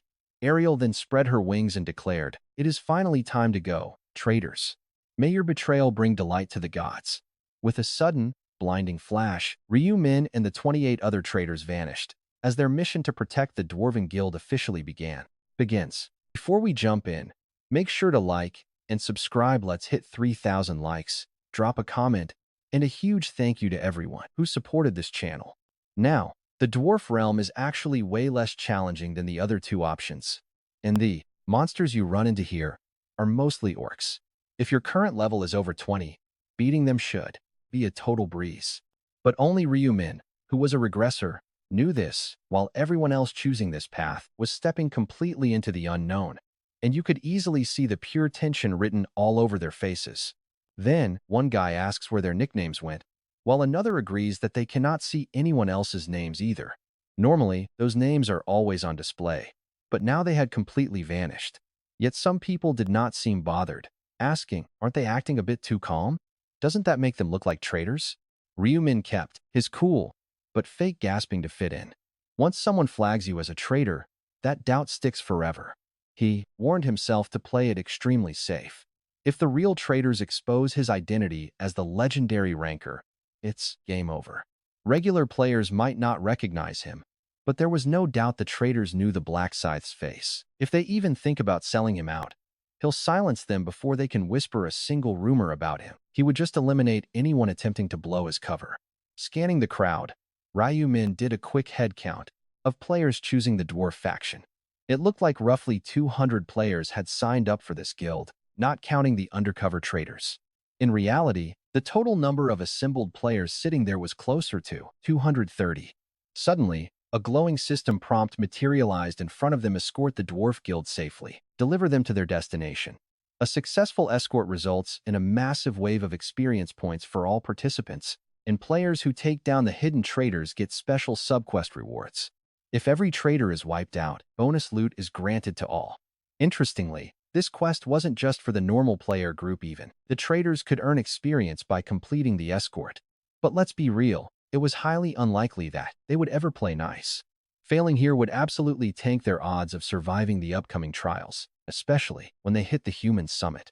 If the traitors messed up this run from the dwarves to the elves, they would face the nightmare of blocking the human guild, which was notoriously the hardest path. Plus, they would suffer a 20% stat penalty twice.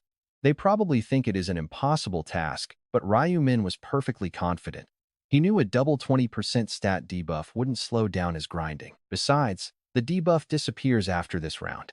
While Ryu Min studied the quest progress window, the others were losing their minds over the interface, showing 230 players and 29 traitors.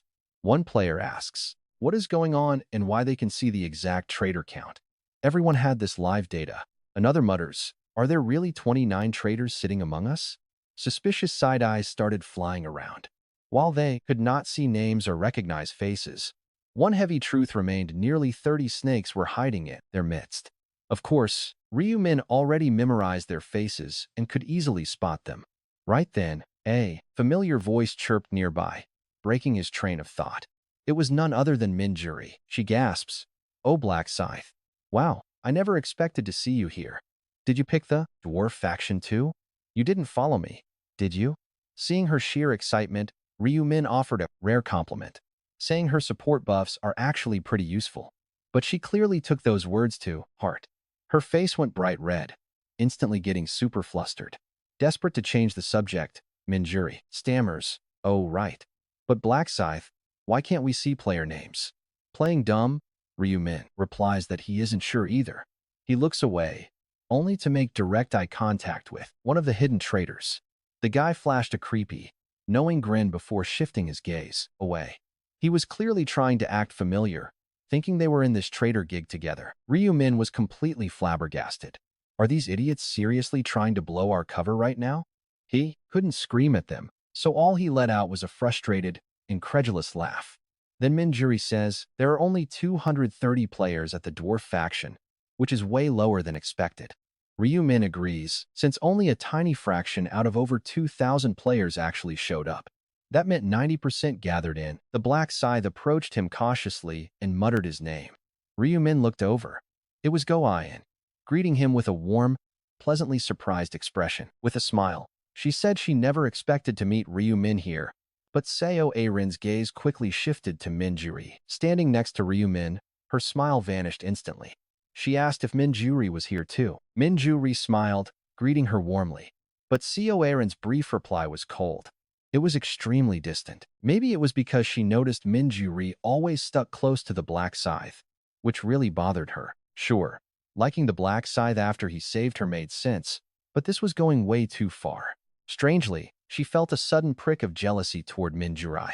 Then, Ryu Min asked where her usual partner was. She explained that Oh Kyung-ho no On Sang-chul joined the Human Guild, prompting Ryu Min to ask, the Human Guild? When Ryu Min looked puzzled, Seo Arin also seemed unsure, admitting she did not know why he wanted to go there. He calmly said he understood, but secretly, Ryu Min was shocked because he knew that place was incredibly brutal. Joining the Human Guild was completely unexpected.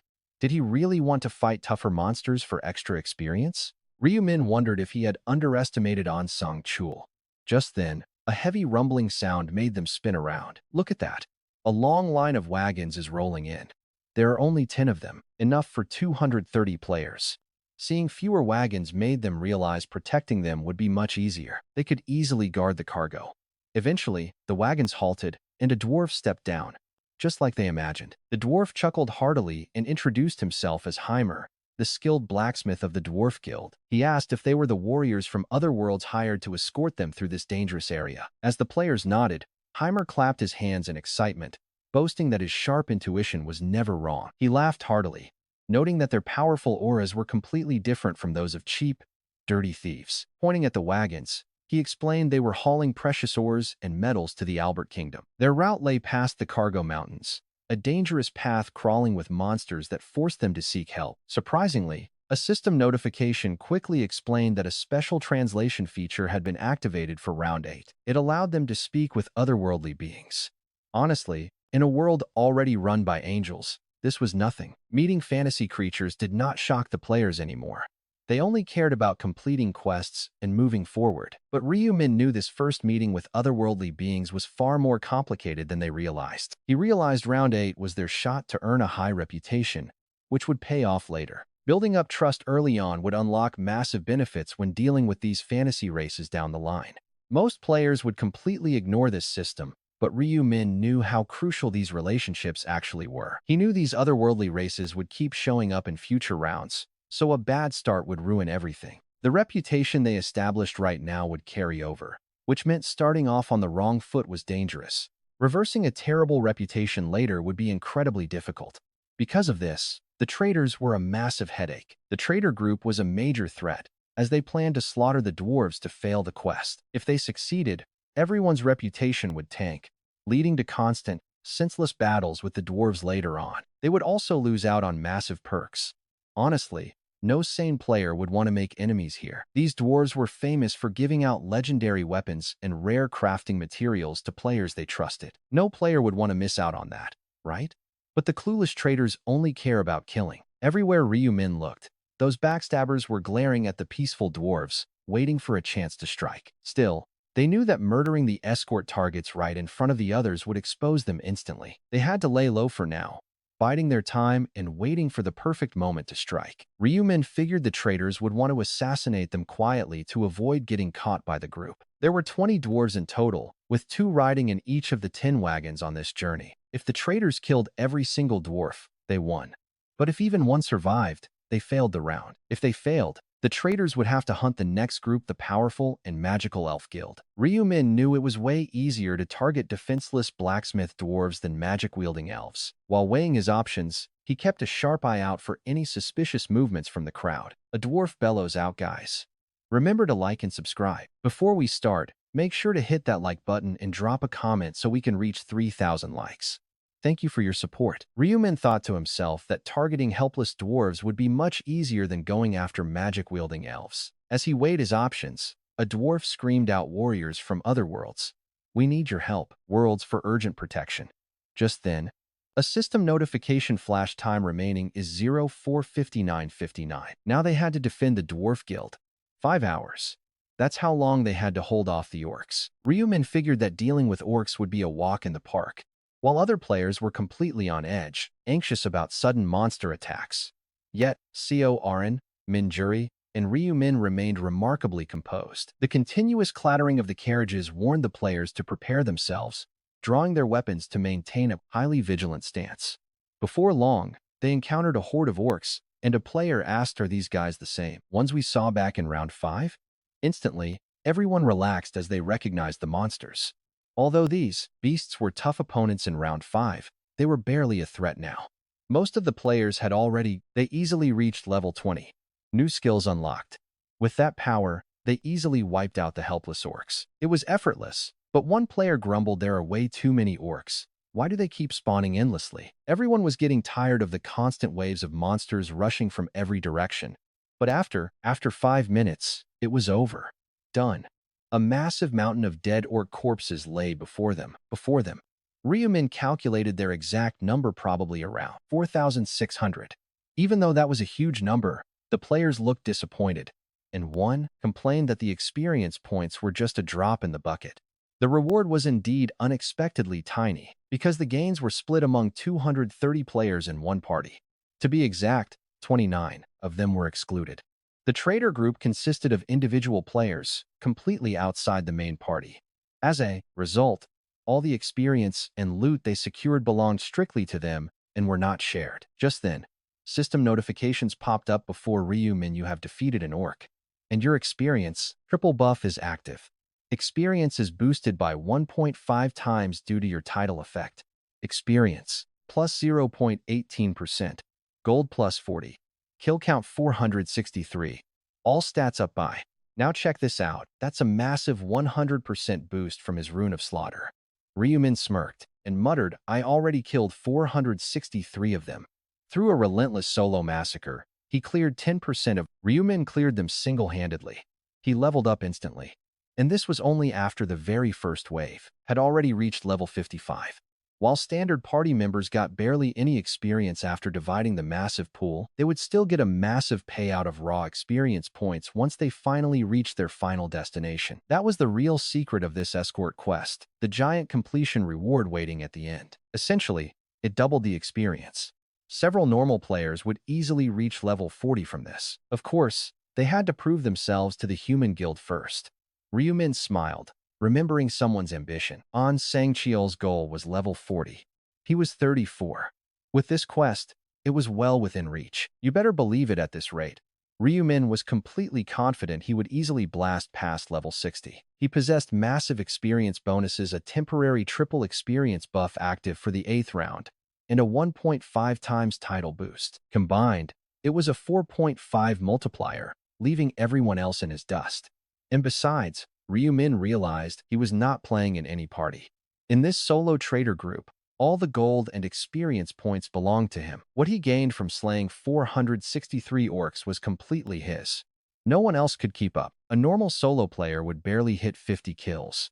But unless they were fools, the other traders would quickly calculate their profits. They would realize soloing gave incredible experience, and it would be a shame to finish early, to pass up by finishing the quest too quickly. As Ryumin pondered this, a dwarf suddenly roared to set off. The carriage moved again, but not for long. Only 10 minutes later, the second wave began. A player yelled in frustration, "These crazy bastards are already here. We didn't even get a break." Yet they kept fighting for experience points. However, some players quickly lost all their motivation, and the reason was simple. Ryumin was too strong. With every swing of his giant scythe, he effortlessly cleaved through 4 orcs at once. Honestly, anyone would feel discouraged, especially since Ryumin is already at a higher level and running with Minjuri's buff. One player shouted out, "Look at how many black Scythe is killing with one swing while I can only kill one." And another agreed. They felt completely useless, wondering if they even needed to fight when he was clearing everything, with others nodding in agreement. Since we get experience points just by standing around, some players quietly wondered if they should just let Black Scythe carry them. With that lazy thought, they backed off and stopped hunting because letting Ryumin do the heavy lifting was just way easier. As Ryumin kept hunting, he saw them slacking and smirked, thinking that in their eyes, he probably looked like a generous party member. They thought they could just take a free ride. But you cannot fool around here because the upcoming rankings are very strict. Everything is decided by your overall contribution this round, meaning that lounging around lazily could turn into a fatal mistake. Gohan and Minjuri were fully aware of this danger, which is why they were putting their entire souls into the hunt. Though Minjuri was a special exception, easily racking up massive contributions without even breaking a sweat. Before the battle even started, Minjuri had gone around to talk to every single player with a very simple goal. She wanted to boost her own score by handing out buffs, politely asking people if they wanted to try one out. When a confused player asked what a buff even was, Minjuri acted like a kind preacher, offering them for free. To anyone watching, it probably looked like she was aggressively selling something, but the player's response turned out to be explosive. One shocked player screamed that his stats had suddenly jumped by 60%, leaving the others completely stunned. People started begging for their own, asking where they could get this crazy buff as Minjuri smiled warmly. She gathered everyone who was left, taking about 20 minutes to make sure every single player was fully powered up. She even threw in a speed buff, but since it lasted only 30 minutes, she had to constantly keep reapplying it. Minjuri sighed with a smile, admitting she was unexpectedly busy since everyone wanted a piece of her skills. Pretty soon, word of her incredible power-ups would spread like wildfire, and even the doubters would be begging for them. Whenever the effect faded, players immediately started shouting for a refresh, which was a massive win for Minjuri. See, whenever a player carrying her buff took down a monster, a portion of that kill contribution went straight to her. Think about it, getting a free cut of 230 people's hard work while you just sit back. Your entire score would be completely covered, which is exactly why Ryumin had zero worries about Minjuri failing. He was not worried about Seo Arin either, since she was busy shielding her allies with her summoned creatures. On top of tanking, she was contributing beautifully.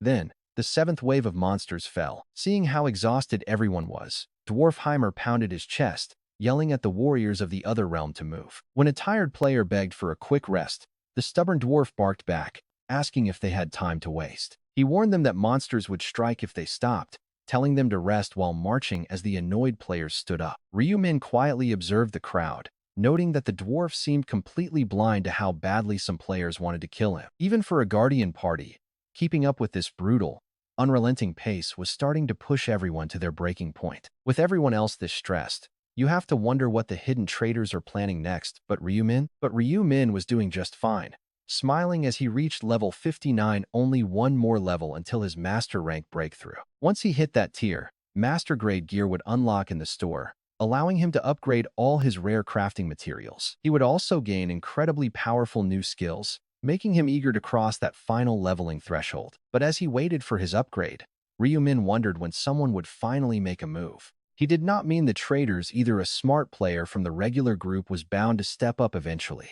And right on cue, a player spoke up, suggesting they stop mindlessly hunting and focus on finding the traitors first. They warned that everyone might die before exposing the spies, which immediately got the rest of the group talking. Nods of agreement rippled through the crowd as someone pointed out that just slaying monsters was not going to save them. Others chimed in, agreeing they had to root out the spies, but questioning how they could actually expose them. The player who started the discussion smiled, explaining that the traitors would not be part of any official party. Because of that, if we hit them, they will take friendly fire damage, so let us test everyone by attacking each other. The crowd agreed that the plan made perfect sense, realizing it would make flushing the rats out incredibly simple. Meanwhile, the hidden traitors stayed completely silent, utterly unaware that their execution clock was already ticking down. With tensions boiling over, one player asks if those silent guys are the traitors, while another laughs, saying they must be sweating bullets, and soon their identities are exposed. While the group shares a laugh, the traitors find themselves in a seriously dangerous pinch. One of them desperately frets to himself, "What are we supposed to do? We might get caught like this." Another thinks they must eliminate the dwarves immediately. Meanwhile, Ryumin, who was eavesdropping on their inner thoughts, suddenly locks eyes with them. Their desperate look says, "Black Scythe, it is time to strike. Let's take down the dwarves together. This is our only shot." Before we jump in, smash that like button and drop a comment so we can hit 3,000 likes. Thank you all for supporting. Meanwhile, Ryumin, who had been reading the traitor's thoughts, suddenly locked eyes with him. His look screamed, "Black Scythe, it is time to move. Let us target the dwarves together. This is our only chance." That was what his gaze conveyed. But Ryumin just ignored him, thinking what a complete idiot. They are basically announcing that they are traitors. Just then, the guy who started this whole plan shouted out, "Anyone with area of effect skills, blast your fellow players now." He added, "Let us begin. Strike the person next to you." Suddenly, players started stabbing one another, and the ringing sound of clashing metal echoed everywhere. Wow. Our attacks are not doing any damage. It is like hitting a solid block of iron. You are definitely in our party. But it was not just clashing metal that filled the air. Someone screamed, "This guy got stabbed. He is a traitor. That guy is a traitor." Right then, the hidden traitors got exposed. They could not dodge the chaos and got singled out, with one traitor taking heavy hits from every side. "Yes, we found a traitor over here." Another yelled, "Got one over here too." Traitors were popping up everywhere, panic setting in. Some of them fought back, striking players first. Before their own covers could blow, players screamed, "This guy just stabbed me. He is a damn traitor. Get him." The traitors tried desperately to break free, knowing their only hope was to slaughter the dwarves. That was their ticket to finishing the quest. "All right, let us kill Heimer." They charged right at the dwarf. Heimer, totally clueless, shouted to the players, "Hold on. Warriors of the other world, what is going on so suddenly?" Just as a traitor's blade neared Heimer, Ryumin intervened. Disguised as Lost Yak, he stopped them. But before that, as swords clashed around them, Ryumin moved with the deadly precision of someone who had been waiting for this exact moment. He sidestepped gracefully, as if he foresaw the entire clash. Activating invisibility, he transformed into Lost Yak. He disguised himself as Lost Yak, thinking it is time. But saving Heimer as Black Scythe will blow my cover. The traitors would know I turned on them. Luckily, knowing their faces and reading their intentions made things easy. Ryumin read their goals. They are targeting Heimer, the dwarf leader. Just as 4 traitors closed in on Heimer, Ryumin readied his weapon, a specially prepared sword. He avoided using his signature scythe to keep his identity hidden. Even with a sword, Ryumin was deadly. His skill level was more than enough to handle them. He thought to himself, these guys are under level 30. They are no match.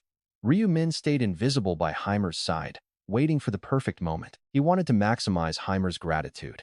Just then, the traders lunged at the dwarf leader, who panicked. Warriors of the other world, what is happening so suddenly? He realized too late they were targeting him. Seeing the blades aimed at the dwarf, Ryu-min swiftly parried the attacks and deactivated his invisibility. He asked, pretending to care, are you all right? Heimer gasped in shock, who are you? Ryu-min said, stay behind me. These guys are after you, Heimer. Ryu-min quickly took in the scene, 2 traders in front, 2 behind. The traders growled at him confidently, who is this bastard? Where did he come from? Don't interfere, get lost. If they wanted to live, they should run. If they knew he was Black Scythe, these pups would have fled, but instead, they kept snarling at him. Ryu-min thought, should I end this fast? No, not yet. I need to stage this to gain Heimer's maximum trust. Suddenly, the traders rushed forward together, but Ryu-min, he deftly parried their strikes. With a lightning-fast thrust, he drove his sword deep into a trader's chest. The trader groaned. Check this out. Ryu-min whispered that he warned them, then slashed the second guy's shoulder. The man screamed in agony. Instantly, the remaining 2 traders froze in shock. But what really terrified them was looking down to see their own headless bodies collapsing onto the cold ground. Their heads were severed completely. Ryu-min had decapitated them in a flash. He looked at the corpses and muttered, you brought this on yourselves. The surrounding players who saw this were completely stunned. One mumbled, wow, who is that guy? He is insanely skilled. Since he had the face of Lost Yak, nobody suspected he was Black Scythe. Plus, he was using a sword. Another player whispered, incredible, he saved the dwarfs. But how did we never notice such a powerful player before? Amidst the chaos, Heimer the dwarf is still trying to calm his racing heart. He is clearly rattled by the sudden turn. He never expects his own escorts to turn on him. Stuttering, he asks Ryu-min what is happening. Ryu-min calmly explains they have a traitor. This prompts Heimer to ask for details while Ryu-min reveals the hidden truth. The clash was just a trap to expose the rat. Hearing this, understanding hits Heimer, who nods and wipes his beard. A traitor among these warriors? He mutters in shock, realizing they have just barely avoided a massive disaster. Another dwarf insists they must report this to the temple immediately. A third points out their charges have turned into enemies. At this rate, they might never reach their destination. But Heimer cuts off the panicked murmurs with a booming shout. That sudden roar silences the complaining dwarfs. The booming sound even forces the nearby players to stop and look over. They all turn their attention to him. Heimer demands to know if this is really the time for pointless arguments. The threat is urgent. More hidden traitors could still be lurking among these warriors from another realm. Heimer then looks up at Ryu-min, thanking him for saving him from total disgrace and begging to show his gratitude. After saving his life, Heimer asks for his name. But Ryu-min hesitates, knowing he cannot just reveal himself as Black Scythe. Revealing his secret identity with so many players watching is too risky. A fake name, though, ruins his dwarven rewards. A fake name makes gaining their favor impossible. He is in a tight spot. But a clever workaround exists. He can utilize the system's hidden feature of titles, selecting one of his hard-earned achievements to display to the crowd. Clicking to show his title, a head of the pack suddenly materializes right above his head, completely replacing his player nickname. Since titles cannot be hidden, this sudden change leaves the surrounding players completely stunned. Who on earth is he? Some players demand to know why his nickname is visible. Others complain that they do not have anything like that. Confused players completely mistake the title for a nickname. Ryu-min quietly chuckles to himself, understanding their bewildered reactions. They have likely never even seen a title before, as they are far rarer and more difficult to obtain than runes. But Ryu-min has plenty. Right then, Heimer's entire expression shifts as he stares up and realizes his savior's true title. Heimer gasps, asking if Ryu-min is indeed ahead of the pack.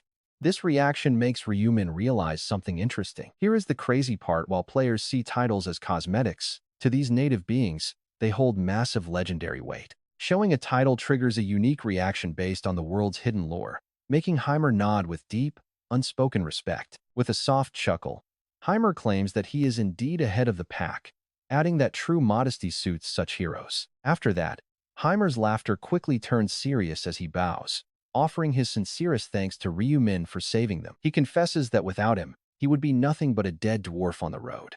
The thought sends shivers down his spine. Watching Heimer carefully, Ryu-min asks if he still needs his real name. Heimer brushes it off with a warm smile. Heimer claims a mere name holds no meaning when Ryumin already carries the prestigious reputation of being ahead of the pack. Ryumin nods, relieved that his secret identity as Black Scythe remains hidden, realizing he can now use this title with any dwarf. He can easily win over the entire race. Right on cue, a system notification pops up to confirm his theory. His reputation among the dwarves officially jumps from neutral to friendly, all thanks to displaying the ahead of the pack title. Just as he hopes, the title is directly boosting their favorability, making him smile at how incredibly useful titles actually were. And right on cue, a sudden orc ambush cuts their investigation short. Talk about terrible timing. To protect his cover as Lost Yak instead of showing off his iconic scythe, Ryumin steps forward to guard the dwarves. He fights hard to protect them, aiming to solidify their goodwill while the dwarves watch his back with growing awe. They are incredibly impressed by his flawless combat skills, whispering to themselves about how reassuring it was to have him around. They praise his incredible fighting ability, noting his talent surpasses even the most seasoned warriors they have ever met. They even hope he will use the high-quality weapons they crafted. But Ryumin finds his combat speed slightly hindered now. Letting out a quiet sigh, he realizes he cannot use his massive scythe transformation without exposing his secret identity. Since he has to hide his true powers, he is forced to stick with basic sword skills to clear out this wave. But earning dwarven favor and securing high-tier rewards makes the extra effort completely worth it as he slashes through orcs. As the bodies pile up, a welcome system notification suddenly flashes, telling him his level and rank have officially risen. Reaching level 60, Ryumin ascends to master rank, unlocking the highly anticipated dual request feature in his player menu. It is a massive upgrade. None of our last 4 videos hit 3,000 likes, so I really hope this one does. Please show some love and support the channel. By hitting level 60, Ryumin finally ascends to the master rank. And with this achievement, he unlocks a brand new perk. He gets the dual request feature, a major asset. He thinks to himself, players can now challenge each other to direct one-on-one fights using this system, with both sides wagering a rare item or making a serious promise. In plain terms, players can wager rare gear in solo duels. Let's see how Ryumin exploits this broken mechanic in the real world compared to other survival zones. Right after, a flood of system notifications flashes before Ryumin's eyes. To celebrate your rank increase, the Death Seal skill has been upgraded. Extra damage from the Death Seal jumps from 140% to 160%. His legendary Death Knight skill is upgraded too, expanding the summon range from 1,000 meters to 1,500 meters. And the notifications just keep on rolling, upgrading his Moonlight Island skill and boosting its splash damage from 1,200% all the way to 1,800%. All his active skills get sequentially buffed. An epic upgrade, but then his eyes immediately lock onto a completely new unlock. It's a unique exclusive skill called Crimson Moon. The system alerts him that subsequent skills unlock at level 99. Crimson Moon's passive effect is insane, reducing the cooldown of Moonlight down to 1 second for 10 seconds with a 24-hour skill reset period. It is a simple buff skill? Yes, but its actual power is terrifying. Basically, it cuts down the cooldown of his Moonlight slash from 10 whole minutes down to a single second. Just 1 second. Ryumin immediately calculates that gathering energy for Moonlight slash takes 1 second, and the cooldown is another second, meaning he can fire it off every 2 seconds. He notes that once they finish this escort mission, he will get tons of experience and a special bonus from the dwarves. Besides that, he has completely milked the Dwarf Merchant Guild dry of all rewards. Suddenly, a player shouts out, "All right, now that those monsters are dead, let's get back to weeding out the hidden traitors among us." With that, the hunt resumes. They track down and execute several suspects. But some of the hidden traitors are slippery assassin classes, managing to slip away using stealth and invisibility skills. Then, another system notification pops up showing the active count: 190 normal players left, and 5 remaining traitors. A player anxiously asks, "There are only 10 minutes left, and 5 traitors still breathing. Is there anyone we haven't attacked?" Another replies, it is pretty frustrating that we haven't caught them, even after making everyone fight. Honestly, how are they still hidden? Even through 30 monster waves of endless combat, the slippery traitors have managed to evade every single attempt at detection. They could easily escape by relocating or activating stealth. Just then, a player speaks up, asking if they are quite. They stabbed every single person. Someone replies, "Look, we have already tried over 10 times." The first guy asks, "But why are there still 5 traitors?" The other player snaps, "Why are you asking me? Then who else should I ask? You jerk? What? Are you my mom?" Exhausted from fighting endless orcs, tempers flare. Fortunately, a sensible player quickly steps in to calm down the heated crowd, shouting for everyone to stop fighting because arguing won't help them solve a thing. A player snarls back, asking if he has a better idea. The mediator suggests they double-check if there is anyone they skipped over. "Everyone's been tested," another player insists. But then someone whispers, "What about Black Scythe? Did anyone actually try to stab him?"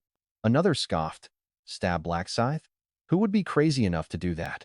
Naturally, nobody even dared. One player chuckles, admitting he could never do it. If Black Scythe really is the traitor, his head would roll in an instant. Another agrees, pointing out the risk. Soon, these tense whispers reach Ryumin's ears as all eyes turn toward him.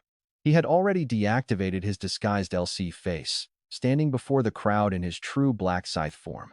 Ryumin thinks, "They are definitely starting to suspect me." In moments like this, some brave soul always tries to take charge, and right on cue, a loudmouth steps up. He boldly asks the crowd, "If you guys are too scared to stab him, should I do it?" Ryumin immediately answers, daring him, "Go ahead. Stab me if you are feeling so confident." The loudmouth flinches at Ryumin's daunting aura, but tries to laugh it off, claiming that a threat like that practically proves he is the traitor. Ryumin calmly asks, "When did I ever threaten you?" The guy stammers, "Didn't you just glare at me as if you would slice my throat if I stabbed you?" Ryumin retorts, "Should I smile at someone pointing fingers at me? Anyone would look annoyed when being accused." He then feigns a highly irritated face and tells him once more, "If you want to strike me, go right ahead." He knows most people back off when actually called out, so Ryumin strategically takes a very dominant stance. Now, the loudmouth the guy who was shouting so confidently just backed off like a scolded puppy. Not one player here had the guts to actually stab Black Scythe. Ryumin muttered to himself that their suspicions had definitely not vanished yet. Sure enough, whispers broke out. Some murmured that seeing his reaction, maybe Black Scythe really was a dirty traitor. Another player wondered if anyone had actually ever tried to stab him to find out. They whispered quietly, thinking Ryumin could not hear, but he caught everything. And he was not alone. Out of nowhere, a voice defended Ryumin. It was Minjuri, shouting there was no need to suspect Black Scythe. She claimed she had tried stabbing him herself, leaving her buff recipients completely dumbfounded. They muttered in confusion. One asked if she really tried it. Minjuri nodded, confirming she absolutely did. But her weapon just made a clinking sound and bounced right off. "Well, if she says so," another muttered. The crowd nodded and walked away. Ryumin, reading their minds, could not help but be quite surprised. Their doubts just vanished. He thought it was crazy how easily one word from Minjuri changed their minds. They probably felt it was too exhausting to suspect both their savior and their buffer while receiving free buffs. And he added, it was a bit of a blow to his pride. Is drawing people in with kindness actually better than force? Completely oblivious to the mental turmoil she caused in his heart, Minjuri whispered to him with a cheeky grin. She quietly asked if she did well, promising to keep his dirty traitor secret safe. Ryumin just sighed. He played dumb, claiming he had no idea what she was talking about. But she did not buy it. She walked away humming happily, keeping her distance to avoid raising any unwanted suspicions from the others. Ryumin watched her, thinking she was enjoying this way too much. Was she really that eager to help? Having always received help from Black Scythe, Minjuri was absolutely thrilled to finally return the favor. Meanwhile, Ko-Aaron watched them with clear regret, wishing she could have been the one to defend him. Ryumin could only facepalm. Why was everyone around him so eager to help when he did not need it? Suddenly, a terrified scream from the crowd broke his quiet thoughts, warning everyone that monsters were rapidly approaching. With only 10 minutes left, Ryumin realized this had to be the final wave. Time for a complete sweep. Get ready, because a massive curtain of darkness suddenly envelopes everything around as he triggers his Death Knight skill. Boosting his attack speed by 50%, he slaughters the orcs, preparing his signature Moonlight Slash for the finale. A blinding flash sweeps away 15 orcs in a single straight line. Instantly, level up system notifications appear. Ryumin has successfully reached level 62. This rate of growth is incredible, even before factoring in quest rewards. After completely wiping out the orc group, the timer hits 0. Their long journey has finally come to an end. The dwarf merchant carriage comes to a halt. Their leader addresses the players, thanking them deeply. He explains their escort mission successfully ends here. Blacksmith Heimer points ahead with his short arms. He says their destination is just ahead and they will manage alone now, thanking them once again for everything. After repeatedly expressing his gratitude, Heimer steps down from the carriage and starts walking towards someone. Following his gaze, we see Ryu Min, who has temporarily transformed himself into a lost yak. Heimer thanks him, calling him the leader of the pack, and expresses deep gratitude. Ryu Min calmly shrugs. Though he acts completely cool on the outside, Ryu Min is secretly waiting for his highly anticipated reward. Sure enough, Heimer pulls an item from his pocket, admitting it cannot compare to the value of a life. He asks him to accept it as a token of gratitude. Ryu Min does not hesitate and quickly takes it. A system message pops up. He has received a rune fragment of durability from the dwarf blacksmith Heimer. The fragment automatically engraves itself onto his body, activating the legendary rune of durability effect. The durability of his equipped gear will now recover by 1 point every second. Ryu Min grins widely. He is absolutely thrilled that he no longer has to constantly ask Russell to repair his equipment's durability. He used to return to reality just to get the beads of eternity repaired. But that is history now. Now he can restore durability on his own. Ryu Min realizes this means he can endlessly stack his stats. While wearing those beads of eternity, his power will keep scaling. However, in the real world, it has hardly any use. The stack only increases when monsters are killed. Some players might think they can easily exploit this. He can build stacks by killing mealworms, but since they are just insects, only the rune of slaughter applies. It grows stronger with every single target eliminated, making this trick far from useless back in reality. Since monsters can also show up in reality, Heimer then says he looks forward to their next meeting. And after saying this, Heimer leads his group away. And the moment they vanish, the same notification pops up for everyone. You successfully escorted the Dwarf Merchant Guild to their destination, and now you have completed the Dwarf Merchant Guild escort quest. Shortly, everyone will receive their experience points as a reward. For a successful escort, the experience granted will be double the monsters eliminated by you and your party. Members have killed. A player yells out, "Whoa, is this for real? Double experience for all the mobs we have killed? That is a massive amount." Another player asks if the whole party gets an equal share, though it was regrettable that they could not catch every single traitor, but the players' spirits immediately soar at the thought of receiving double the experience. Once the rewards are finally handed out, gasps of pure shock echo from everywhere. From all sides, Minjuri and Seo Arin are just as stunned, with Minjuri excitedly cheering at the massive amount of experience, proudly telling Ryu Min she just hit level 38. He congratulates her, and then she quickly asks what level Ryu Min ended up reaching. Thanks for all the support on the last video, and let's aim for 3,000 likes on this one too. Minuri asks, what level did you reach? Black Scythe.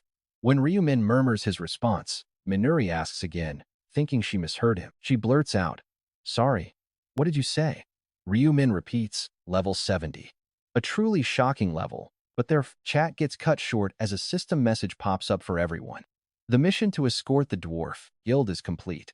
Current personnel status 190 participants remaining, with only 5 traders. This escort run ended with a fairly low death toll of 40. Yet, 24 of them died from human hands, slain by the traitor faction. Ryu Min and 4 others successfully make it through without raising any suspicion. Surviving was only the start, and get ready, because this next system alert is a total kick in the teeth, stating that because they failed to stop the guild, all stats are slashed by 20% until the round ends. They will be warped to the traitor lobby soon.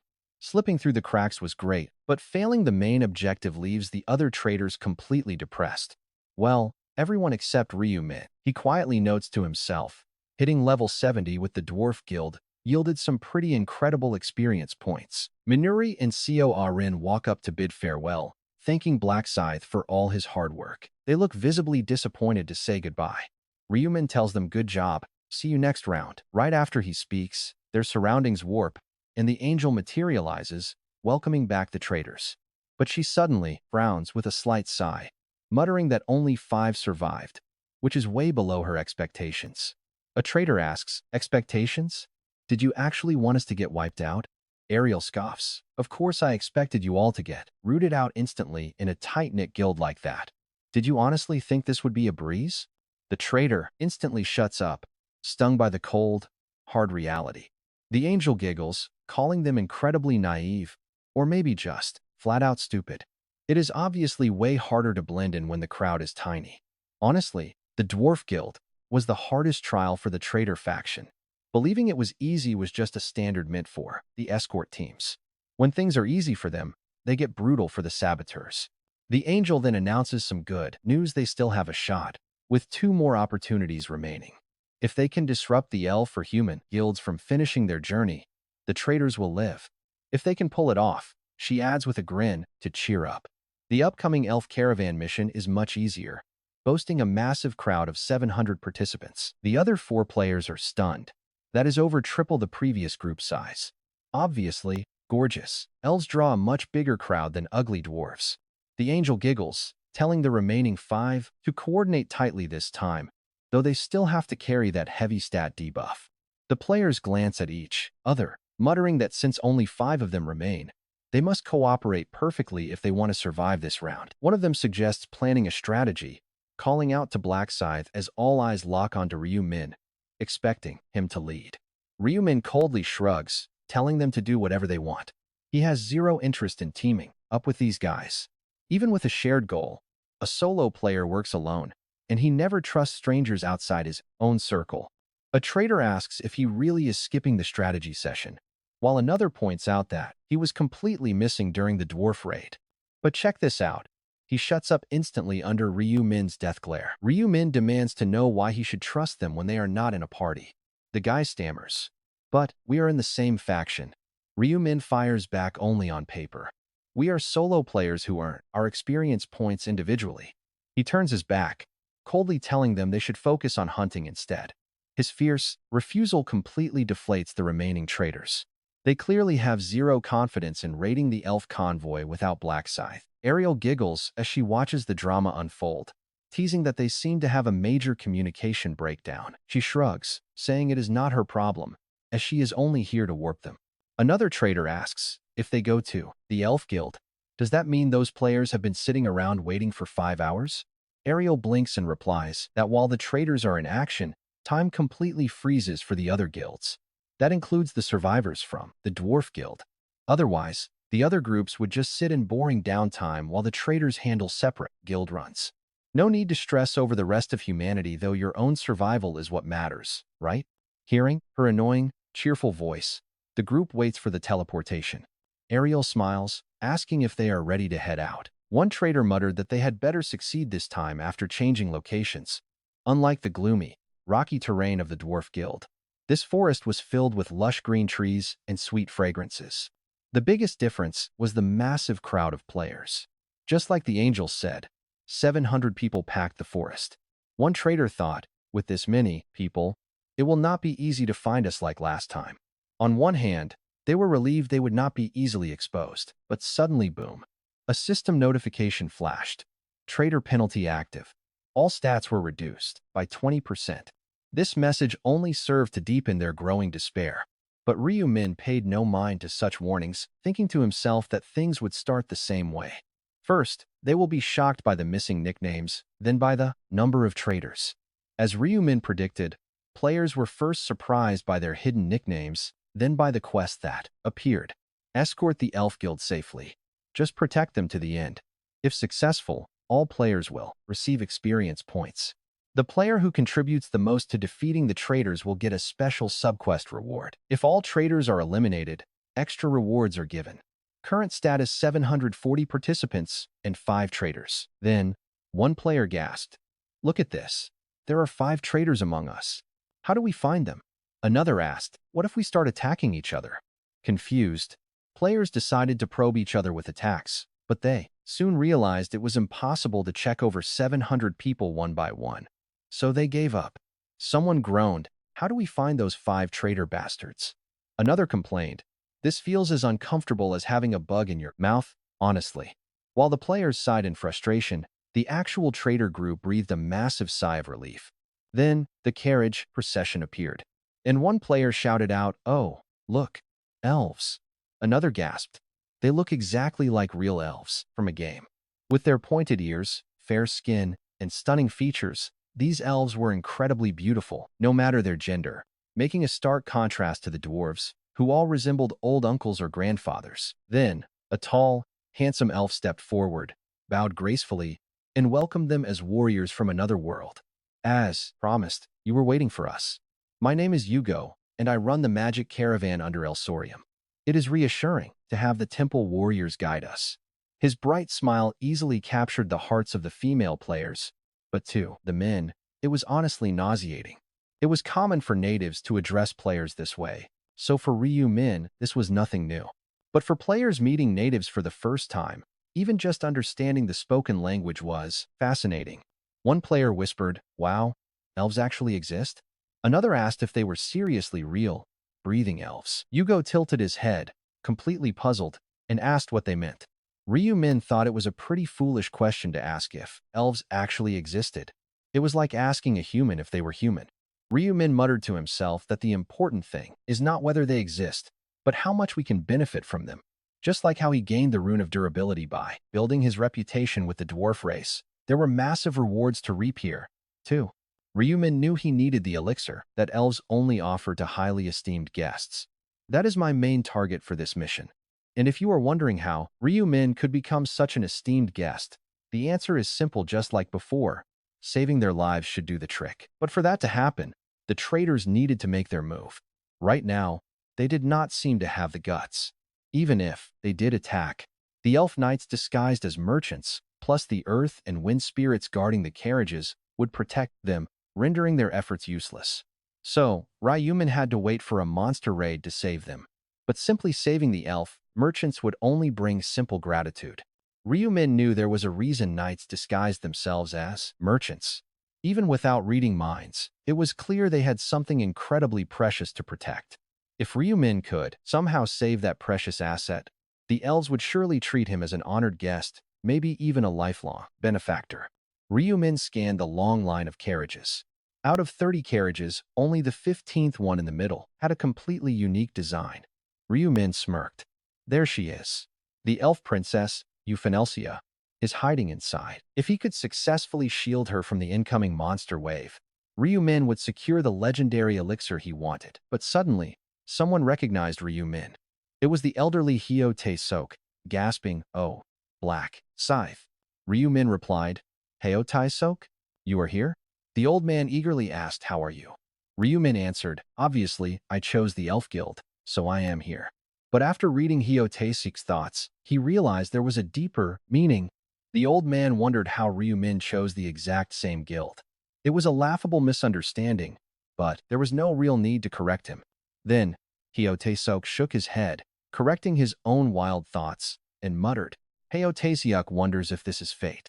There is no way Black Scythe knew he chose the Elf Guild, right? He is desperate to connect with Black Scythe." Seeing him struggle, Ryumin finally decides to speak up. He asks why Hyo Tae-sok is looking at him like that. Staring intensely at Ryumin, the older man suddenly turns away in pure embarrassment. He stammers that it is nothing.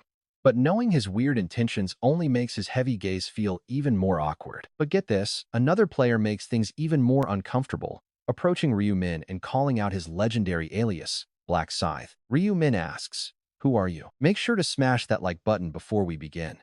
But right now, someone else was about to make Ryumin feel pretty uncomfortable. An unexpected figure approached Ryumin, calling out to the Black Scythe. Ryumin muttered, You are Yeon Jun Sok, right?" Ryumin remembered his nickname. He was the guy who drew the boss's attention during the High Orc battle totally by accident. He had just been frozen in pure terror. The player stammered, "You actually remember my nickname?" Ryumin answered, "Well, yeah, I only saw it for a second, but I guess I'm right."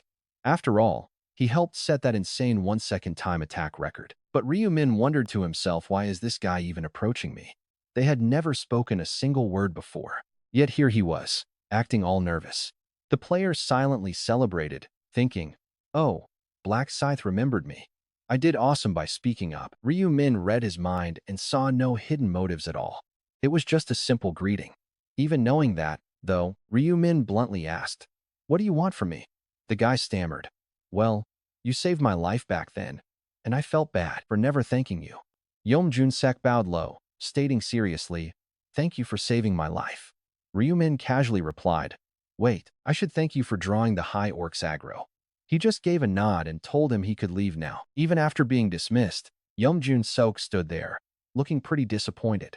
Seeing this, Ryu-min muttered to himself, oh, wait, don't tell me. He glanced back and forth between aged man No-ge and Yom Jun-seok. Both of their gazes looked intensely loyal, and Ryu-min silently laughed. Looks like he just accidentally gained another loyal follower. But Yom Jun-sok completely ignored the dismissal and kept talking. It is an honor to team up with the Black Scythe. I look forward to working together. Aged man No-ge cut in. He asked, hold on, you are Yom Jun-seok, right? What do you mean the great Black Scythe saved you? Yom Jun-seok explained, the dangerous spot he had been in. Aged man No-ge nodded. Ah, that time Black Scythe showed up? Yom Jun-seok replied. Yes, it was really lucky. But who are you? Aged man No-ge smiled. Sorry for the late introduction. I am aged man No-ge. Are you interested in religion? Yom Jun-seok blinked. Religion? Aged man No-ge smiled. I am recruiting people for a new cause. The two of them kept talking, completely leaving Ryu-min out. Ryu-min just smirked to himself. He is recruiting followers even now. Aged man No-ge, normally pretty awkward, became incredibly smooth talking in front of Yom Jun-seok, especially when hyping up the Black Scythe. Although their whispering made him feel a bit like a third wheel, Ryu-min did not care as long as they left him alone. He thought, whatever, having more loyal followers is not a bad thing. Suddenly, the elf Yugo called out, we are starting to move. Please protect us, warriors from the other world. With that signal, the massive carriage caravan slowly began its journey. Following the line of 30 carriages, around 700 players moved out, splitting up to guard both sides of the convoy. They stayed highly alert for monster attacks, but Ryu-min was totally relaxed, strolling like he was just taking a casual walk. He already knew exactly what beasts were coming, muttering, harpies, lizardmen, and werewolves. These three will strike in turns. Every 10 minutes, we need to slay at least 10 each. It will be pretty tough for the rest. Just then, a player screamed, look, monsters! Watch out! Harpies swarmed down, catching the players completely off guard as they faced flying beasts for the first time. But watching Ryu-min effortlessly slice through the harpies, they realized they could strike back the moment the creatures dove down. Inspired by Ryu-min dominating with his massive scythe, the players rallied, unleashing their skills to defend the elven convoy. Aged man No-ge and Yom Jun-seok did not just stand around either. Chains and dark magic arrows bound and pierced the monsters, while Yom Jun-seok's blade cleanly sliced them apart. Aged man No-ge cheered, nice one. By the way, about my offer, have you thought about joining? Yom Jun-seok yelled back. Let us finish the battle first. Soon, the harpy threat was totally cleared. Ryu-min noted that while they were fast, they were easier than high orcs and paid out way more experience points. The other players sighed in relief after the sudden aerial assault, with one gasping, flying monsters? That was crazy. Another replied, but they were pretty weak, right? The experience points are kind of low. Though, someone else grumbled. There are 740 of us. What do you expect? Chatter filled the air, mostly praising Black Scythe. One player marveled. Did you see him in action? He literally split those beasts right in half. Another laughed. Honestly, that is the first time I actually felt bad for the monsters. Just watch how fast this shifts. Ryu-min knew this relaxed vibe would soon turn to total despair. They would be begging for a break, but a brutal road lay ahead. Just 3 minutes into their march, sneaky lizardmen ambushed the convoy like a pack of thieves. They fought them off, but before they could even catch their breath, werewolves struck next. And after defeating those, the harpies and lizardmen attacked all over again. A player screamed in pure frustration. Is this a joke? Why are they endless? Another groaned. It is like endless game respawns. The combat itself was fine, but they desperately needed to rest. Every 10 minutes brought chaos. A fresh wave spawned, leaving zero downtime between brutal marches and endless battles. Aged man No-ge gasped heavily, telling Yom Jun-seok, all right? Black Scythe Ryu-min replies. Unlike his exhausted followers, he is actually bursting with energy, busy distributing his stat points. These points are not from leveling up, but from the beads of eternity. He mutters to himself, 1 stat point for every 100 monsters. Is there seriously any better item than this? With leveling slowing down at higher ranks, this thing is a literal treasure. His extra stats are already surpassing his normal level up points.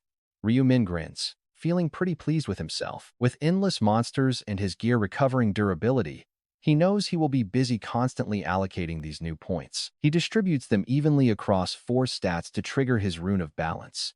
Through trial and error in his past regressions, he knows that balanced stats make him the strongest. Just as Ryu-min finishes, their guide Yugo urges them forward. We have a long road ahead. Outworld warriors, Yugo calls out.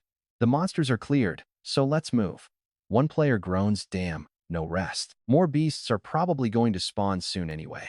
Still, they grudgingly stand up and continue escorting the guild. They have zero choice because failing to protect the Elven Guild means total extinction for every single player. And check this out, while the main group is struggling, the traitors are already making their move. Fearing they will be wiped out first, 4 traitors plot to raid the carriage during the monster chaos. But it won't be easy.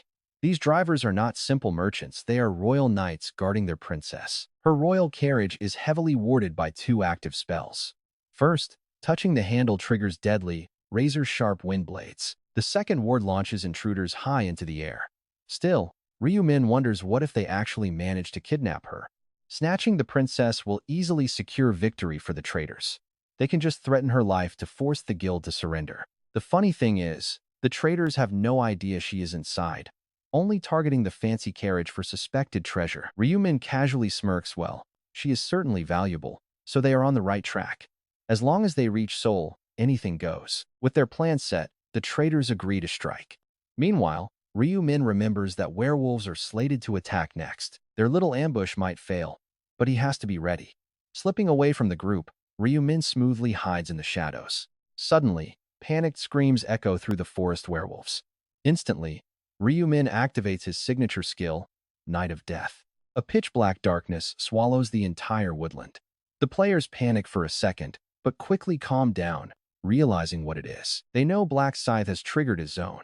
One player mutters, looks like he used his skill, but this is fine. But wait, here is the catch. They completely forget that werewolves actually get 30% stronger under the cover of darkness. Under the cover of night, their eyes glow crimson as their claws grow. Pure panic hits the players, but the traitors see their chance. One of them chuckles, Black Scythe basically handed us the perfect cover to work in the dark. What a guy. Grinning, they rush toward the fancy, decorated carriage. They are totally sure there is priceless treasure hidden inside. They figure whatever is inside will give them leverage over the elves. Sneaking close, the darkness masks their approach perfectly, but their luck runs out instantly. The moment a traitor touches the handle, a wind blade completely slices his hand off. His agonizing scream echoes, immediately alerting the guards. Yugo, the elven knight captain, charges straight toward the carriage. He roars out, what is going on here? How dare a human warrior attack the royal carriage? Meanwhile, another traitor tries his luck, only to trigger a gravity ward that launches him straight into the sky. But the remaining 2 manage to pry it open, revealing Princess Elzia. One gasps, we hit the jackpot. Having the princess in their grasp means they basically win. Hearing the noise, Yugo desperately sprints back, screaming in panic. He yells, what are you doing? Guard the princess. But he freezes mid-sentence, seeing both traitors collapsed on the ground. He stammers, what on earth happened here? Just then, the pitch-black darkness dissolves, letting warm sunlight flood the area. A figure stands there, casually nudging the traitors with his boot to check their pulse. It is the legendary Black Scythe, Ryu-min. He does not bother changing out of his signature Black Scythe gear before taking them down. Ryu-min silently thinks to himself, these fools are basically dead men walking anyway. I do not even have to lift a finger to finish them off. Elves are brutal to anyone who threatens their royalty, showing completely zero mercy. That is why he does not hide his face. After all, the only survivor left of this traitorous squad will be himself. If this video gets 3,000 likes and 300 comments, I will drop the next part even faster. So do not forget to hit that button. See, these elves are way more ruthless than you think, especially with assassins targeting their princess. They show zero mercy. That is why Ryu-min did not hide his identity. Only one traitor survives, and that is him. Ryu-min whispers to himself, they are definitely out cold. After all, I hit them with a strength stat of 464. There is no way they will wake up and blow my cover. As Yugo approaches, Ryu Min raises his eyes. But Yugo does not ask his name yet. A true captain always reads the room first. Yugo turns his gaze to the knight standing nearby, asking Jif if he saw the clash. Jif nods, confirming 4 otherworld warriors suddenly ambush the Prin No. The cargo carriage.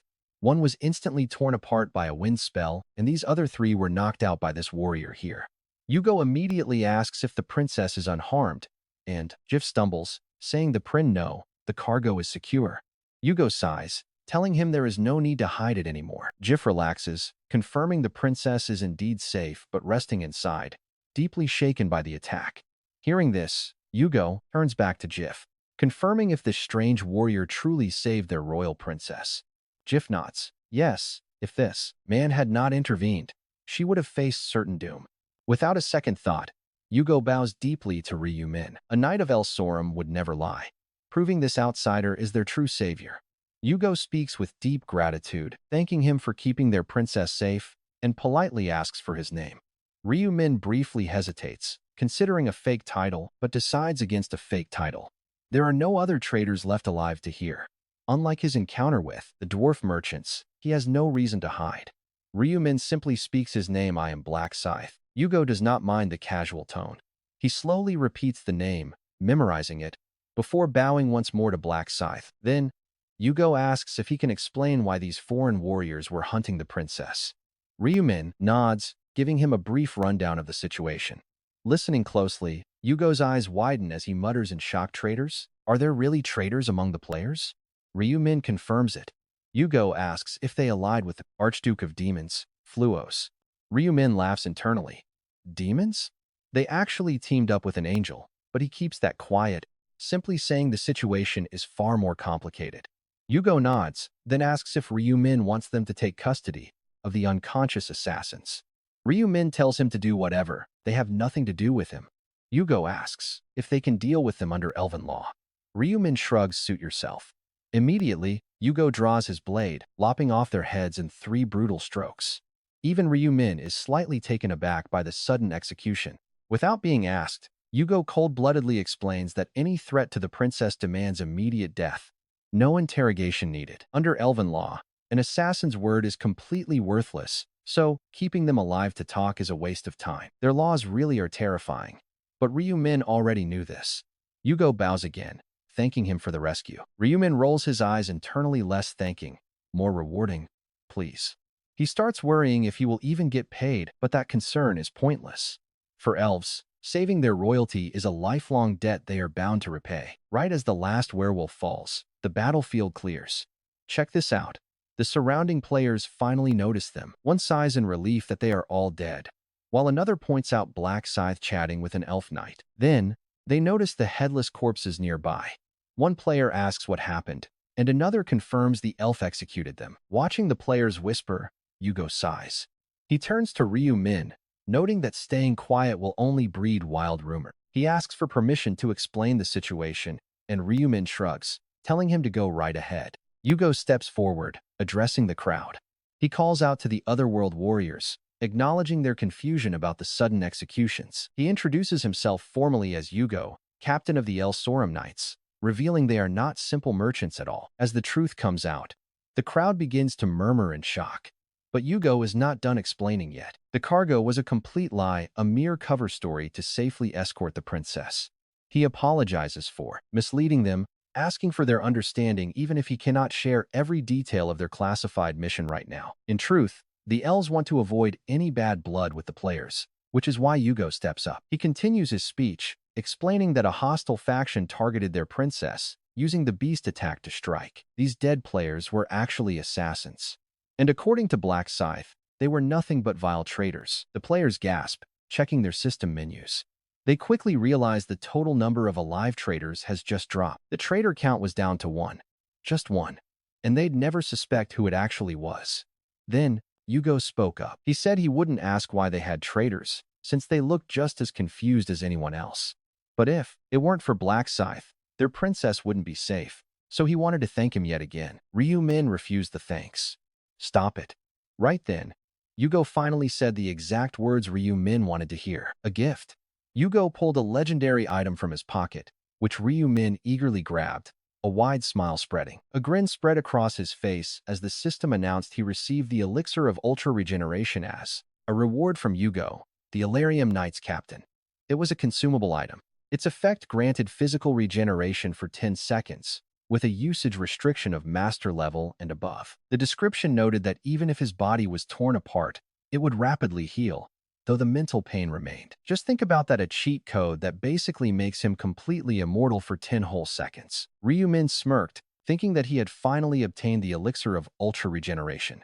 Used at the right moment, he would easily cheat death dozens of times over. This was a legendary, incredibly crucial item that he absolutely had to save for the 15th round of this deadly survival game. He quickly stored it away. Safe. Then, Ryumin thanked Yugo for giving him such an incredibly precious item. Yugo replied that nothing was more precious than their princess's life, and that the elves owed him a massive debt. A new system alert flashed. Black Scythe's reputation with the elf faction had officially risen to friendly. Ryumin smirked. Nice. He looked back at Yugo and thanked the captain once again for his extreme kindness. Yugo insisted that they were the ones who should be thankful. Just then, a knight standing by the carriage approached them. Yugo asked Jif how the princess was doing, and Jif replied that she was recovering well but wanted to personally thank her savior. Yugo nodded, gesturing for Ryumin to follow him to the carriage. As they approached, Princess Elsia stepped down, looking as elegant as ever. Her appearance immediately drew gasps from. They gasped. Incredible. Her breathtaking beauty could easily put even the most flawless, sacred angels to absolute shame. The princess introduced herself as Elsia. Ryumin spoke to her casually, telling her to just call him Black Scythe. Surprisingly, none of the elves minded his informal tone. Ryumin realized that with his high reputation, he could get away with pretty much anything. As long as he remained loyal, they would treat him like royalty for life. Elsia then looked at him with deep gratitude, asking how she could ever hope to repay him. Ryumin simply shook his head. No need. He told her he only did what was right, knowing elves deeply respected absolute duty and honor. Playing the role of a strictly disciplined hero would definitely help build a strong bond with this faction. It worked. The way Yugo and the other elite knights looked at Ryumin started to change dramatically. Normally, elves kept a strict distance from humans, but Ryumin was rapidly breaking down those ancient walls. He knew that winning over the princess would be the ultimate shortcut to securing their absolute trust. And honestly, you have to admit his manipulation tactics are pretty genius. He knows exactly how to play her. He gently urged her to stay safe inside the carriage, promising to guard her even if it cost him his life. Elsia blushed hard. She quickly hurried back inside the carriage, a soft, nervous smile playing on her lips. Watching this unfold, Yugo walked up to Ryumin with a thoroughly stunned expression on his face. Never. Yugo admitted he had never seen the princess smile like that, which made Ryumin smirk in response. Ryumin assured him that she was completely safe under his guard, so they should just focus on moving forward. Yugo smiled in relief, expressing his deep gratitude before heading back to lead the guard formation. As they pressed on, endless waves of vicious monsters continued to ambush their caravan from all sides. Ryumin harvested massive amounts of experience points, ensuring that throughout all 30 brutal waves, no monster got close. He stood as an impenetrable shield for Princess Elsia, proving to be the most reliable ally they had. I rushed this upload out as fast as possible, so you better help me out here. Get us to 3,333 likes and 300 comments because those 30 monster waves got absolutely crushed. A massive dark wall summoned by Ryumin kept her completely safe. Seeing that, Yugo walked over to show some major respect. He always knew Ryumin was special, but this crazy power was beyond anything he imagined. Ryumin just asked if that was so. Yugo thanked him, saying they safely escorted Princess Elsia because of his help.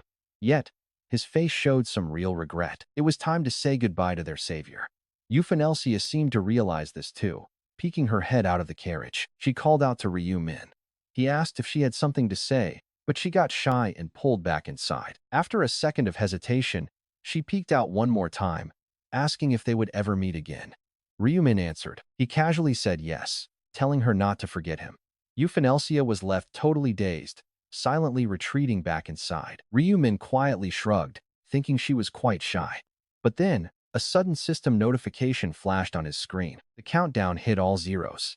Instantly, Yugo stood tall and called out to the players. He thanked the otherworldly warriors for their great work, promising they would never forget this escort favor. He hoped they would meet again with smiles.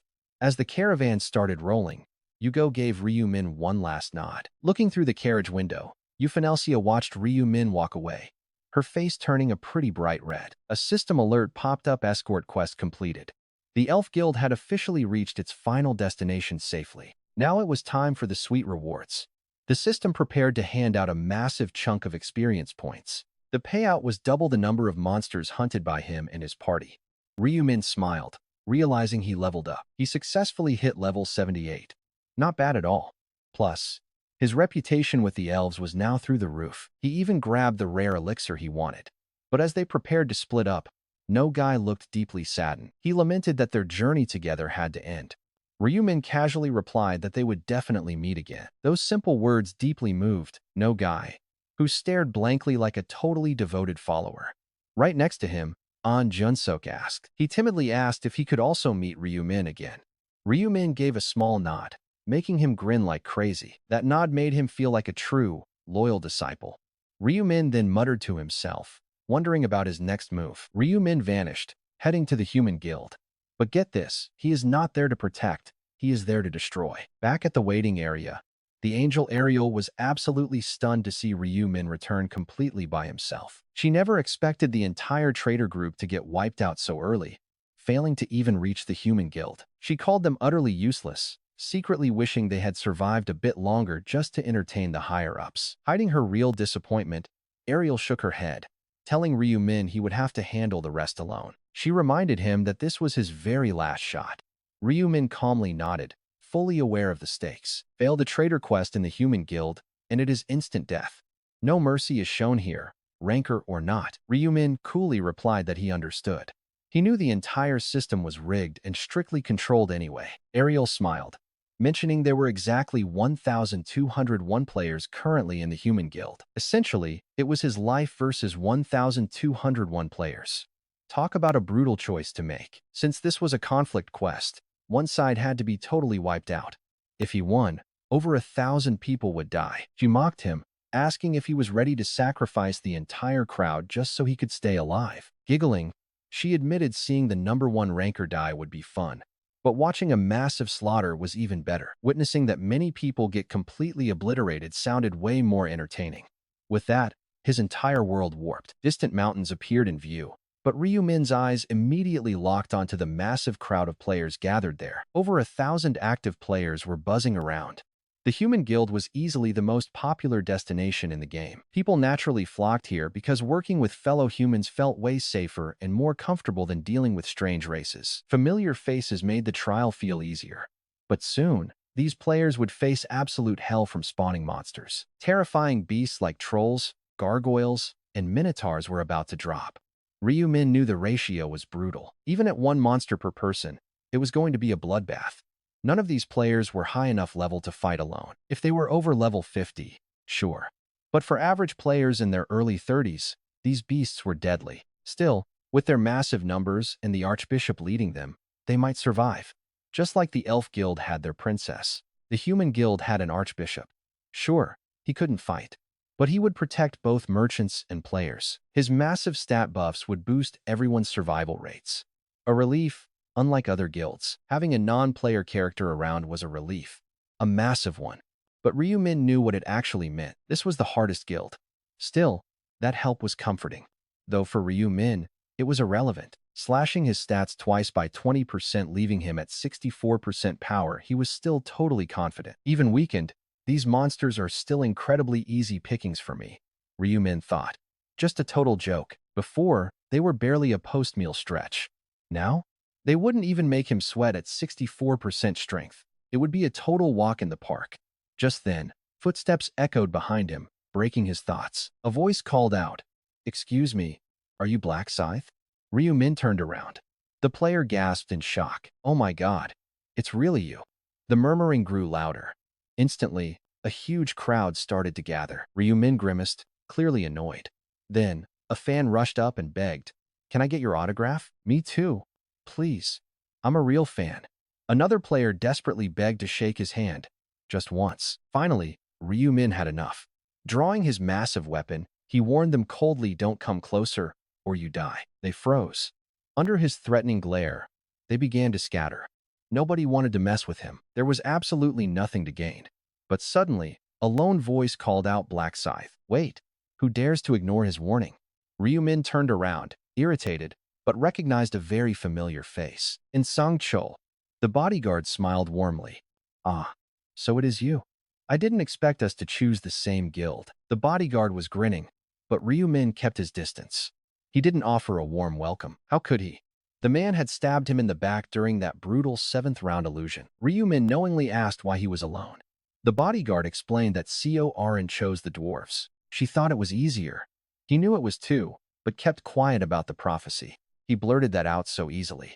Ryumin smirked. In this illusion, does he really have no filter? It was a relief. Unless he'd completely lost his mind, the real-world bodyguard would never betray him. If he ever did, it would definitely be Ma Gyeongrok's doing. That guy never acted on his own. Still, why choose the hardest guild?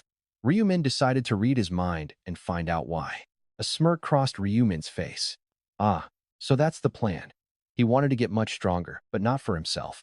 He wanted power because he was worried Ryumin would become an enemy to the heavenly demon. After all, there can't be two kings under one sky. Viewing Black Scythe as a dangerous future obstacle, he wanted to grow stronger to protect his lord. He was preparing for that eventual clash. Ryumin was amused. I didn't expect him to guard against me. The thought of him actually catching up was laughable.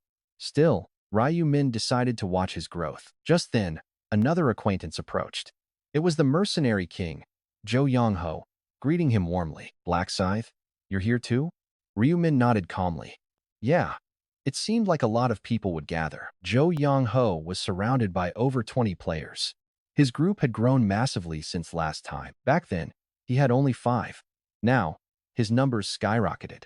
The stats bonuses made joining him an easy choice. There was simply no reason to decline. Ryumin asked him if he remembered their deal from before. If you need help, I'll offer it. Jo Young-ho confirmed. Do you need anything now? Not yet, Ryumin replied. He laughed, completely relaxed. And we can immediately see the massive difference in how these two think. One secretly guarded against Black Scythe. The other fully recognized him as an ally. Despite both receiving his life-saving help, their mindsets were completely different. Jo Young-ho then excused himself. He had some things to do. Wishing Ryumin well, Jo Young-ho quickly blended back into the crowd. Watching him talk to various people, he seemed to be searching for players with the mercenary class. At this rate, he'd expand his forces in no time. Then, right on cue, a system message flashed. It appeared before everyone. Huge thanks to everyone for the 4,000 likes and 500 comments on our last video, and for supporting the channel financially. I hope this video hits those same numbers, so keep supporting us. And right on cue, a sudden system message flashed directly in front of all the players. Protect the human guild and safely escort the human merchants safely. Success means every player gets a massive experience boost. Whoever does the most work to take down the traitor will get a sweet subquest reward. If the entire traitor group is wiped out, everyone receives a bonus. Right now, there are 1,202 players, and only a single traitor. Hearing that count, players grumbled, only one traitor? I thought there would be more. Another grumbled, how do we find one traitor in 1,200 people? Impossible, finding a needle in a massive haystack, crushing their motivation. But then, someone suggested they start hunting by simply turning on one another. Sure enough, everyone started fighting to weed out the traitor, but nobody dared to approach Black Scythe except On Sang-chil, who had a connection. He muttered a quick apology to Black Scythe. Ryumin stared. Are you stabbing me? On Sang-chil replied, if you are not the traitor, you will be fine, right? Oh, check this out. On Sang-chil realized Black Scythe is the traitor because Ryumin made it pretty obvious. On Sang-chil quickly realized that given the extreme difficulty of dealing with Black Scythe, he should probably just forget about the subquest entirely. Smart move. On Sang-chil backed off immediately after realizing he was facing Black Scythe. Ryumin smiled, noting that the man was not acting like his treacherous counterpart from the illusion. On Sang-chil was no fool. Though he could never publicly accuse Black Scythe, he still owed the man a debt of gratitude, and making an enemy of the top ranker would end horribly. Instead, he promised Ryumin to keep his secret safe. Ryumin played dumb, claiming he had no idea what he was talking about, but On Sang-chil just gave a knowing grin. Just then, the carriage transporting the archbishop rolled up. One player wondered if that was their cargo, while another marveled at how incredibly fancy the ride was. It looked way too expensive and luxurious for a standard escort mission. It stood out. Way too much. Usually, monsters do not target carriages based on how they look, but this much flashy detail basically screams for an attack. Ryumin quietly noted that this was perfect for the traitor group, meaning himself. Soon, the entire convoy ground to a halt, and a powerful-looking leader cleared his throat and stepped forward. He introduced himself as Captain Carlos, leader of the Hormuz Merchant Alliance escort force. He carried himself with the confidence of a seasoned warrior, offering a very formal greeting before continuing. He explained that they were hauling imperial cargo while also protecting Archbishop Laver on his hazardous journey. Since the route through the Lauren Mountains to the Kingdom of Brahm is extremely dangerous, they had to seek aid from the temple. Captain Carlos rambled on. But the players did not care about the lore. They just wanted to know who they had to protect. Hearing the title, players whispered an archbishop? That means a massive high-ranking VIP is inside. Then, Captain Carlos announced that the holy man wished to speak. The grand door of the luxurious carriage swung open, and a solemn, white-haired old man stepped forward. Thanking the Outworlder warriors for taking on this dangerous task, he told them not to worry. Even if their path was perilous, he wished light upon them and promised to bestow a holy blessing. No one had even asked for what the buff did, but a system notification suddenly popped up. Archbishop Laver grants the blessing, Holy Shield. A protective barrier forms to block one basic strike. Next, Archbishop Laver grants Divine Touch, boosting every single stat by 5. With these powerful buffs active, everyone was thrilled. Wow, even NPCs give buffs here. Players checked in with each other, totally amazed at how useful the old man was. It felt like a free victory. Everyone is celebrating. But wait, there is a catch. Ryumin knows this is actually a bad sign. Stronger buffs mean way tougher monsters are on the way. Normal enemies like trolls and gargoyles are expected, but they are not the main threat. The real danger lies in the high-tier boss monsters. Specifically, at Wave 25, a devastating boss will spawn. By that time, the players will be completely exhausted, making victory almost impossible. But what if Ryumin steps in with godlike power? If he pulls that off, he will easily catch the eye of Archbishop Laver. The old man highly values strength, so gaining favor will lead to top-tier items, specifically a golden opportunity to secure the rune of the future. After getting his hands on it, Ryumin plans to slaughter the Archbishop and the merchants. Eliminating the NPCs to stop the convoy from reaching its destination is a must. That is the only way Ryumin wins. Only those in the traitor group can survive, while the entire escort faction of 1,211 players fails. Yet, there is a loophole to prevent anyone from being wiped out. Neither Ryumin nor the players have to face destruction. The escort faction simply has to protect the guild. Meanwhile, the traitors have to block the caravan. Since their goals are opposite, normal logic says only one side lives. It is a grim setup where either 1,211 people die, or Ryumin dies. That is the typical assumption. But get this. Ryumin knows a secret path where both sides actually succeed in their missions. No one gets wiped out. The method is actually quite simple if you just exploit a system loophole. This is why Ryumin feels relaxed. He has already done it successfully several times before. He admits he cannot just walk away and let 1,211 other players perish. Out of those 1,211, and Sang Chiol could die for all he cares. But Zhou Yongho must survive to become the mercenary king. Ryumin knows losing a talent like Zhou Yongho is a waste. Still, survival is not his main concern. The real challenge is securing the rune of the future. If his calculations are correct, the reward is guaranteed. But there is always a wild card. There is still a chance the Archbishop refuses to acknowledge him. If Ryumin cannot deliver a jaw-dropping performance to capture the attention of the Archbishop, he will never earn his favor. Without that respect, securing a private audience is out of the question. His grand reward slips away completely. So, Ryumin decides to wait until the final boss makes an appearance. Soon, the convoy rolls out.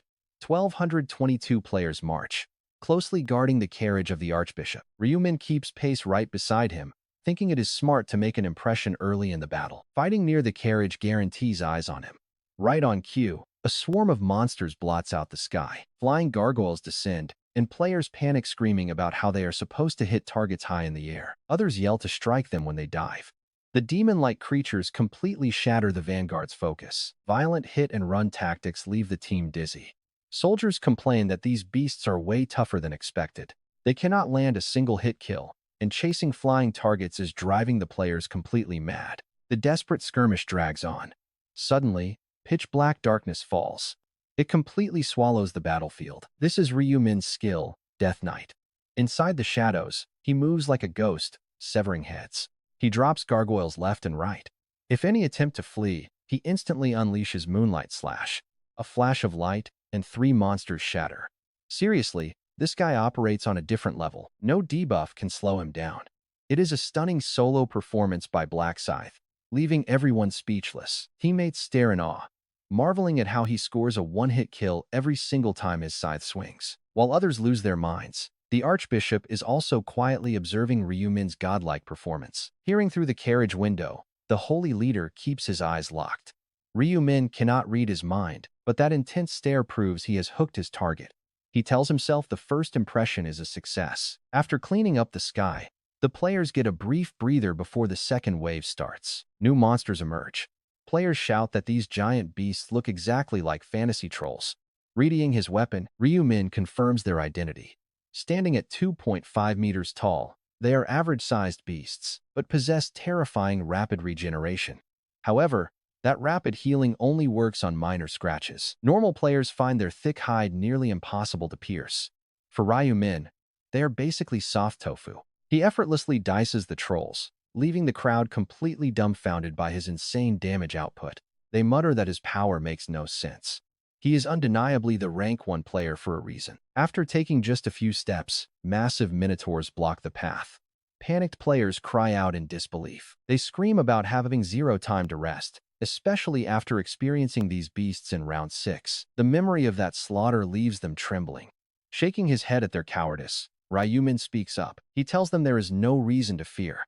They should be glad it is a familiar opponent. Besides, their levels are now more than 10 ranks higher. It will still be pretty tough, but teamwork will get them through. It does not take long for them to realize he is right. Soon, someone cheers as they score a solid hit. It is pretty easy now. With restored confidence, Ryu Min effortlessly slices through dozens of monsters. Yet, no items drop. Normally, in the 6th round, being a boss meant a high drop rate. But here, they are treated as nothing but regular mobs. After a grueling 4 hours of hunting, the 25th wave finally approaches. Ryu Min says to himself it is finally time for it to appear. Ryu Min is mentally ready when the awaited boss monster finally appears. Huge thanks to everyone for the 3,000 likes and 400 comments on the last video. Let's hit those same numbers again. Big shout out to our financial supporters as well. I truly appreciate it. If you're new, please subscribe. We're pushing for 20,000 subscribers. Right then, Ryu mutters to himself that it's finally time for the big show. He's fully prepared as the boss monster finally spawns. Suddenly, a player gasps, "What's that sound?" Another yells that the ground is shaking. And the cause? A massive, 6-meter-tall beast, the strongest on the field, an ogre. This is the 8th round boss monster. And despite its massive size, the beast moves with shocking agility. Swatting its hand like it's clearing a fly, it crushes a player who couldn't dodge in time. Instant death. A few players quickly surround the ogre. Or rather, the giant allows them to, preferring to take them all on at once. Swinging a wooden club as thick as a minotaur's leg, it sends the players flying with no way to dodge. Next, it stomps right on top of them, ruthlessly crushing their heads under its massive palms and club. With every single swing, players die instantly. One screams in panic, "Damn it. How is this thing so strong? There has to be a bug, right?" 30 bodies are already piled up, and the death count keeps rising. Then, darkness falls. Shadows engulf them. Someone stammers, "What is that?" Looking around, they see Ryu calm, raising his signature weapon. He's completely relaxed, as if waiting for this exact second. It's time to unleash his new skill, Crimson Moon. Ryu's eyes flash blood red as a sudden beam of light cuts through the darkness, catching the startled ogre completely off guard. Its massive club gets sliced clean in half. A deep gash opens on its chest, followed by a second, deeper slash. The beast roars in agony, raising its arm to block, but a third strike cleaves its forearm clean off. A fourth flash shears straight through its neck. A fifth slices the falling corpse in two. 10 seconds. That's all it took. And honestly, watching this, You can see why not even thousands of ordinary players could ever dream of defeating him. As the shadows fade, Ryu turns around to find the Archbishop staring back at him, his mouth hanging wide open. Ryu smiles. The holy man definitely saw him delete that boss. The impression has been made. Ryu thinks to himself, shouldn't you offer some feedback after watching such an amazing show? He waits for the summons, but first, he has to deal with the intense stares of the surviving crowd. One player stammers in disbelief. Unleashing a broken skill 5 times in a row is just insane. What class is he? Another calls him a living legend. Ryu has definitely caught everyone's eye. Standing in the crowd, a player named Insangchul watches with wide eyes. He mutters to himself that he was completely insane to think he could ever catch up to a monster like Ryu. Insangchul finally learns his place after seeing that. Just then, a system notification pops up in front of Ryu. You have defeated the ogre. Triple experience buff active. Title effect increases experience by 1.5 times. Experience plus 16.37%. Gold plus 12,000. Additional gold plus 6,000. You obtained Ogre's Gauntlet. You obtained Ogre's Heart. Since this was a designated boss, ultra-rare loot dropped that normally wouldn't appear. Ogre's Gauntlet. Gloves category. Unique grade. Defense is 180. Strength plus 30, with bonus ground monster damage. Durability 300. Requires expert rank. Description: the Gauntlet of the ultimate ground predator. It massively boosts physical strength. Ryu chuckles as he looks over the stats of his new gear. A unique item, he says. And despite being unique grade, its passive options are practically legendary against ground monsters. Since they easily outclass the shadow gloves he has on, Ryu equips them on the spot. He slots his highest tier magic stone straight into the gloves. Next, he checks out the other drop, the Ogre's Heart, a dark red, rock-solid stone. Despite the name, it's not an actual heart. It's actually a legendary grade crafting material. Since Ryu is going to need this later, he slides it into his inventory. He reminds himself that he'll need to craft some legendary items soon. Just then, the escort captain approaches him. The man greets Ryu as a warrior from another world, praising him for his incredible combat skills. He says he watched the fight, and that dropping an ogre that fast is exactly why they hire Outworlders. Ryu wants to snap back and ask if he came all this way just to waste his time. He swallows the insult and simply asks what the captain wants. The man replies that the Archbishop wishes to see him. Ryu is surprised, but the captain confirms the Archbishop was incredibly impressed by his raw power. Ryu nods, asking where to go. He follows the captain, eventually stopping right in front of the holy carriage. The carriage door swings open. The Archbishop gestures for him to enter, pointing to the seat directly opposite his own. The door shuts behind them. After a brief, heavy silence, the Archbishop decides to get straight to the point. I called you here to make an offer, the Archbishop says. Ryu Min questions it, so the man explains his high-ranking danger. He says he faces constant threats and needs a loyal personal bodyguard for the long run. Then, in an arrogant tone, he continues, so what do you think? Will you protect me? He acts like this is some incredibly rare once-in-a-lifetime opportunity. Honestly, in this fantasy world, the Archbishop holds as much power as the Pope, sitting at the very top of the empire. Rejecting him is completely unheard of. But Ryu Min does not hesitate for a second. He coldly replies, I refuse. The Archbishop is completely stunned by the rejection. What did you say? He asks, and Ryu Min repeats his polite refusal. He claims he lacks the confidence to protect anyone. Normally, turning down a powerful ally like this would be pure madness. Anyone else would jump at the connection, but Ryu Min has to say no. He cannot afford to look like a servant. To claim the rune of the future, he must be viewed as an equal, not the Archbishop's lowly servant. The Archbishop chuckles, saying Ryu Min is different from the groveling fools he usually meets.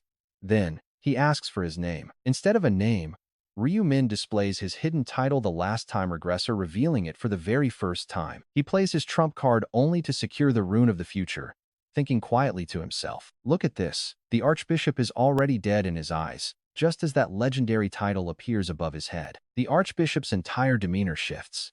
He does not read the words, but he can instinctively feel the overwhelming pressure. Ryu Min notes his reaction, realizing that as an NPC, he can sense the true weight of otherworldly titles. People from other worlds immediately recognize these epic titles, sensing the massive reputation and power they hold. Stunned, the Archbishop asks for his real name again, but Ryu Min calmly tells him names do not matter. He asks if Ryu Min truly traveled back through time. A simple, Silent nod is all the answer he needs. The Archbishop already views him as some godlike entity beyond time itself, so there is no point in explaining further. His submissive tone makes his thoughts obvious. He mutters in disbelief to think a time traveler actually walks among us. He says he finally understands where Ryu Min gets such terrifying power, shaking his head in quiet wonder. With a sudden gleam in his eyes, he asks if Ryu Min is an emissary of Kronos. Ryu Min just nods. There is no reason to deny being seen as a divine messenger. To the Archbishop, the title is ultimate proof. Bowing his head, he declares that meeting the legendary emissary of Kronos is the greatest honor of his lifetime. Ryu Min bluntly replies that it certainly is. Hearing this, the Archbishop's mind begins to race with anxiety. He panics internally, wondering if he made a mistake and how he should act in front of a god's messenger. He realizes he needs to make a perfect impression. Desperate to please, a tense smile appears on his face. He announces he has a tribute to present, reaching deep inside his robes to pull out a hidden item. The moment Ryu Min accepts the gift, a system alert flashes he has received the rune fragment of future. He immediately uses the fragment, and the ancient rune automatically burns itself into his skin. Ryu Min cannot help but smirk.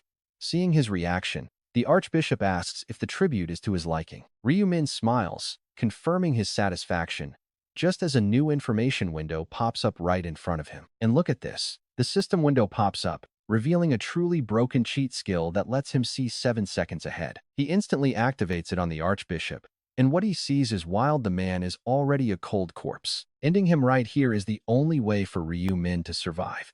The Archbishop asks one final time if he is pleased. As your reward, I shall send you to your gods. Huge thanks for the 3,000 likes and 400 comments on our last video. Hopefully, we can hit that exact same milestone today. Also, huge thanks to everyone supporting the channel financially. I really appreciate you. Meanwhile, the Archbishop asks how things are. Ryu Min answers that he is satisfied, promising to send him back to the gods as a reward. The Archbishop is thrilled, but Ryu Min just nods. In a flash, Ryu Min snaps the old man's neck with a sickening crack, killing him instantly as he whispers that he bears no real ill will. NPC or not, it does not matter. Ryu Min had to take him out to guarantee his own survival in this twisted game. Leaving the corpse propped up in the carriage, Ryu Min steps outside, where the captain immediately asks if they are finished. Closing the carriage door behind him, Ryu Min calmly tells the captain that they are done, adding that the Archbishop needs some quiet time. He wants to think, so we must not disturb him. The captain seems a bit surprised, but he buys the excuse without a second thought. He walks away blindly. With his target secured, the 26th wave suddenly begins, and Ryu Min dives right back into action. He keeps a close eye on the Archbishop's carriage while slaying monsters, making sure nobody tries to sneak inside. He notes to himself that the murder must remain hidden until the 30th wave.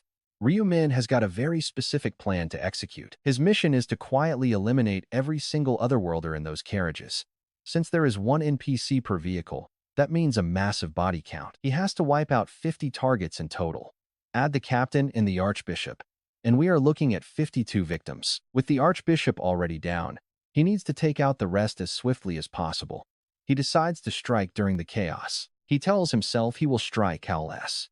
When the final 30th wave begins, one shouts to block them, while another curses at how they never tire. Only 10 minutes left, they just need to hold on. The exhausted players encourage one another, desperately squeezing out every last ounce of their remaining strength. From their original 1,200, their numbers have dropped to about 1,000. Given the brutal difficulty, deaths are expected. As they fight for survival, Ryu Min begins his silent harvest. He glides from carriage to carriage, quietly stealing lives. With his flawless stealth and the players completely focused on the monstrous threat, nobody notices a thing. Only the captain of the guard remains. Ryu Min slips up behind him like a ghost and snaps his neck too. With that, every single target is dead.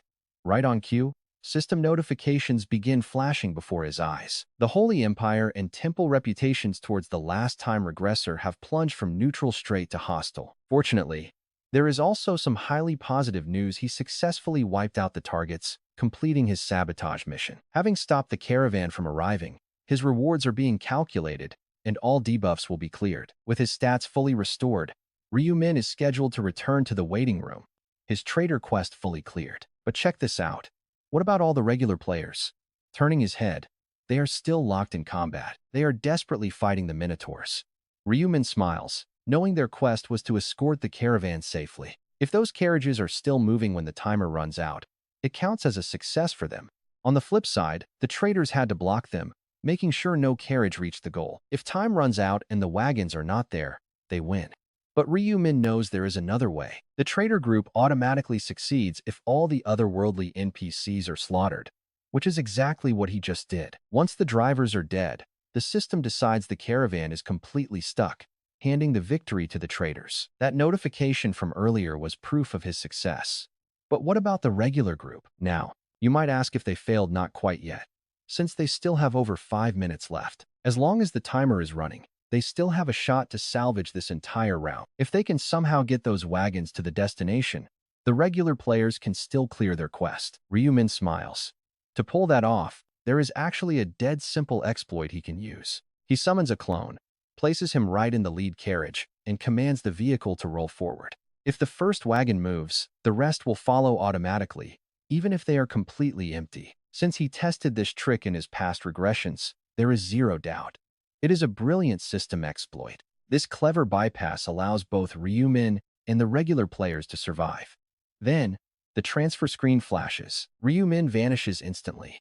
He blinks, finding himself back in the gray room alongside the other traders. Angel Ariel appears with a smug grin, noting that seeing the black scythe here means he must have succeeded. Her lips curve into a dark, twisted smile as she asks if he really pulled off the mission. So you chose to save yourself by sacrificing those 121 lives. Well, there is nothing more important than your own life. It is a natural choice.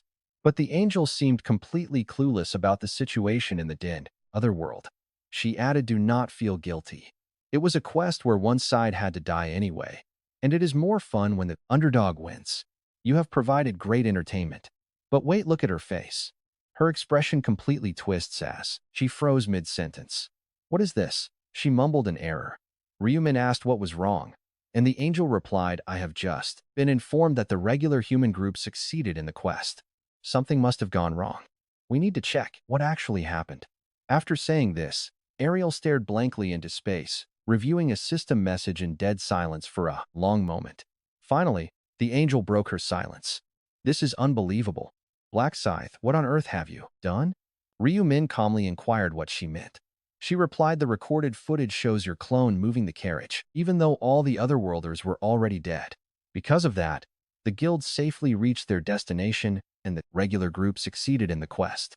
Ryu Min smiled. "Is that so?" "Fortunate." Ariel gasped. "Fortunate? Are you saying you intentionally used your clone to guide the carriage to its destination just to save that regular group?" Ryu Min replied, "Yes. Isn't it better if we all survive together? It is way more fun that way too." Ariel was completely at a loss for words. She muttered to herself, he managed to keep both groups alive. Is that even possible? Even as the guide, she had no idea such a trick existed. Understanding and exploiting the system conditions for success and failure like this should be totally impossible for a human. Then Ryu Min inquired, "There will not be a problem, right? Since the system declared it a success?" She replied, "Yes, there will not be a problem."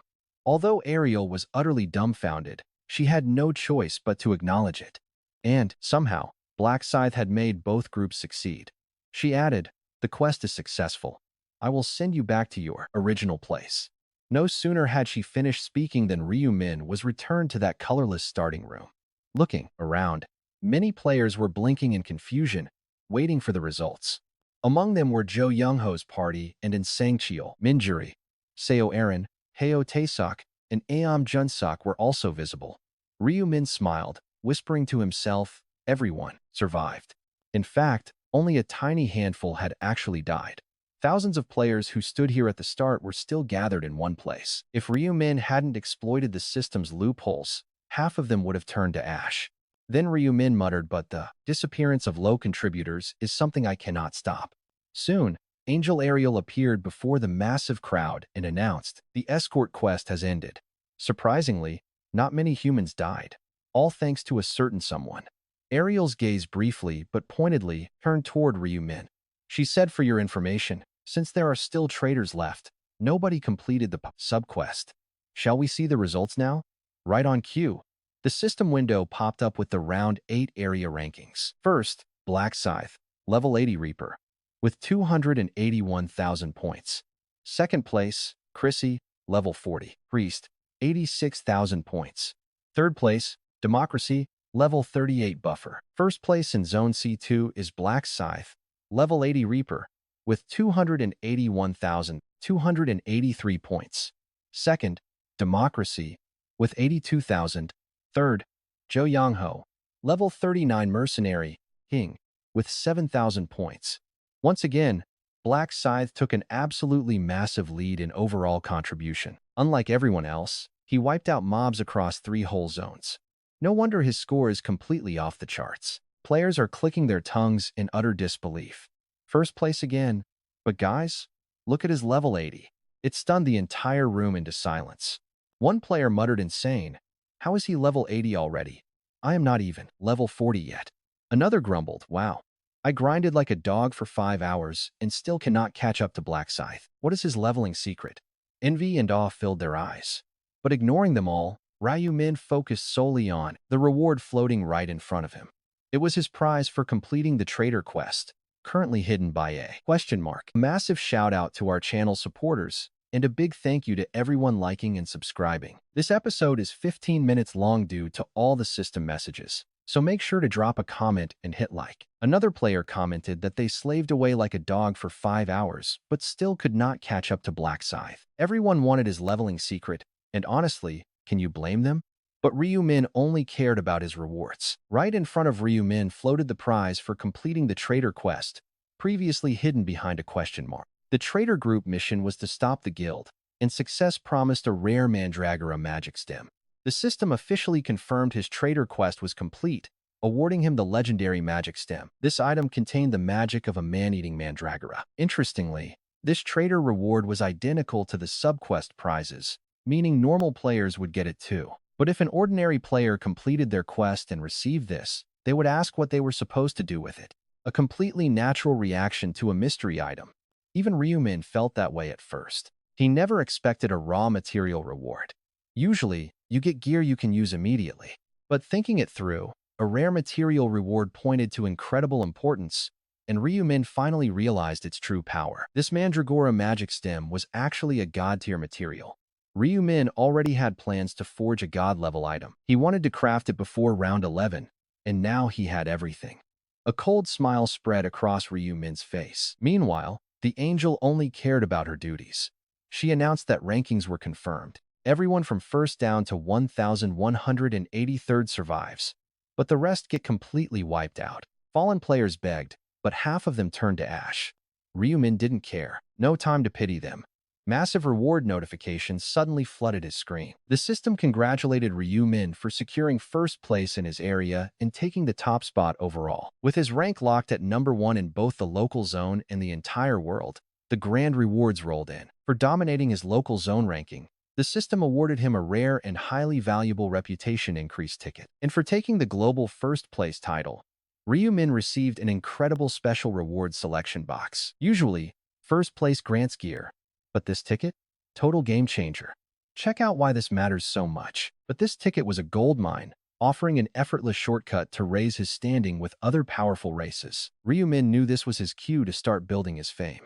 Up until now, faction reputation barely mattered. But from here on out, fantasy realms filled with native non-player characters would become his main stage. In this new environment, racial reputation was absolutely vital, unlocking broken benefits that no player could ignore. Suddenly, a system prompt popped up, instructing Ryu Min to choose a faction to increase his reputation. The options appeared. First, humans, where his title was the last time regressor, and his status was hostile. Second, the elves, who knew him as Black Scythe and were friendly. Third, the dwarves, also friendly. Ryu Min noted that reputation depended heavily on the active title. Without using ahead of the pack, dwarves would ignore him. He needed to boost friendly status to very friendly immediately, making his decision extremely clear and easy. Ryumin tapped his screen. Boom. Instantly, his reputation with the elves skyrocketed. His reputation with the elves jumped from friendly to very friendly. It was a completely calculated move. Opting for the dwarven faction could have helped him lay the groundwork to get legendary and god-tier crafting materials. But building favor with the elves was actually a much smarter move. These magic-wielding creatures held incredible secrets. They possessed countless rare rune fragments. Ryumin valued powerful runes far more than basic gear, so he picked the elves. Now, whenever they encountered him as Black Scythe, they would show immense respect. They would treat him like royalty. The High Elders of El Suram might even offer him their princess. But Ryumin did not care about political marriages. He only wanted those precious rune fragments. Specifically, there were a few select runes he had his eyes on. Smiling, he opened his next reward. Ryumin popped open his special reward selection box, and a list of rare rewards appeared. He could choose a material selection right, 30,000 gold, or crucial information regarding Round 9. Without a single second of hesitation, Ryumin picked the material item selection right to grab his prize. From ironwood branches and mage skeleton bone dust, to hard magical shells and behemoth horns, most of the items that dropped were unique crafting materials, but only one ranked as legendary. Ryumin hovered his finger over option 8 mage skeleton bone dust. The description matched the ominous magic radiating from the powder. Claiming it, Ryumin smiled and spoke. This makes his third legendary material, leaving only 2 more to find. Just then, the system announced the end of the 8th round. Round 8 ends. Only 1523 survived. For local zone C, 2KA003 1083 survived. Return transfer commencing. Souls will rejoin original bodies shortly. Round 9 begins at midnight, September 1st, 2022. See you in the next stage. Congratulations on surviving. The moment her eyes opened in the real world, Christine immediately rushed over to see her father. Father, she called out, only for him to say she was late. Butler Jeffrey was already standing by his side. Feeling a sting of disappointment despite her haste, she asked if he heard. He nodded. Yes. Jeffrey filled him in. The eyes of Nathan sparkled. It was true. The prophecy of Ryumin was real. Christine confirmed she was shocked too. It was incredibly hard to believe. But the 8th round details she got from Heavenly Demon were spot on. Unlike the vague clues of the previous round, this intel was highly detailed, leaving no room for doubt. Nathan realized the prophet class is real.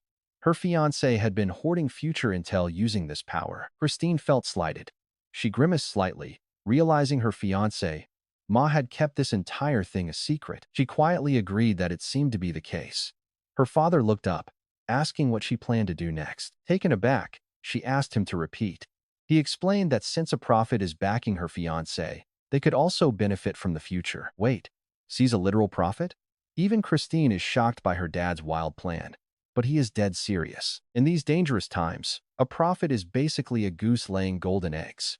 Knowing the upcoming strategies is everything. Since survival is directly on the line every round, the value of early information is incredibly massive. He ordered her to get close to the prophet by any means necessary.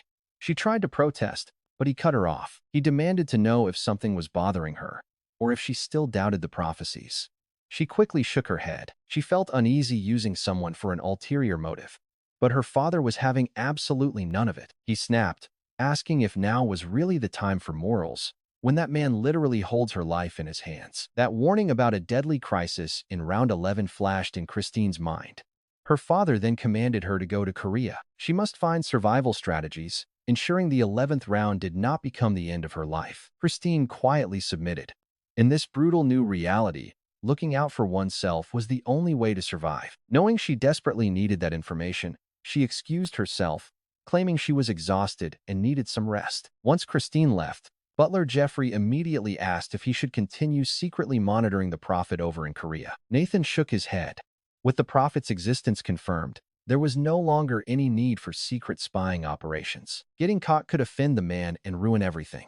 Instead, Nathan ordered Jeffrey to accompany Christine to Korea. He would act as her personal attendant, closely observing the prophet from the sidelines and reporting every single detail back. Jeffrey bowed low, pledging to execute the order in the name of God, before quietly slipping out of the room. Nathan muttered that a prophet is truly like an apostle of God, when a sudden thought hit him. He wished his daughter's fiancé were that legendary prophet instead of Ma, a deep look of regret washing over his face. On the other hand, the moment Ryumin opened his eyes in his room, he immediately logged into the store. Although the shop inventory is fully upgraded to master grade, the base items are still just mediocre common gear. Most players would happily settle for this basic stuff, maybe owning a few rare items if they had extra gold. But Ryumin has zero interest in low-tier garbage. From this point on, He refuses to touch anything below epic. And now, watch him gear up. He is only wearing unique grade items from here on out. He bought the materials on the player app, giving him enough resources to forge 3 items. Where to begin? He spends 6,000 gold each on basic helmets, armor, boots, and rings. Standard common gear, but master grade. Ryu-min grins, knowing these cheap items will soon transform into powerhouse unique gear. He loads the crafting slot. Agile boots are first, using premium materials like deerwood root, orc tusks, and troll spines. Adding the hard magical shell and black steel, he blends the premium submaterials with his basic master grade gear. He used his current gear as the main ingredient, knowing this process would upgrade normal items to unique grade. Once he pressed the button, a success message flashed, confirming he had successfully crafted the unique Ghostwalk boots. These unique shoes boast 300 defense, plus 15 to all stats, 15% movement speed, and totally silent footsteps. With 5,000 durability and a master grade restriction, they literally make your movement quiet like a fleeting ghost. Ryu-min felt like an actual phantom, but he did not stop there and immediately started crafting the other items. Success messages chimed again as he successfully created the Demon's Ring and the terrifying Red-Eyed Skull Ring. Having crafted 3 unique items, Ryu-min completely exhausted his supply of materials, leaving only his god-tier project left to build. Ryu-min had been debating which piece should be his first god-tier craft, weighing a weapon, helmet, or armor. The stats would vary wildly depending on the choice, but he decided to simply start with what was currently possible. Since he could not select specific reward materials, Ryu-min figured he would just work with whatever items came his way. Next, Ryu-min loaded his god-tier resources into the interface, placing a faded coat as his primary crafting ingredient. He added condensed ether, black iron powder, shiny horsetail, angel's golden dust, mandragora's magic stem, and heavy armor base. He slapped the combine button, prompting a blinding golden burst of light as the god-tier gear finally materialized. Items of this legendary tier are easily the most valuable gear in the game, especially armor pieces and weapons. Get ready, because matching all 5 gear types unlocks a set bonus that is completely out of this world. A warning then flashed on screen, stating the god-tier item would automatically adapt to his Grim Reaper class. It was a massive success, crafting Thanatos' black armor, an item Ryu-min knew well from his past regressions. Smiling warmly at his familiar creation, Ryu-min pulled up the stats for Thanatos' legendary defensive gear. It boasts a god rank status with 2,000 defense, plus 1 to all stats per level, and a huge passive. There is a 67% chance to deflect attacks, 20,000 durability, and a master rank restriction. The lore reveals it was forged from the divine power of Thanatos, granting deadly bonuses when worn as a set. With the set piece sitting at 1/5, Ryu-min smiled, noting the stat increases are exactly what he expected. Plus, that 67% deflection rate is incredibly clutch for survival when dealing with dangerous groups of mobs. It makes fighting overpowered bosses or swarms of enemies a total breeze, a trait truly worthy of a god. He still needed to farm more resources for his next piece of gear, but he knew it would be quick. He was confident it would not take 8 months like before, especially when a brand new system alert popped up. As the first player to craft a god rank item, his reward was a rare lump of condensed ether. Since this resource serves as a core crafting component, forging his second god tier piece would now be incredibly easy. Equipping the dark armor with a smug grin, he pulled open his status screen to review his current build. His impressive list of hidden achievements included titles like Last Time Regressor, Angel Slayer, and Challenger of Divine Punishment. At level 80, his Grim Reaper class has 566 strength and intelligence, along with 466 agility, 444 luck, and numerous utility skills. His custom abilities consist of devastating moves like Seal of Death, Moonlight, Slash, and various magical runes. These runes range from the Rune of Slaughter to the Rune of Balance, covering almost every possible scenario. With over 36,000 gold in his pockets, Ryu-min sat on 0 unused stat points. Staring at the screen, he realized his base stats surpassed 500 even without any active power boosts. If he activated his Rune of Slaughter and received Min Juri's blessing, they would easily break 1600. Reaching these crazy heights at level 80 is just unreal, especially since his growth had actually been stunted. If his actual body had completed the escort quest rather than his clone, he would be level 84. The system simply did not register the clone as the primary player, but his overall power remains utterly insane. Normal players would need to survive past the 15th round to even get close to level 80. That specific challenge is feared globally as the Devil's Section, with fewer than 50 survivors expected to make it. To stay ahead, Ryumin aimed to craft at least 3 god-tier items before that dangerous milestone arrived. But here is the catch: when the grueling round ends and players awaken, they usually crash straight back to sleep. The massive mental strain of the death game heavily drains their real bodies, but one mysterious figure remains active. As the round ends, it turns out Sang Chao is the bodyguard, and he immediately looks for the Heavenly Demon's hotel room the second he wakes up in reality, calling for the president. Huge thanks to everyone supporting the channel financially and watching ads to keep us going. Make sure to drop a like and leave a comment below. Now, someone always makes a move the second a round ends. That person was the loyal bodyguard, and Sang Chao, rushing to find Ma Kyung-rok the second he woke up. Back in reality, Ma Kyung-rok narrowed his eyes. He was clearly displeased by his sudden arrival. A subordinate barging into the president's room without being summoned? He found it incredibly disrespectful. Then, Ma Kyung-rok asked him, "Director An, why do you keep barging in? I did not give you a master key for this." And Sang Chao quickly apologized. Waving it off, Ma Kyung-rok asked what brought him by so early. Intrigued by Sang Chao's unusually excited face, Ma Kyung-rok wondered what kind of great news he could possibly have. Honestly, we all expected him to say he finally made a move on Seo Aaron, which would be massive. But contrary to his hopes, Sang Chao proudly announced he finally reached level 40, achieving expert rank status. He congratulated him, but joked that Sang Chao was humiliating his own boss. When the bodyguard apologized, Ma Kyung-rok told him to forget it, knowing it was not done on purpose. Ma Kyung-rok turned away bitterly. Seeing this, Sang Chao instantly realized how thoughtless he had been. He apologized again, admitting he got way too excited and completely forgot to consider Ma Kyung-rok's feelings. Ma Kyung-rok sighed, wishing he could hit level 42, venting his frustration at still being 38. He admitted he recently dropped in rank for the first time, though losing was not quite the right word. Rather, his rank just stagnated.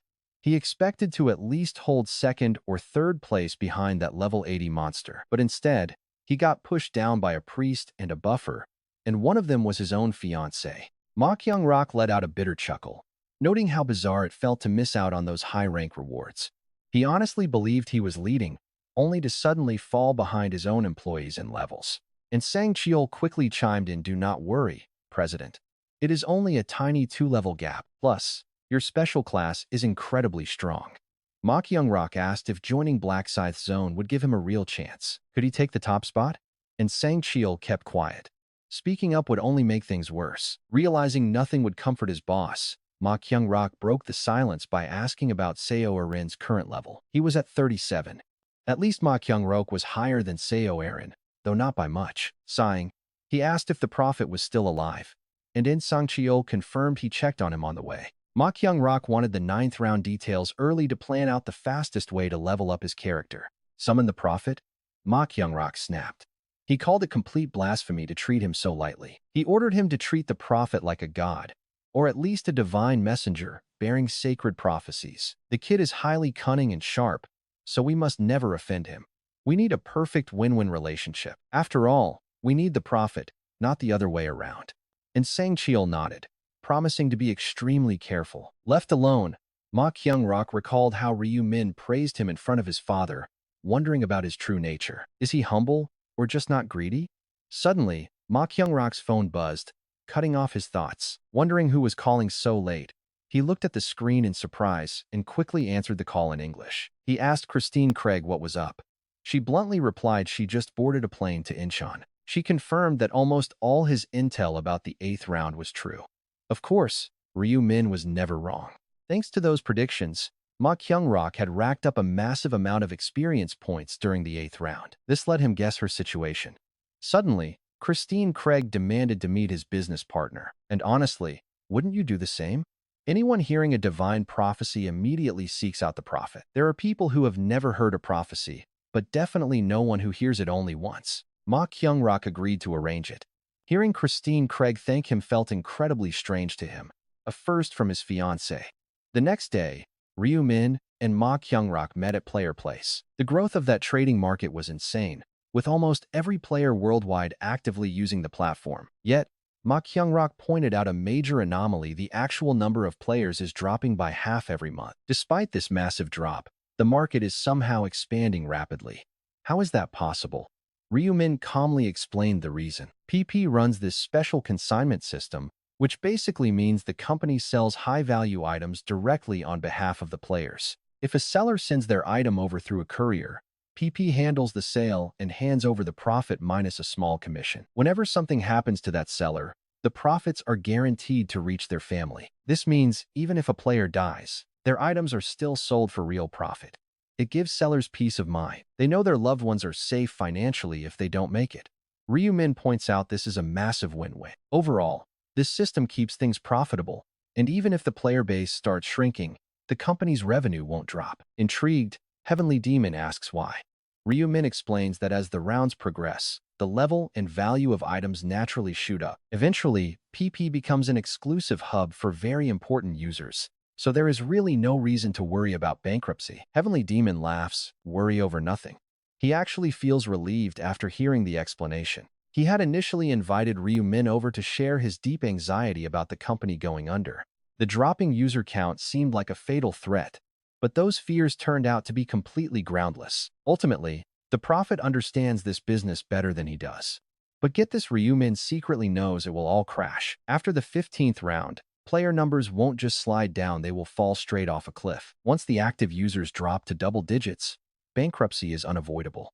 But by then, Ryu-min plans to wash his hands of it. For now, he'll milk it for everything it's worth. He keeps this grim reality quiet since there is no point in causing panic. Heavenly Demon chuckles and says it really was wise to consult the Prophet.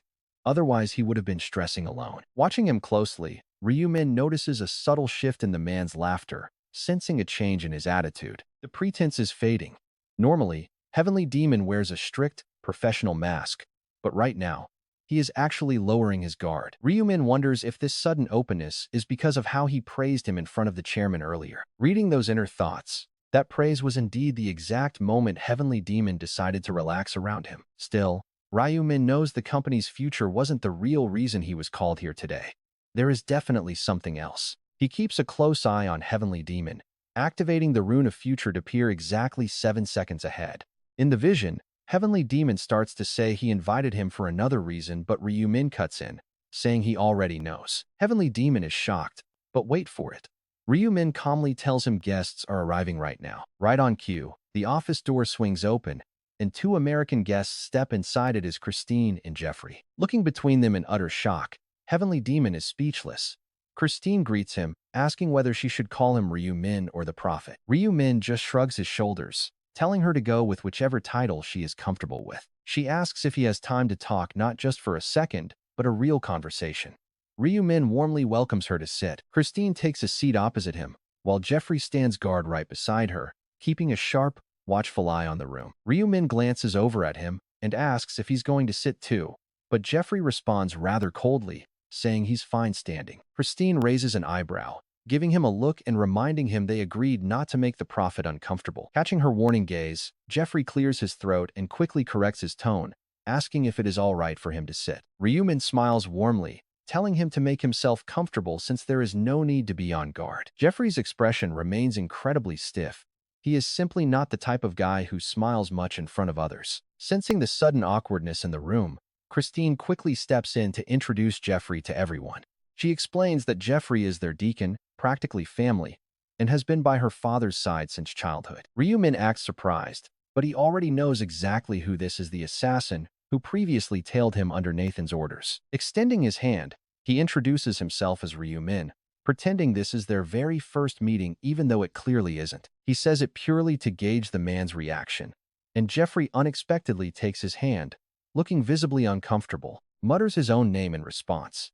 Seeing his discomfort, Ryu-min realizes this guy actually has a conscience. Reading his inner thoughts, Jeffrey does not seem like a bad person at all, though his deep feelings for Christine are surprising. Ryu-min keeps that observation to himself since he has no desire to ruin the cooperative mood right now. Instead, he asks what brings her to Korea, perhaps a date with President Ma. She smiles, but admits she is actually here to see Ryu-min. Huge shout out to everyone supporting the channel financially and watching those ads. You guys keep the lights on around here. Make sure to like and drop a comment below. Now, Ryu-min speaks up, asking what brings her to Korea. Maybe a hot date with President Ma? Christine smiles, saying that sounds nice, but she actually came to see Ryu-min. Ryu-min is surprised. Me? Christine gets serious, reminding him that he warned her about the dangerous 11th round. She wants answers. Hearing this, Ryu-min puts on a thoughtful expression, playing his cards perfectly. As the prophet, he holds a massive advantage here. Making her wait will only drive her anxiety through the roof. Just as expected, Christine looks at him nervously before finally cracking, saying she is not begging for freebies. She is willing to pay whatever it takes for this prophecy. But Ryu-min shook his head, refusing her money. Honestly, Ryu-min prefers giving it away for free. It is much better if she carries that heavy debt in her heart. Ryu-min tells her straight, you cannot put a price tag on a human life. I will tell you exactly what goes down. I hesitated before, worrying it might mess up the future timeline. But now, sharing a little seems totally fine. Ryu-min begins laying out the exact details she is so desperate to hear. I do not know the 11th round quest itself. But Christine, a certain group that hates your guts will target you. They refuse to acknowledge your existence. How will they attack? Christine asks. Ryu-min admits it is hard to say. Just know your life is on the line. She asks if this danger means she actually has a shot at surviving. Ryu-min nods. Yes, a savior is going to show up. Naturally, Christine immediately asks for a name. Ryu-min quietly shakes his head. He cannot mention Black Scythe saving her while Heavenly Demon is standing right there. It would trigger massive jealousy. So, Ryu-min claims saying the name aloud could distort the future and get her killed. The only certainty is that you must not reject this savior. Hearing this, she asks if she should cling to him. Ryu-min tells her exactly. Keep that connection alive. Miss this chance, and your survival ends before round 15. That is all I can tell you. Christine falls totally quiet, lost in heavy thought. To be hunted down by some faceless faction in the 11th round. Who could have seen this tragedy coming? Can you tell me who is after me? She begs. But Ryu-min replies that his visions did not show that. Disappointment washes over Christine. She silently wishes she could just identify the enemy and prepare beforehand. At least a knight in shining armor is coming to rescue her. Who do you think this mystery savior is? Should she just let things play out naturally so she can actually meet this mysterious savior? Walking straight into a trap just to meet a savior takes some serious courage. Ryu-min steps in, telling her not to overthink it. Just let the flow of time do its thing. Fretting over things that have not happened yet is completely useless. Besides, there is always a chance his predictions are wrong. The future changes with every choice we make right now. That is why Ryu-min keeps his head cool. Take it as a warning. Surviving this next round is your priority, not worrying about 11th round dangers. Christine nods along, realizing how silly she is being. Why waste energy dreading something that is not even here? Since they are already talking about it, Ryu-min decides to give them a brief heads up on the 9th round. Suddenly, everyone locks in. Heavenly Demon, Christine, and Jeffrey are staring right at him. Everyone acts completely unbothered, but they are hanging on to every single word coming out of Ryu-min's mouth. Heavenly Demon scoffs, muttering that this 9th round does not actually sound too tough. Seems like an easy ride for them. Ryu-min confirms that the 9th round lets you choose your own difficulty level, just like round 8. The choice is entirely up to you. Heavenly Demon then asks about the subquests, but Ryu-min shrugs. He claims he cannot see that far. Classic Ryu-min move, we all know he is totally lying here. Those subquests are meant for him alone. But Jeffrey is not buying it. His voice drips with suspicion. He asks how Ryu-min can foresee round 11, yet miss the subquest for round 9. Ryu-min remains unfazed. He holds all the cards. Even if he started spinning wild tales about demons, they would still have to believe him. He explains that his sight is not on demand. He only catches random fragments and specific future events. With that excuse, Jeffrey is totally cornered. What is he going to do? Argue with a literal prophet? Right then, Christine shoots a lethal glare at Jeffrey, basically asking him why he has to be such a buzzkill. Jeffrey blinks as a quiet apology and says he is sorry, while Ryu-min silently marvels at how they still suspect him. Realizing he needs to satisfy them, Ryu-min explains that in the 11th round, players will mix globally. They will join up from all over the world, doing cooperative quests together. Christine gasps, realizing they might meet foreign players. Ryu-min confirms her theory with a nod. That is when Christine suddenly asks if they will run into the legendary player Black Scythe in the 11th round. The question catches Ryu-min completely off guard. since he never expected her interest. He knew everyone was aware of his alter ego, but he honestly never expected her to show this much curiosity. Ryu-min worries a wrong answer might make Heavenly Demon jealous. But reading her mind, she seems pretty neutral for now. Apparently, she is just curious about meeting a celebrity. Ryu-min plays along, confirming she will indeed meet him. He tells her she will definitely see Black Scythe in the 11th round, but she will encounter Representative Ma even earlier. Heavenly Demon asks if he means her, and Ryu-min confirms that the next round will merge all Korean regions together. Her eyes widen. Surprise fills her face.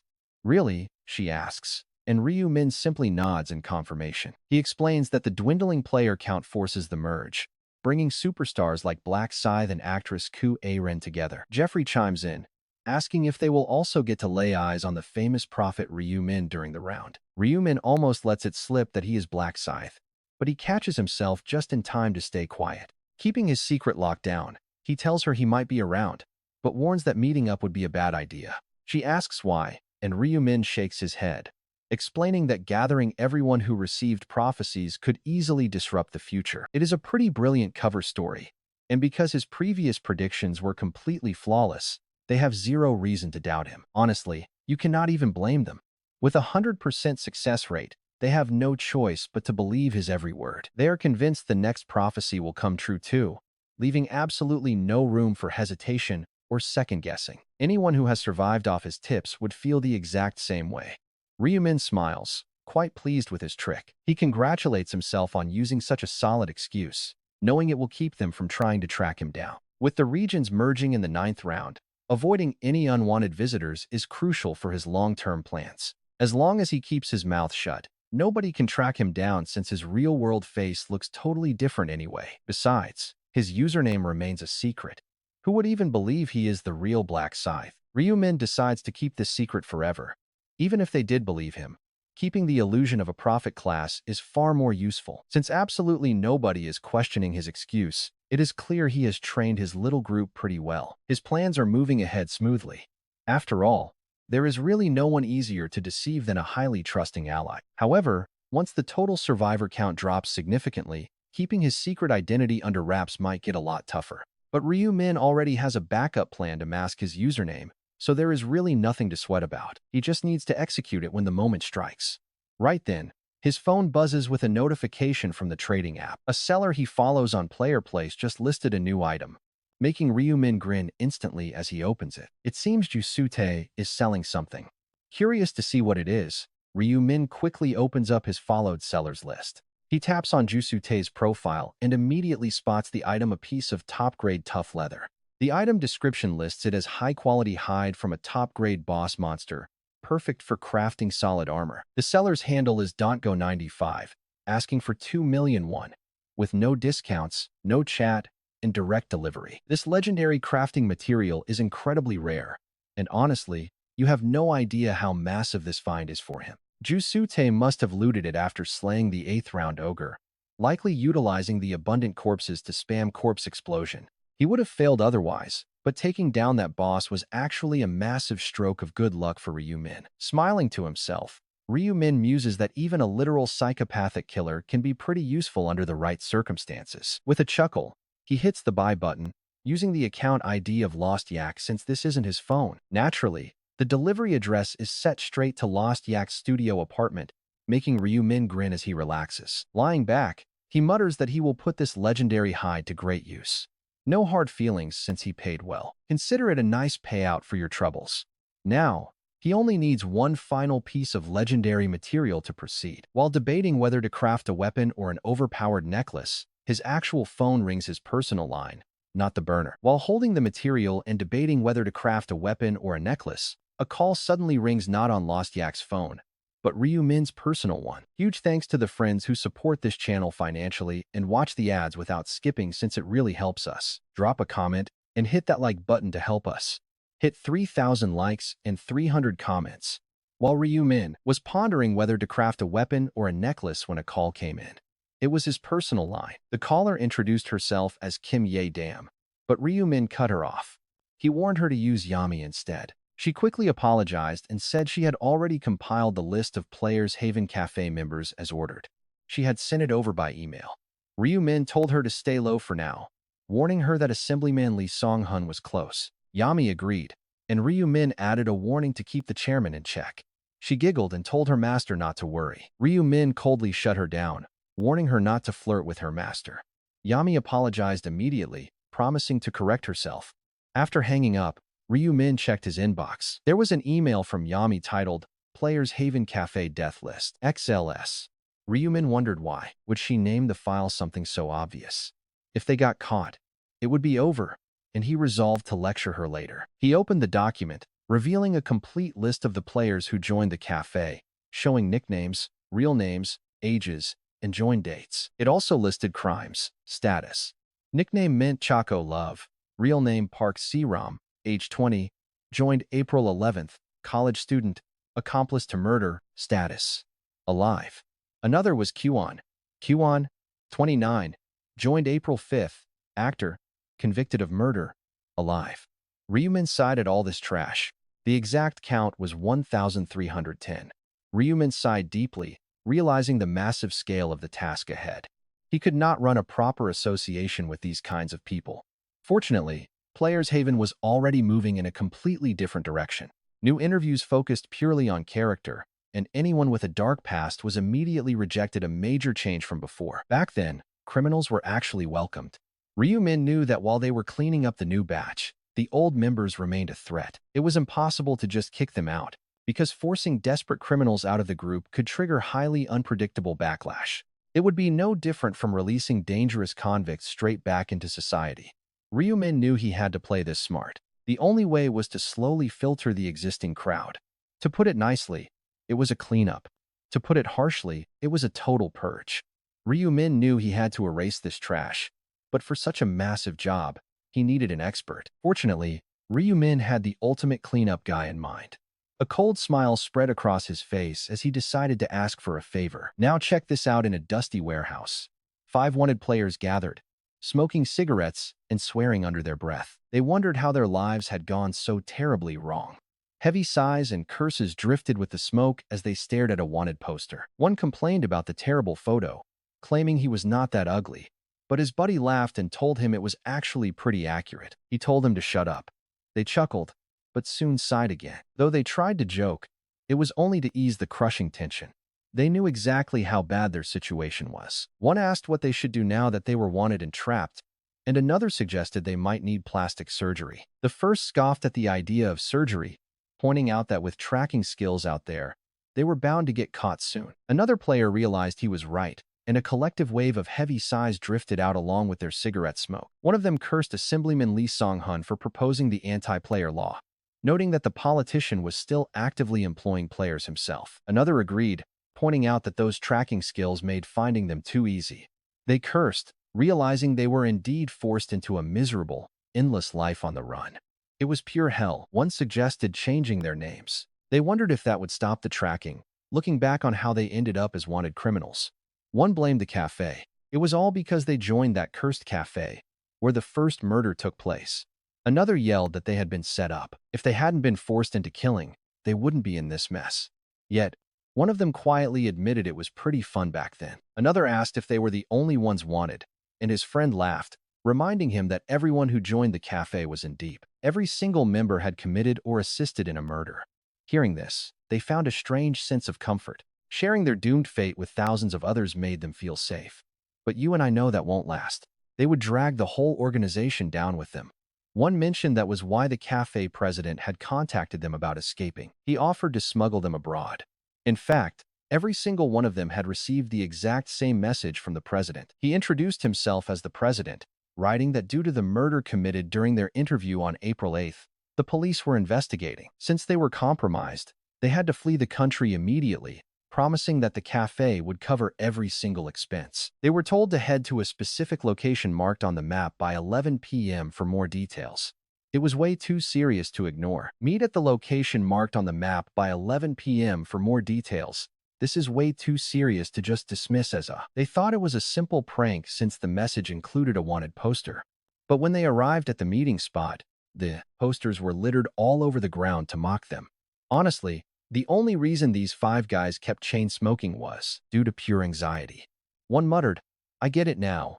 The chairman panicked because if we talk, he is going down too. Another scoffed, running away out of nowhere? How is he even planning to pull this off?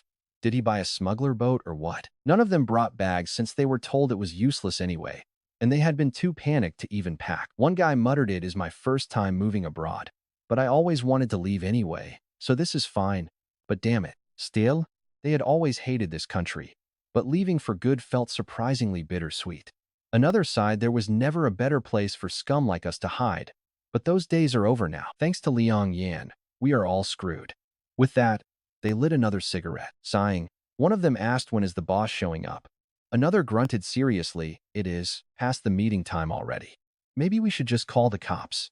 Right as their anger was about to boil over, the warehouse doors swung open and a man appeared. Someone immediately barked, "Are you the president?" The truth was, none of them knew his leader actually looked like, but they assumed it had to be him since he arrived right on schedule. And here is where everything takes a dark turn. Meet. He quietly closed the door and stared at the players. He looked completely clean-cut, yet his presence felt incredibly off. They bombarded him with questions. "Are you really sending us overseas? And are you actually covering all our living expenses? Is this really safe?" They kept demanding answers, but the man remained dead silent. Finally, one of them snapped, "Damn it, say something. We are in this mess because of you." But Heavenly Demon cut him off. "Is this what you wanted? Fine. Let me send you." Right then, the players noticed a sword gripped in his hand, radiating a dark, corrupt energy. Heavenly Demon smiled coldly, "I will send you straight to hell." In a flash, his blade began to dance, slicing through the air. Severed limbs flew in every direction. The entire room erupted into a bloody nightmare of screams, and within 10 seconds, all 5 men were completely butchered. Heavenly Demon whispered, "Do not worry. I will not let you die just yet. Not until you hand over all your items." That sinister black energy slithered off his blade like a snake as he commanded, "Consume them, but do not let them die." Before heading here, Heavenly Demon was strolling down a quiet street at night. He was only out because Ryu Min called him to a secluded alley. Ryu Min claimed there was something highly confidential to discuss. Heavenly Demon muttered to himself, what could he possibly want to bring up at this hour? Why couldn't he just tell me over the phone instead of dragging me out in the freezing cold? Honestly, Heavenly Demon found the prophet's behavior highly suspicious, completely different from his usual calm and calculated demeanor. His confusion lingered even after he finally met with Ryu Min.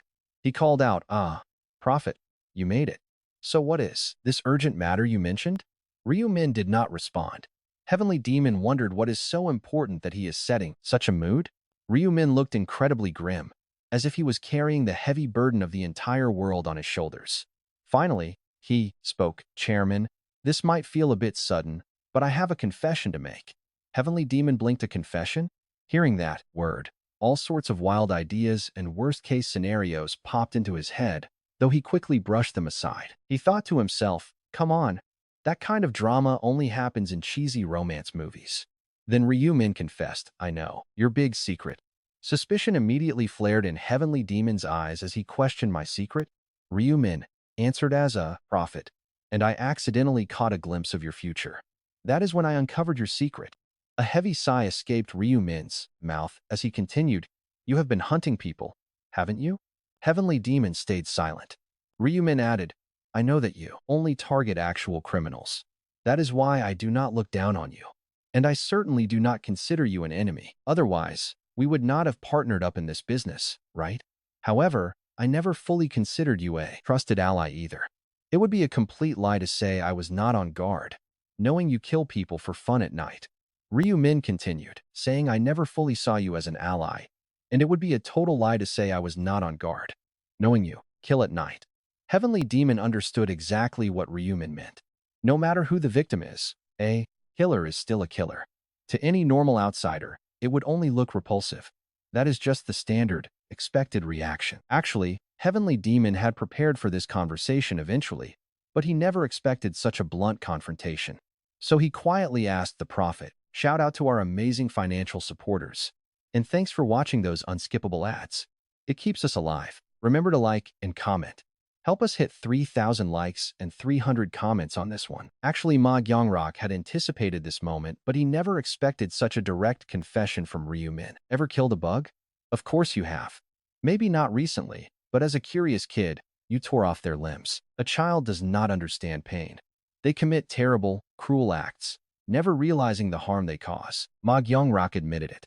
He killed countless bugs back then. To him, they were just vile, disgusting creatures. He had a deep belief that disgusting and unpleasant things simply needed to be crushed, a habit that never left him. Even as an adult, people looked like crawling pests. Repulsive. Swarming. Hearing all this, Ryu-min stayed completely silent. Ma Gyong-rak started exterminating them in high school. First was a leech who clung to his wealthy family. The guy disgusted him to his core. Unable to resist the sudden urge, Ma Gyong-rak decided to wipe him out. It was effortless. Money solved everything. That first kill changed him, and he began actively hunting down real pests. Call it psycho behavior. But honestly, it felt incredibly exciting. He never bothered keeping a body count. Just know the dead are far beyond fingers and toes. Hearing this, Ryu-min had no idea how to react. Ma Gyong-rak was not done. He continued with a cold stare. Should people label me a psychopath? He was not sure. But one thing was clear. He never touched anyone who was truly innocent. Only the human garbage stinking of crime became his prey. Ryu-min, surely you already knew that from the start. If you really see the future, you must have witnessed my dark hobby. Why did you leave me alone until now? He had major doubts, but stayed quiet. He wanted to protect his own image and avoid exposing those dark flaws. Yet Ryu-min brought it up so casually. Ma Gyong-rak looked more serious than he ever had before. His voice was soft. You knew I was a killer and did nothing. Why did you not call the police? Ryu-min put on a tense, fake look. To be honest, I was not confident I could defeat you, nor did I want the consequences. Besides, there is zero evidence left. Who would the police believe? They would not care about some future prophecy anyway. Ma Gyong-rak stared at him. Then why tell me now? Pay attention here, because this is where Ryu-min gets straight to the point, putting on a dead serious face. I want you to help me clean up some more garbage. Ma Gyong-rak frowned. What do you mean? Ryu-min nodded. Exactly the kind of filth you are thinking of. There is a place overflowing with them. He needed Ma Gyong-rak. As a cleanup expert, no one was better suited to wipe out this darkness. Then Ryu-min asked if he had heard of Player Haven. Ma Gyong-rak confirmed it was a restricted player cafe. Ryu-min asked why he never joined.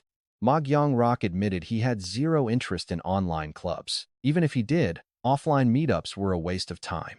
Why bring up that cafe now? Ryu-min dropped a bomb. That place is literally crawling with murderers. Ma Gyong-rak stared in total disbelief. Ryu-min grinned, explaining the disgusting murder interviews they used to trap and control their members. Knowing these secrets was impossible without joining. Deep disgust quickly washed over Ma Gyong-rak's face, a cafe packed with disgusting vermin.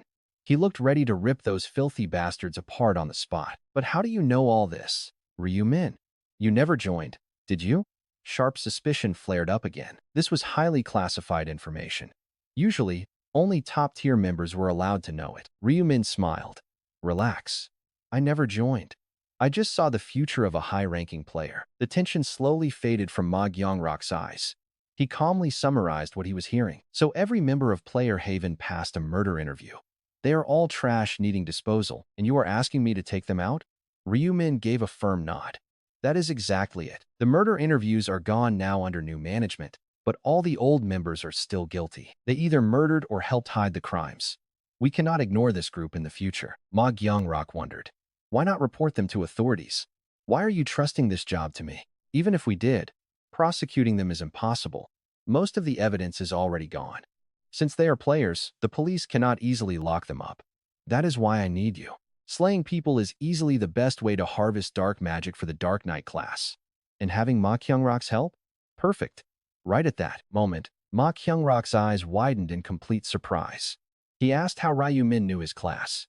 Ryu-min simply answered that of course. His prophetic visions let him uncover all sorts of secrets. Ma Gyong-rak nodded. Then, he asked once more for clear confirmation, specifically what he wanted him to do. Ryu-min said, kill all the trash in Player's Haven. Just bait them to some quiet spot, where Ma Gyong-rak can blow off steam. Plus, he gets dark magic. Slaying them all in one day is impossible, meaning it will take months, considering their massive numbers. Ma Gyong-rak then asked how he planned to bait them, and Ryu-min answered that if they terrify them with wanted posters showing their faces and offer a way to escape the country, they will bite. Plus, he already has one of their top officers on their side. No manpower issues. Internally, Ma Kyung-rok was quite shocked by Ryu Min's bold proposal, though he kept a straight face. He thought to himself that this guy has a solid plan. He originally thought it was a joke, but now he realizes the prophet is 100% serious.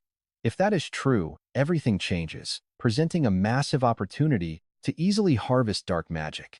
Honestly, playing as a Dark Knight requires huge amounts of dark energy, much like a luxury car that runs great, but costs a fortune to fuel. It is incredibly powerful compared to normal classes, but keeping it fueled is quite a heavy burden. Ma Kyung-rok realized the prophet was offering to ease that weight, meaning all he had to do was enjoy a perfectly prepared feast. It was simply too tempting to turn down, with literally no reason to decline. Yet, Ma Kyung-rok hesitated. Just for a moment, something subtle held him back from accepting immediately, and that was the heavy weight of responsibility. It was not his secret kills, but rather partnering up on a joint operation with the prophet, because sharing such bloody secrets brought a completely different level of pressure. Ryu Min understood this completely, whispering to himself that a clear motive was needed. Nothing too grand, just a gentle push to get him moving. So, Ryu Min pulled a special item out of his inventory. "Take this," he said. Caught completely off guard, Ma Kyung-rok looked quite puzzled, asking, what this is? Ryu Min explained it was a dark magic potion he might need. Only then did Ma Kyung-rok. Viewing the item's stats, he gasped in shock. It was custom-made for him. Ryu Min casually added he could treat it as a bribe since he was not demanding help for free. No pressure. Getting such a perfect gift. Ma Kyung-rok felt his lingering burden completely vanish right then. Grinning, he noted that Ryu Min had prepared a feast and even handed him an amazing gift. Ryu Min agreed that it was no simple task. Accepting the potion, Ma Kyung-rok told the prophet to leave all the garbage disposal to him. Both smiled as they shook on it. And back in the present man, look at this poor guy gasping for breath. Ma Kyung-rok lightly tapped his face, asking if this was really everything. He demanded to know if there was anything else, and the victim whimpered. He had emptied out his entire inventory. Ma Kyung-rok stared down at the items laid out on the ground. He asked if he was totally sure. Shaking in terror, the captive begged him to remove this nightmare. A dark aura clung to his lower body like leeches, slowly sucking away his life force. The agonizing pain was unbearable, but his terror of being eaten alive was far worse. Ma Kyung-rok nodded. A promise is a promise. And then he gathered his dark energy. He raised his massive blade, whispering that he would make it quick. The crying player whispered thank you, but before he could even finish speaking, his head rolled onto the dirt. Calmly, Ma Kyung-rok sheathed his blade back into his inventory. Since they were doomed anyway, looting their items was no big deal. A highly satisfied smile spread across Ma Kyung-rok's face. He scored way more loot than he expected. He would deliver most of it to the Grak's face. Profit. Decent Koreans always return favors. He grinned. Then, he activated his special trace removal skill, making the 5 bodies vanish like a bad dream. On this pitch-black night, Ryu Min's cold gaze remained fixed on an old abandoned warehouse. Horrific screams occasionally echoed from within, but Ryu Min only chuckled. After all, they were just human trash who deserved to die. You have to admit, this isolated warehouse makes the perfect garbage incinerator. Tucked away deep in the mountains, nobody ever came here, making it the perfect spot to dispose of bodies.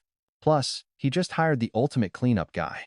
Honestly, Ryu Min was pretty skeptical at first about whether Ma Kyung-rok would actually agree.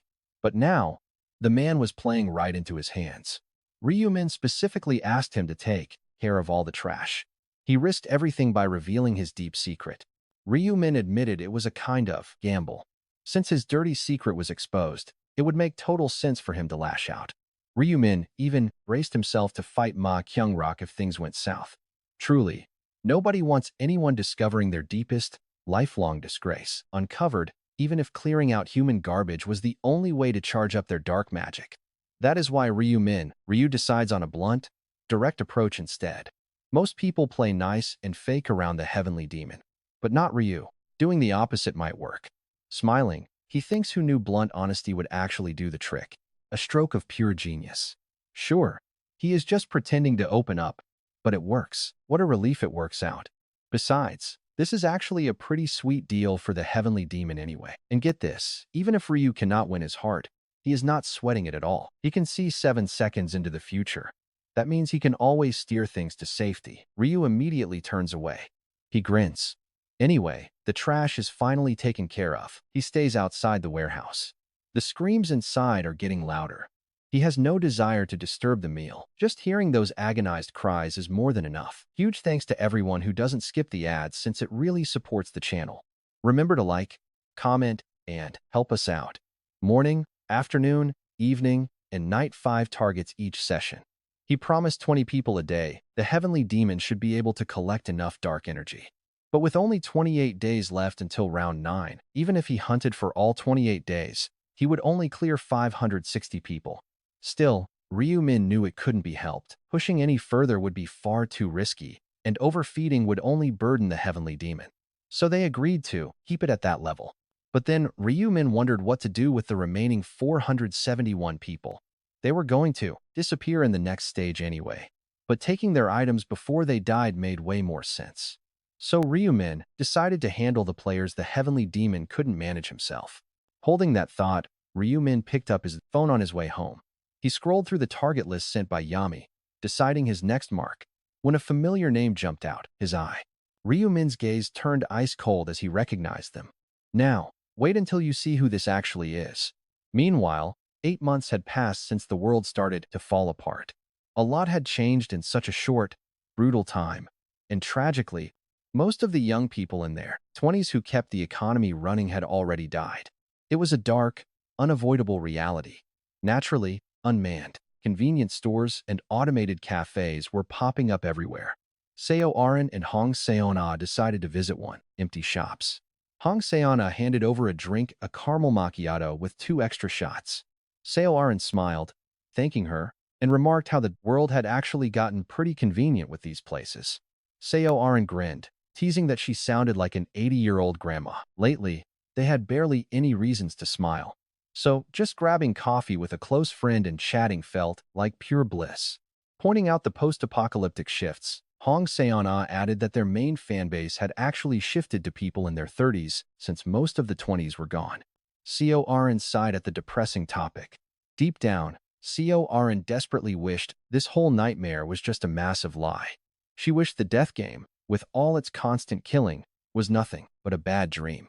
She often wondered, after returning from a round, if her old actor friends would suddenly call her with those same warm smiles. Seo Arin had always been incredibly passionate about her craft. She loved acting and cherished her costers. She had been lucky enough to cross paths with the heavenly demon who supported her in so many ways, helping her build a beautiful, successful life. But that dream was gone, and the mood quickly grew heavy. Hong Seona quickly apologized for the gloom, but Seo Arin just shrugged it off, accepting the harsh reality. To break the tension, Hong Seona jokingly asked if she wanted to start smoking together. Seo Arin forced a small laugh and admitted it was a good joke. Still, they were the lucky ones surviving simply because they were players. Seo Arin agreed, but Hong Seona was still grieving, admitting she was incredibly shocked by Senior Gong Jisok's sudden death during the very first round. It was crazy since he was a grown man, but Seo Arin reminded her that stats were equalized. Genders didn't matter. Hong Seona nodded, realizing even kids could match a grown adult's raw power. But then she complained, calling those goblin monsters complete trash. Hearing her friend drop a curse word, Seo Arin immediately scolded her, warning her to be careful with her words, even if they seemed totally alone. Hong Seona just laughed it off, joking that this rough edge was part of her charm. She smirked playfully. After all, the empty cafe was completely deserted.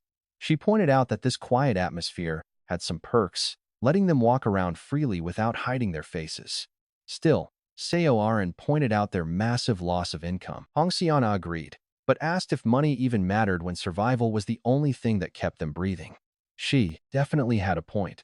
So, Seo Arin just kept quiet, fully realizing that nothing in this world mattered more than staying alive. Then, Hong Seona remarked that Seo Arin was incredibly lucky to have such an amazing class for survival.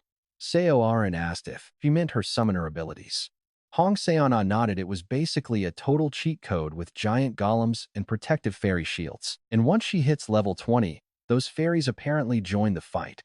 working like crazy to keep her safe. She was so jealous. But Corin pointed out that Hong Xiana's class was great too. Hong Xiana sighed, saying she was just slightly stronger and that the assassin class was surprisingly common. Even her invisibility skill felt totally useless to her. Seoarin asked why, since it could surely help in combat. Hong Xiana shook her head one hit and it breaks, with a painfully long cooldown, so it was strictly an emergency escape button. Still, Seoarin noted that surviving danger was exactly what mattered most.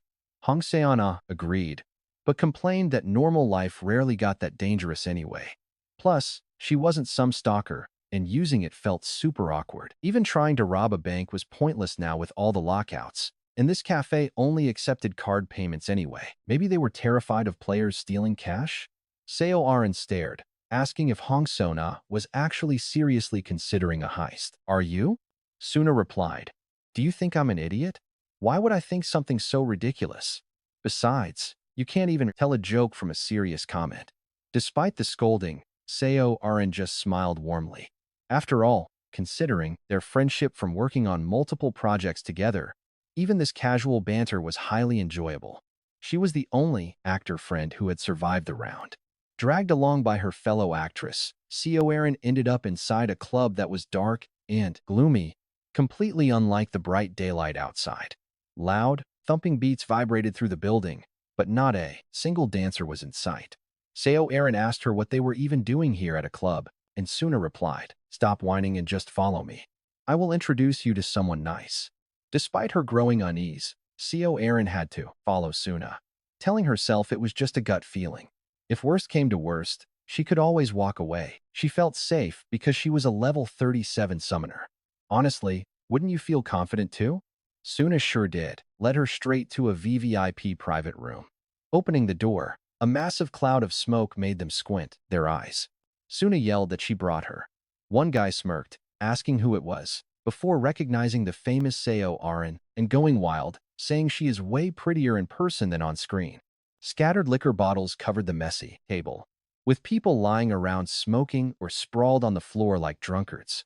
They say shock can completely freeze a person, and that was exactly how Seoarin felt. She followed Suna, never expecting to walk into such chaos. But what bewildered her even more was the crowd. Weren't these all familiar faces? In fact, every single one of the 6 people here was a famous celebrity. Suddenly, her eyes locked with an actor walking out of the bathroom. Arin recognized her senior, Koo Young-sung, who smirked and asked if she really showed up. Behind her, Suna smirked, telling Senior Koo she promised she would bring her. He laughed, saying Baek Chul would be thrilled if he knew. Suna asked where Baek Chul was, and he replied that the guy was currently taking a dump, dumbfounded. Seoarin wondered what nightmare she had walked into.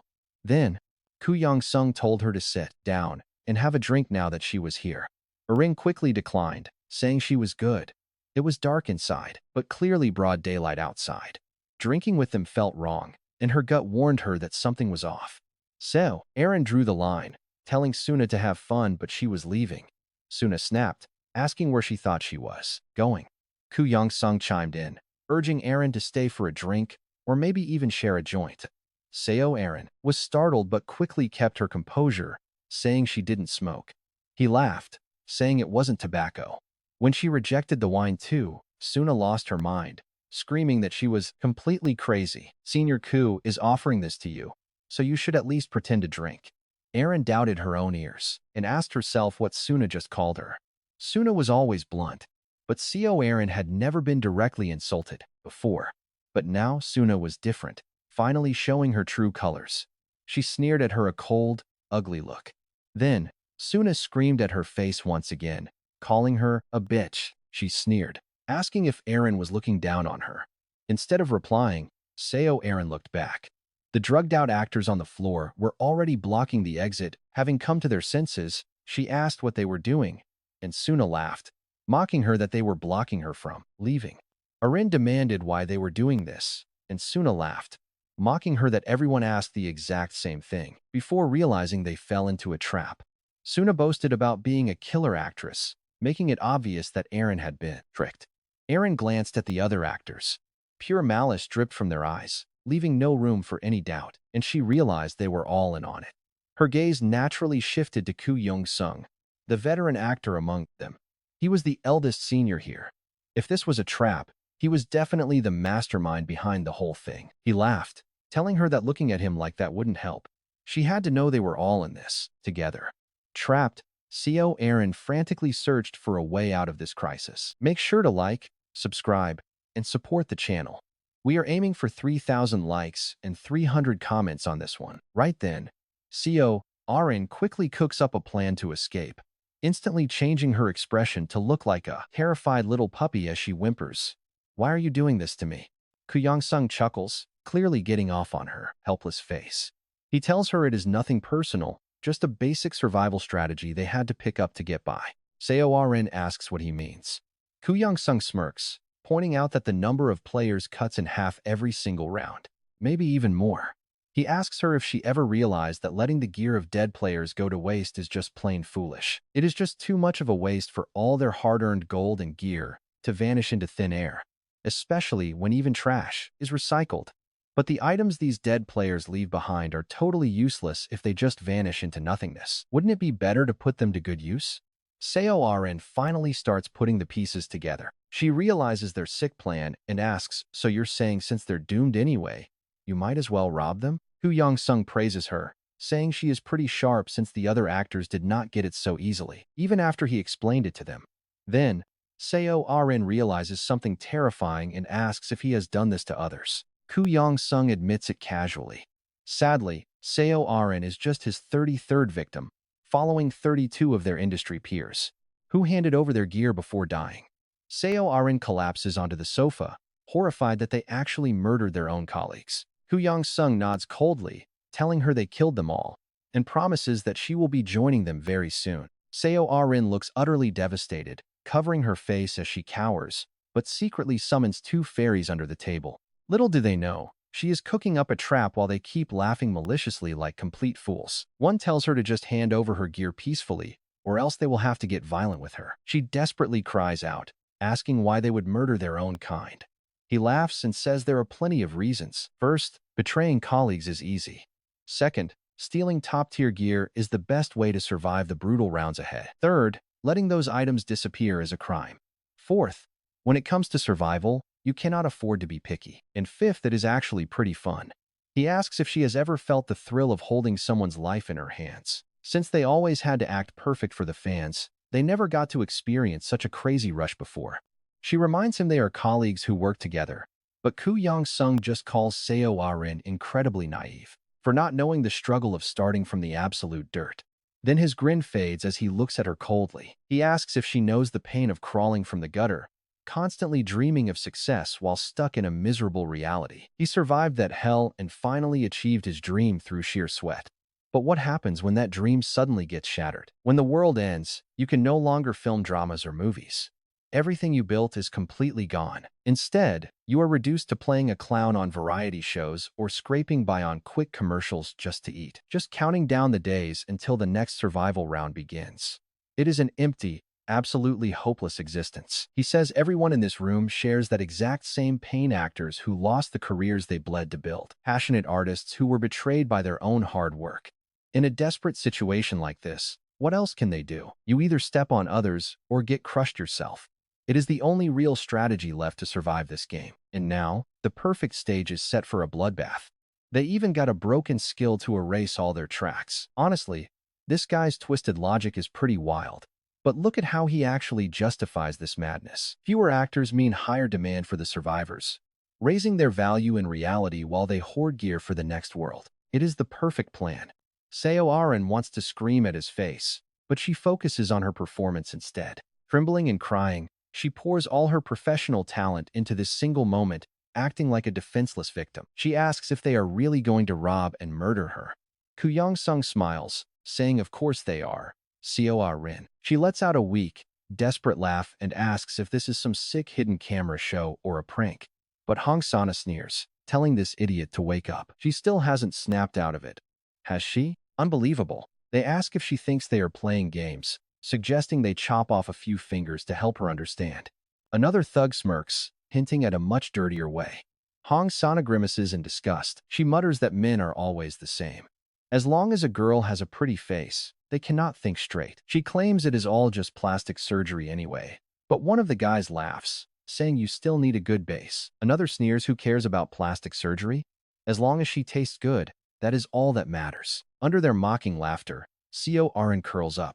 She just endures it, feeling nothing but shame and terror. She waits for a chance. But Guyon Sung sighs and quiets the crowd. Why scare her already? He tells her not to worry.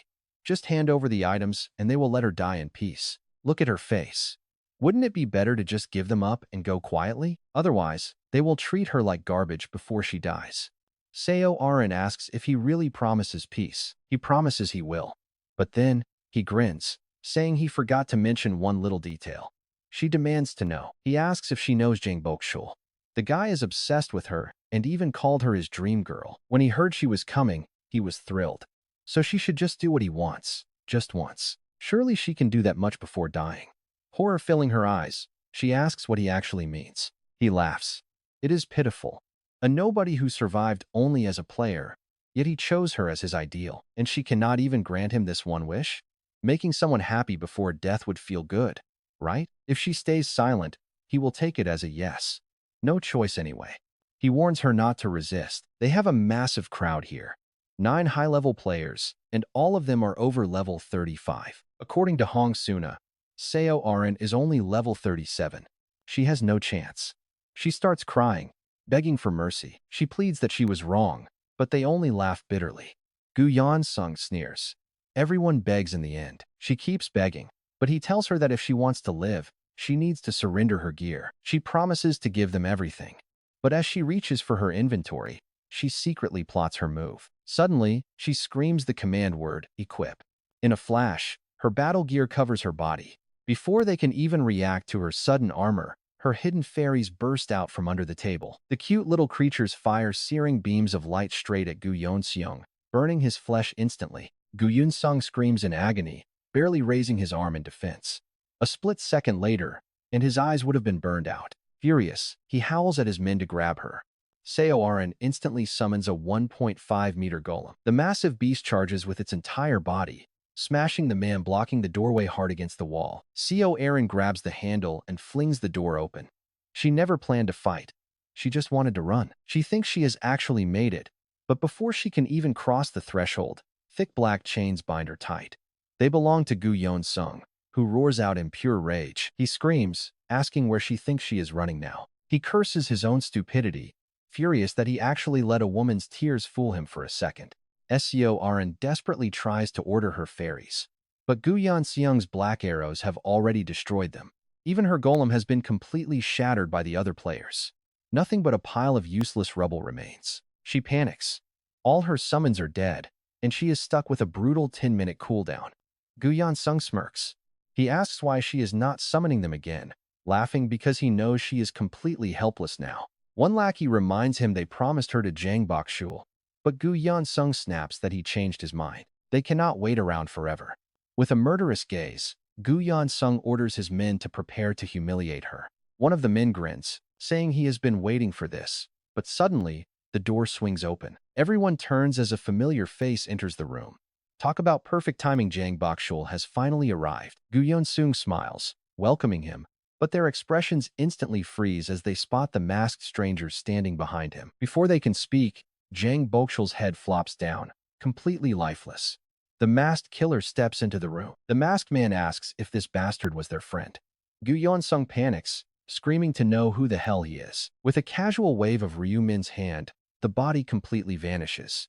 He remarks that he smelled trash from miles away. Guyon Seong demands to know his identity, but his words die in his throat. The entire room goes dead silent. Time seems to freeze as pure terror grips them all. Honestly, there is no need to ask who this monster is. They see his massive black scythe. 14 hours before the assassination of Jang Bokshul, Ryu Min found a familiar name on the hit list and murmured, Ju Sung Take. Did this guy join Players Heaven too? The name and age matched perfectly, but his nickname was slightly different. With his ranking completely changed, it seems he altered his information before signing up. Ryu Min added that this explains why Ju Sung-tak was never in any executive positions, even though he was a top player. He ranked second or third in the entire region, so if he were an executive, they would have met much earlier. Since the guy faked his info, they obviously never crossed paths. Checking the registration date, Ryumin noticed something else. He signed up quite a long time ago. But did he just join without participating? Searching the forum turned up empty, not a single post or comment. He had quietly passed the killer interview and stayed completely silent. Ryumin sighed. This guy clearly deserves to die, but he might still be useful. Glancing over the list again, another nickname caught his eye. Name, Hong Suna. Nickname, Puffy Cheek Bun. Age, 22. Actress. Suddenly, Corn came to mind. They were the exact same age, and both were famous actresses. Ryumin wondered if they had worked on the same projects before. Maybe they were close. Searching for Hong Suna on the internet instantly brought up several articles about her. She survived round 8, showing off her colorful charms alongside popular celebrity players like Corn, Gu Yeonseung, and Jang Bakshul. They all survived. With Hong Suna confirmed for the show, players were excited to see what role she would play. Seeing this, Ryumin muttered, to think she boldly continues her career after passing the player's heaven murder test. She must have thrown her conscience in the trash. In truth, only the executives knew about that brutal test. As long as the executives kept their mouths shut, it would never leak. Players' heaven certainly would not expose it. That would be like spitting on their own face. Ryumin muttered angrily. Despite all of that, she still dares to stay active. Licking his tongue, Ryumin searched for Hong Suna's Instagram to find some information. Among her various photos, there was one with Corn. Looking closely, they seemed quite friendly. The rest were mostly group photos with friends. But one recent photo captured his attention. It showed her standing with a group of male actors in front of a club. The caption read, "Hanging out with my close colleagues at my favorite club." From the left, Junior Juji Sub, Senior Gu Yeonsung, Senior Jang Bokchul, and Junior Kang Suhan. Had fun today, as always. Ryumin muttered, colleague actors? He felt like he had seen those names somewhere before. To be absolutely sure, he pulled up the hit list again. Comparing the names of everyone listed as an actor, Ryumin sighed. Every single one was a player's heaven member. Birds of a feather flocked together. All these famous stars were members of a murder guild, committing horrific crimes, murder, rape, and abetting, yet shamelessly acting like beloved stars, bathing in the glorious spotlight of the public. Unable to hide his disgust, Ryumin checked each actor's account. They really were incredibly close. Dozens of group photos proved it. Ryumin frowned. They are close friends and members of Players' Heaven. Wait, what are these killers plotting now? Something tells me we're about to uncover a massive conspiracy. Upon digging deeper, he found their common link. Every single one of them had photos taken at the exact same club. Staring at those club photos, Ryumin grabbed his coat. There was definitely a stench here. A visit was in order, his brother asked. Where are you going, Hyung? Ryumin replied that he was just stepping out for a bit. At this late hour? Nodding quietly, Ryumin opened the front door and told his younger sibling to go to bed first. I might be back late.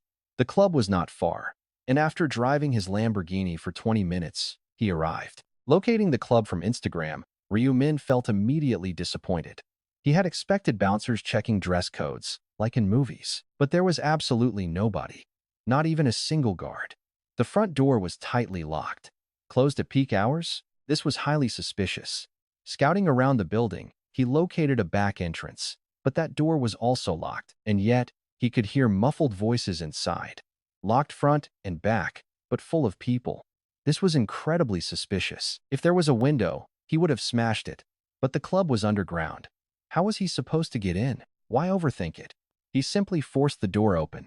Activating his invisibility, he slipped inside, wearing his ghost walk boots. His footsteps made absolutely no sound. The club was dead quiet and clearly closed, but people were definitely inside. Ryumin crept toward the presence detected by his skill. But suddenly, as if sensing him, a man whipped around. Ryumin instantly darted back, escaping the 30-meter detection range.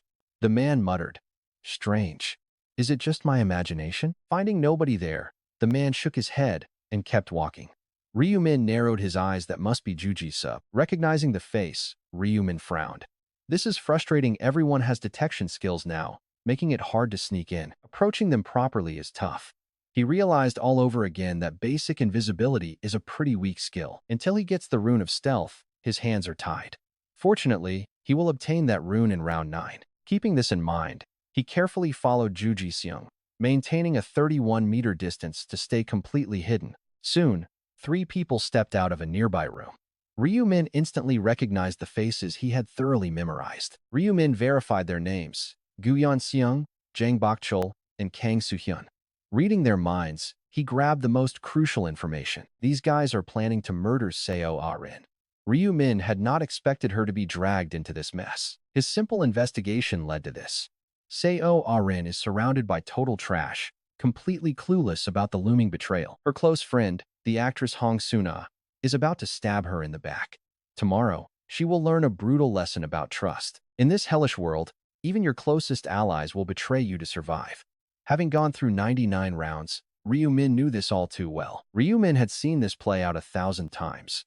But watch how he plays his cards here. He sees a massive opportunity. If he rescues Seo Ah-rin while disguised as the legendary Black Scythe, he can easily win her over to his side. While men can easily be controlled using Yami, that specific mind enchantment simply does not work on women. That is why he did not kill these scumbags right away. It is better to wipe them out when they are all together. Slaying them now will not make Seo Ah-rin appreciate his efforts. Sure, gaining her favor might not always be perfect. It might not yield purely positive results, but Ryu-min cannot just sit back and ignore this precious chance. Letting this opportunity fall into the hands of the heavenly demon, Ma Kyung-rak, is simply out of the question. They are allies for now, but Ma Kyung-rak could easily become a major stumbling block for Ryu-min later. If Ma Kyung-rak and Seo Ah-rin get too close, things will get messy. Leaving the club, Ryu-min patiently awaited the dawn. Hailing that woman, Hong Soon, tomorrow will give him the perfect window. 14 hours later, back in the present, the moment they saw the black scythe in Ryu-min's hand, the entire room fell dead silent.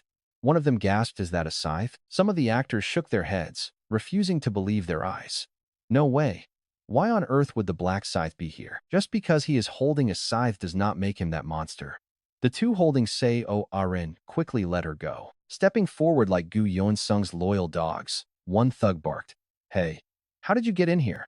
Did you kill Jang Bok-chul?" Ryu-min sighed, murmuring that they still have not grasped the situation. The bastard screamed, "You son of a bitch. How dare you sigh?" And right here, things get bloody.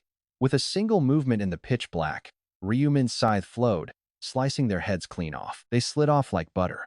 Just like that, 2 players became cold corpses, sending the remaining actors stumbling back in total horror. Panic painted their faces, and Seo Ah-rin was no exception. She stared, asking herself if this really was the legendary Black Scythe. His voice sounded different, sparking doubt, but Seo Ah-rin could not deny the truth.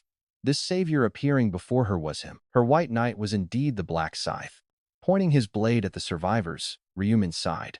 "Too annoying. Just come at me all at once. Do not even try any tricks. None of you leave alive. No one leaves alive." In the heavy, suffocating silence, Gu Yeon-seung gulped hard, cursing his luck. What is this? Where did he fail? Having murdered 32 players, he had never faced a crisis like this. But now, he is facing the Black Scythe, the legendary monster who topped every zone for 8 rounds, a level 80 beast, standing right in front of him. For Gu Yeon-seung, this situation was entirely inconceivable, like casting a line for fish, only to hook a massive shark instead. Is it really the Black Scythe? Carrying a scythe does not make him the Black Scythe, right? Doubt flickered, but it vanished instantly. 2 cleanly severed heads lay on the ground. Gu Yeon-seung knew this monster was the real deal. He did not see the swing. He did not hear the bones snap. This attacker's agility is just unreal. His strikes are completely invisible. His damage? Overwhelming. A single, effortless swing proved the massive gap between them. The vast distance between their strengths was like heaven and earth. Fully realizing the immense, incomprehensible level of his opponent, his mind raced. Gu Yeon-seung's brain went into overdrive. He immediately dropped to his knees, throwing himself into a desperate act to beg for mercy. He pleaded, "Please spare me. I did not do anything." Gu Yeon-seung pointed accusingly at the surviving actors, betraying them instantly. "They made me do it," he cried. Completely blindsided by this sudden betrayal, Hong Suna stood frozen. The surviving actors were completely speechless. One of them stammered, "What are you talking about, Senior Gu Yeon-seung? Why are you blaming us?" They point fingers, shouting that he told them to do it. Another begs Black Scythe not to believe that dirty bastard, claiming they only followed orders. He is the real mastermind behind it all. Enraged, Gu Yan-sung suddenly stands up and roars. What did they just say? Is that how they speak to their senior? Those little trash? One fires back, what about selling out your juniors to save your own skin? Is that what a senior does? You piece of garbage? Gu Yan-sung screams that they are really begging for death. He raises his wand like he is about to cast a spell, and the players glare like they want to slaughter each other. It is a total disaster. But this chaotic circus is exactly what Gu Yon-seung planned, and he smiles inwardly. Yes, this fake internal struggle will look completely real, and it will easily force any spectator to drop their guard. Glancing over, he sees Black Scythe shaking his head at their petty squabbles like they are pathetic. Then, Gu Yon-seung raises his wand at a junior and screams, "Go to hell. You bastards really want to die." Then now look at this move, he suddenly pivots, aiming his black arrow right at Black Scythe's face. Usually, he binds enemies with his black chains first, but this surprise strike leaves zero time for setups. He is sure even Black Scythe cannot survive a direct headshot. But just as victory seems certain, everything shifts. Gu Yan-sung's triumphant grin freezes. The dark projectile misses his target by a hair, slamming into the wall instead. He cannot believe it. To dodge that attack in a split second takes a truly terrifying level of reflexes. The watching players can only widen their eyes in pure disbelief. Remember to like, subscribe, and support us so we can hit our goal of 3,000 likes and 300 comments. Behind his mask, Ryu-min smirked and told them to drop the pathetic act, asking if they really thought pretending to fight would make him lower his guard, especially after he warned them not to try anything. Gu Yan-sung screamed back, calling him a bastard. Now watch this. There was no going back, and those heavy chains meant to bind Black Scythe were his last desperate gamble to escape. But Ryu-min, who could read minds and see 7 seconds into the future, was not about to just stand there and take the hit. Moving like a ghost, Ryu-min slipped right behind Gu Yan-sung, completely out of the chain's reach, mocking their little plan. They had simply picked the wrong opponent. With a clean swing of his scythe, Ryu-min severed Gu Yan-sung's wand and his entire forearm. The remaining male actors rushed Black Scythe in a panic, but they were no match for Ryu-min. One single slash, and their heads went flying through the air while their lifeless bodies dropped like severed strings. Completely broken by this raw power, Gu Yan-sung collapsed to the cold floor. Already crippled, he could not even dream of resisting as Ryu-min calmly took in the bloody scene. Gu Yan-sung was shaking uncontrollably, his arms trembling under the terrified gaze of Seo Aaron behind him. One person was missing, though, but that was no issue. Ryu-min had already detected her presence, and with a swift blind swing of his scythe at the empty air, a sharp, agonizing scream echoed out. Hong Sana materialized from thin air, trembling violently on her feet as her invisibility wore off. His massive scythe had pierced straight through her thighs like a fork. With a violent pull, blood sprayed as her legs were cleanly severed. Gu Yan-sung could not bear to watch her suffer. Ryu-min turned to the girl, noting it was their first real-life meeting. Seo Aaron's eyes widened in shock before a flash of realization hit her, and she quickly greeted him as the legendary Black Scythe. Gu Yan-sung stared at her in utter disbelief, unable to process this. Meanwhile, Hong Sana, groaning in agonizing pain, glared right at her. She muttered to herself in utter shock, wondering how on earth Seo Aaron could possibly know someone as terrifying as Black Scythe. Right then, a terrifying thought crossed both of their minds. What if she was the one who actually called Black Scythe for help? If that were true, they had walked into a deadly trap.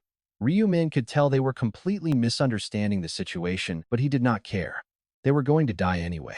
He silently decided he would not be the one to finish them off. Ryu-min wanted to leave their fate entirely to Seo Aaron, knowing she would find far more closure in delivering the final judgment. He offered Seo Aaron the chance to execute both of them herself, adding that if she chose to spare them, he would not interfere, and just like that, their lives hung in her hands. Seo Aaron gasped at the offer, while the other two froze in pure terror. Realizing their very survival depended on her choice, they began to beg desperately.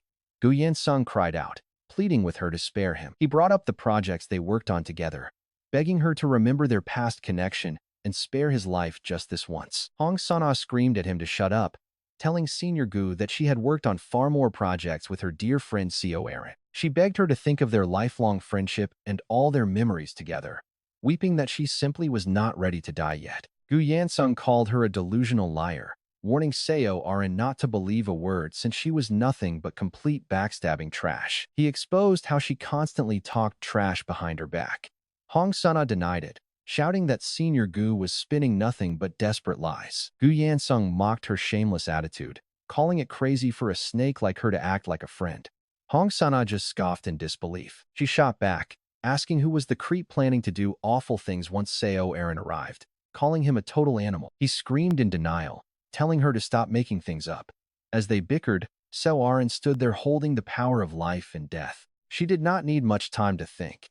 There was truly no point in wasting mercy on complete human garbage. She told them both they were eyesores and that her mind was made up.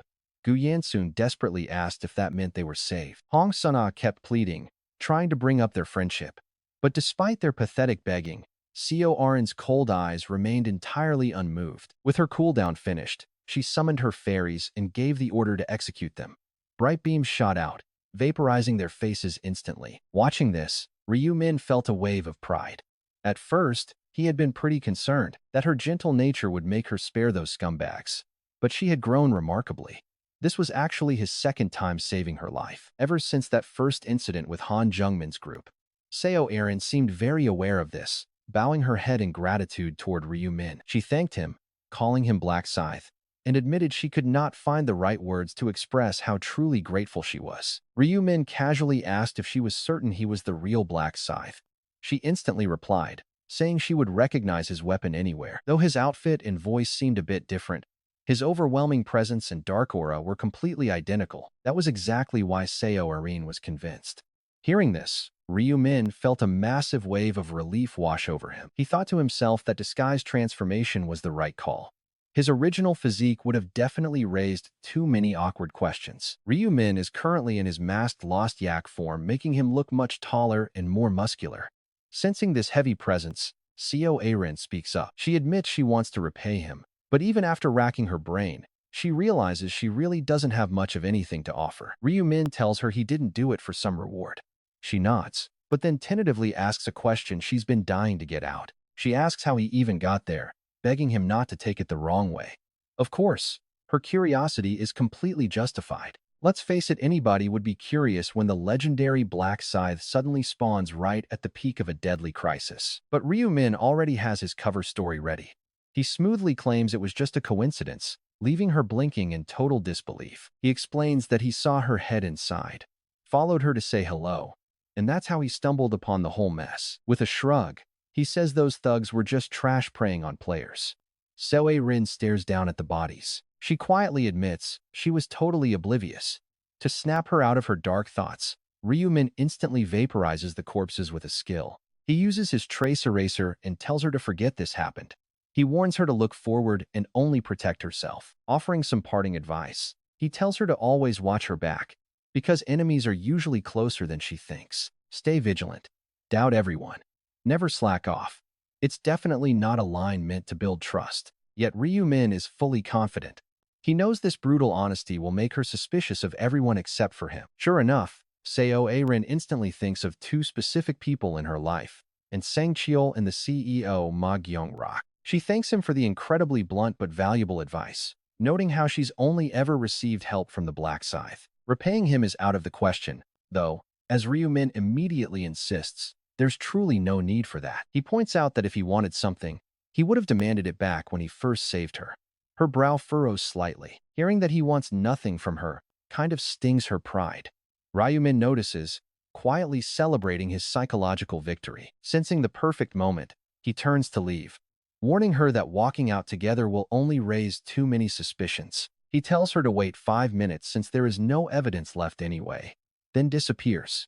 Seo Rin is left standing alone. She stares at the empty space where the Black Scythe was, patiently counting down her 5 minutes just like he requested. As she waits, his words echo in her mind. He's right, she thinks.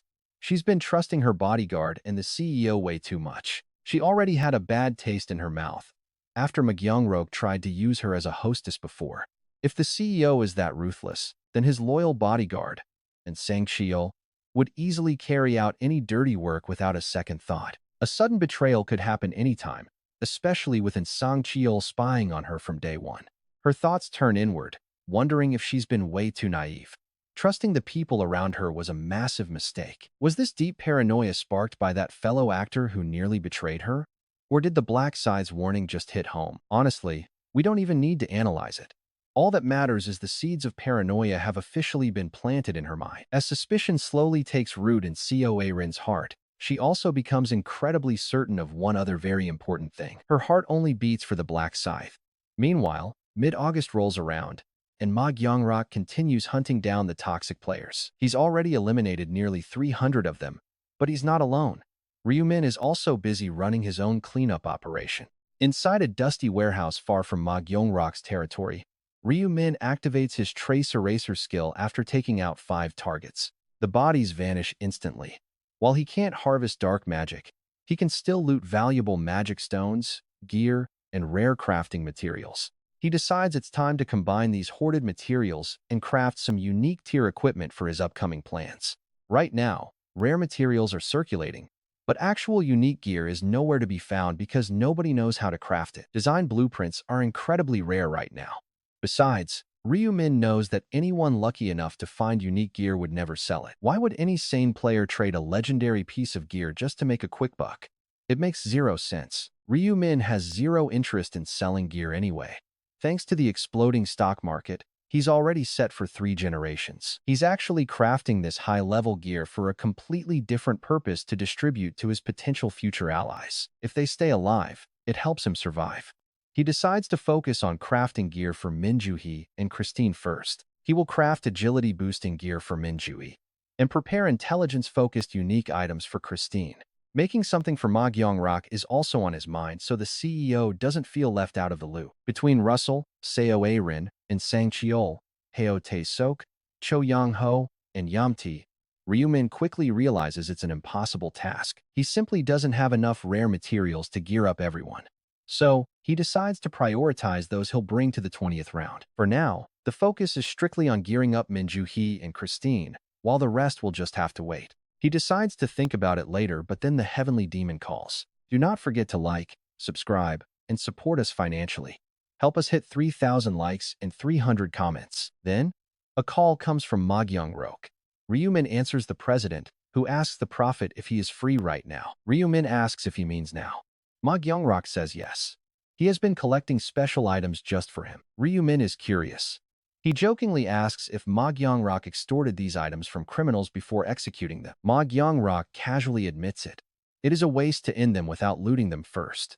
He operates just like Ryumin. He has a massive pile of valuable goods, inviting Ryumin over to pick what he wants, which gets a polite thank you. Ryumin notes that Ma Gyeongrok could have kept everything, but Ma Gyeongrok insists it is only fair since he gets invaluable prophecies. Ma Gyeongrok sounds incredibly generous, but Ryumin is smart enough to see through the friendly tone to the real motive. He is trying to bribe me with physical goods, Ryumin thinks, just to keep securing info about the upcoming rounds. But this bribe actually plays right into his hands.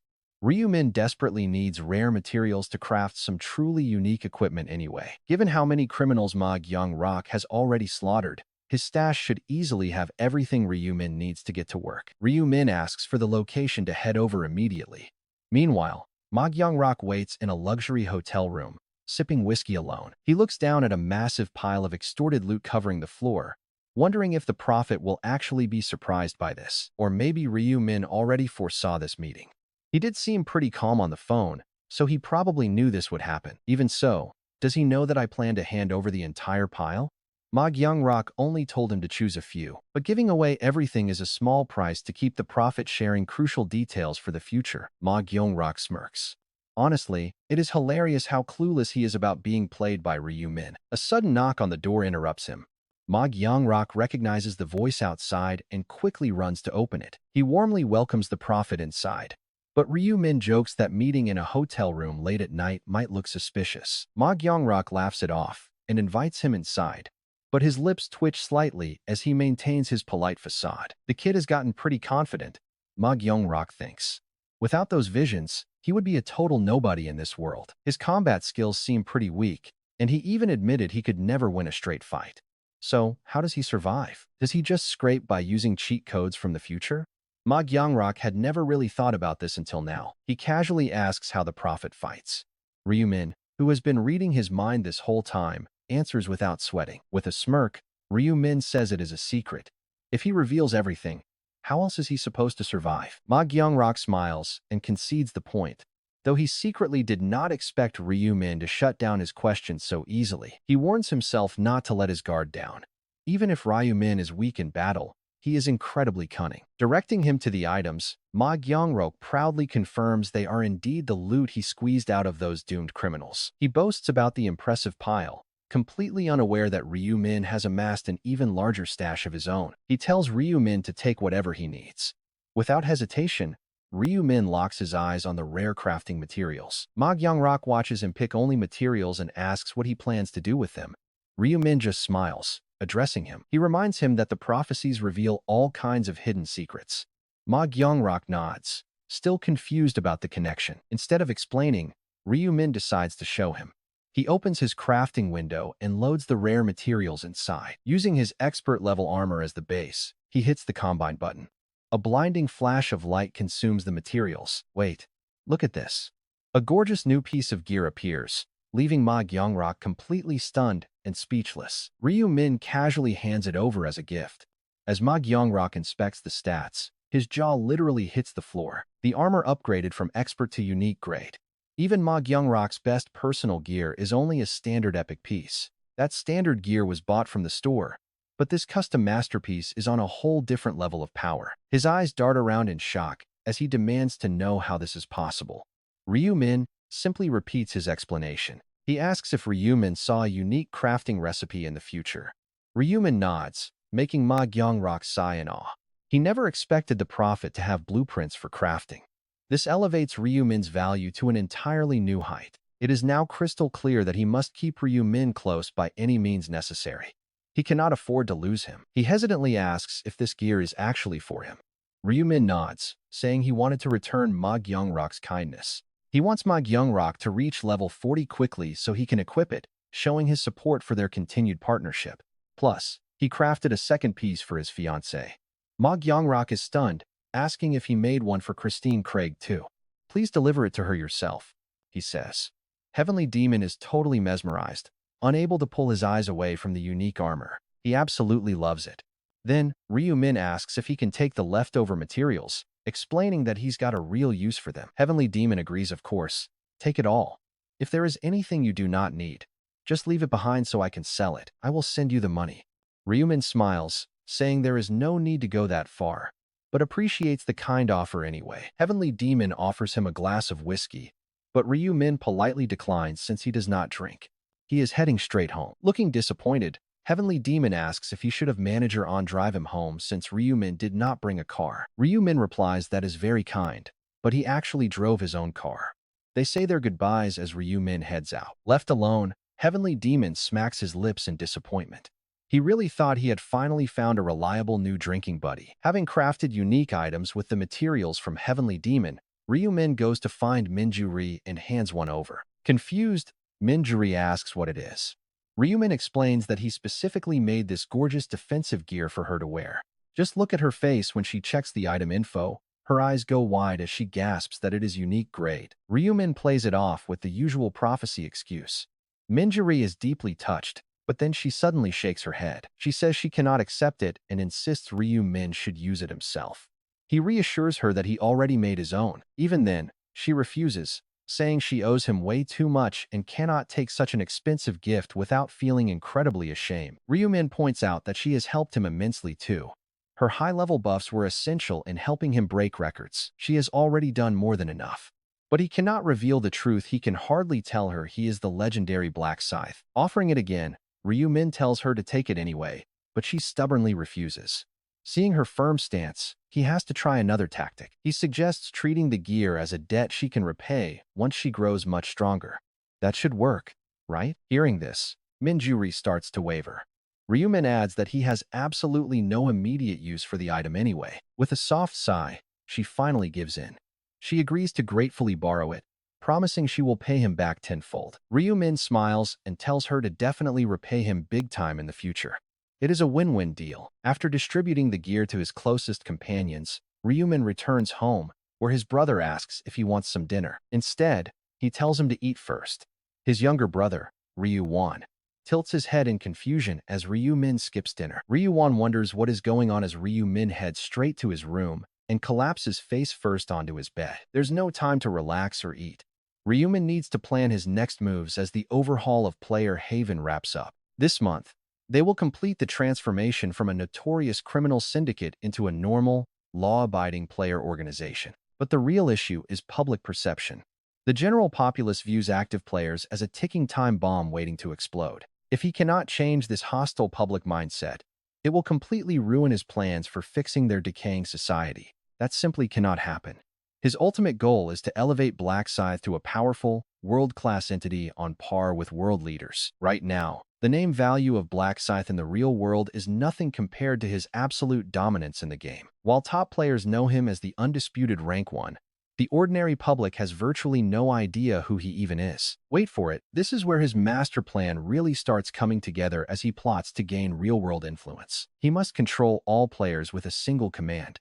Stopping the rogue players is the only way to save this world. To achieve this, he needs absolute power in both dimensions. That is where Congressman Lee Seong-hyun's special bill comes in. This crucial legislation allows a major player organization to legally track and summarily execute rogue criminal players. Even though the bill already passed, actual implementation will take far too much time. Ryumin gets off his bed. Determined to speed up the process, he grabs his phone and dials a number. "Hey, Yamti, I have a job for you. I need you to seduce a real big fish.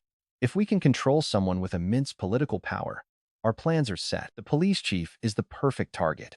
After instructing Yamti to closely track his daily movements, Ryumin hangs up. He smiles, knowing the police chief will occupy Yamti's second domination slot. The first slot belongs to Song Jae-gyeom.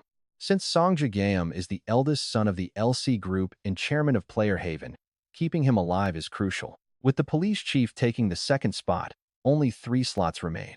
Ryumin needs to save those for emergencies. This is exactly why he hasn't dominated his own allies. There simply are not enough slots to go around. Besides, his allies are completely loyal to him anyway.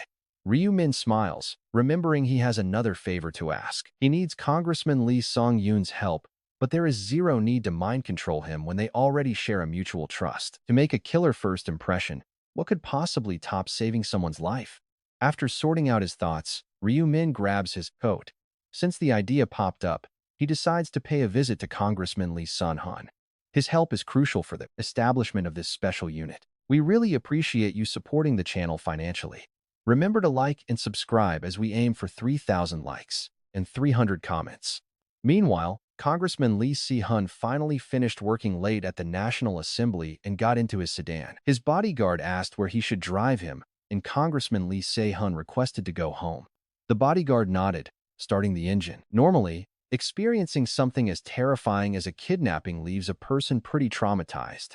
Yet, Congressman Lee Si-hun moved forward. He hired professional protection just like before. Sure, he switched to a different agency, but his guard was still an awakened player. This never changed. When concerned friends asked how he could hire another player after being brutally betrayed by his last guard, wondering if he felt any fear, Congressman Lee Se-hun simply explained that not all awakened individuals are malicious. Only a few cause trouble. Those who knew Congressman Lee Si-hun intimately were completely baffled by this mindset. They could only look at him in shock, asking if this was truly the same man. After all, the person who rescued him was the type of player he once despised, none other than Black Scythe. Eventually, the bodyguard announced their arrival, and Congressman Lee Si-hun got out of the vehicle. He took the elevator alongside his guard, his mind completely blank, until he reached his front door and froze in shock. Right there, standing at the entrance to his apartment, was Black Scythe. Talk about an unexpected house guest. Seeing the politician gasp, the bodyguard grew highly alert and asked if he knew this stranger. Congressman Lee Se-hun quickly replied, "Yes, he is a personal acquaintance," telling the guard to head home. Once the bodyguard left, Ryumin spoke up, apologizing for dropping in unannounced. Ryumin asked if he startled him. The politician admitted he was indeed a bit shaken. Ryumin did not push it, simply requesting a quiet place inside to talk. The politician agreed, welcoming him in. Once inside, Congressman Lee Se-hun mentioned he never expected to see his savior again. Ryumin got straight to business. He explained that he had a small favor to ask.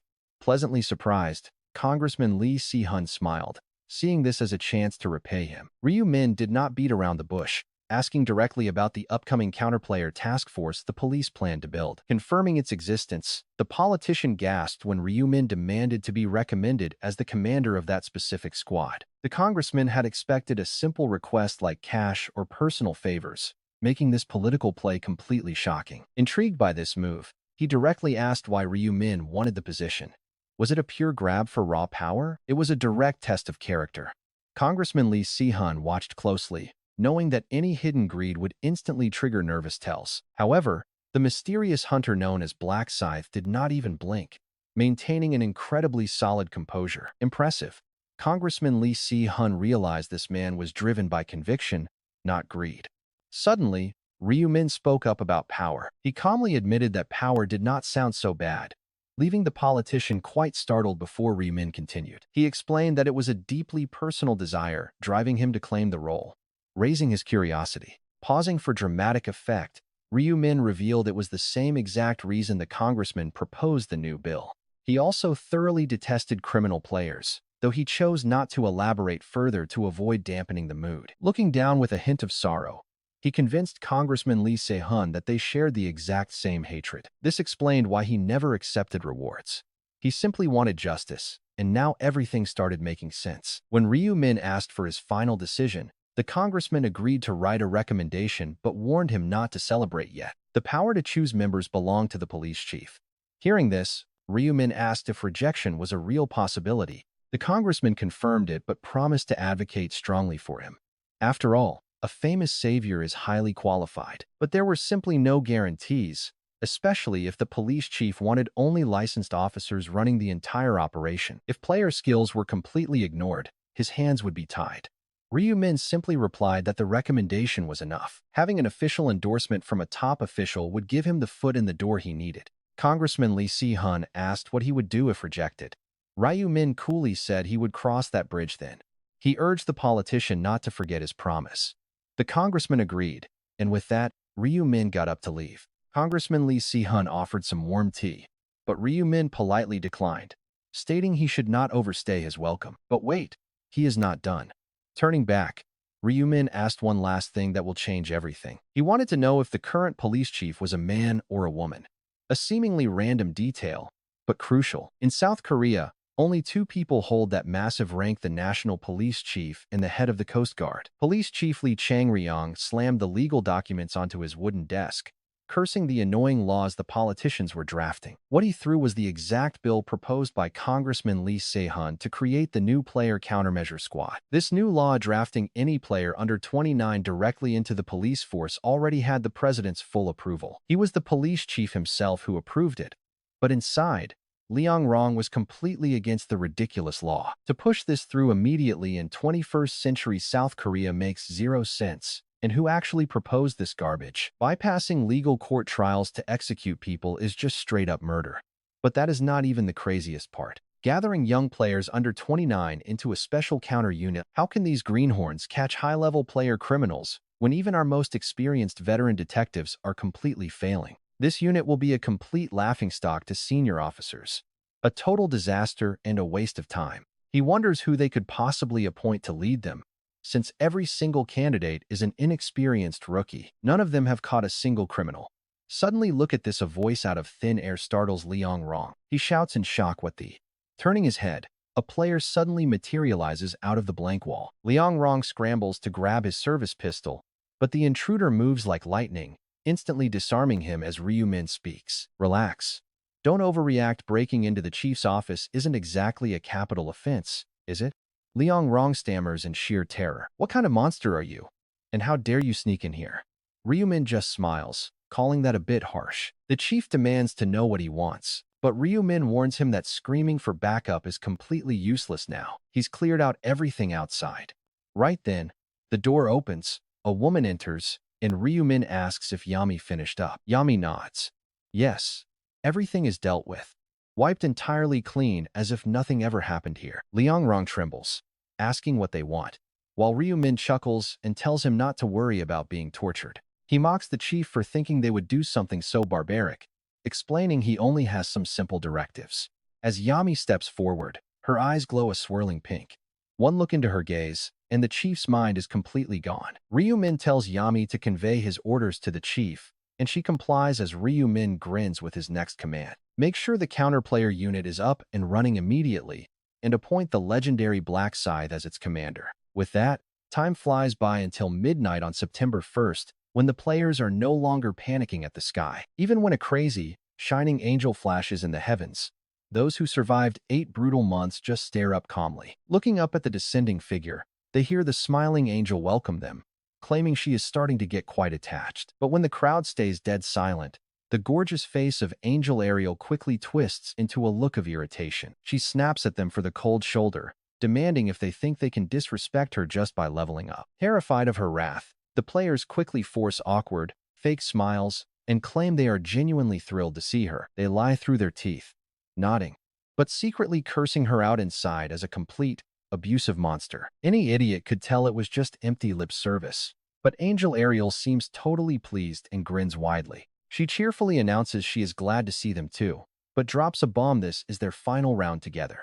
This upcoming stage will trigger a massive region merge, prompting players to groan about having to merge zones yet again. Ryu-min quietly realizes this is the final local merger, and from round 11, they will face foreign nations. Right on cue, Angel Ariel confirms his thoughts, telling them to stop whining since this is the very last domestic merge. As the players whisper in surprise, Angel Ariel explains that because the surviving population has dropped so low, changes are coming. They are forced to consolidate all 7 remaining Korean zones, leaving players stunned at the scale of the merger. Confirming their fears, Angel Ariel declares that every single survivor will now be thrown into one unified zone. She sounds almost joyful, pitching it like a heartwarming family reunion where all surviving compatriots can finally unite. And just like that, here comes the merge. Thousands of scattered survivors are instantly pulled into one massive arena. Roughly 6,000 people stand in the new arena, looking around at the unfamiliar faces in stunned silence. They realize this tiny crowd is all that is left of South Korea, wondering if they must fight each other again. Mixed emotions fill the air, with some radiating intense rivalry while others simply mourn their fallen comrade. Angel Ariel smiles down, announcing that the remaining survivors have officially gathered under a brand new regional code. The count is 6,008. Only 6,000 left, leaving the players utterly speechless. Realizing this is all that remains of their entire country, they listen as Angel Ariel explains the next step. They must now elect representatives for this unified zone, and the angels will return once they finish deliberating. Meanwhile, they greet each other, catching up with friends to unwind. Huge thanks for supporting the channel financially. Do not forget to like and subscribe. Our goal is 3,000 likes and 300 comments. The angel adds that since the districts merged, they must now hold a selection for the regional representatives. As usual, the angels will discuss the details and return. In the meantime, players should introduce themselves, mingle, and relax with their allies. But the moment the angel vanishes, the 6,000 players immediately start letting out all their bottled-up complaints. One survivor grumbles in a death match where we have to compete. Are we seriously supposed to just make friendly conversation? Another spits out unwind with friends? What do they think this is? Some kind of casual social plaza? Seriously, even with the district merger, there are basically no familiar faces left. Most of their old friends were already wiped out, back in the brutal early rounds, reduced to literal dust. But not everyone is alone. No way. The first to approach is Yami. She stammers out, Ryu no, Lord Black Scythe. Having known about the merger beforehand, Ryu-min had ordered Yami to find him immediately once it happened. He thinks to himself, I knew we would cross paths eventually, so pretending not to know her is impossible. Besides, she is pretty crucial for the upcoming quests. To use her effectively, he needs to establish their connection early on. She smiles, Lord Black Scythe, glad to meet you. We know each other, right? Ryu-min cuts her off. No need for acting when we are alone. She giggles, oh, really? I am so happy. I am genuinely so happy to see you here, master. Ryu-min quickly shushes her. Quiet. Keep your voice down, just in case. He orders her to scan for invisible assassins within a 30-meter radius. Startled, she apologizes and immediately sweeps the area. Then, she whispers to Ryu-min, how was my acting back there? Was it good? Ryu-min sighs a bit over the top. He advises her to dial down the dramatic emotions next time. Smiling, she happily replies, thank you for the advice, master. Ryu-min says coldly anyway, Do not get too close. What if someone spots us? Yami feels pretty disappointed. She steps back, muttering, yes, I understand. Right then, someone enters his 30-meter radius, triggering his senses. Sensing two presences, they both snap their heads around. It is Minjuri, who had naturally come looking for Black Scythe as usual. Talk about bad timing. She catches him looking pretty close with a totally new woman and instantly demands, "Who are you?" Her companion answers, "Hello, I am Yami." Minjuri snaps, "What is your relationship with Black Scythe?" Yami's face briefly sours at the hostile tone. But then, an idea hits her. She lets out a deliberate snicker, smirking. She smugly asks, "Well, am I actually obligated to answer that?" Minjuri is furious. "What did you say?" Yami fires back. "What about you? Showing up late? What is your connection to Lord Black Scythe?" Minjuri stammers. "I am his partner." She wants to say comrade, but hesitates and sneaks a quick glance at Black Scythe. Does he even view her the same way? They had teamed up out of necessity, and the word comrade was never used. Yami taunts, "What? I cannot hear you." Minjuri stutters. Ryumin finds it pretty painful to watch this petty squabble, so he steps in. "Stop it. Both of you." He explains, "Yami here is a real-world acquaintance of mine. And just to be absolutely clear, she is not my girlfriend, so do not get the wrong idea." Then, looking right at Minjuri, he adds, "Minjuri is my comrade. We have partied." Hearing that, a massive grin spreads across Minjuri's face. Pure relief. Her heart instantly feels incredibly light. Was it because she finally got to hear the word comrade? Or maybe it was because he drew such a clear line, clarifying that the other woman was not his girlfriend. Instantly cheered up, Minjuri smiles and apologizes, letting all her jealousy melt away. She says, "Oh, so you knew Lord Black Scythe back in the real world. I am terribly sorry for being so hostile. I was just pretty defensive around a total stranger." With her taking the high road, Yami has no choice but to apologize too. She mutters, "I am sorry too. I guess I was a bit too snarky." But Ryumin cuts her off with a blunt reply. He tells her snarky is an understatement. "You were downright rude for a first meeting." He says this while secretly glaring at Yami. His eyes send a very clear warning, "Stop picking fights with my people, unless you want to be punished." Yami immediately drops her head like a scolded puppy. Total submission. Right then, a familiar group approaches from the distance. It is Seo Arin, the bodyguard, and the heavenly demon himself. The bodyguard steps forward, greeting them warmly. He says, "Hello, Lord Black Scythe." Ryumin nods back. Aside from the heavenly demon, everyone is happy. Quite cheerful. Seo Arin is thrilled to see the legendary Black Scythe again after meeting him in reality. And the bodyguard is absolutely ecstatic. Here's the funny part. Ryumin pretends to be totally clueless as he turns his gaze to the legendary heavenly demon. He casually asks, "And who might this be?"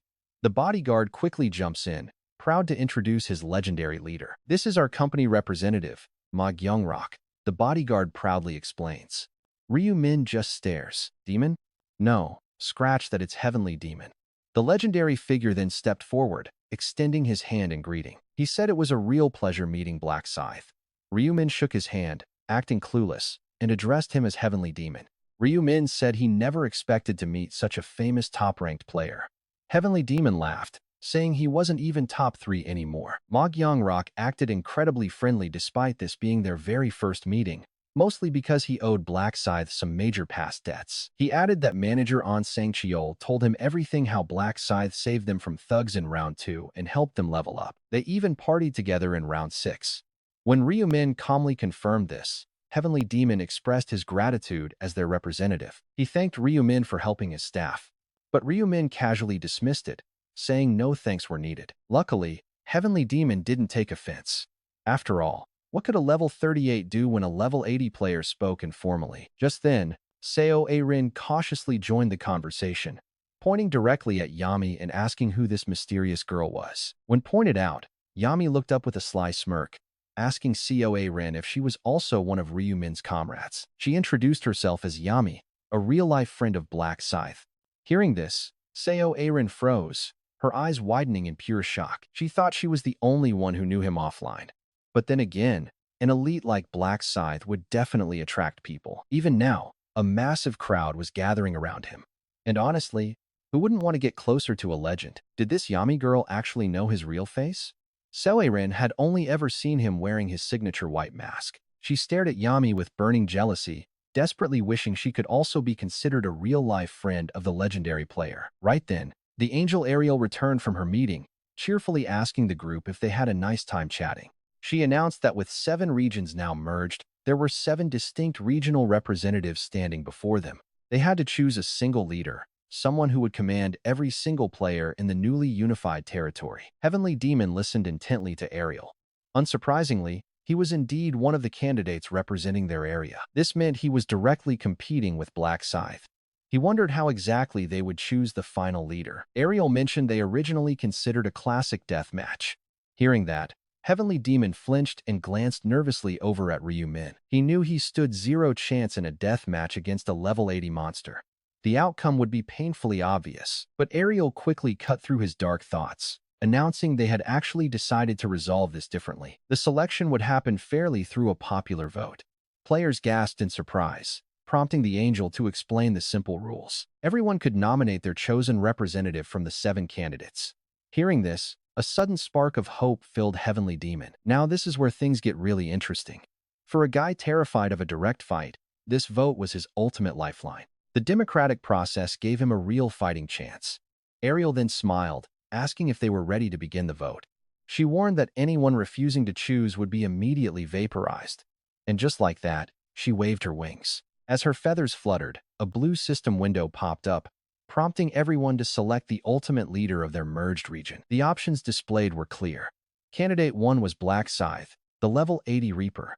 Candidate 2 was Heavenly Demon, a level 38 Dark Knight. Underneath them were the other nominees.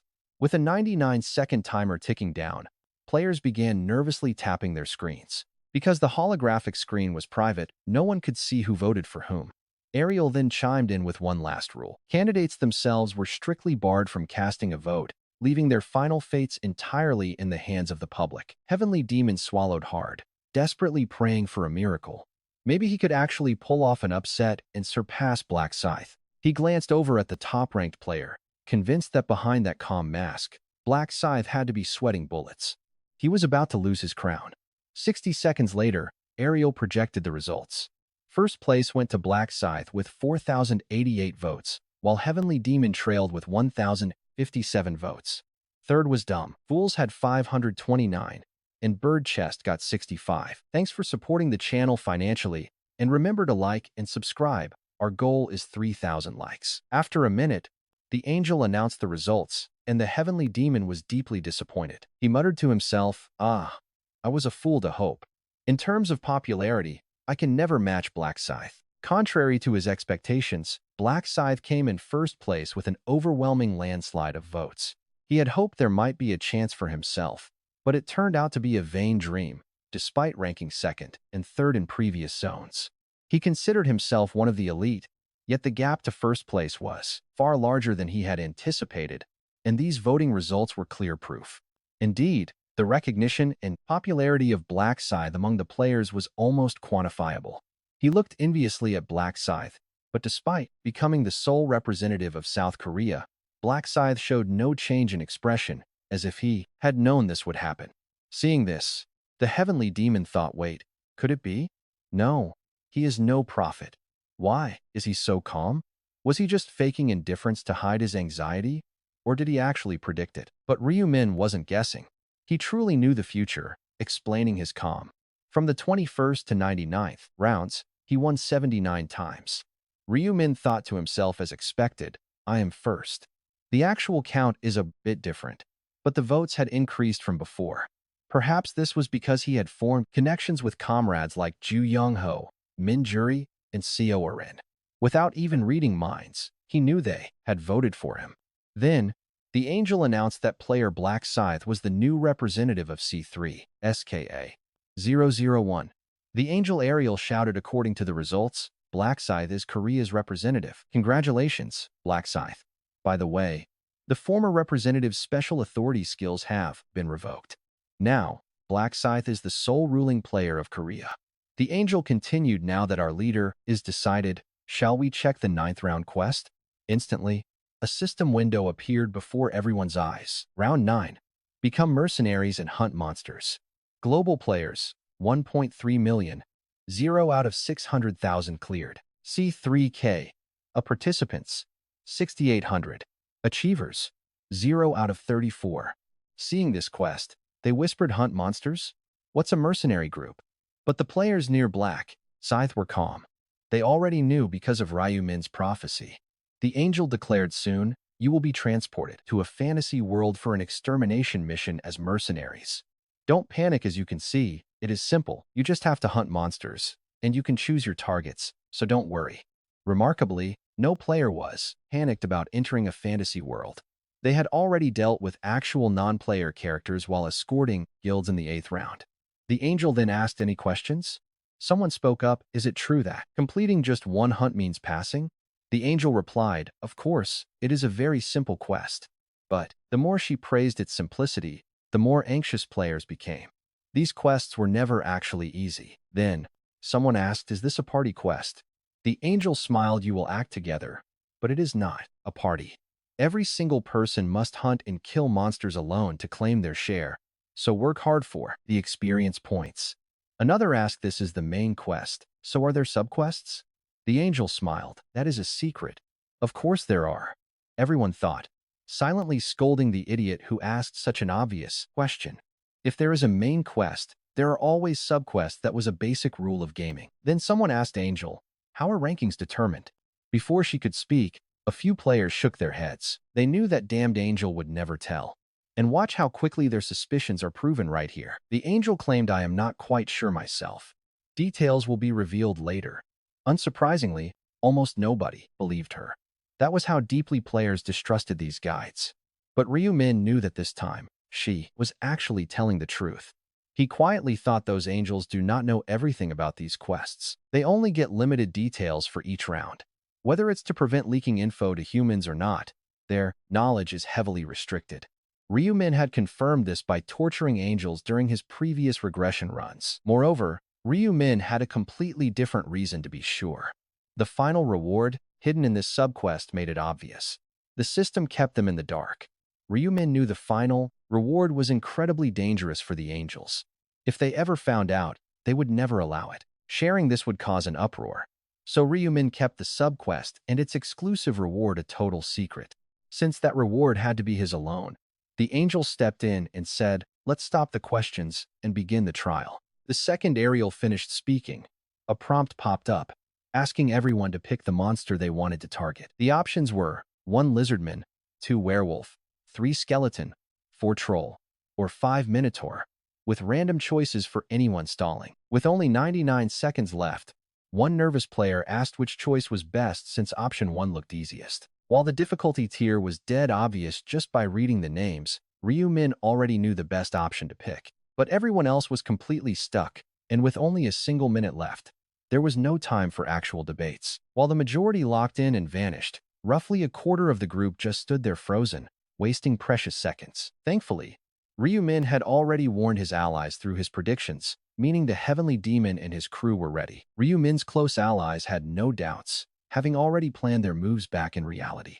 Seo Arin announced she wanted number 2, and Sang Cheol agreed to take option 2 as well, thanking Seo Arin for her buffs right before they both vanished. Before heading out, they made sure to grab Minjuri's buff, knowing from Ryu Min's prophecy that it would carry over. Minjuri happily shared her custom buff with Ryu Min and the rest of the team right before they parted ways. The Heavenly Demon said his farewells to Ryu Min and Seo Arin, choosing his option and vanishing into thin air. He kept his pick a secret, but Ryu Min knew it was 3. Then, Yamti bid them farewell, hoping they all survive. Once Yamti faded away, only Ryu Min and Minjuri remained.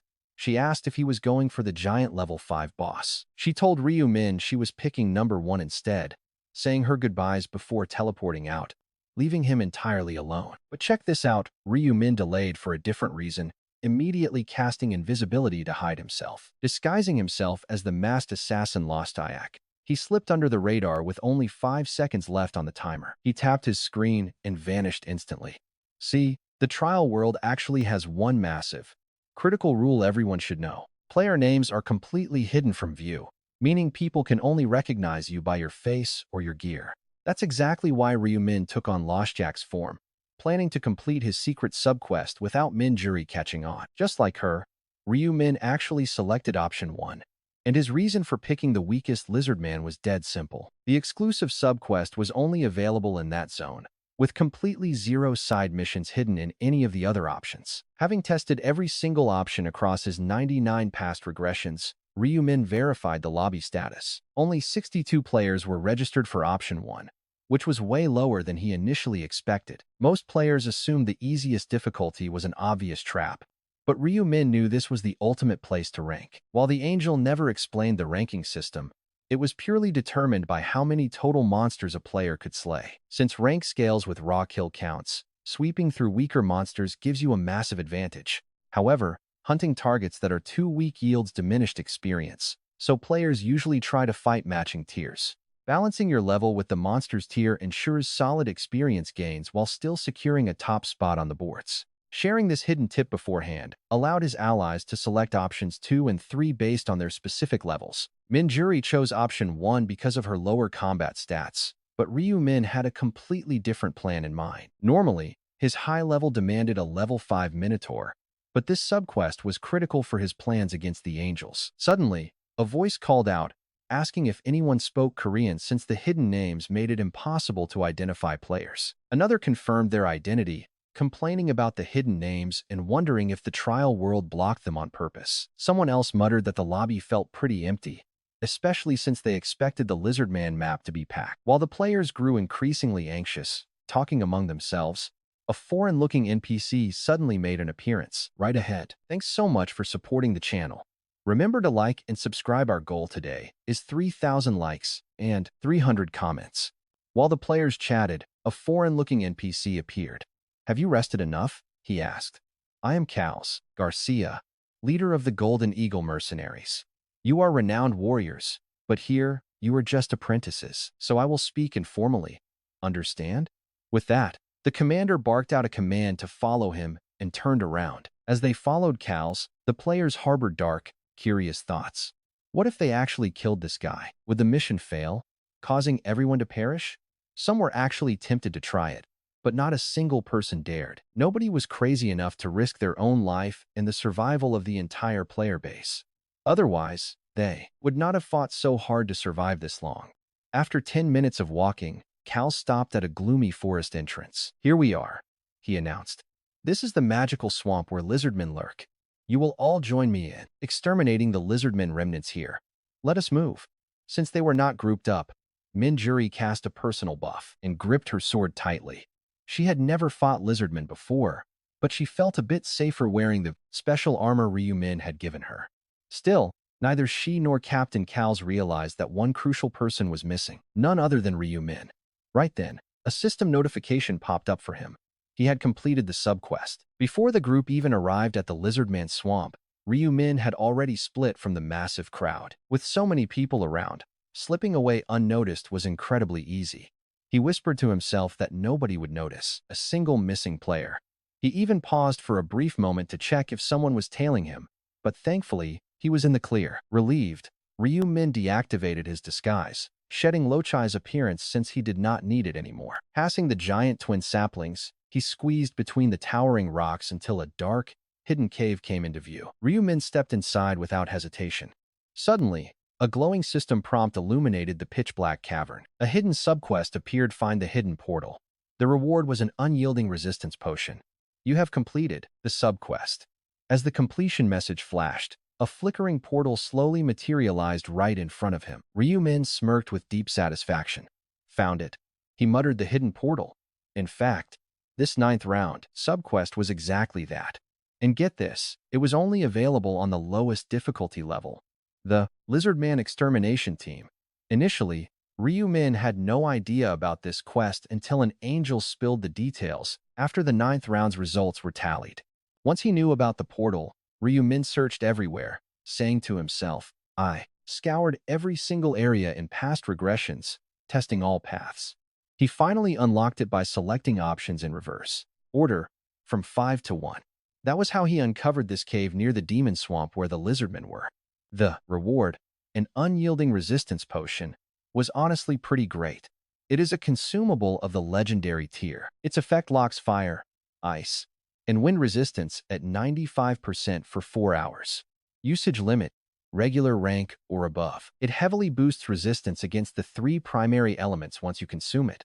When swallowed, 1. Will not sweat even during the peak of summer, nor feel cold in winter without an overcoat.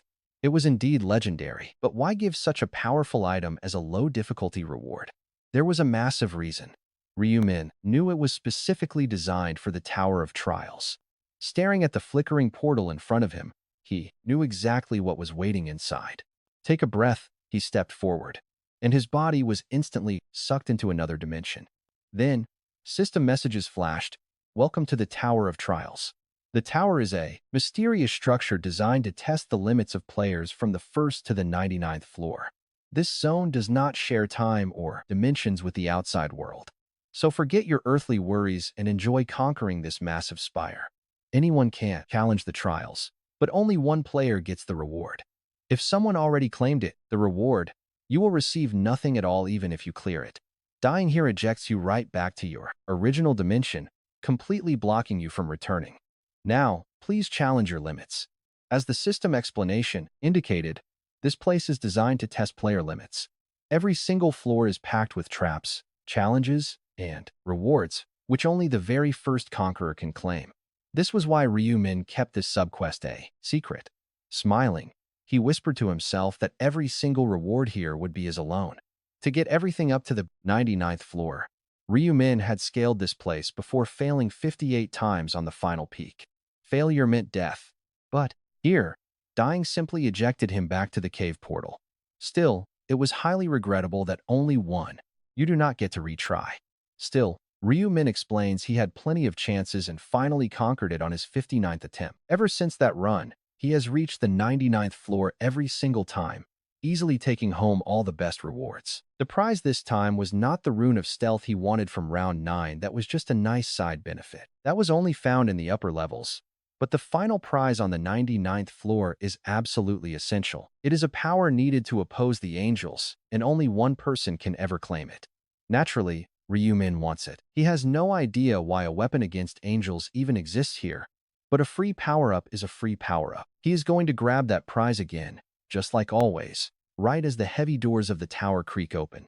A system alert pops up, welcoming him to the first floor and promising a special reward if he beats the challenge. Clearing this floor grants a permanent +1 to strength, proving that every single level offers its own valuable prize. With 99 floors total, this place is basically a massive chest of 99 free stat points waiting for Ryumin. But he cannot let his guard down. Every single step is packed with deadly traps, and Ryumin knows it. He notes that first-timers would struggle here because of the sheer unpredictability, but that does not apply to him. But look at this. Ryumin charges into the darkness as lethal spikes shoot out from the left wall, yet he evades them effortlessly. He ducks right before they hit.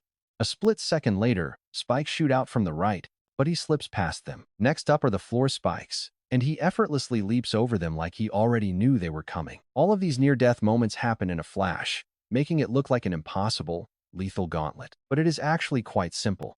If you move slowly, you can easily hear the mechanisms clicking ahead of time. For Ryumin, though, there is no reason to waste time moving slowly.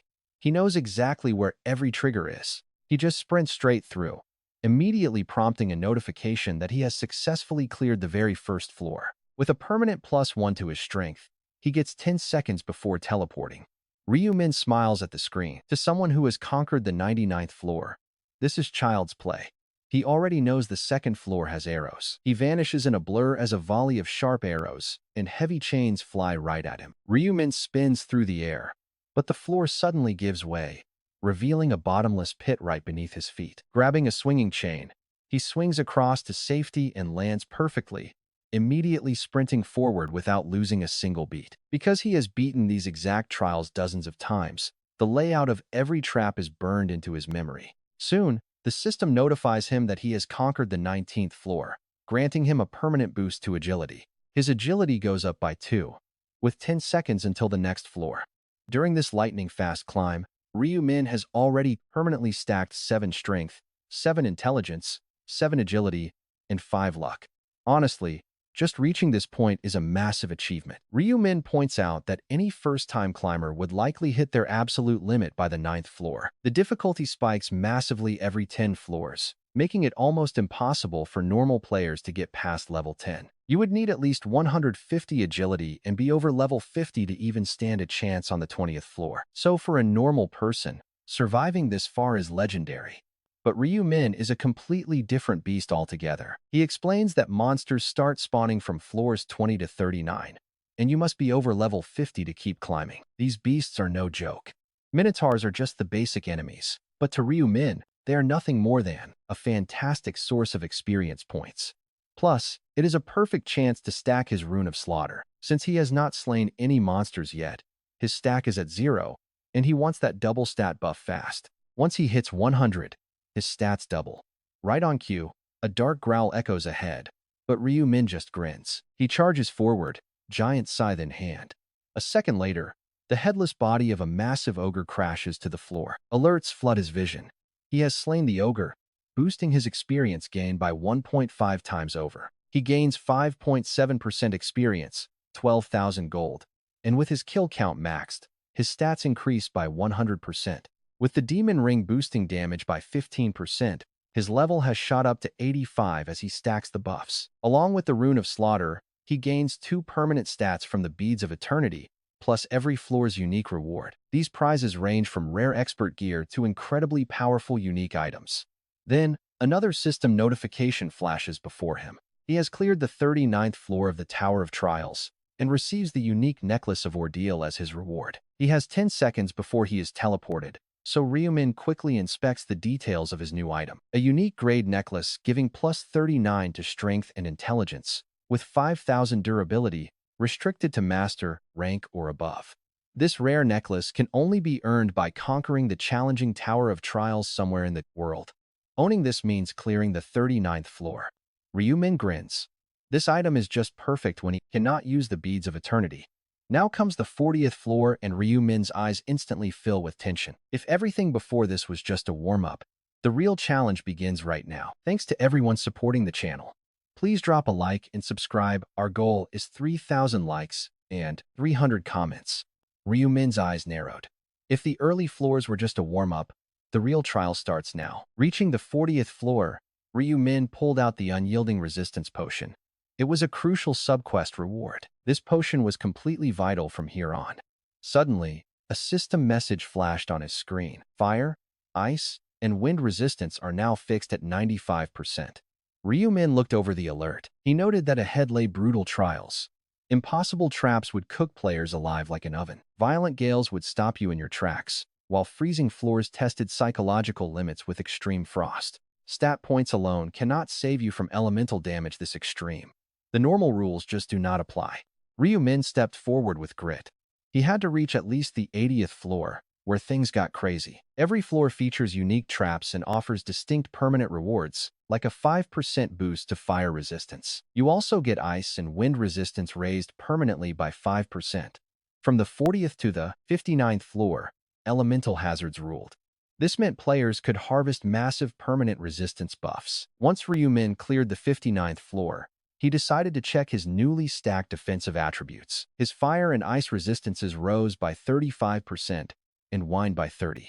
The stats were stacking up nicely. In case you were wondering, normal resistance stops debuffs, while elemental resistance blocks direct raw damage. That 50% boost he got earlier? That was just normal resistance, meaning this new stat is completely different. This realization made Ryu Min pretty happy. True elemental defense is incredibly rare to find in this game. Having these boosts permanently bound to his soul was a massive advantage. He smiled. Time for the next trial. From the 60th to the 79th floors, monsters finally return. They are not necessarily stronger, but there is a twist. They spawn alongside lethal floor traps, requiring extreme caution. Ryu Min can no longer just sprint blindly through like before. Gripping his massive scythe, he advanced slowly. After hours of dodging deadly mechanisms and slicing through waves of beasts, he finally cleared the 79th floor. Instantly, a familiar blue system screen flashed in his face. You have received the Rune of Stealth. 10 seconds until transfer. Finally, the exact item he wanted had dropped. Ryu Min activated the Rune of Stealth, letting it etch into his body. It was active. Invisibility now completely erases footprints, breathing sounds, and even the rustle of clothes. It is truly undetectable. No search, skill, or tracking spell can reveal him. Better yet, attacking from stealth resets the cooldown. Ryumin grinned. With this legendary rune, achieving flawless invisibility was finally within his grasp. But look at his face, he knows he cannot get complacent. The real nightmare is just starting. Arriving at the 80th floor, Ryumin paused for a quick breath. He still had about 2 hours left on his potion. That was plenty of time to push toward the 99th floor. Though, doing it was way harder than it sounded. Raging typhoons, freezing blizzards, and lakes of liquid fire stood in his way, but he pushed through them all. System alerts kept spamming his screen. You have cleared the 83rd floor. You have cleared the 87th floor. You have cleared the 92nd floor. Ryumin let out a heavy sigh, realizing how exhausting this climb was. Climbing to the 99th floor is hard. Reaching the 98th, Ryumin wiped sweat from his forehead after an exhausting journey. The 97th floor had tested his mental strength to the limit, hitting him with realistic hallucinations. Thankfully, his rune of mental barrier shielded him, letting him stroll effortlessly through the 98th floor as well. He literally walked right through the traps. Then, a new blue window materialized before his eyes. The 98th floor was cleared. Your status resistance permanently increases by 10%. Prepare to move to the final floor. Good luck. Ryumin finally stepped onto the 99th floor, where his ultimate trial was waiting. But this final level would not fall so easily. As he stepped forward, the notifications updated. You have entered the 99th floor. An unprecedented reward awaits the challenger who conquers this final trial. Ryumin ignored the scrolling text. He kept walking down the stone steps toward the central arena. As he reached the bottom, a flashing system message popped up, scanning his player profile for the final test. Challenger, Black Scythe. Level 89. Reaper. Scanning and copying player profile. Copy complete. The final boss is ready. The trial begins in 10 seconds. Exactly 10 seconds later, a dark figure materialized, holding a massive scythe. A system message flashes on screen, commanding him to face the enemy. Standing right before Ryumin is an exact copy of himself. This is the final trial of the 99th floor. Calm and collected, Ryumin raises his massive scythe. His replica steps forward, wielding its own death scythe. The blades collide with a screech, trading heavy blows in midair. A sharp metallic ring echoes as they exchange dozens of strikes. Both jump back, and Ryumin realizes it is no illusion. It is a physical clone, matching his strength, agility, and speed. Every stat is a perfect, identical mirror image. Not a single detail differs from his own build. It is a terrifying copy, like fighting his own reflection in a mirror. Ryumin's eyes fill with tension. Facing the strongest player alive himself is a terrifying challenge. The clone takes a step back, positioning its scythe to launch an attack. It triggers a skill called Moonlight Slash. Ryumin leaps away instantly. But the clone predicts his movement, sending a blade of light directly toward his path. Suspended in midair, Ryumin counters with his own Moonlight Slash. The two glowing, crescent blades clash with immense force. Chaos erupts. A massive chain explosion blasts Ryumin backward from the intense air pressure. As dust blankets the arena, the clone hesitates. It loses its target because Ryumin's presence has suddenly vanished. Ryumin activated his rune of stealth, granting him perfect invisibility and making him impossible to track down. Suddenly, Ryumin's scythe tears through the dust, striking the clone's head. But despite the successful ambush, he cannot celebrate. And here is where it gets crazy. The clone's body simply melts away. It was just a decoy, and the threat is right behind him. Materializing behind Ryumin, the replica swings with lethal intent, slicing through his waist and parting his body in two. Another clone. Reversing the battle, Ryumin suddenly appears behind his replica, swinging his scythe with lethal force. The replica narrowly dodges the strike as if expecting it. It counters immediately, and they trade 3 lightning-fast blows. The clone vanishes again. Ryumin activates his own invisibility, leaving the silent, dusty arena completely empty. Ryumin realizes that fighting himself is a nightmare. This is no ordinary trial, especially with both using the same skills. From clones and invisibility to Moonlight Slash, the clone matches him. Worse, it possesses the rune of foresight, predicting his moves. He deliberately created distance after their clash. He needed to get out of the rune of foresight's prediction range. Ryumin didn't retreat blindly. He knew that getting blown away and using the dust storm would help blind the clone's future vision. A complete failure. The copy's insane reflexes are simply too fast to bypass easily. He steals his resolve. There's no backing down. The ultimate reward for the 99th floor is on the line. If he cannot win, he must survive. That is his only path forward, as this brutal clash cannot continue indefinitely. There is an invisible time limit of 24 hours. The real key to conquering this floor is surviving against yourself. The system instructions were simply to face the enemy, not kill it. This means the 99th floor is a pure test of endurance. It is a brutal test of mental strength. Defeating yourself is impossible, and despite his many attempts, he never succeeded. Defeating the clone would be ideal, but past regression loops have proven that surviving the clock is the only real answer. Losing means death. If Ryu Min shows even a single second of hesitation, his copy will end him instantly. Dying here means instant failure, locking the 99th floor's ultimate reward away from him forever. Gritting his teeth, Ryu Min vows to survive. Only 1 hour has passed, and 23 grueling hours still remain. Think about that for a second. Not knowing the exact time is a mental nightmare, but Ryu Min finds it fortunate. Seeing a ticking clock would only make him anxious. He decides it is better to fight blindly for his own peace of mind. No more checking the timer. For the next 23 hours, he will focus solely on trading blows with his deadly double. He will clash with the clone again and again. Once the timer runs down, he will finally clear the 99th floor. Using the screech of colliding steel as his rhythm, Ryu Min endures, waiting patiently for the victory notification to pop up. He has no idea how much time has passed. After that first hour, he stopped counting the minutes. They say your greatest enemy is yourself.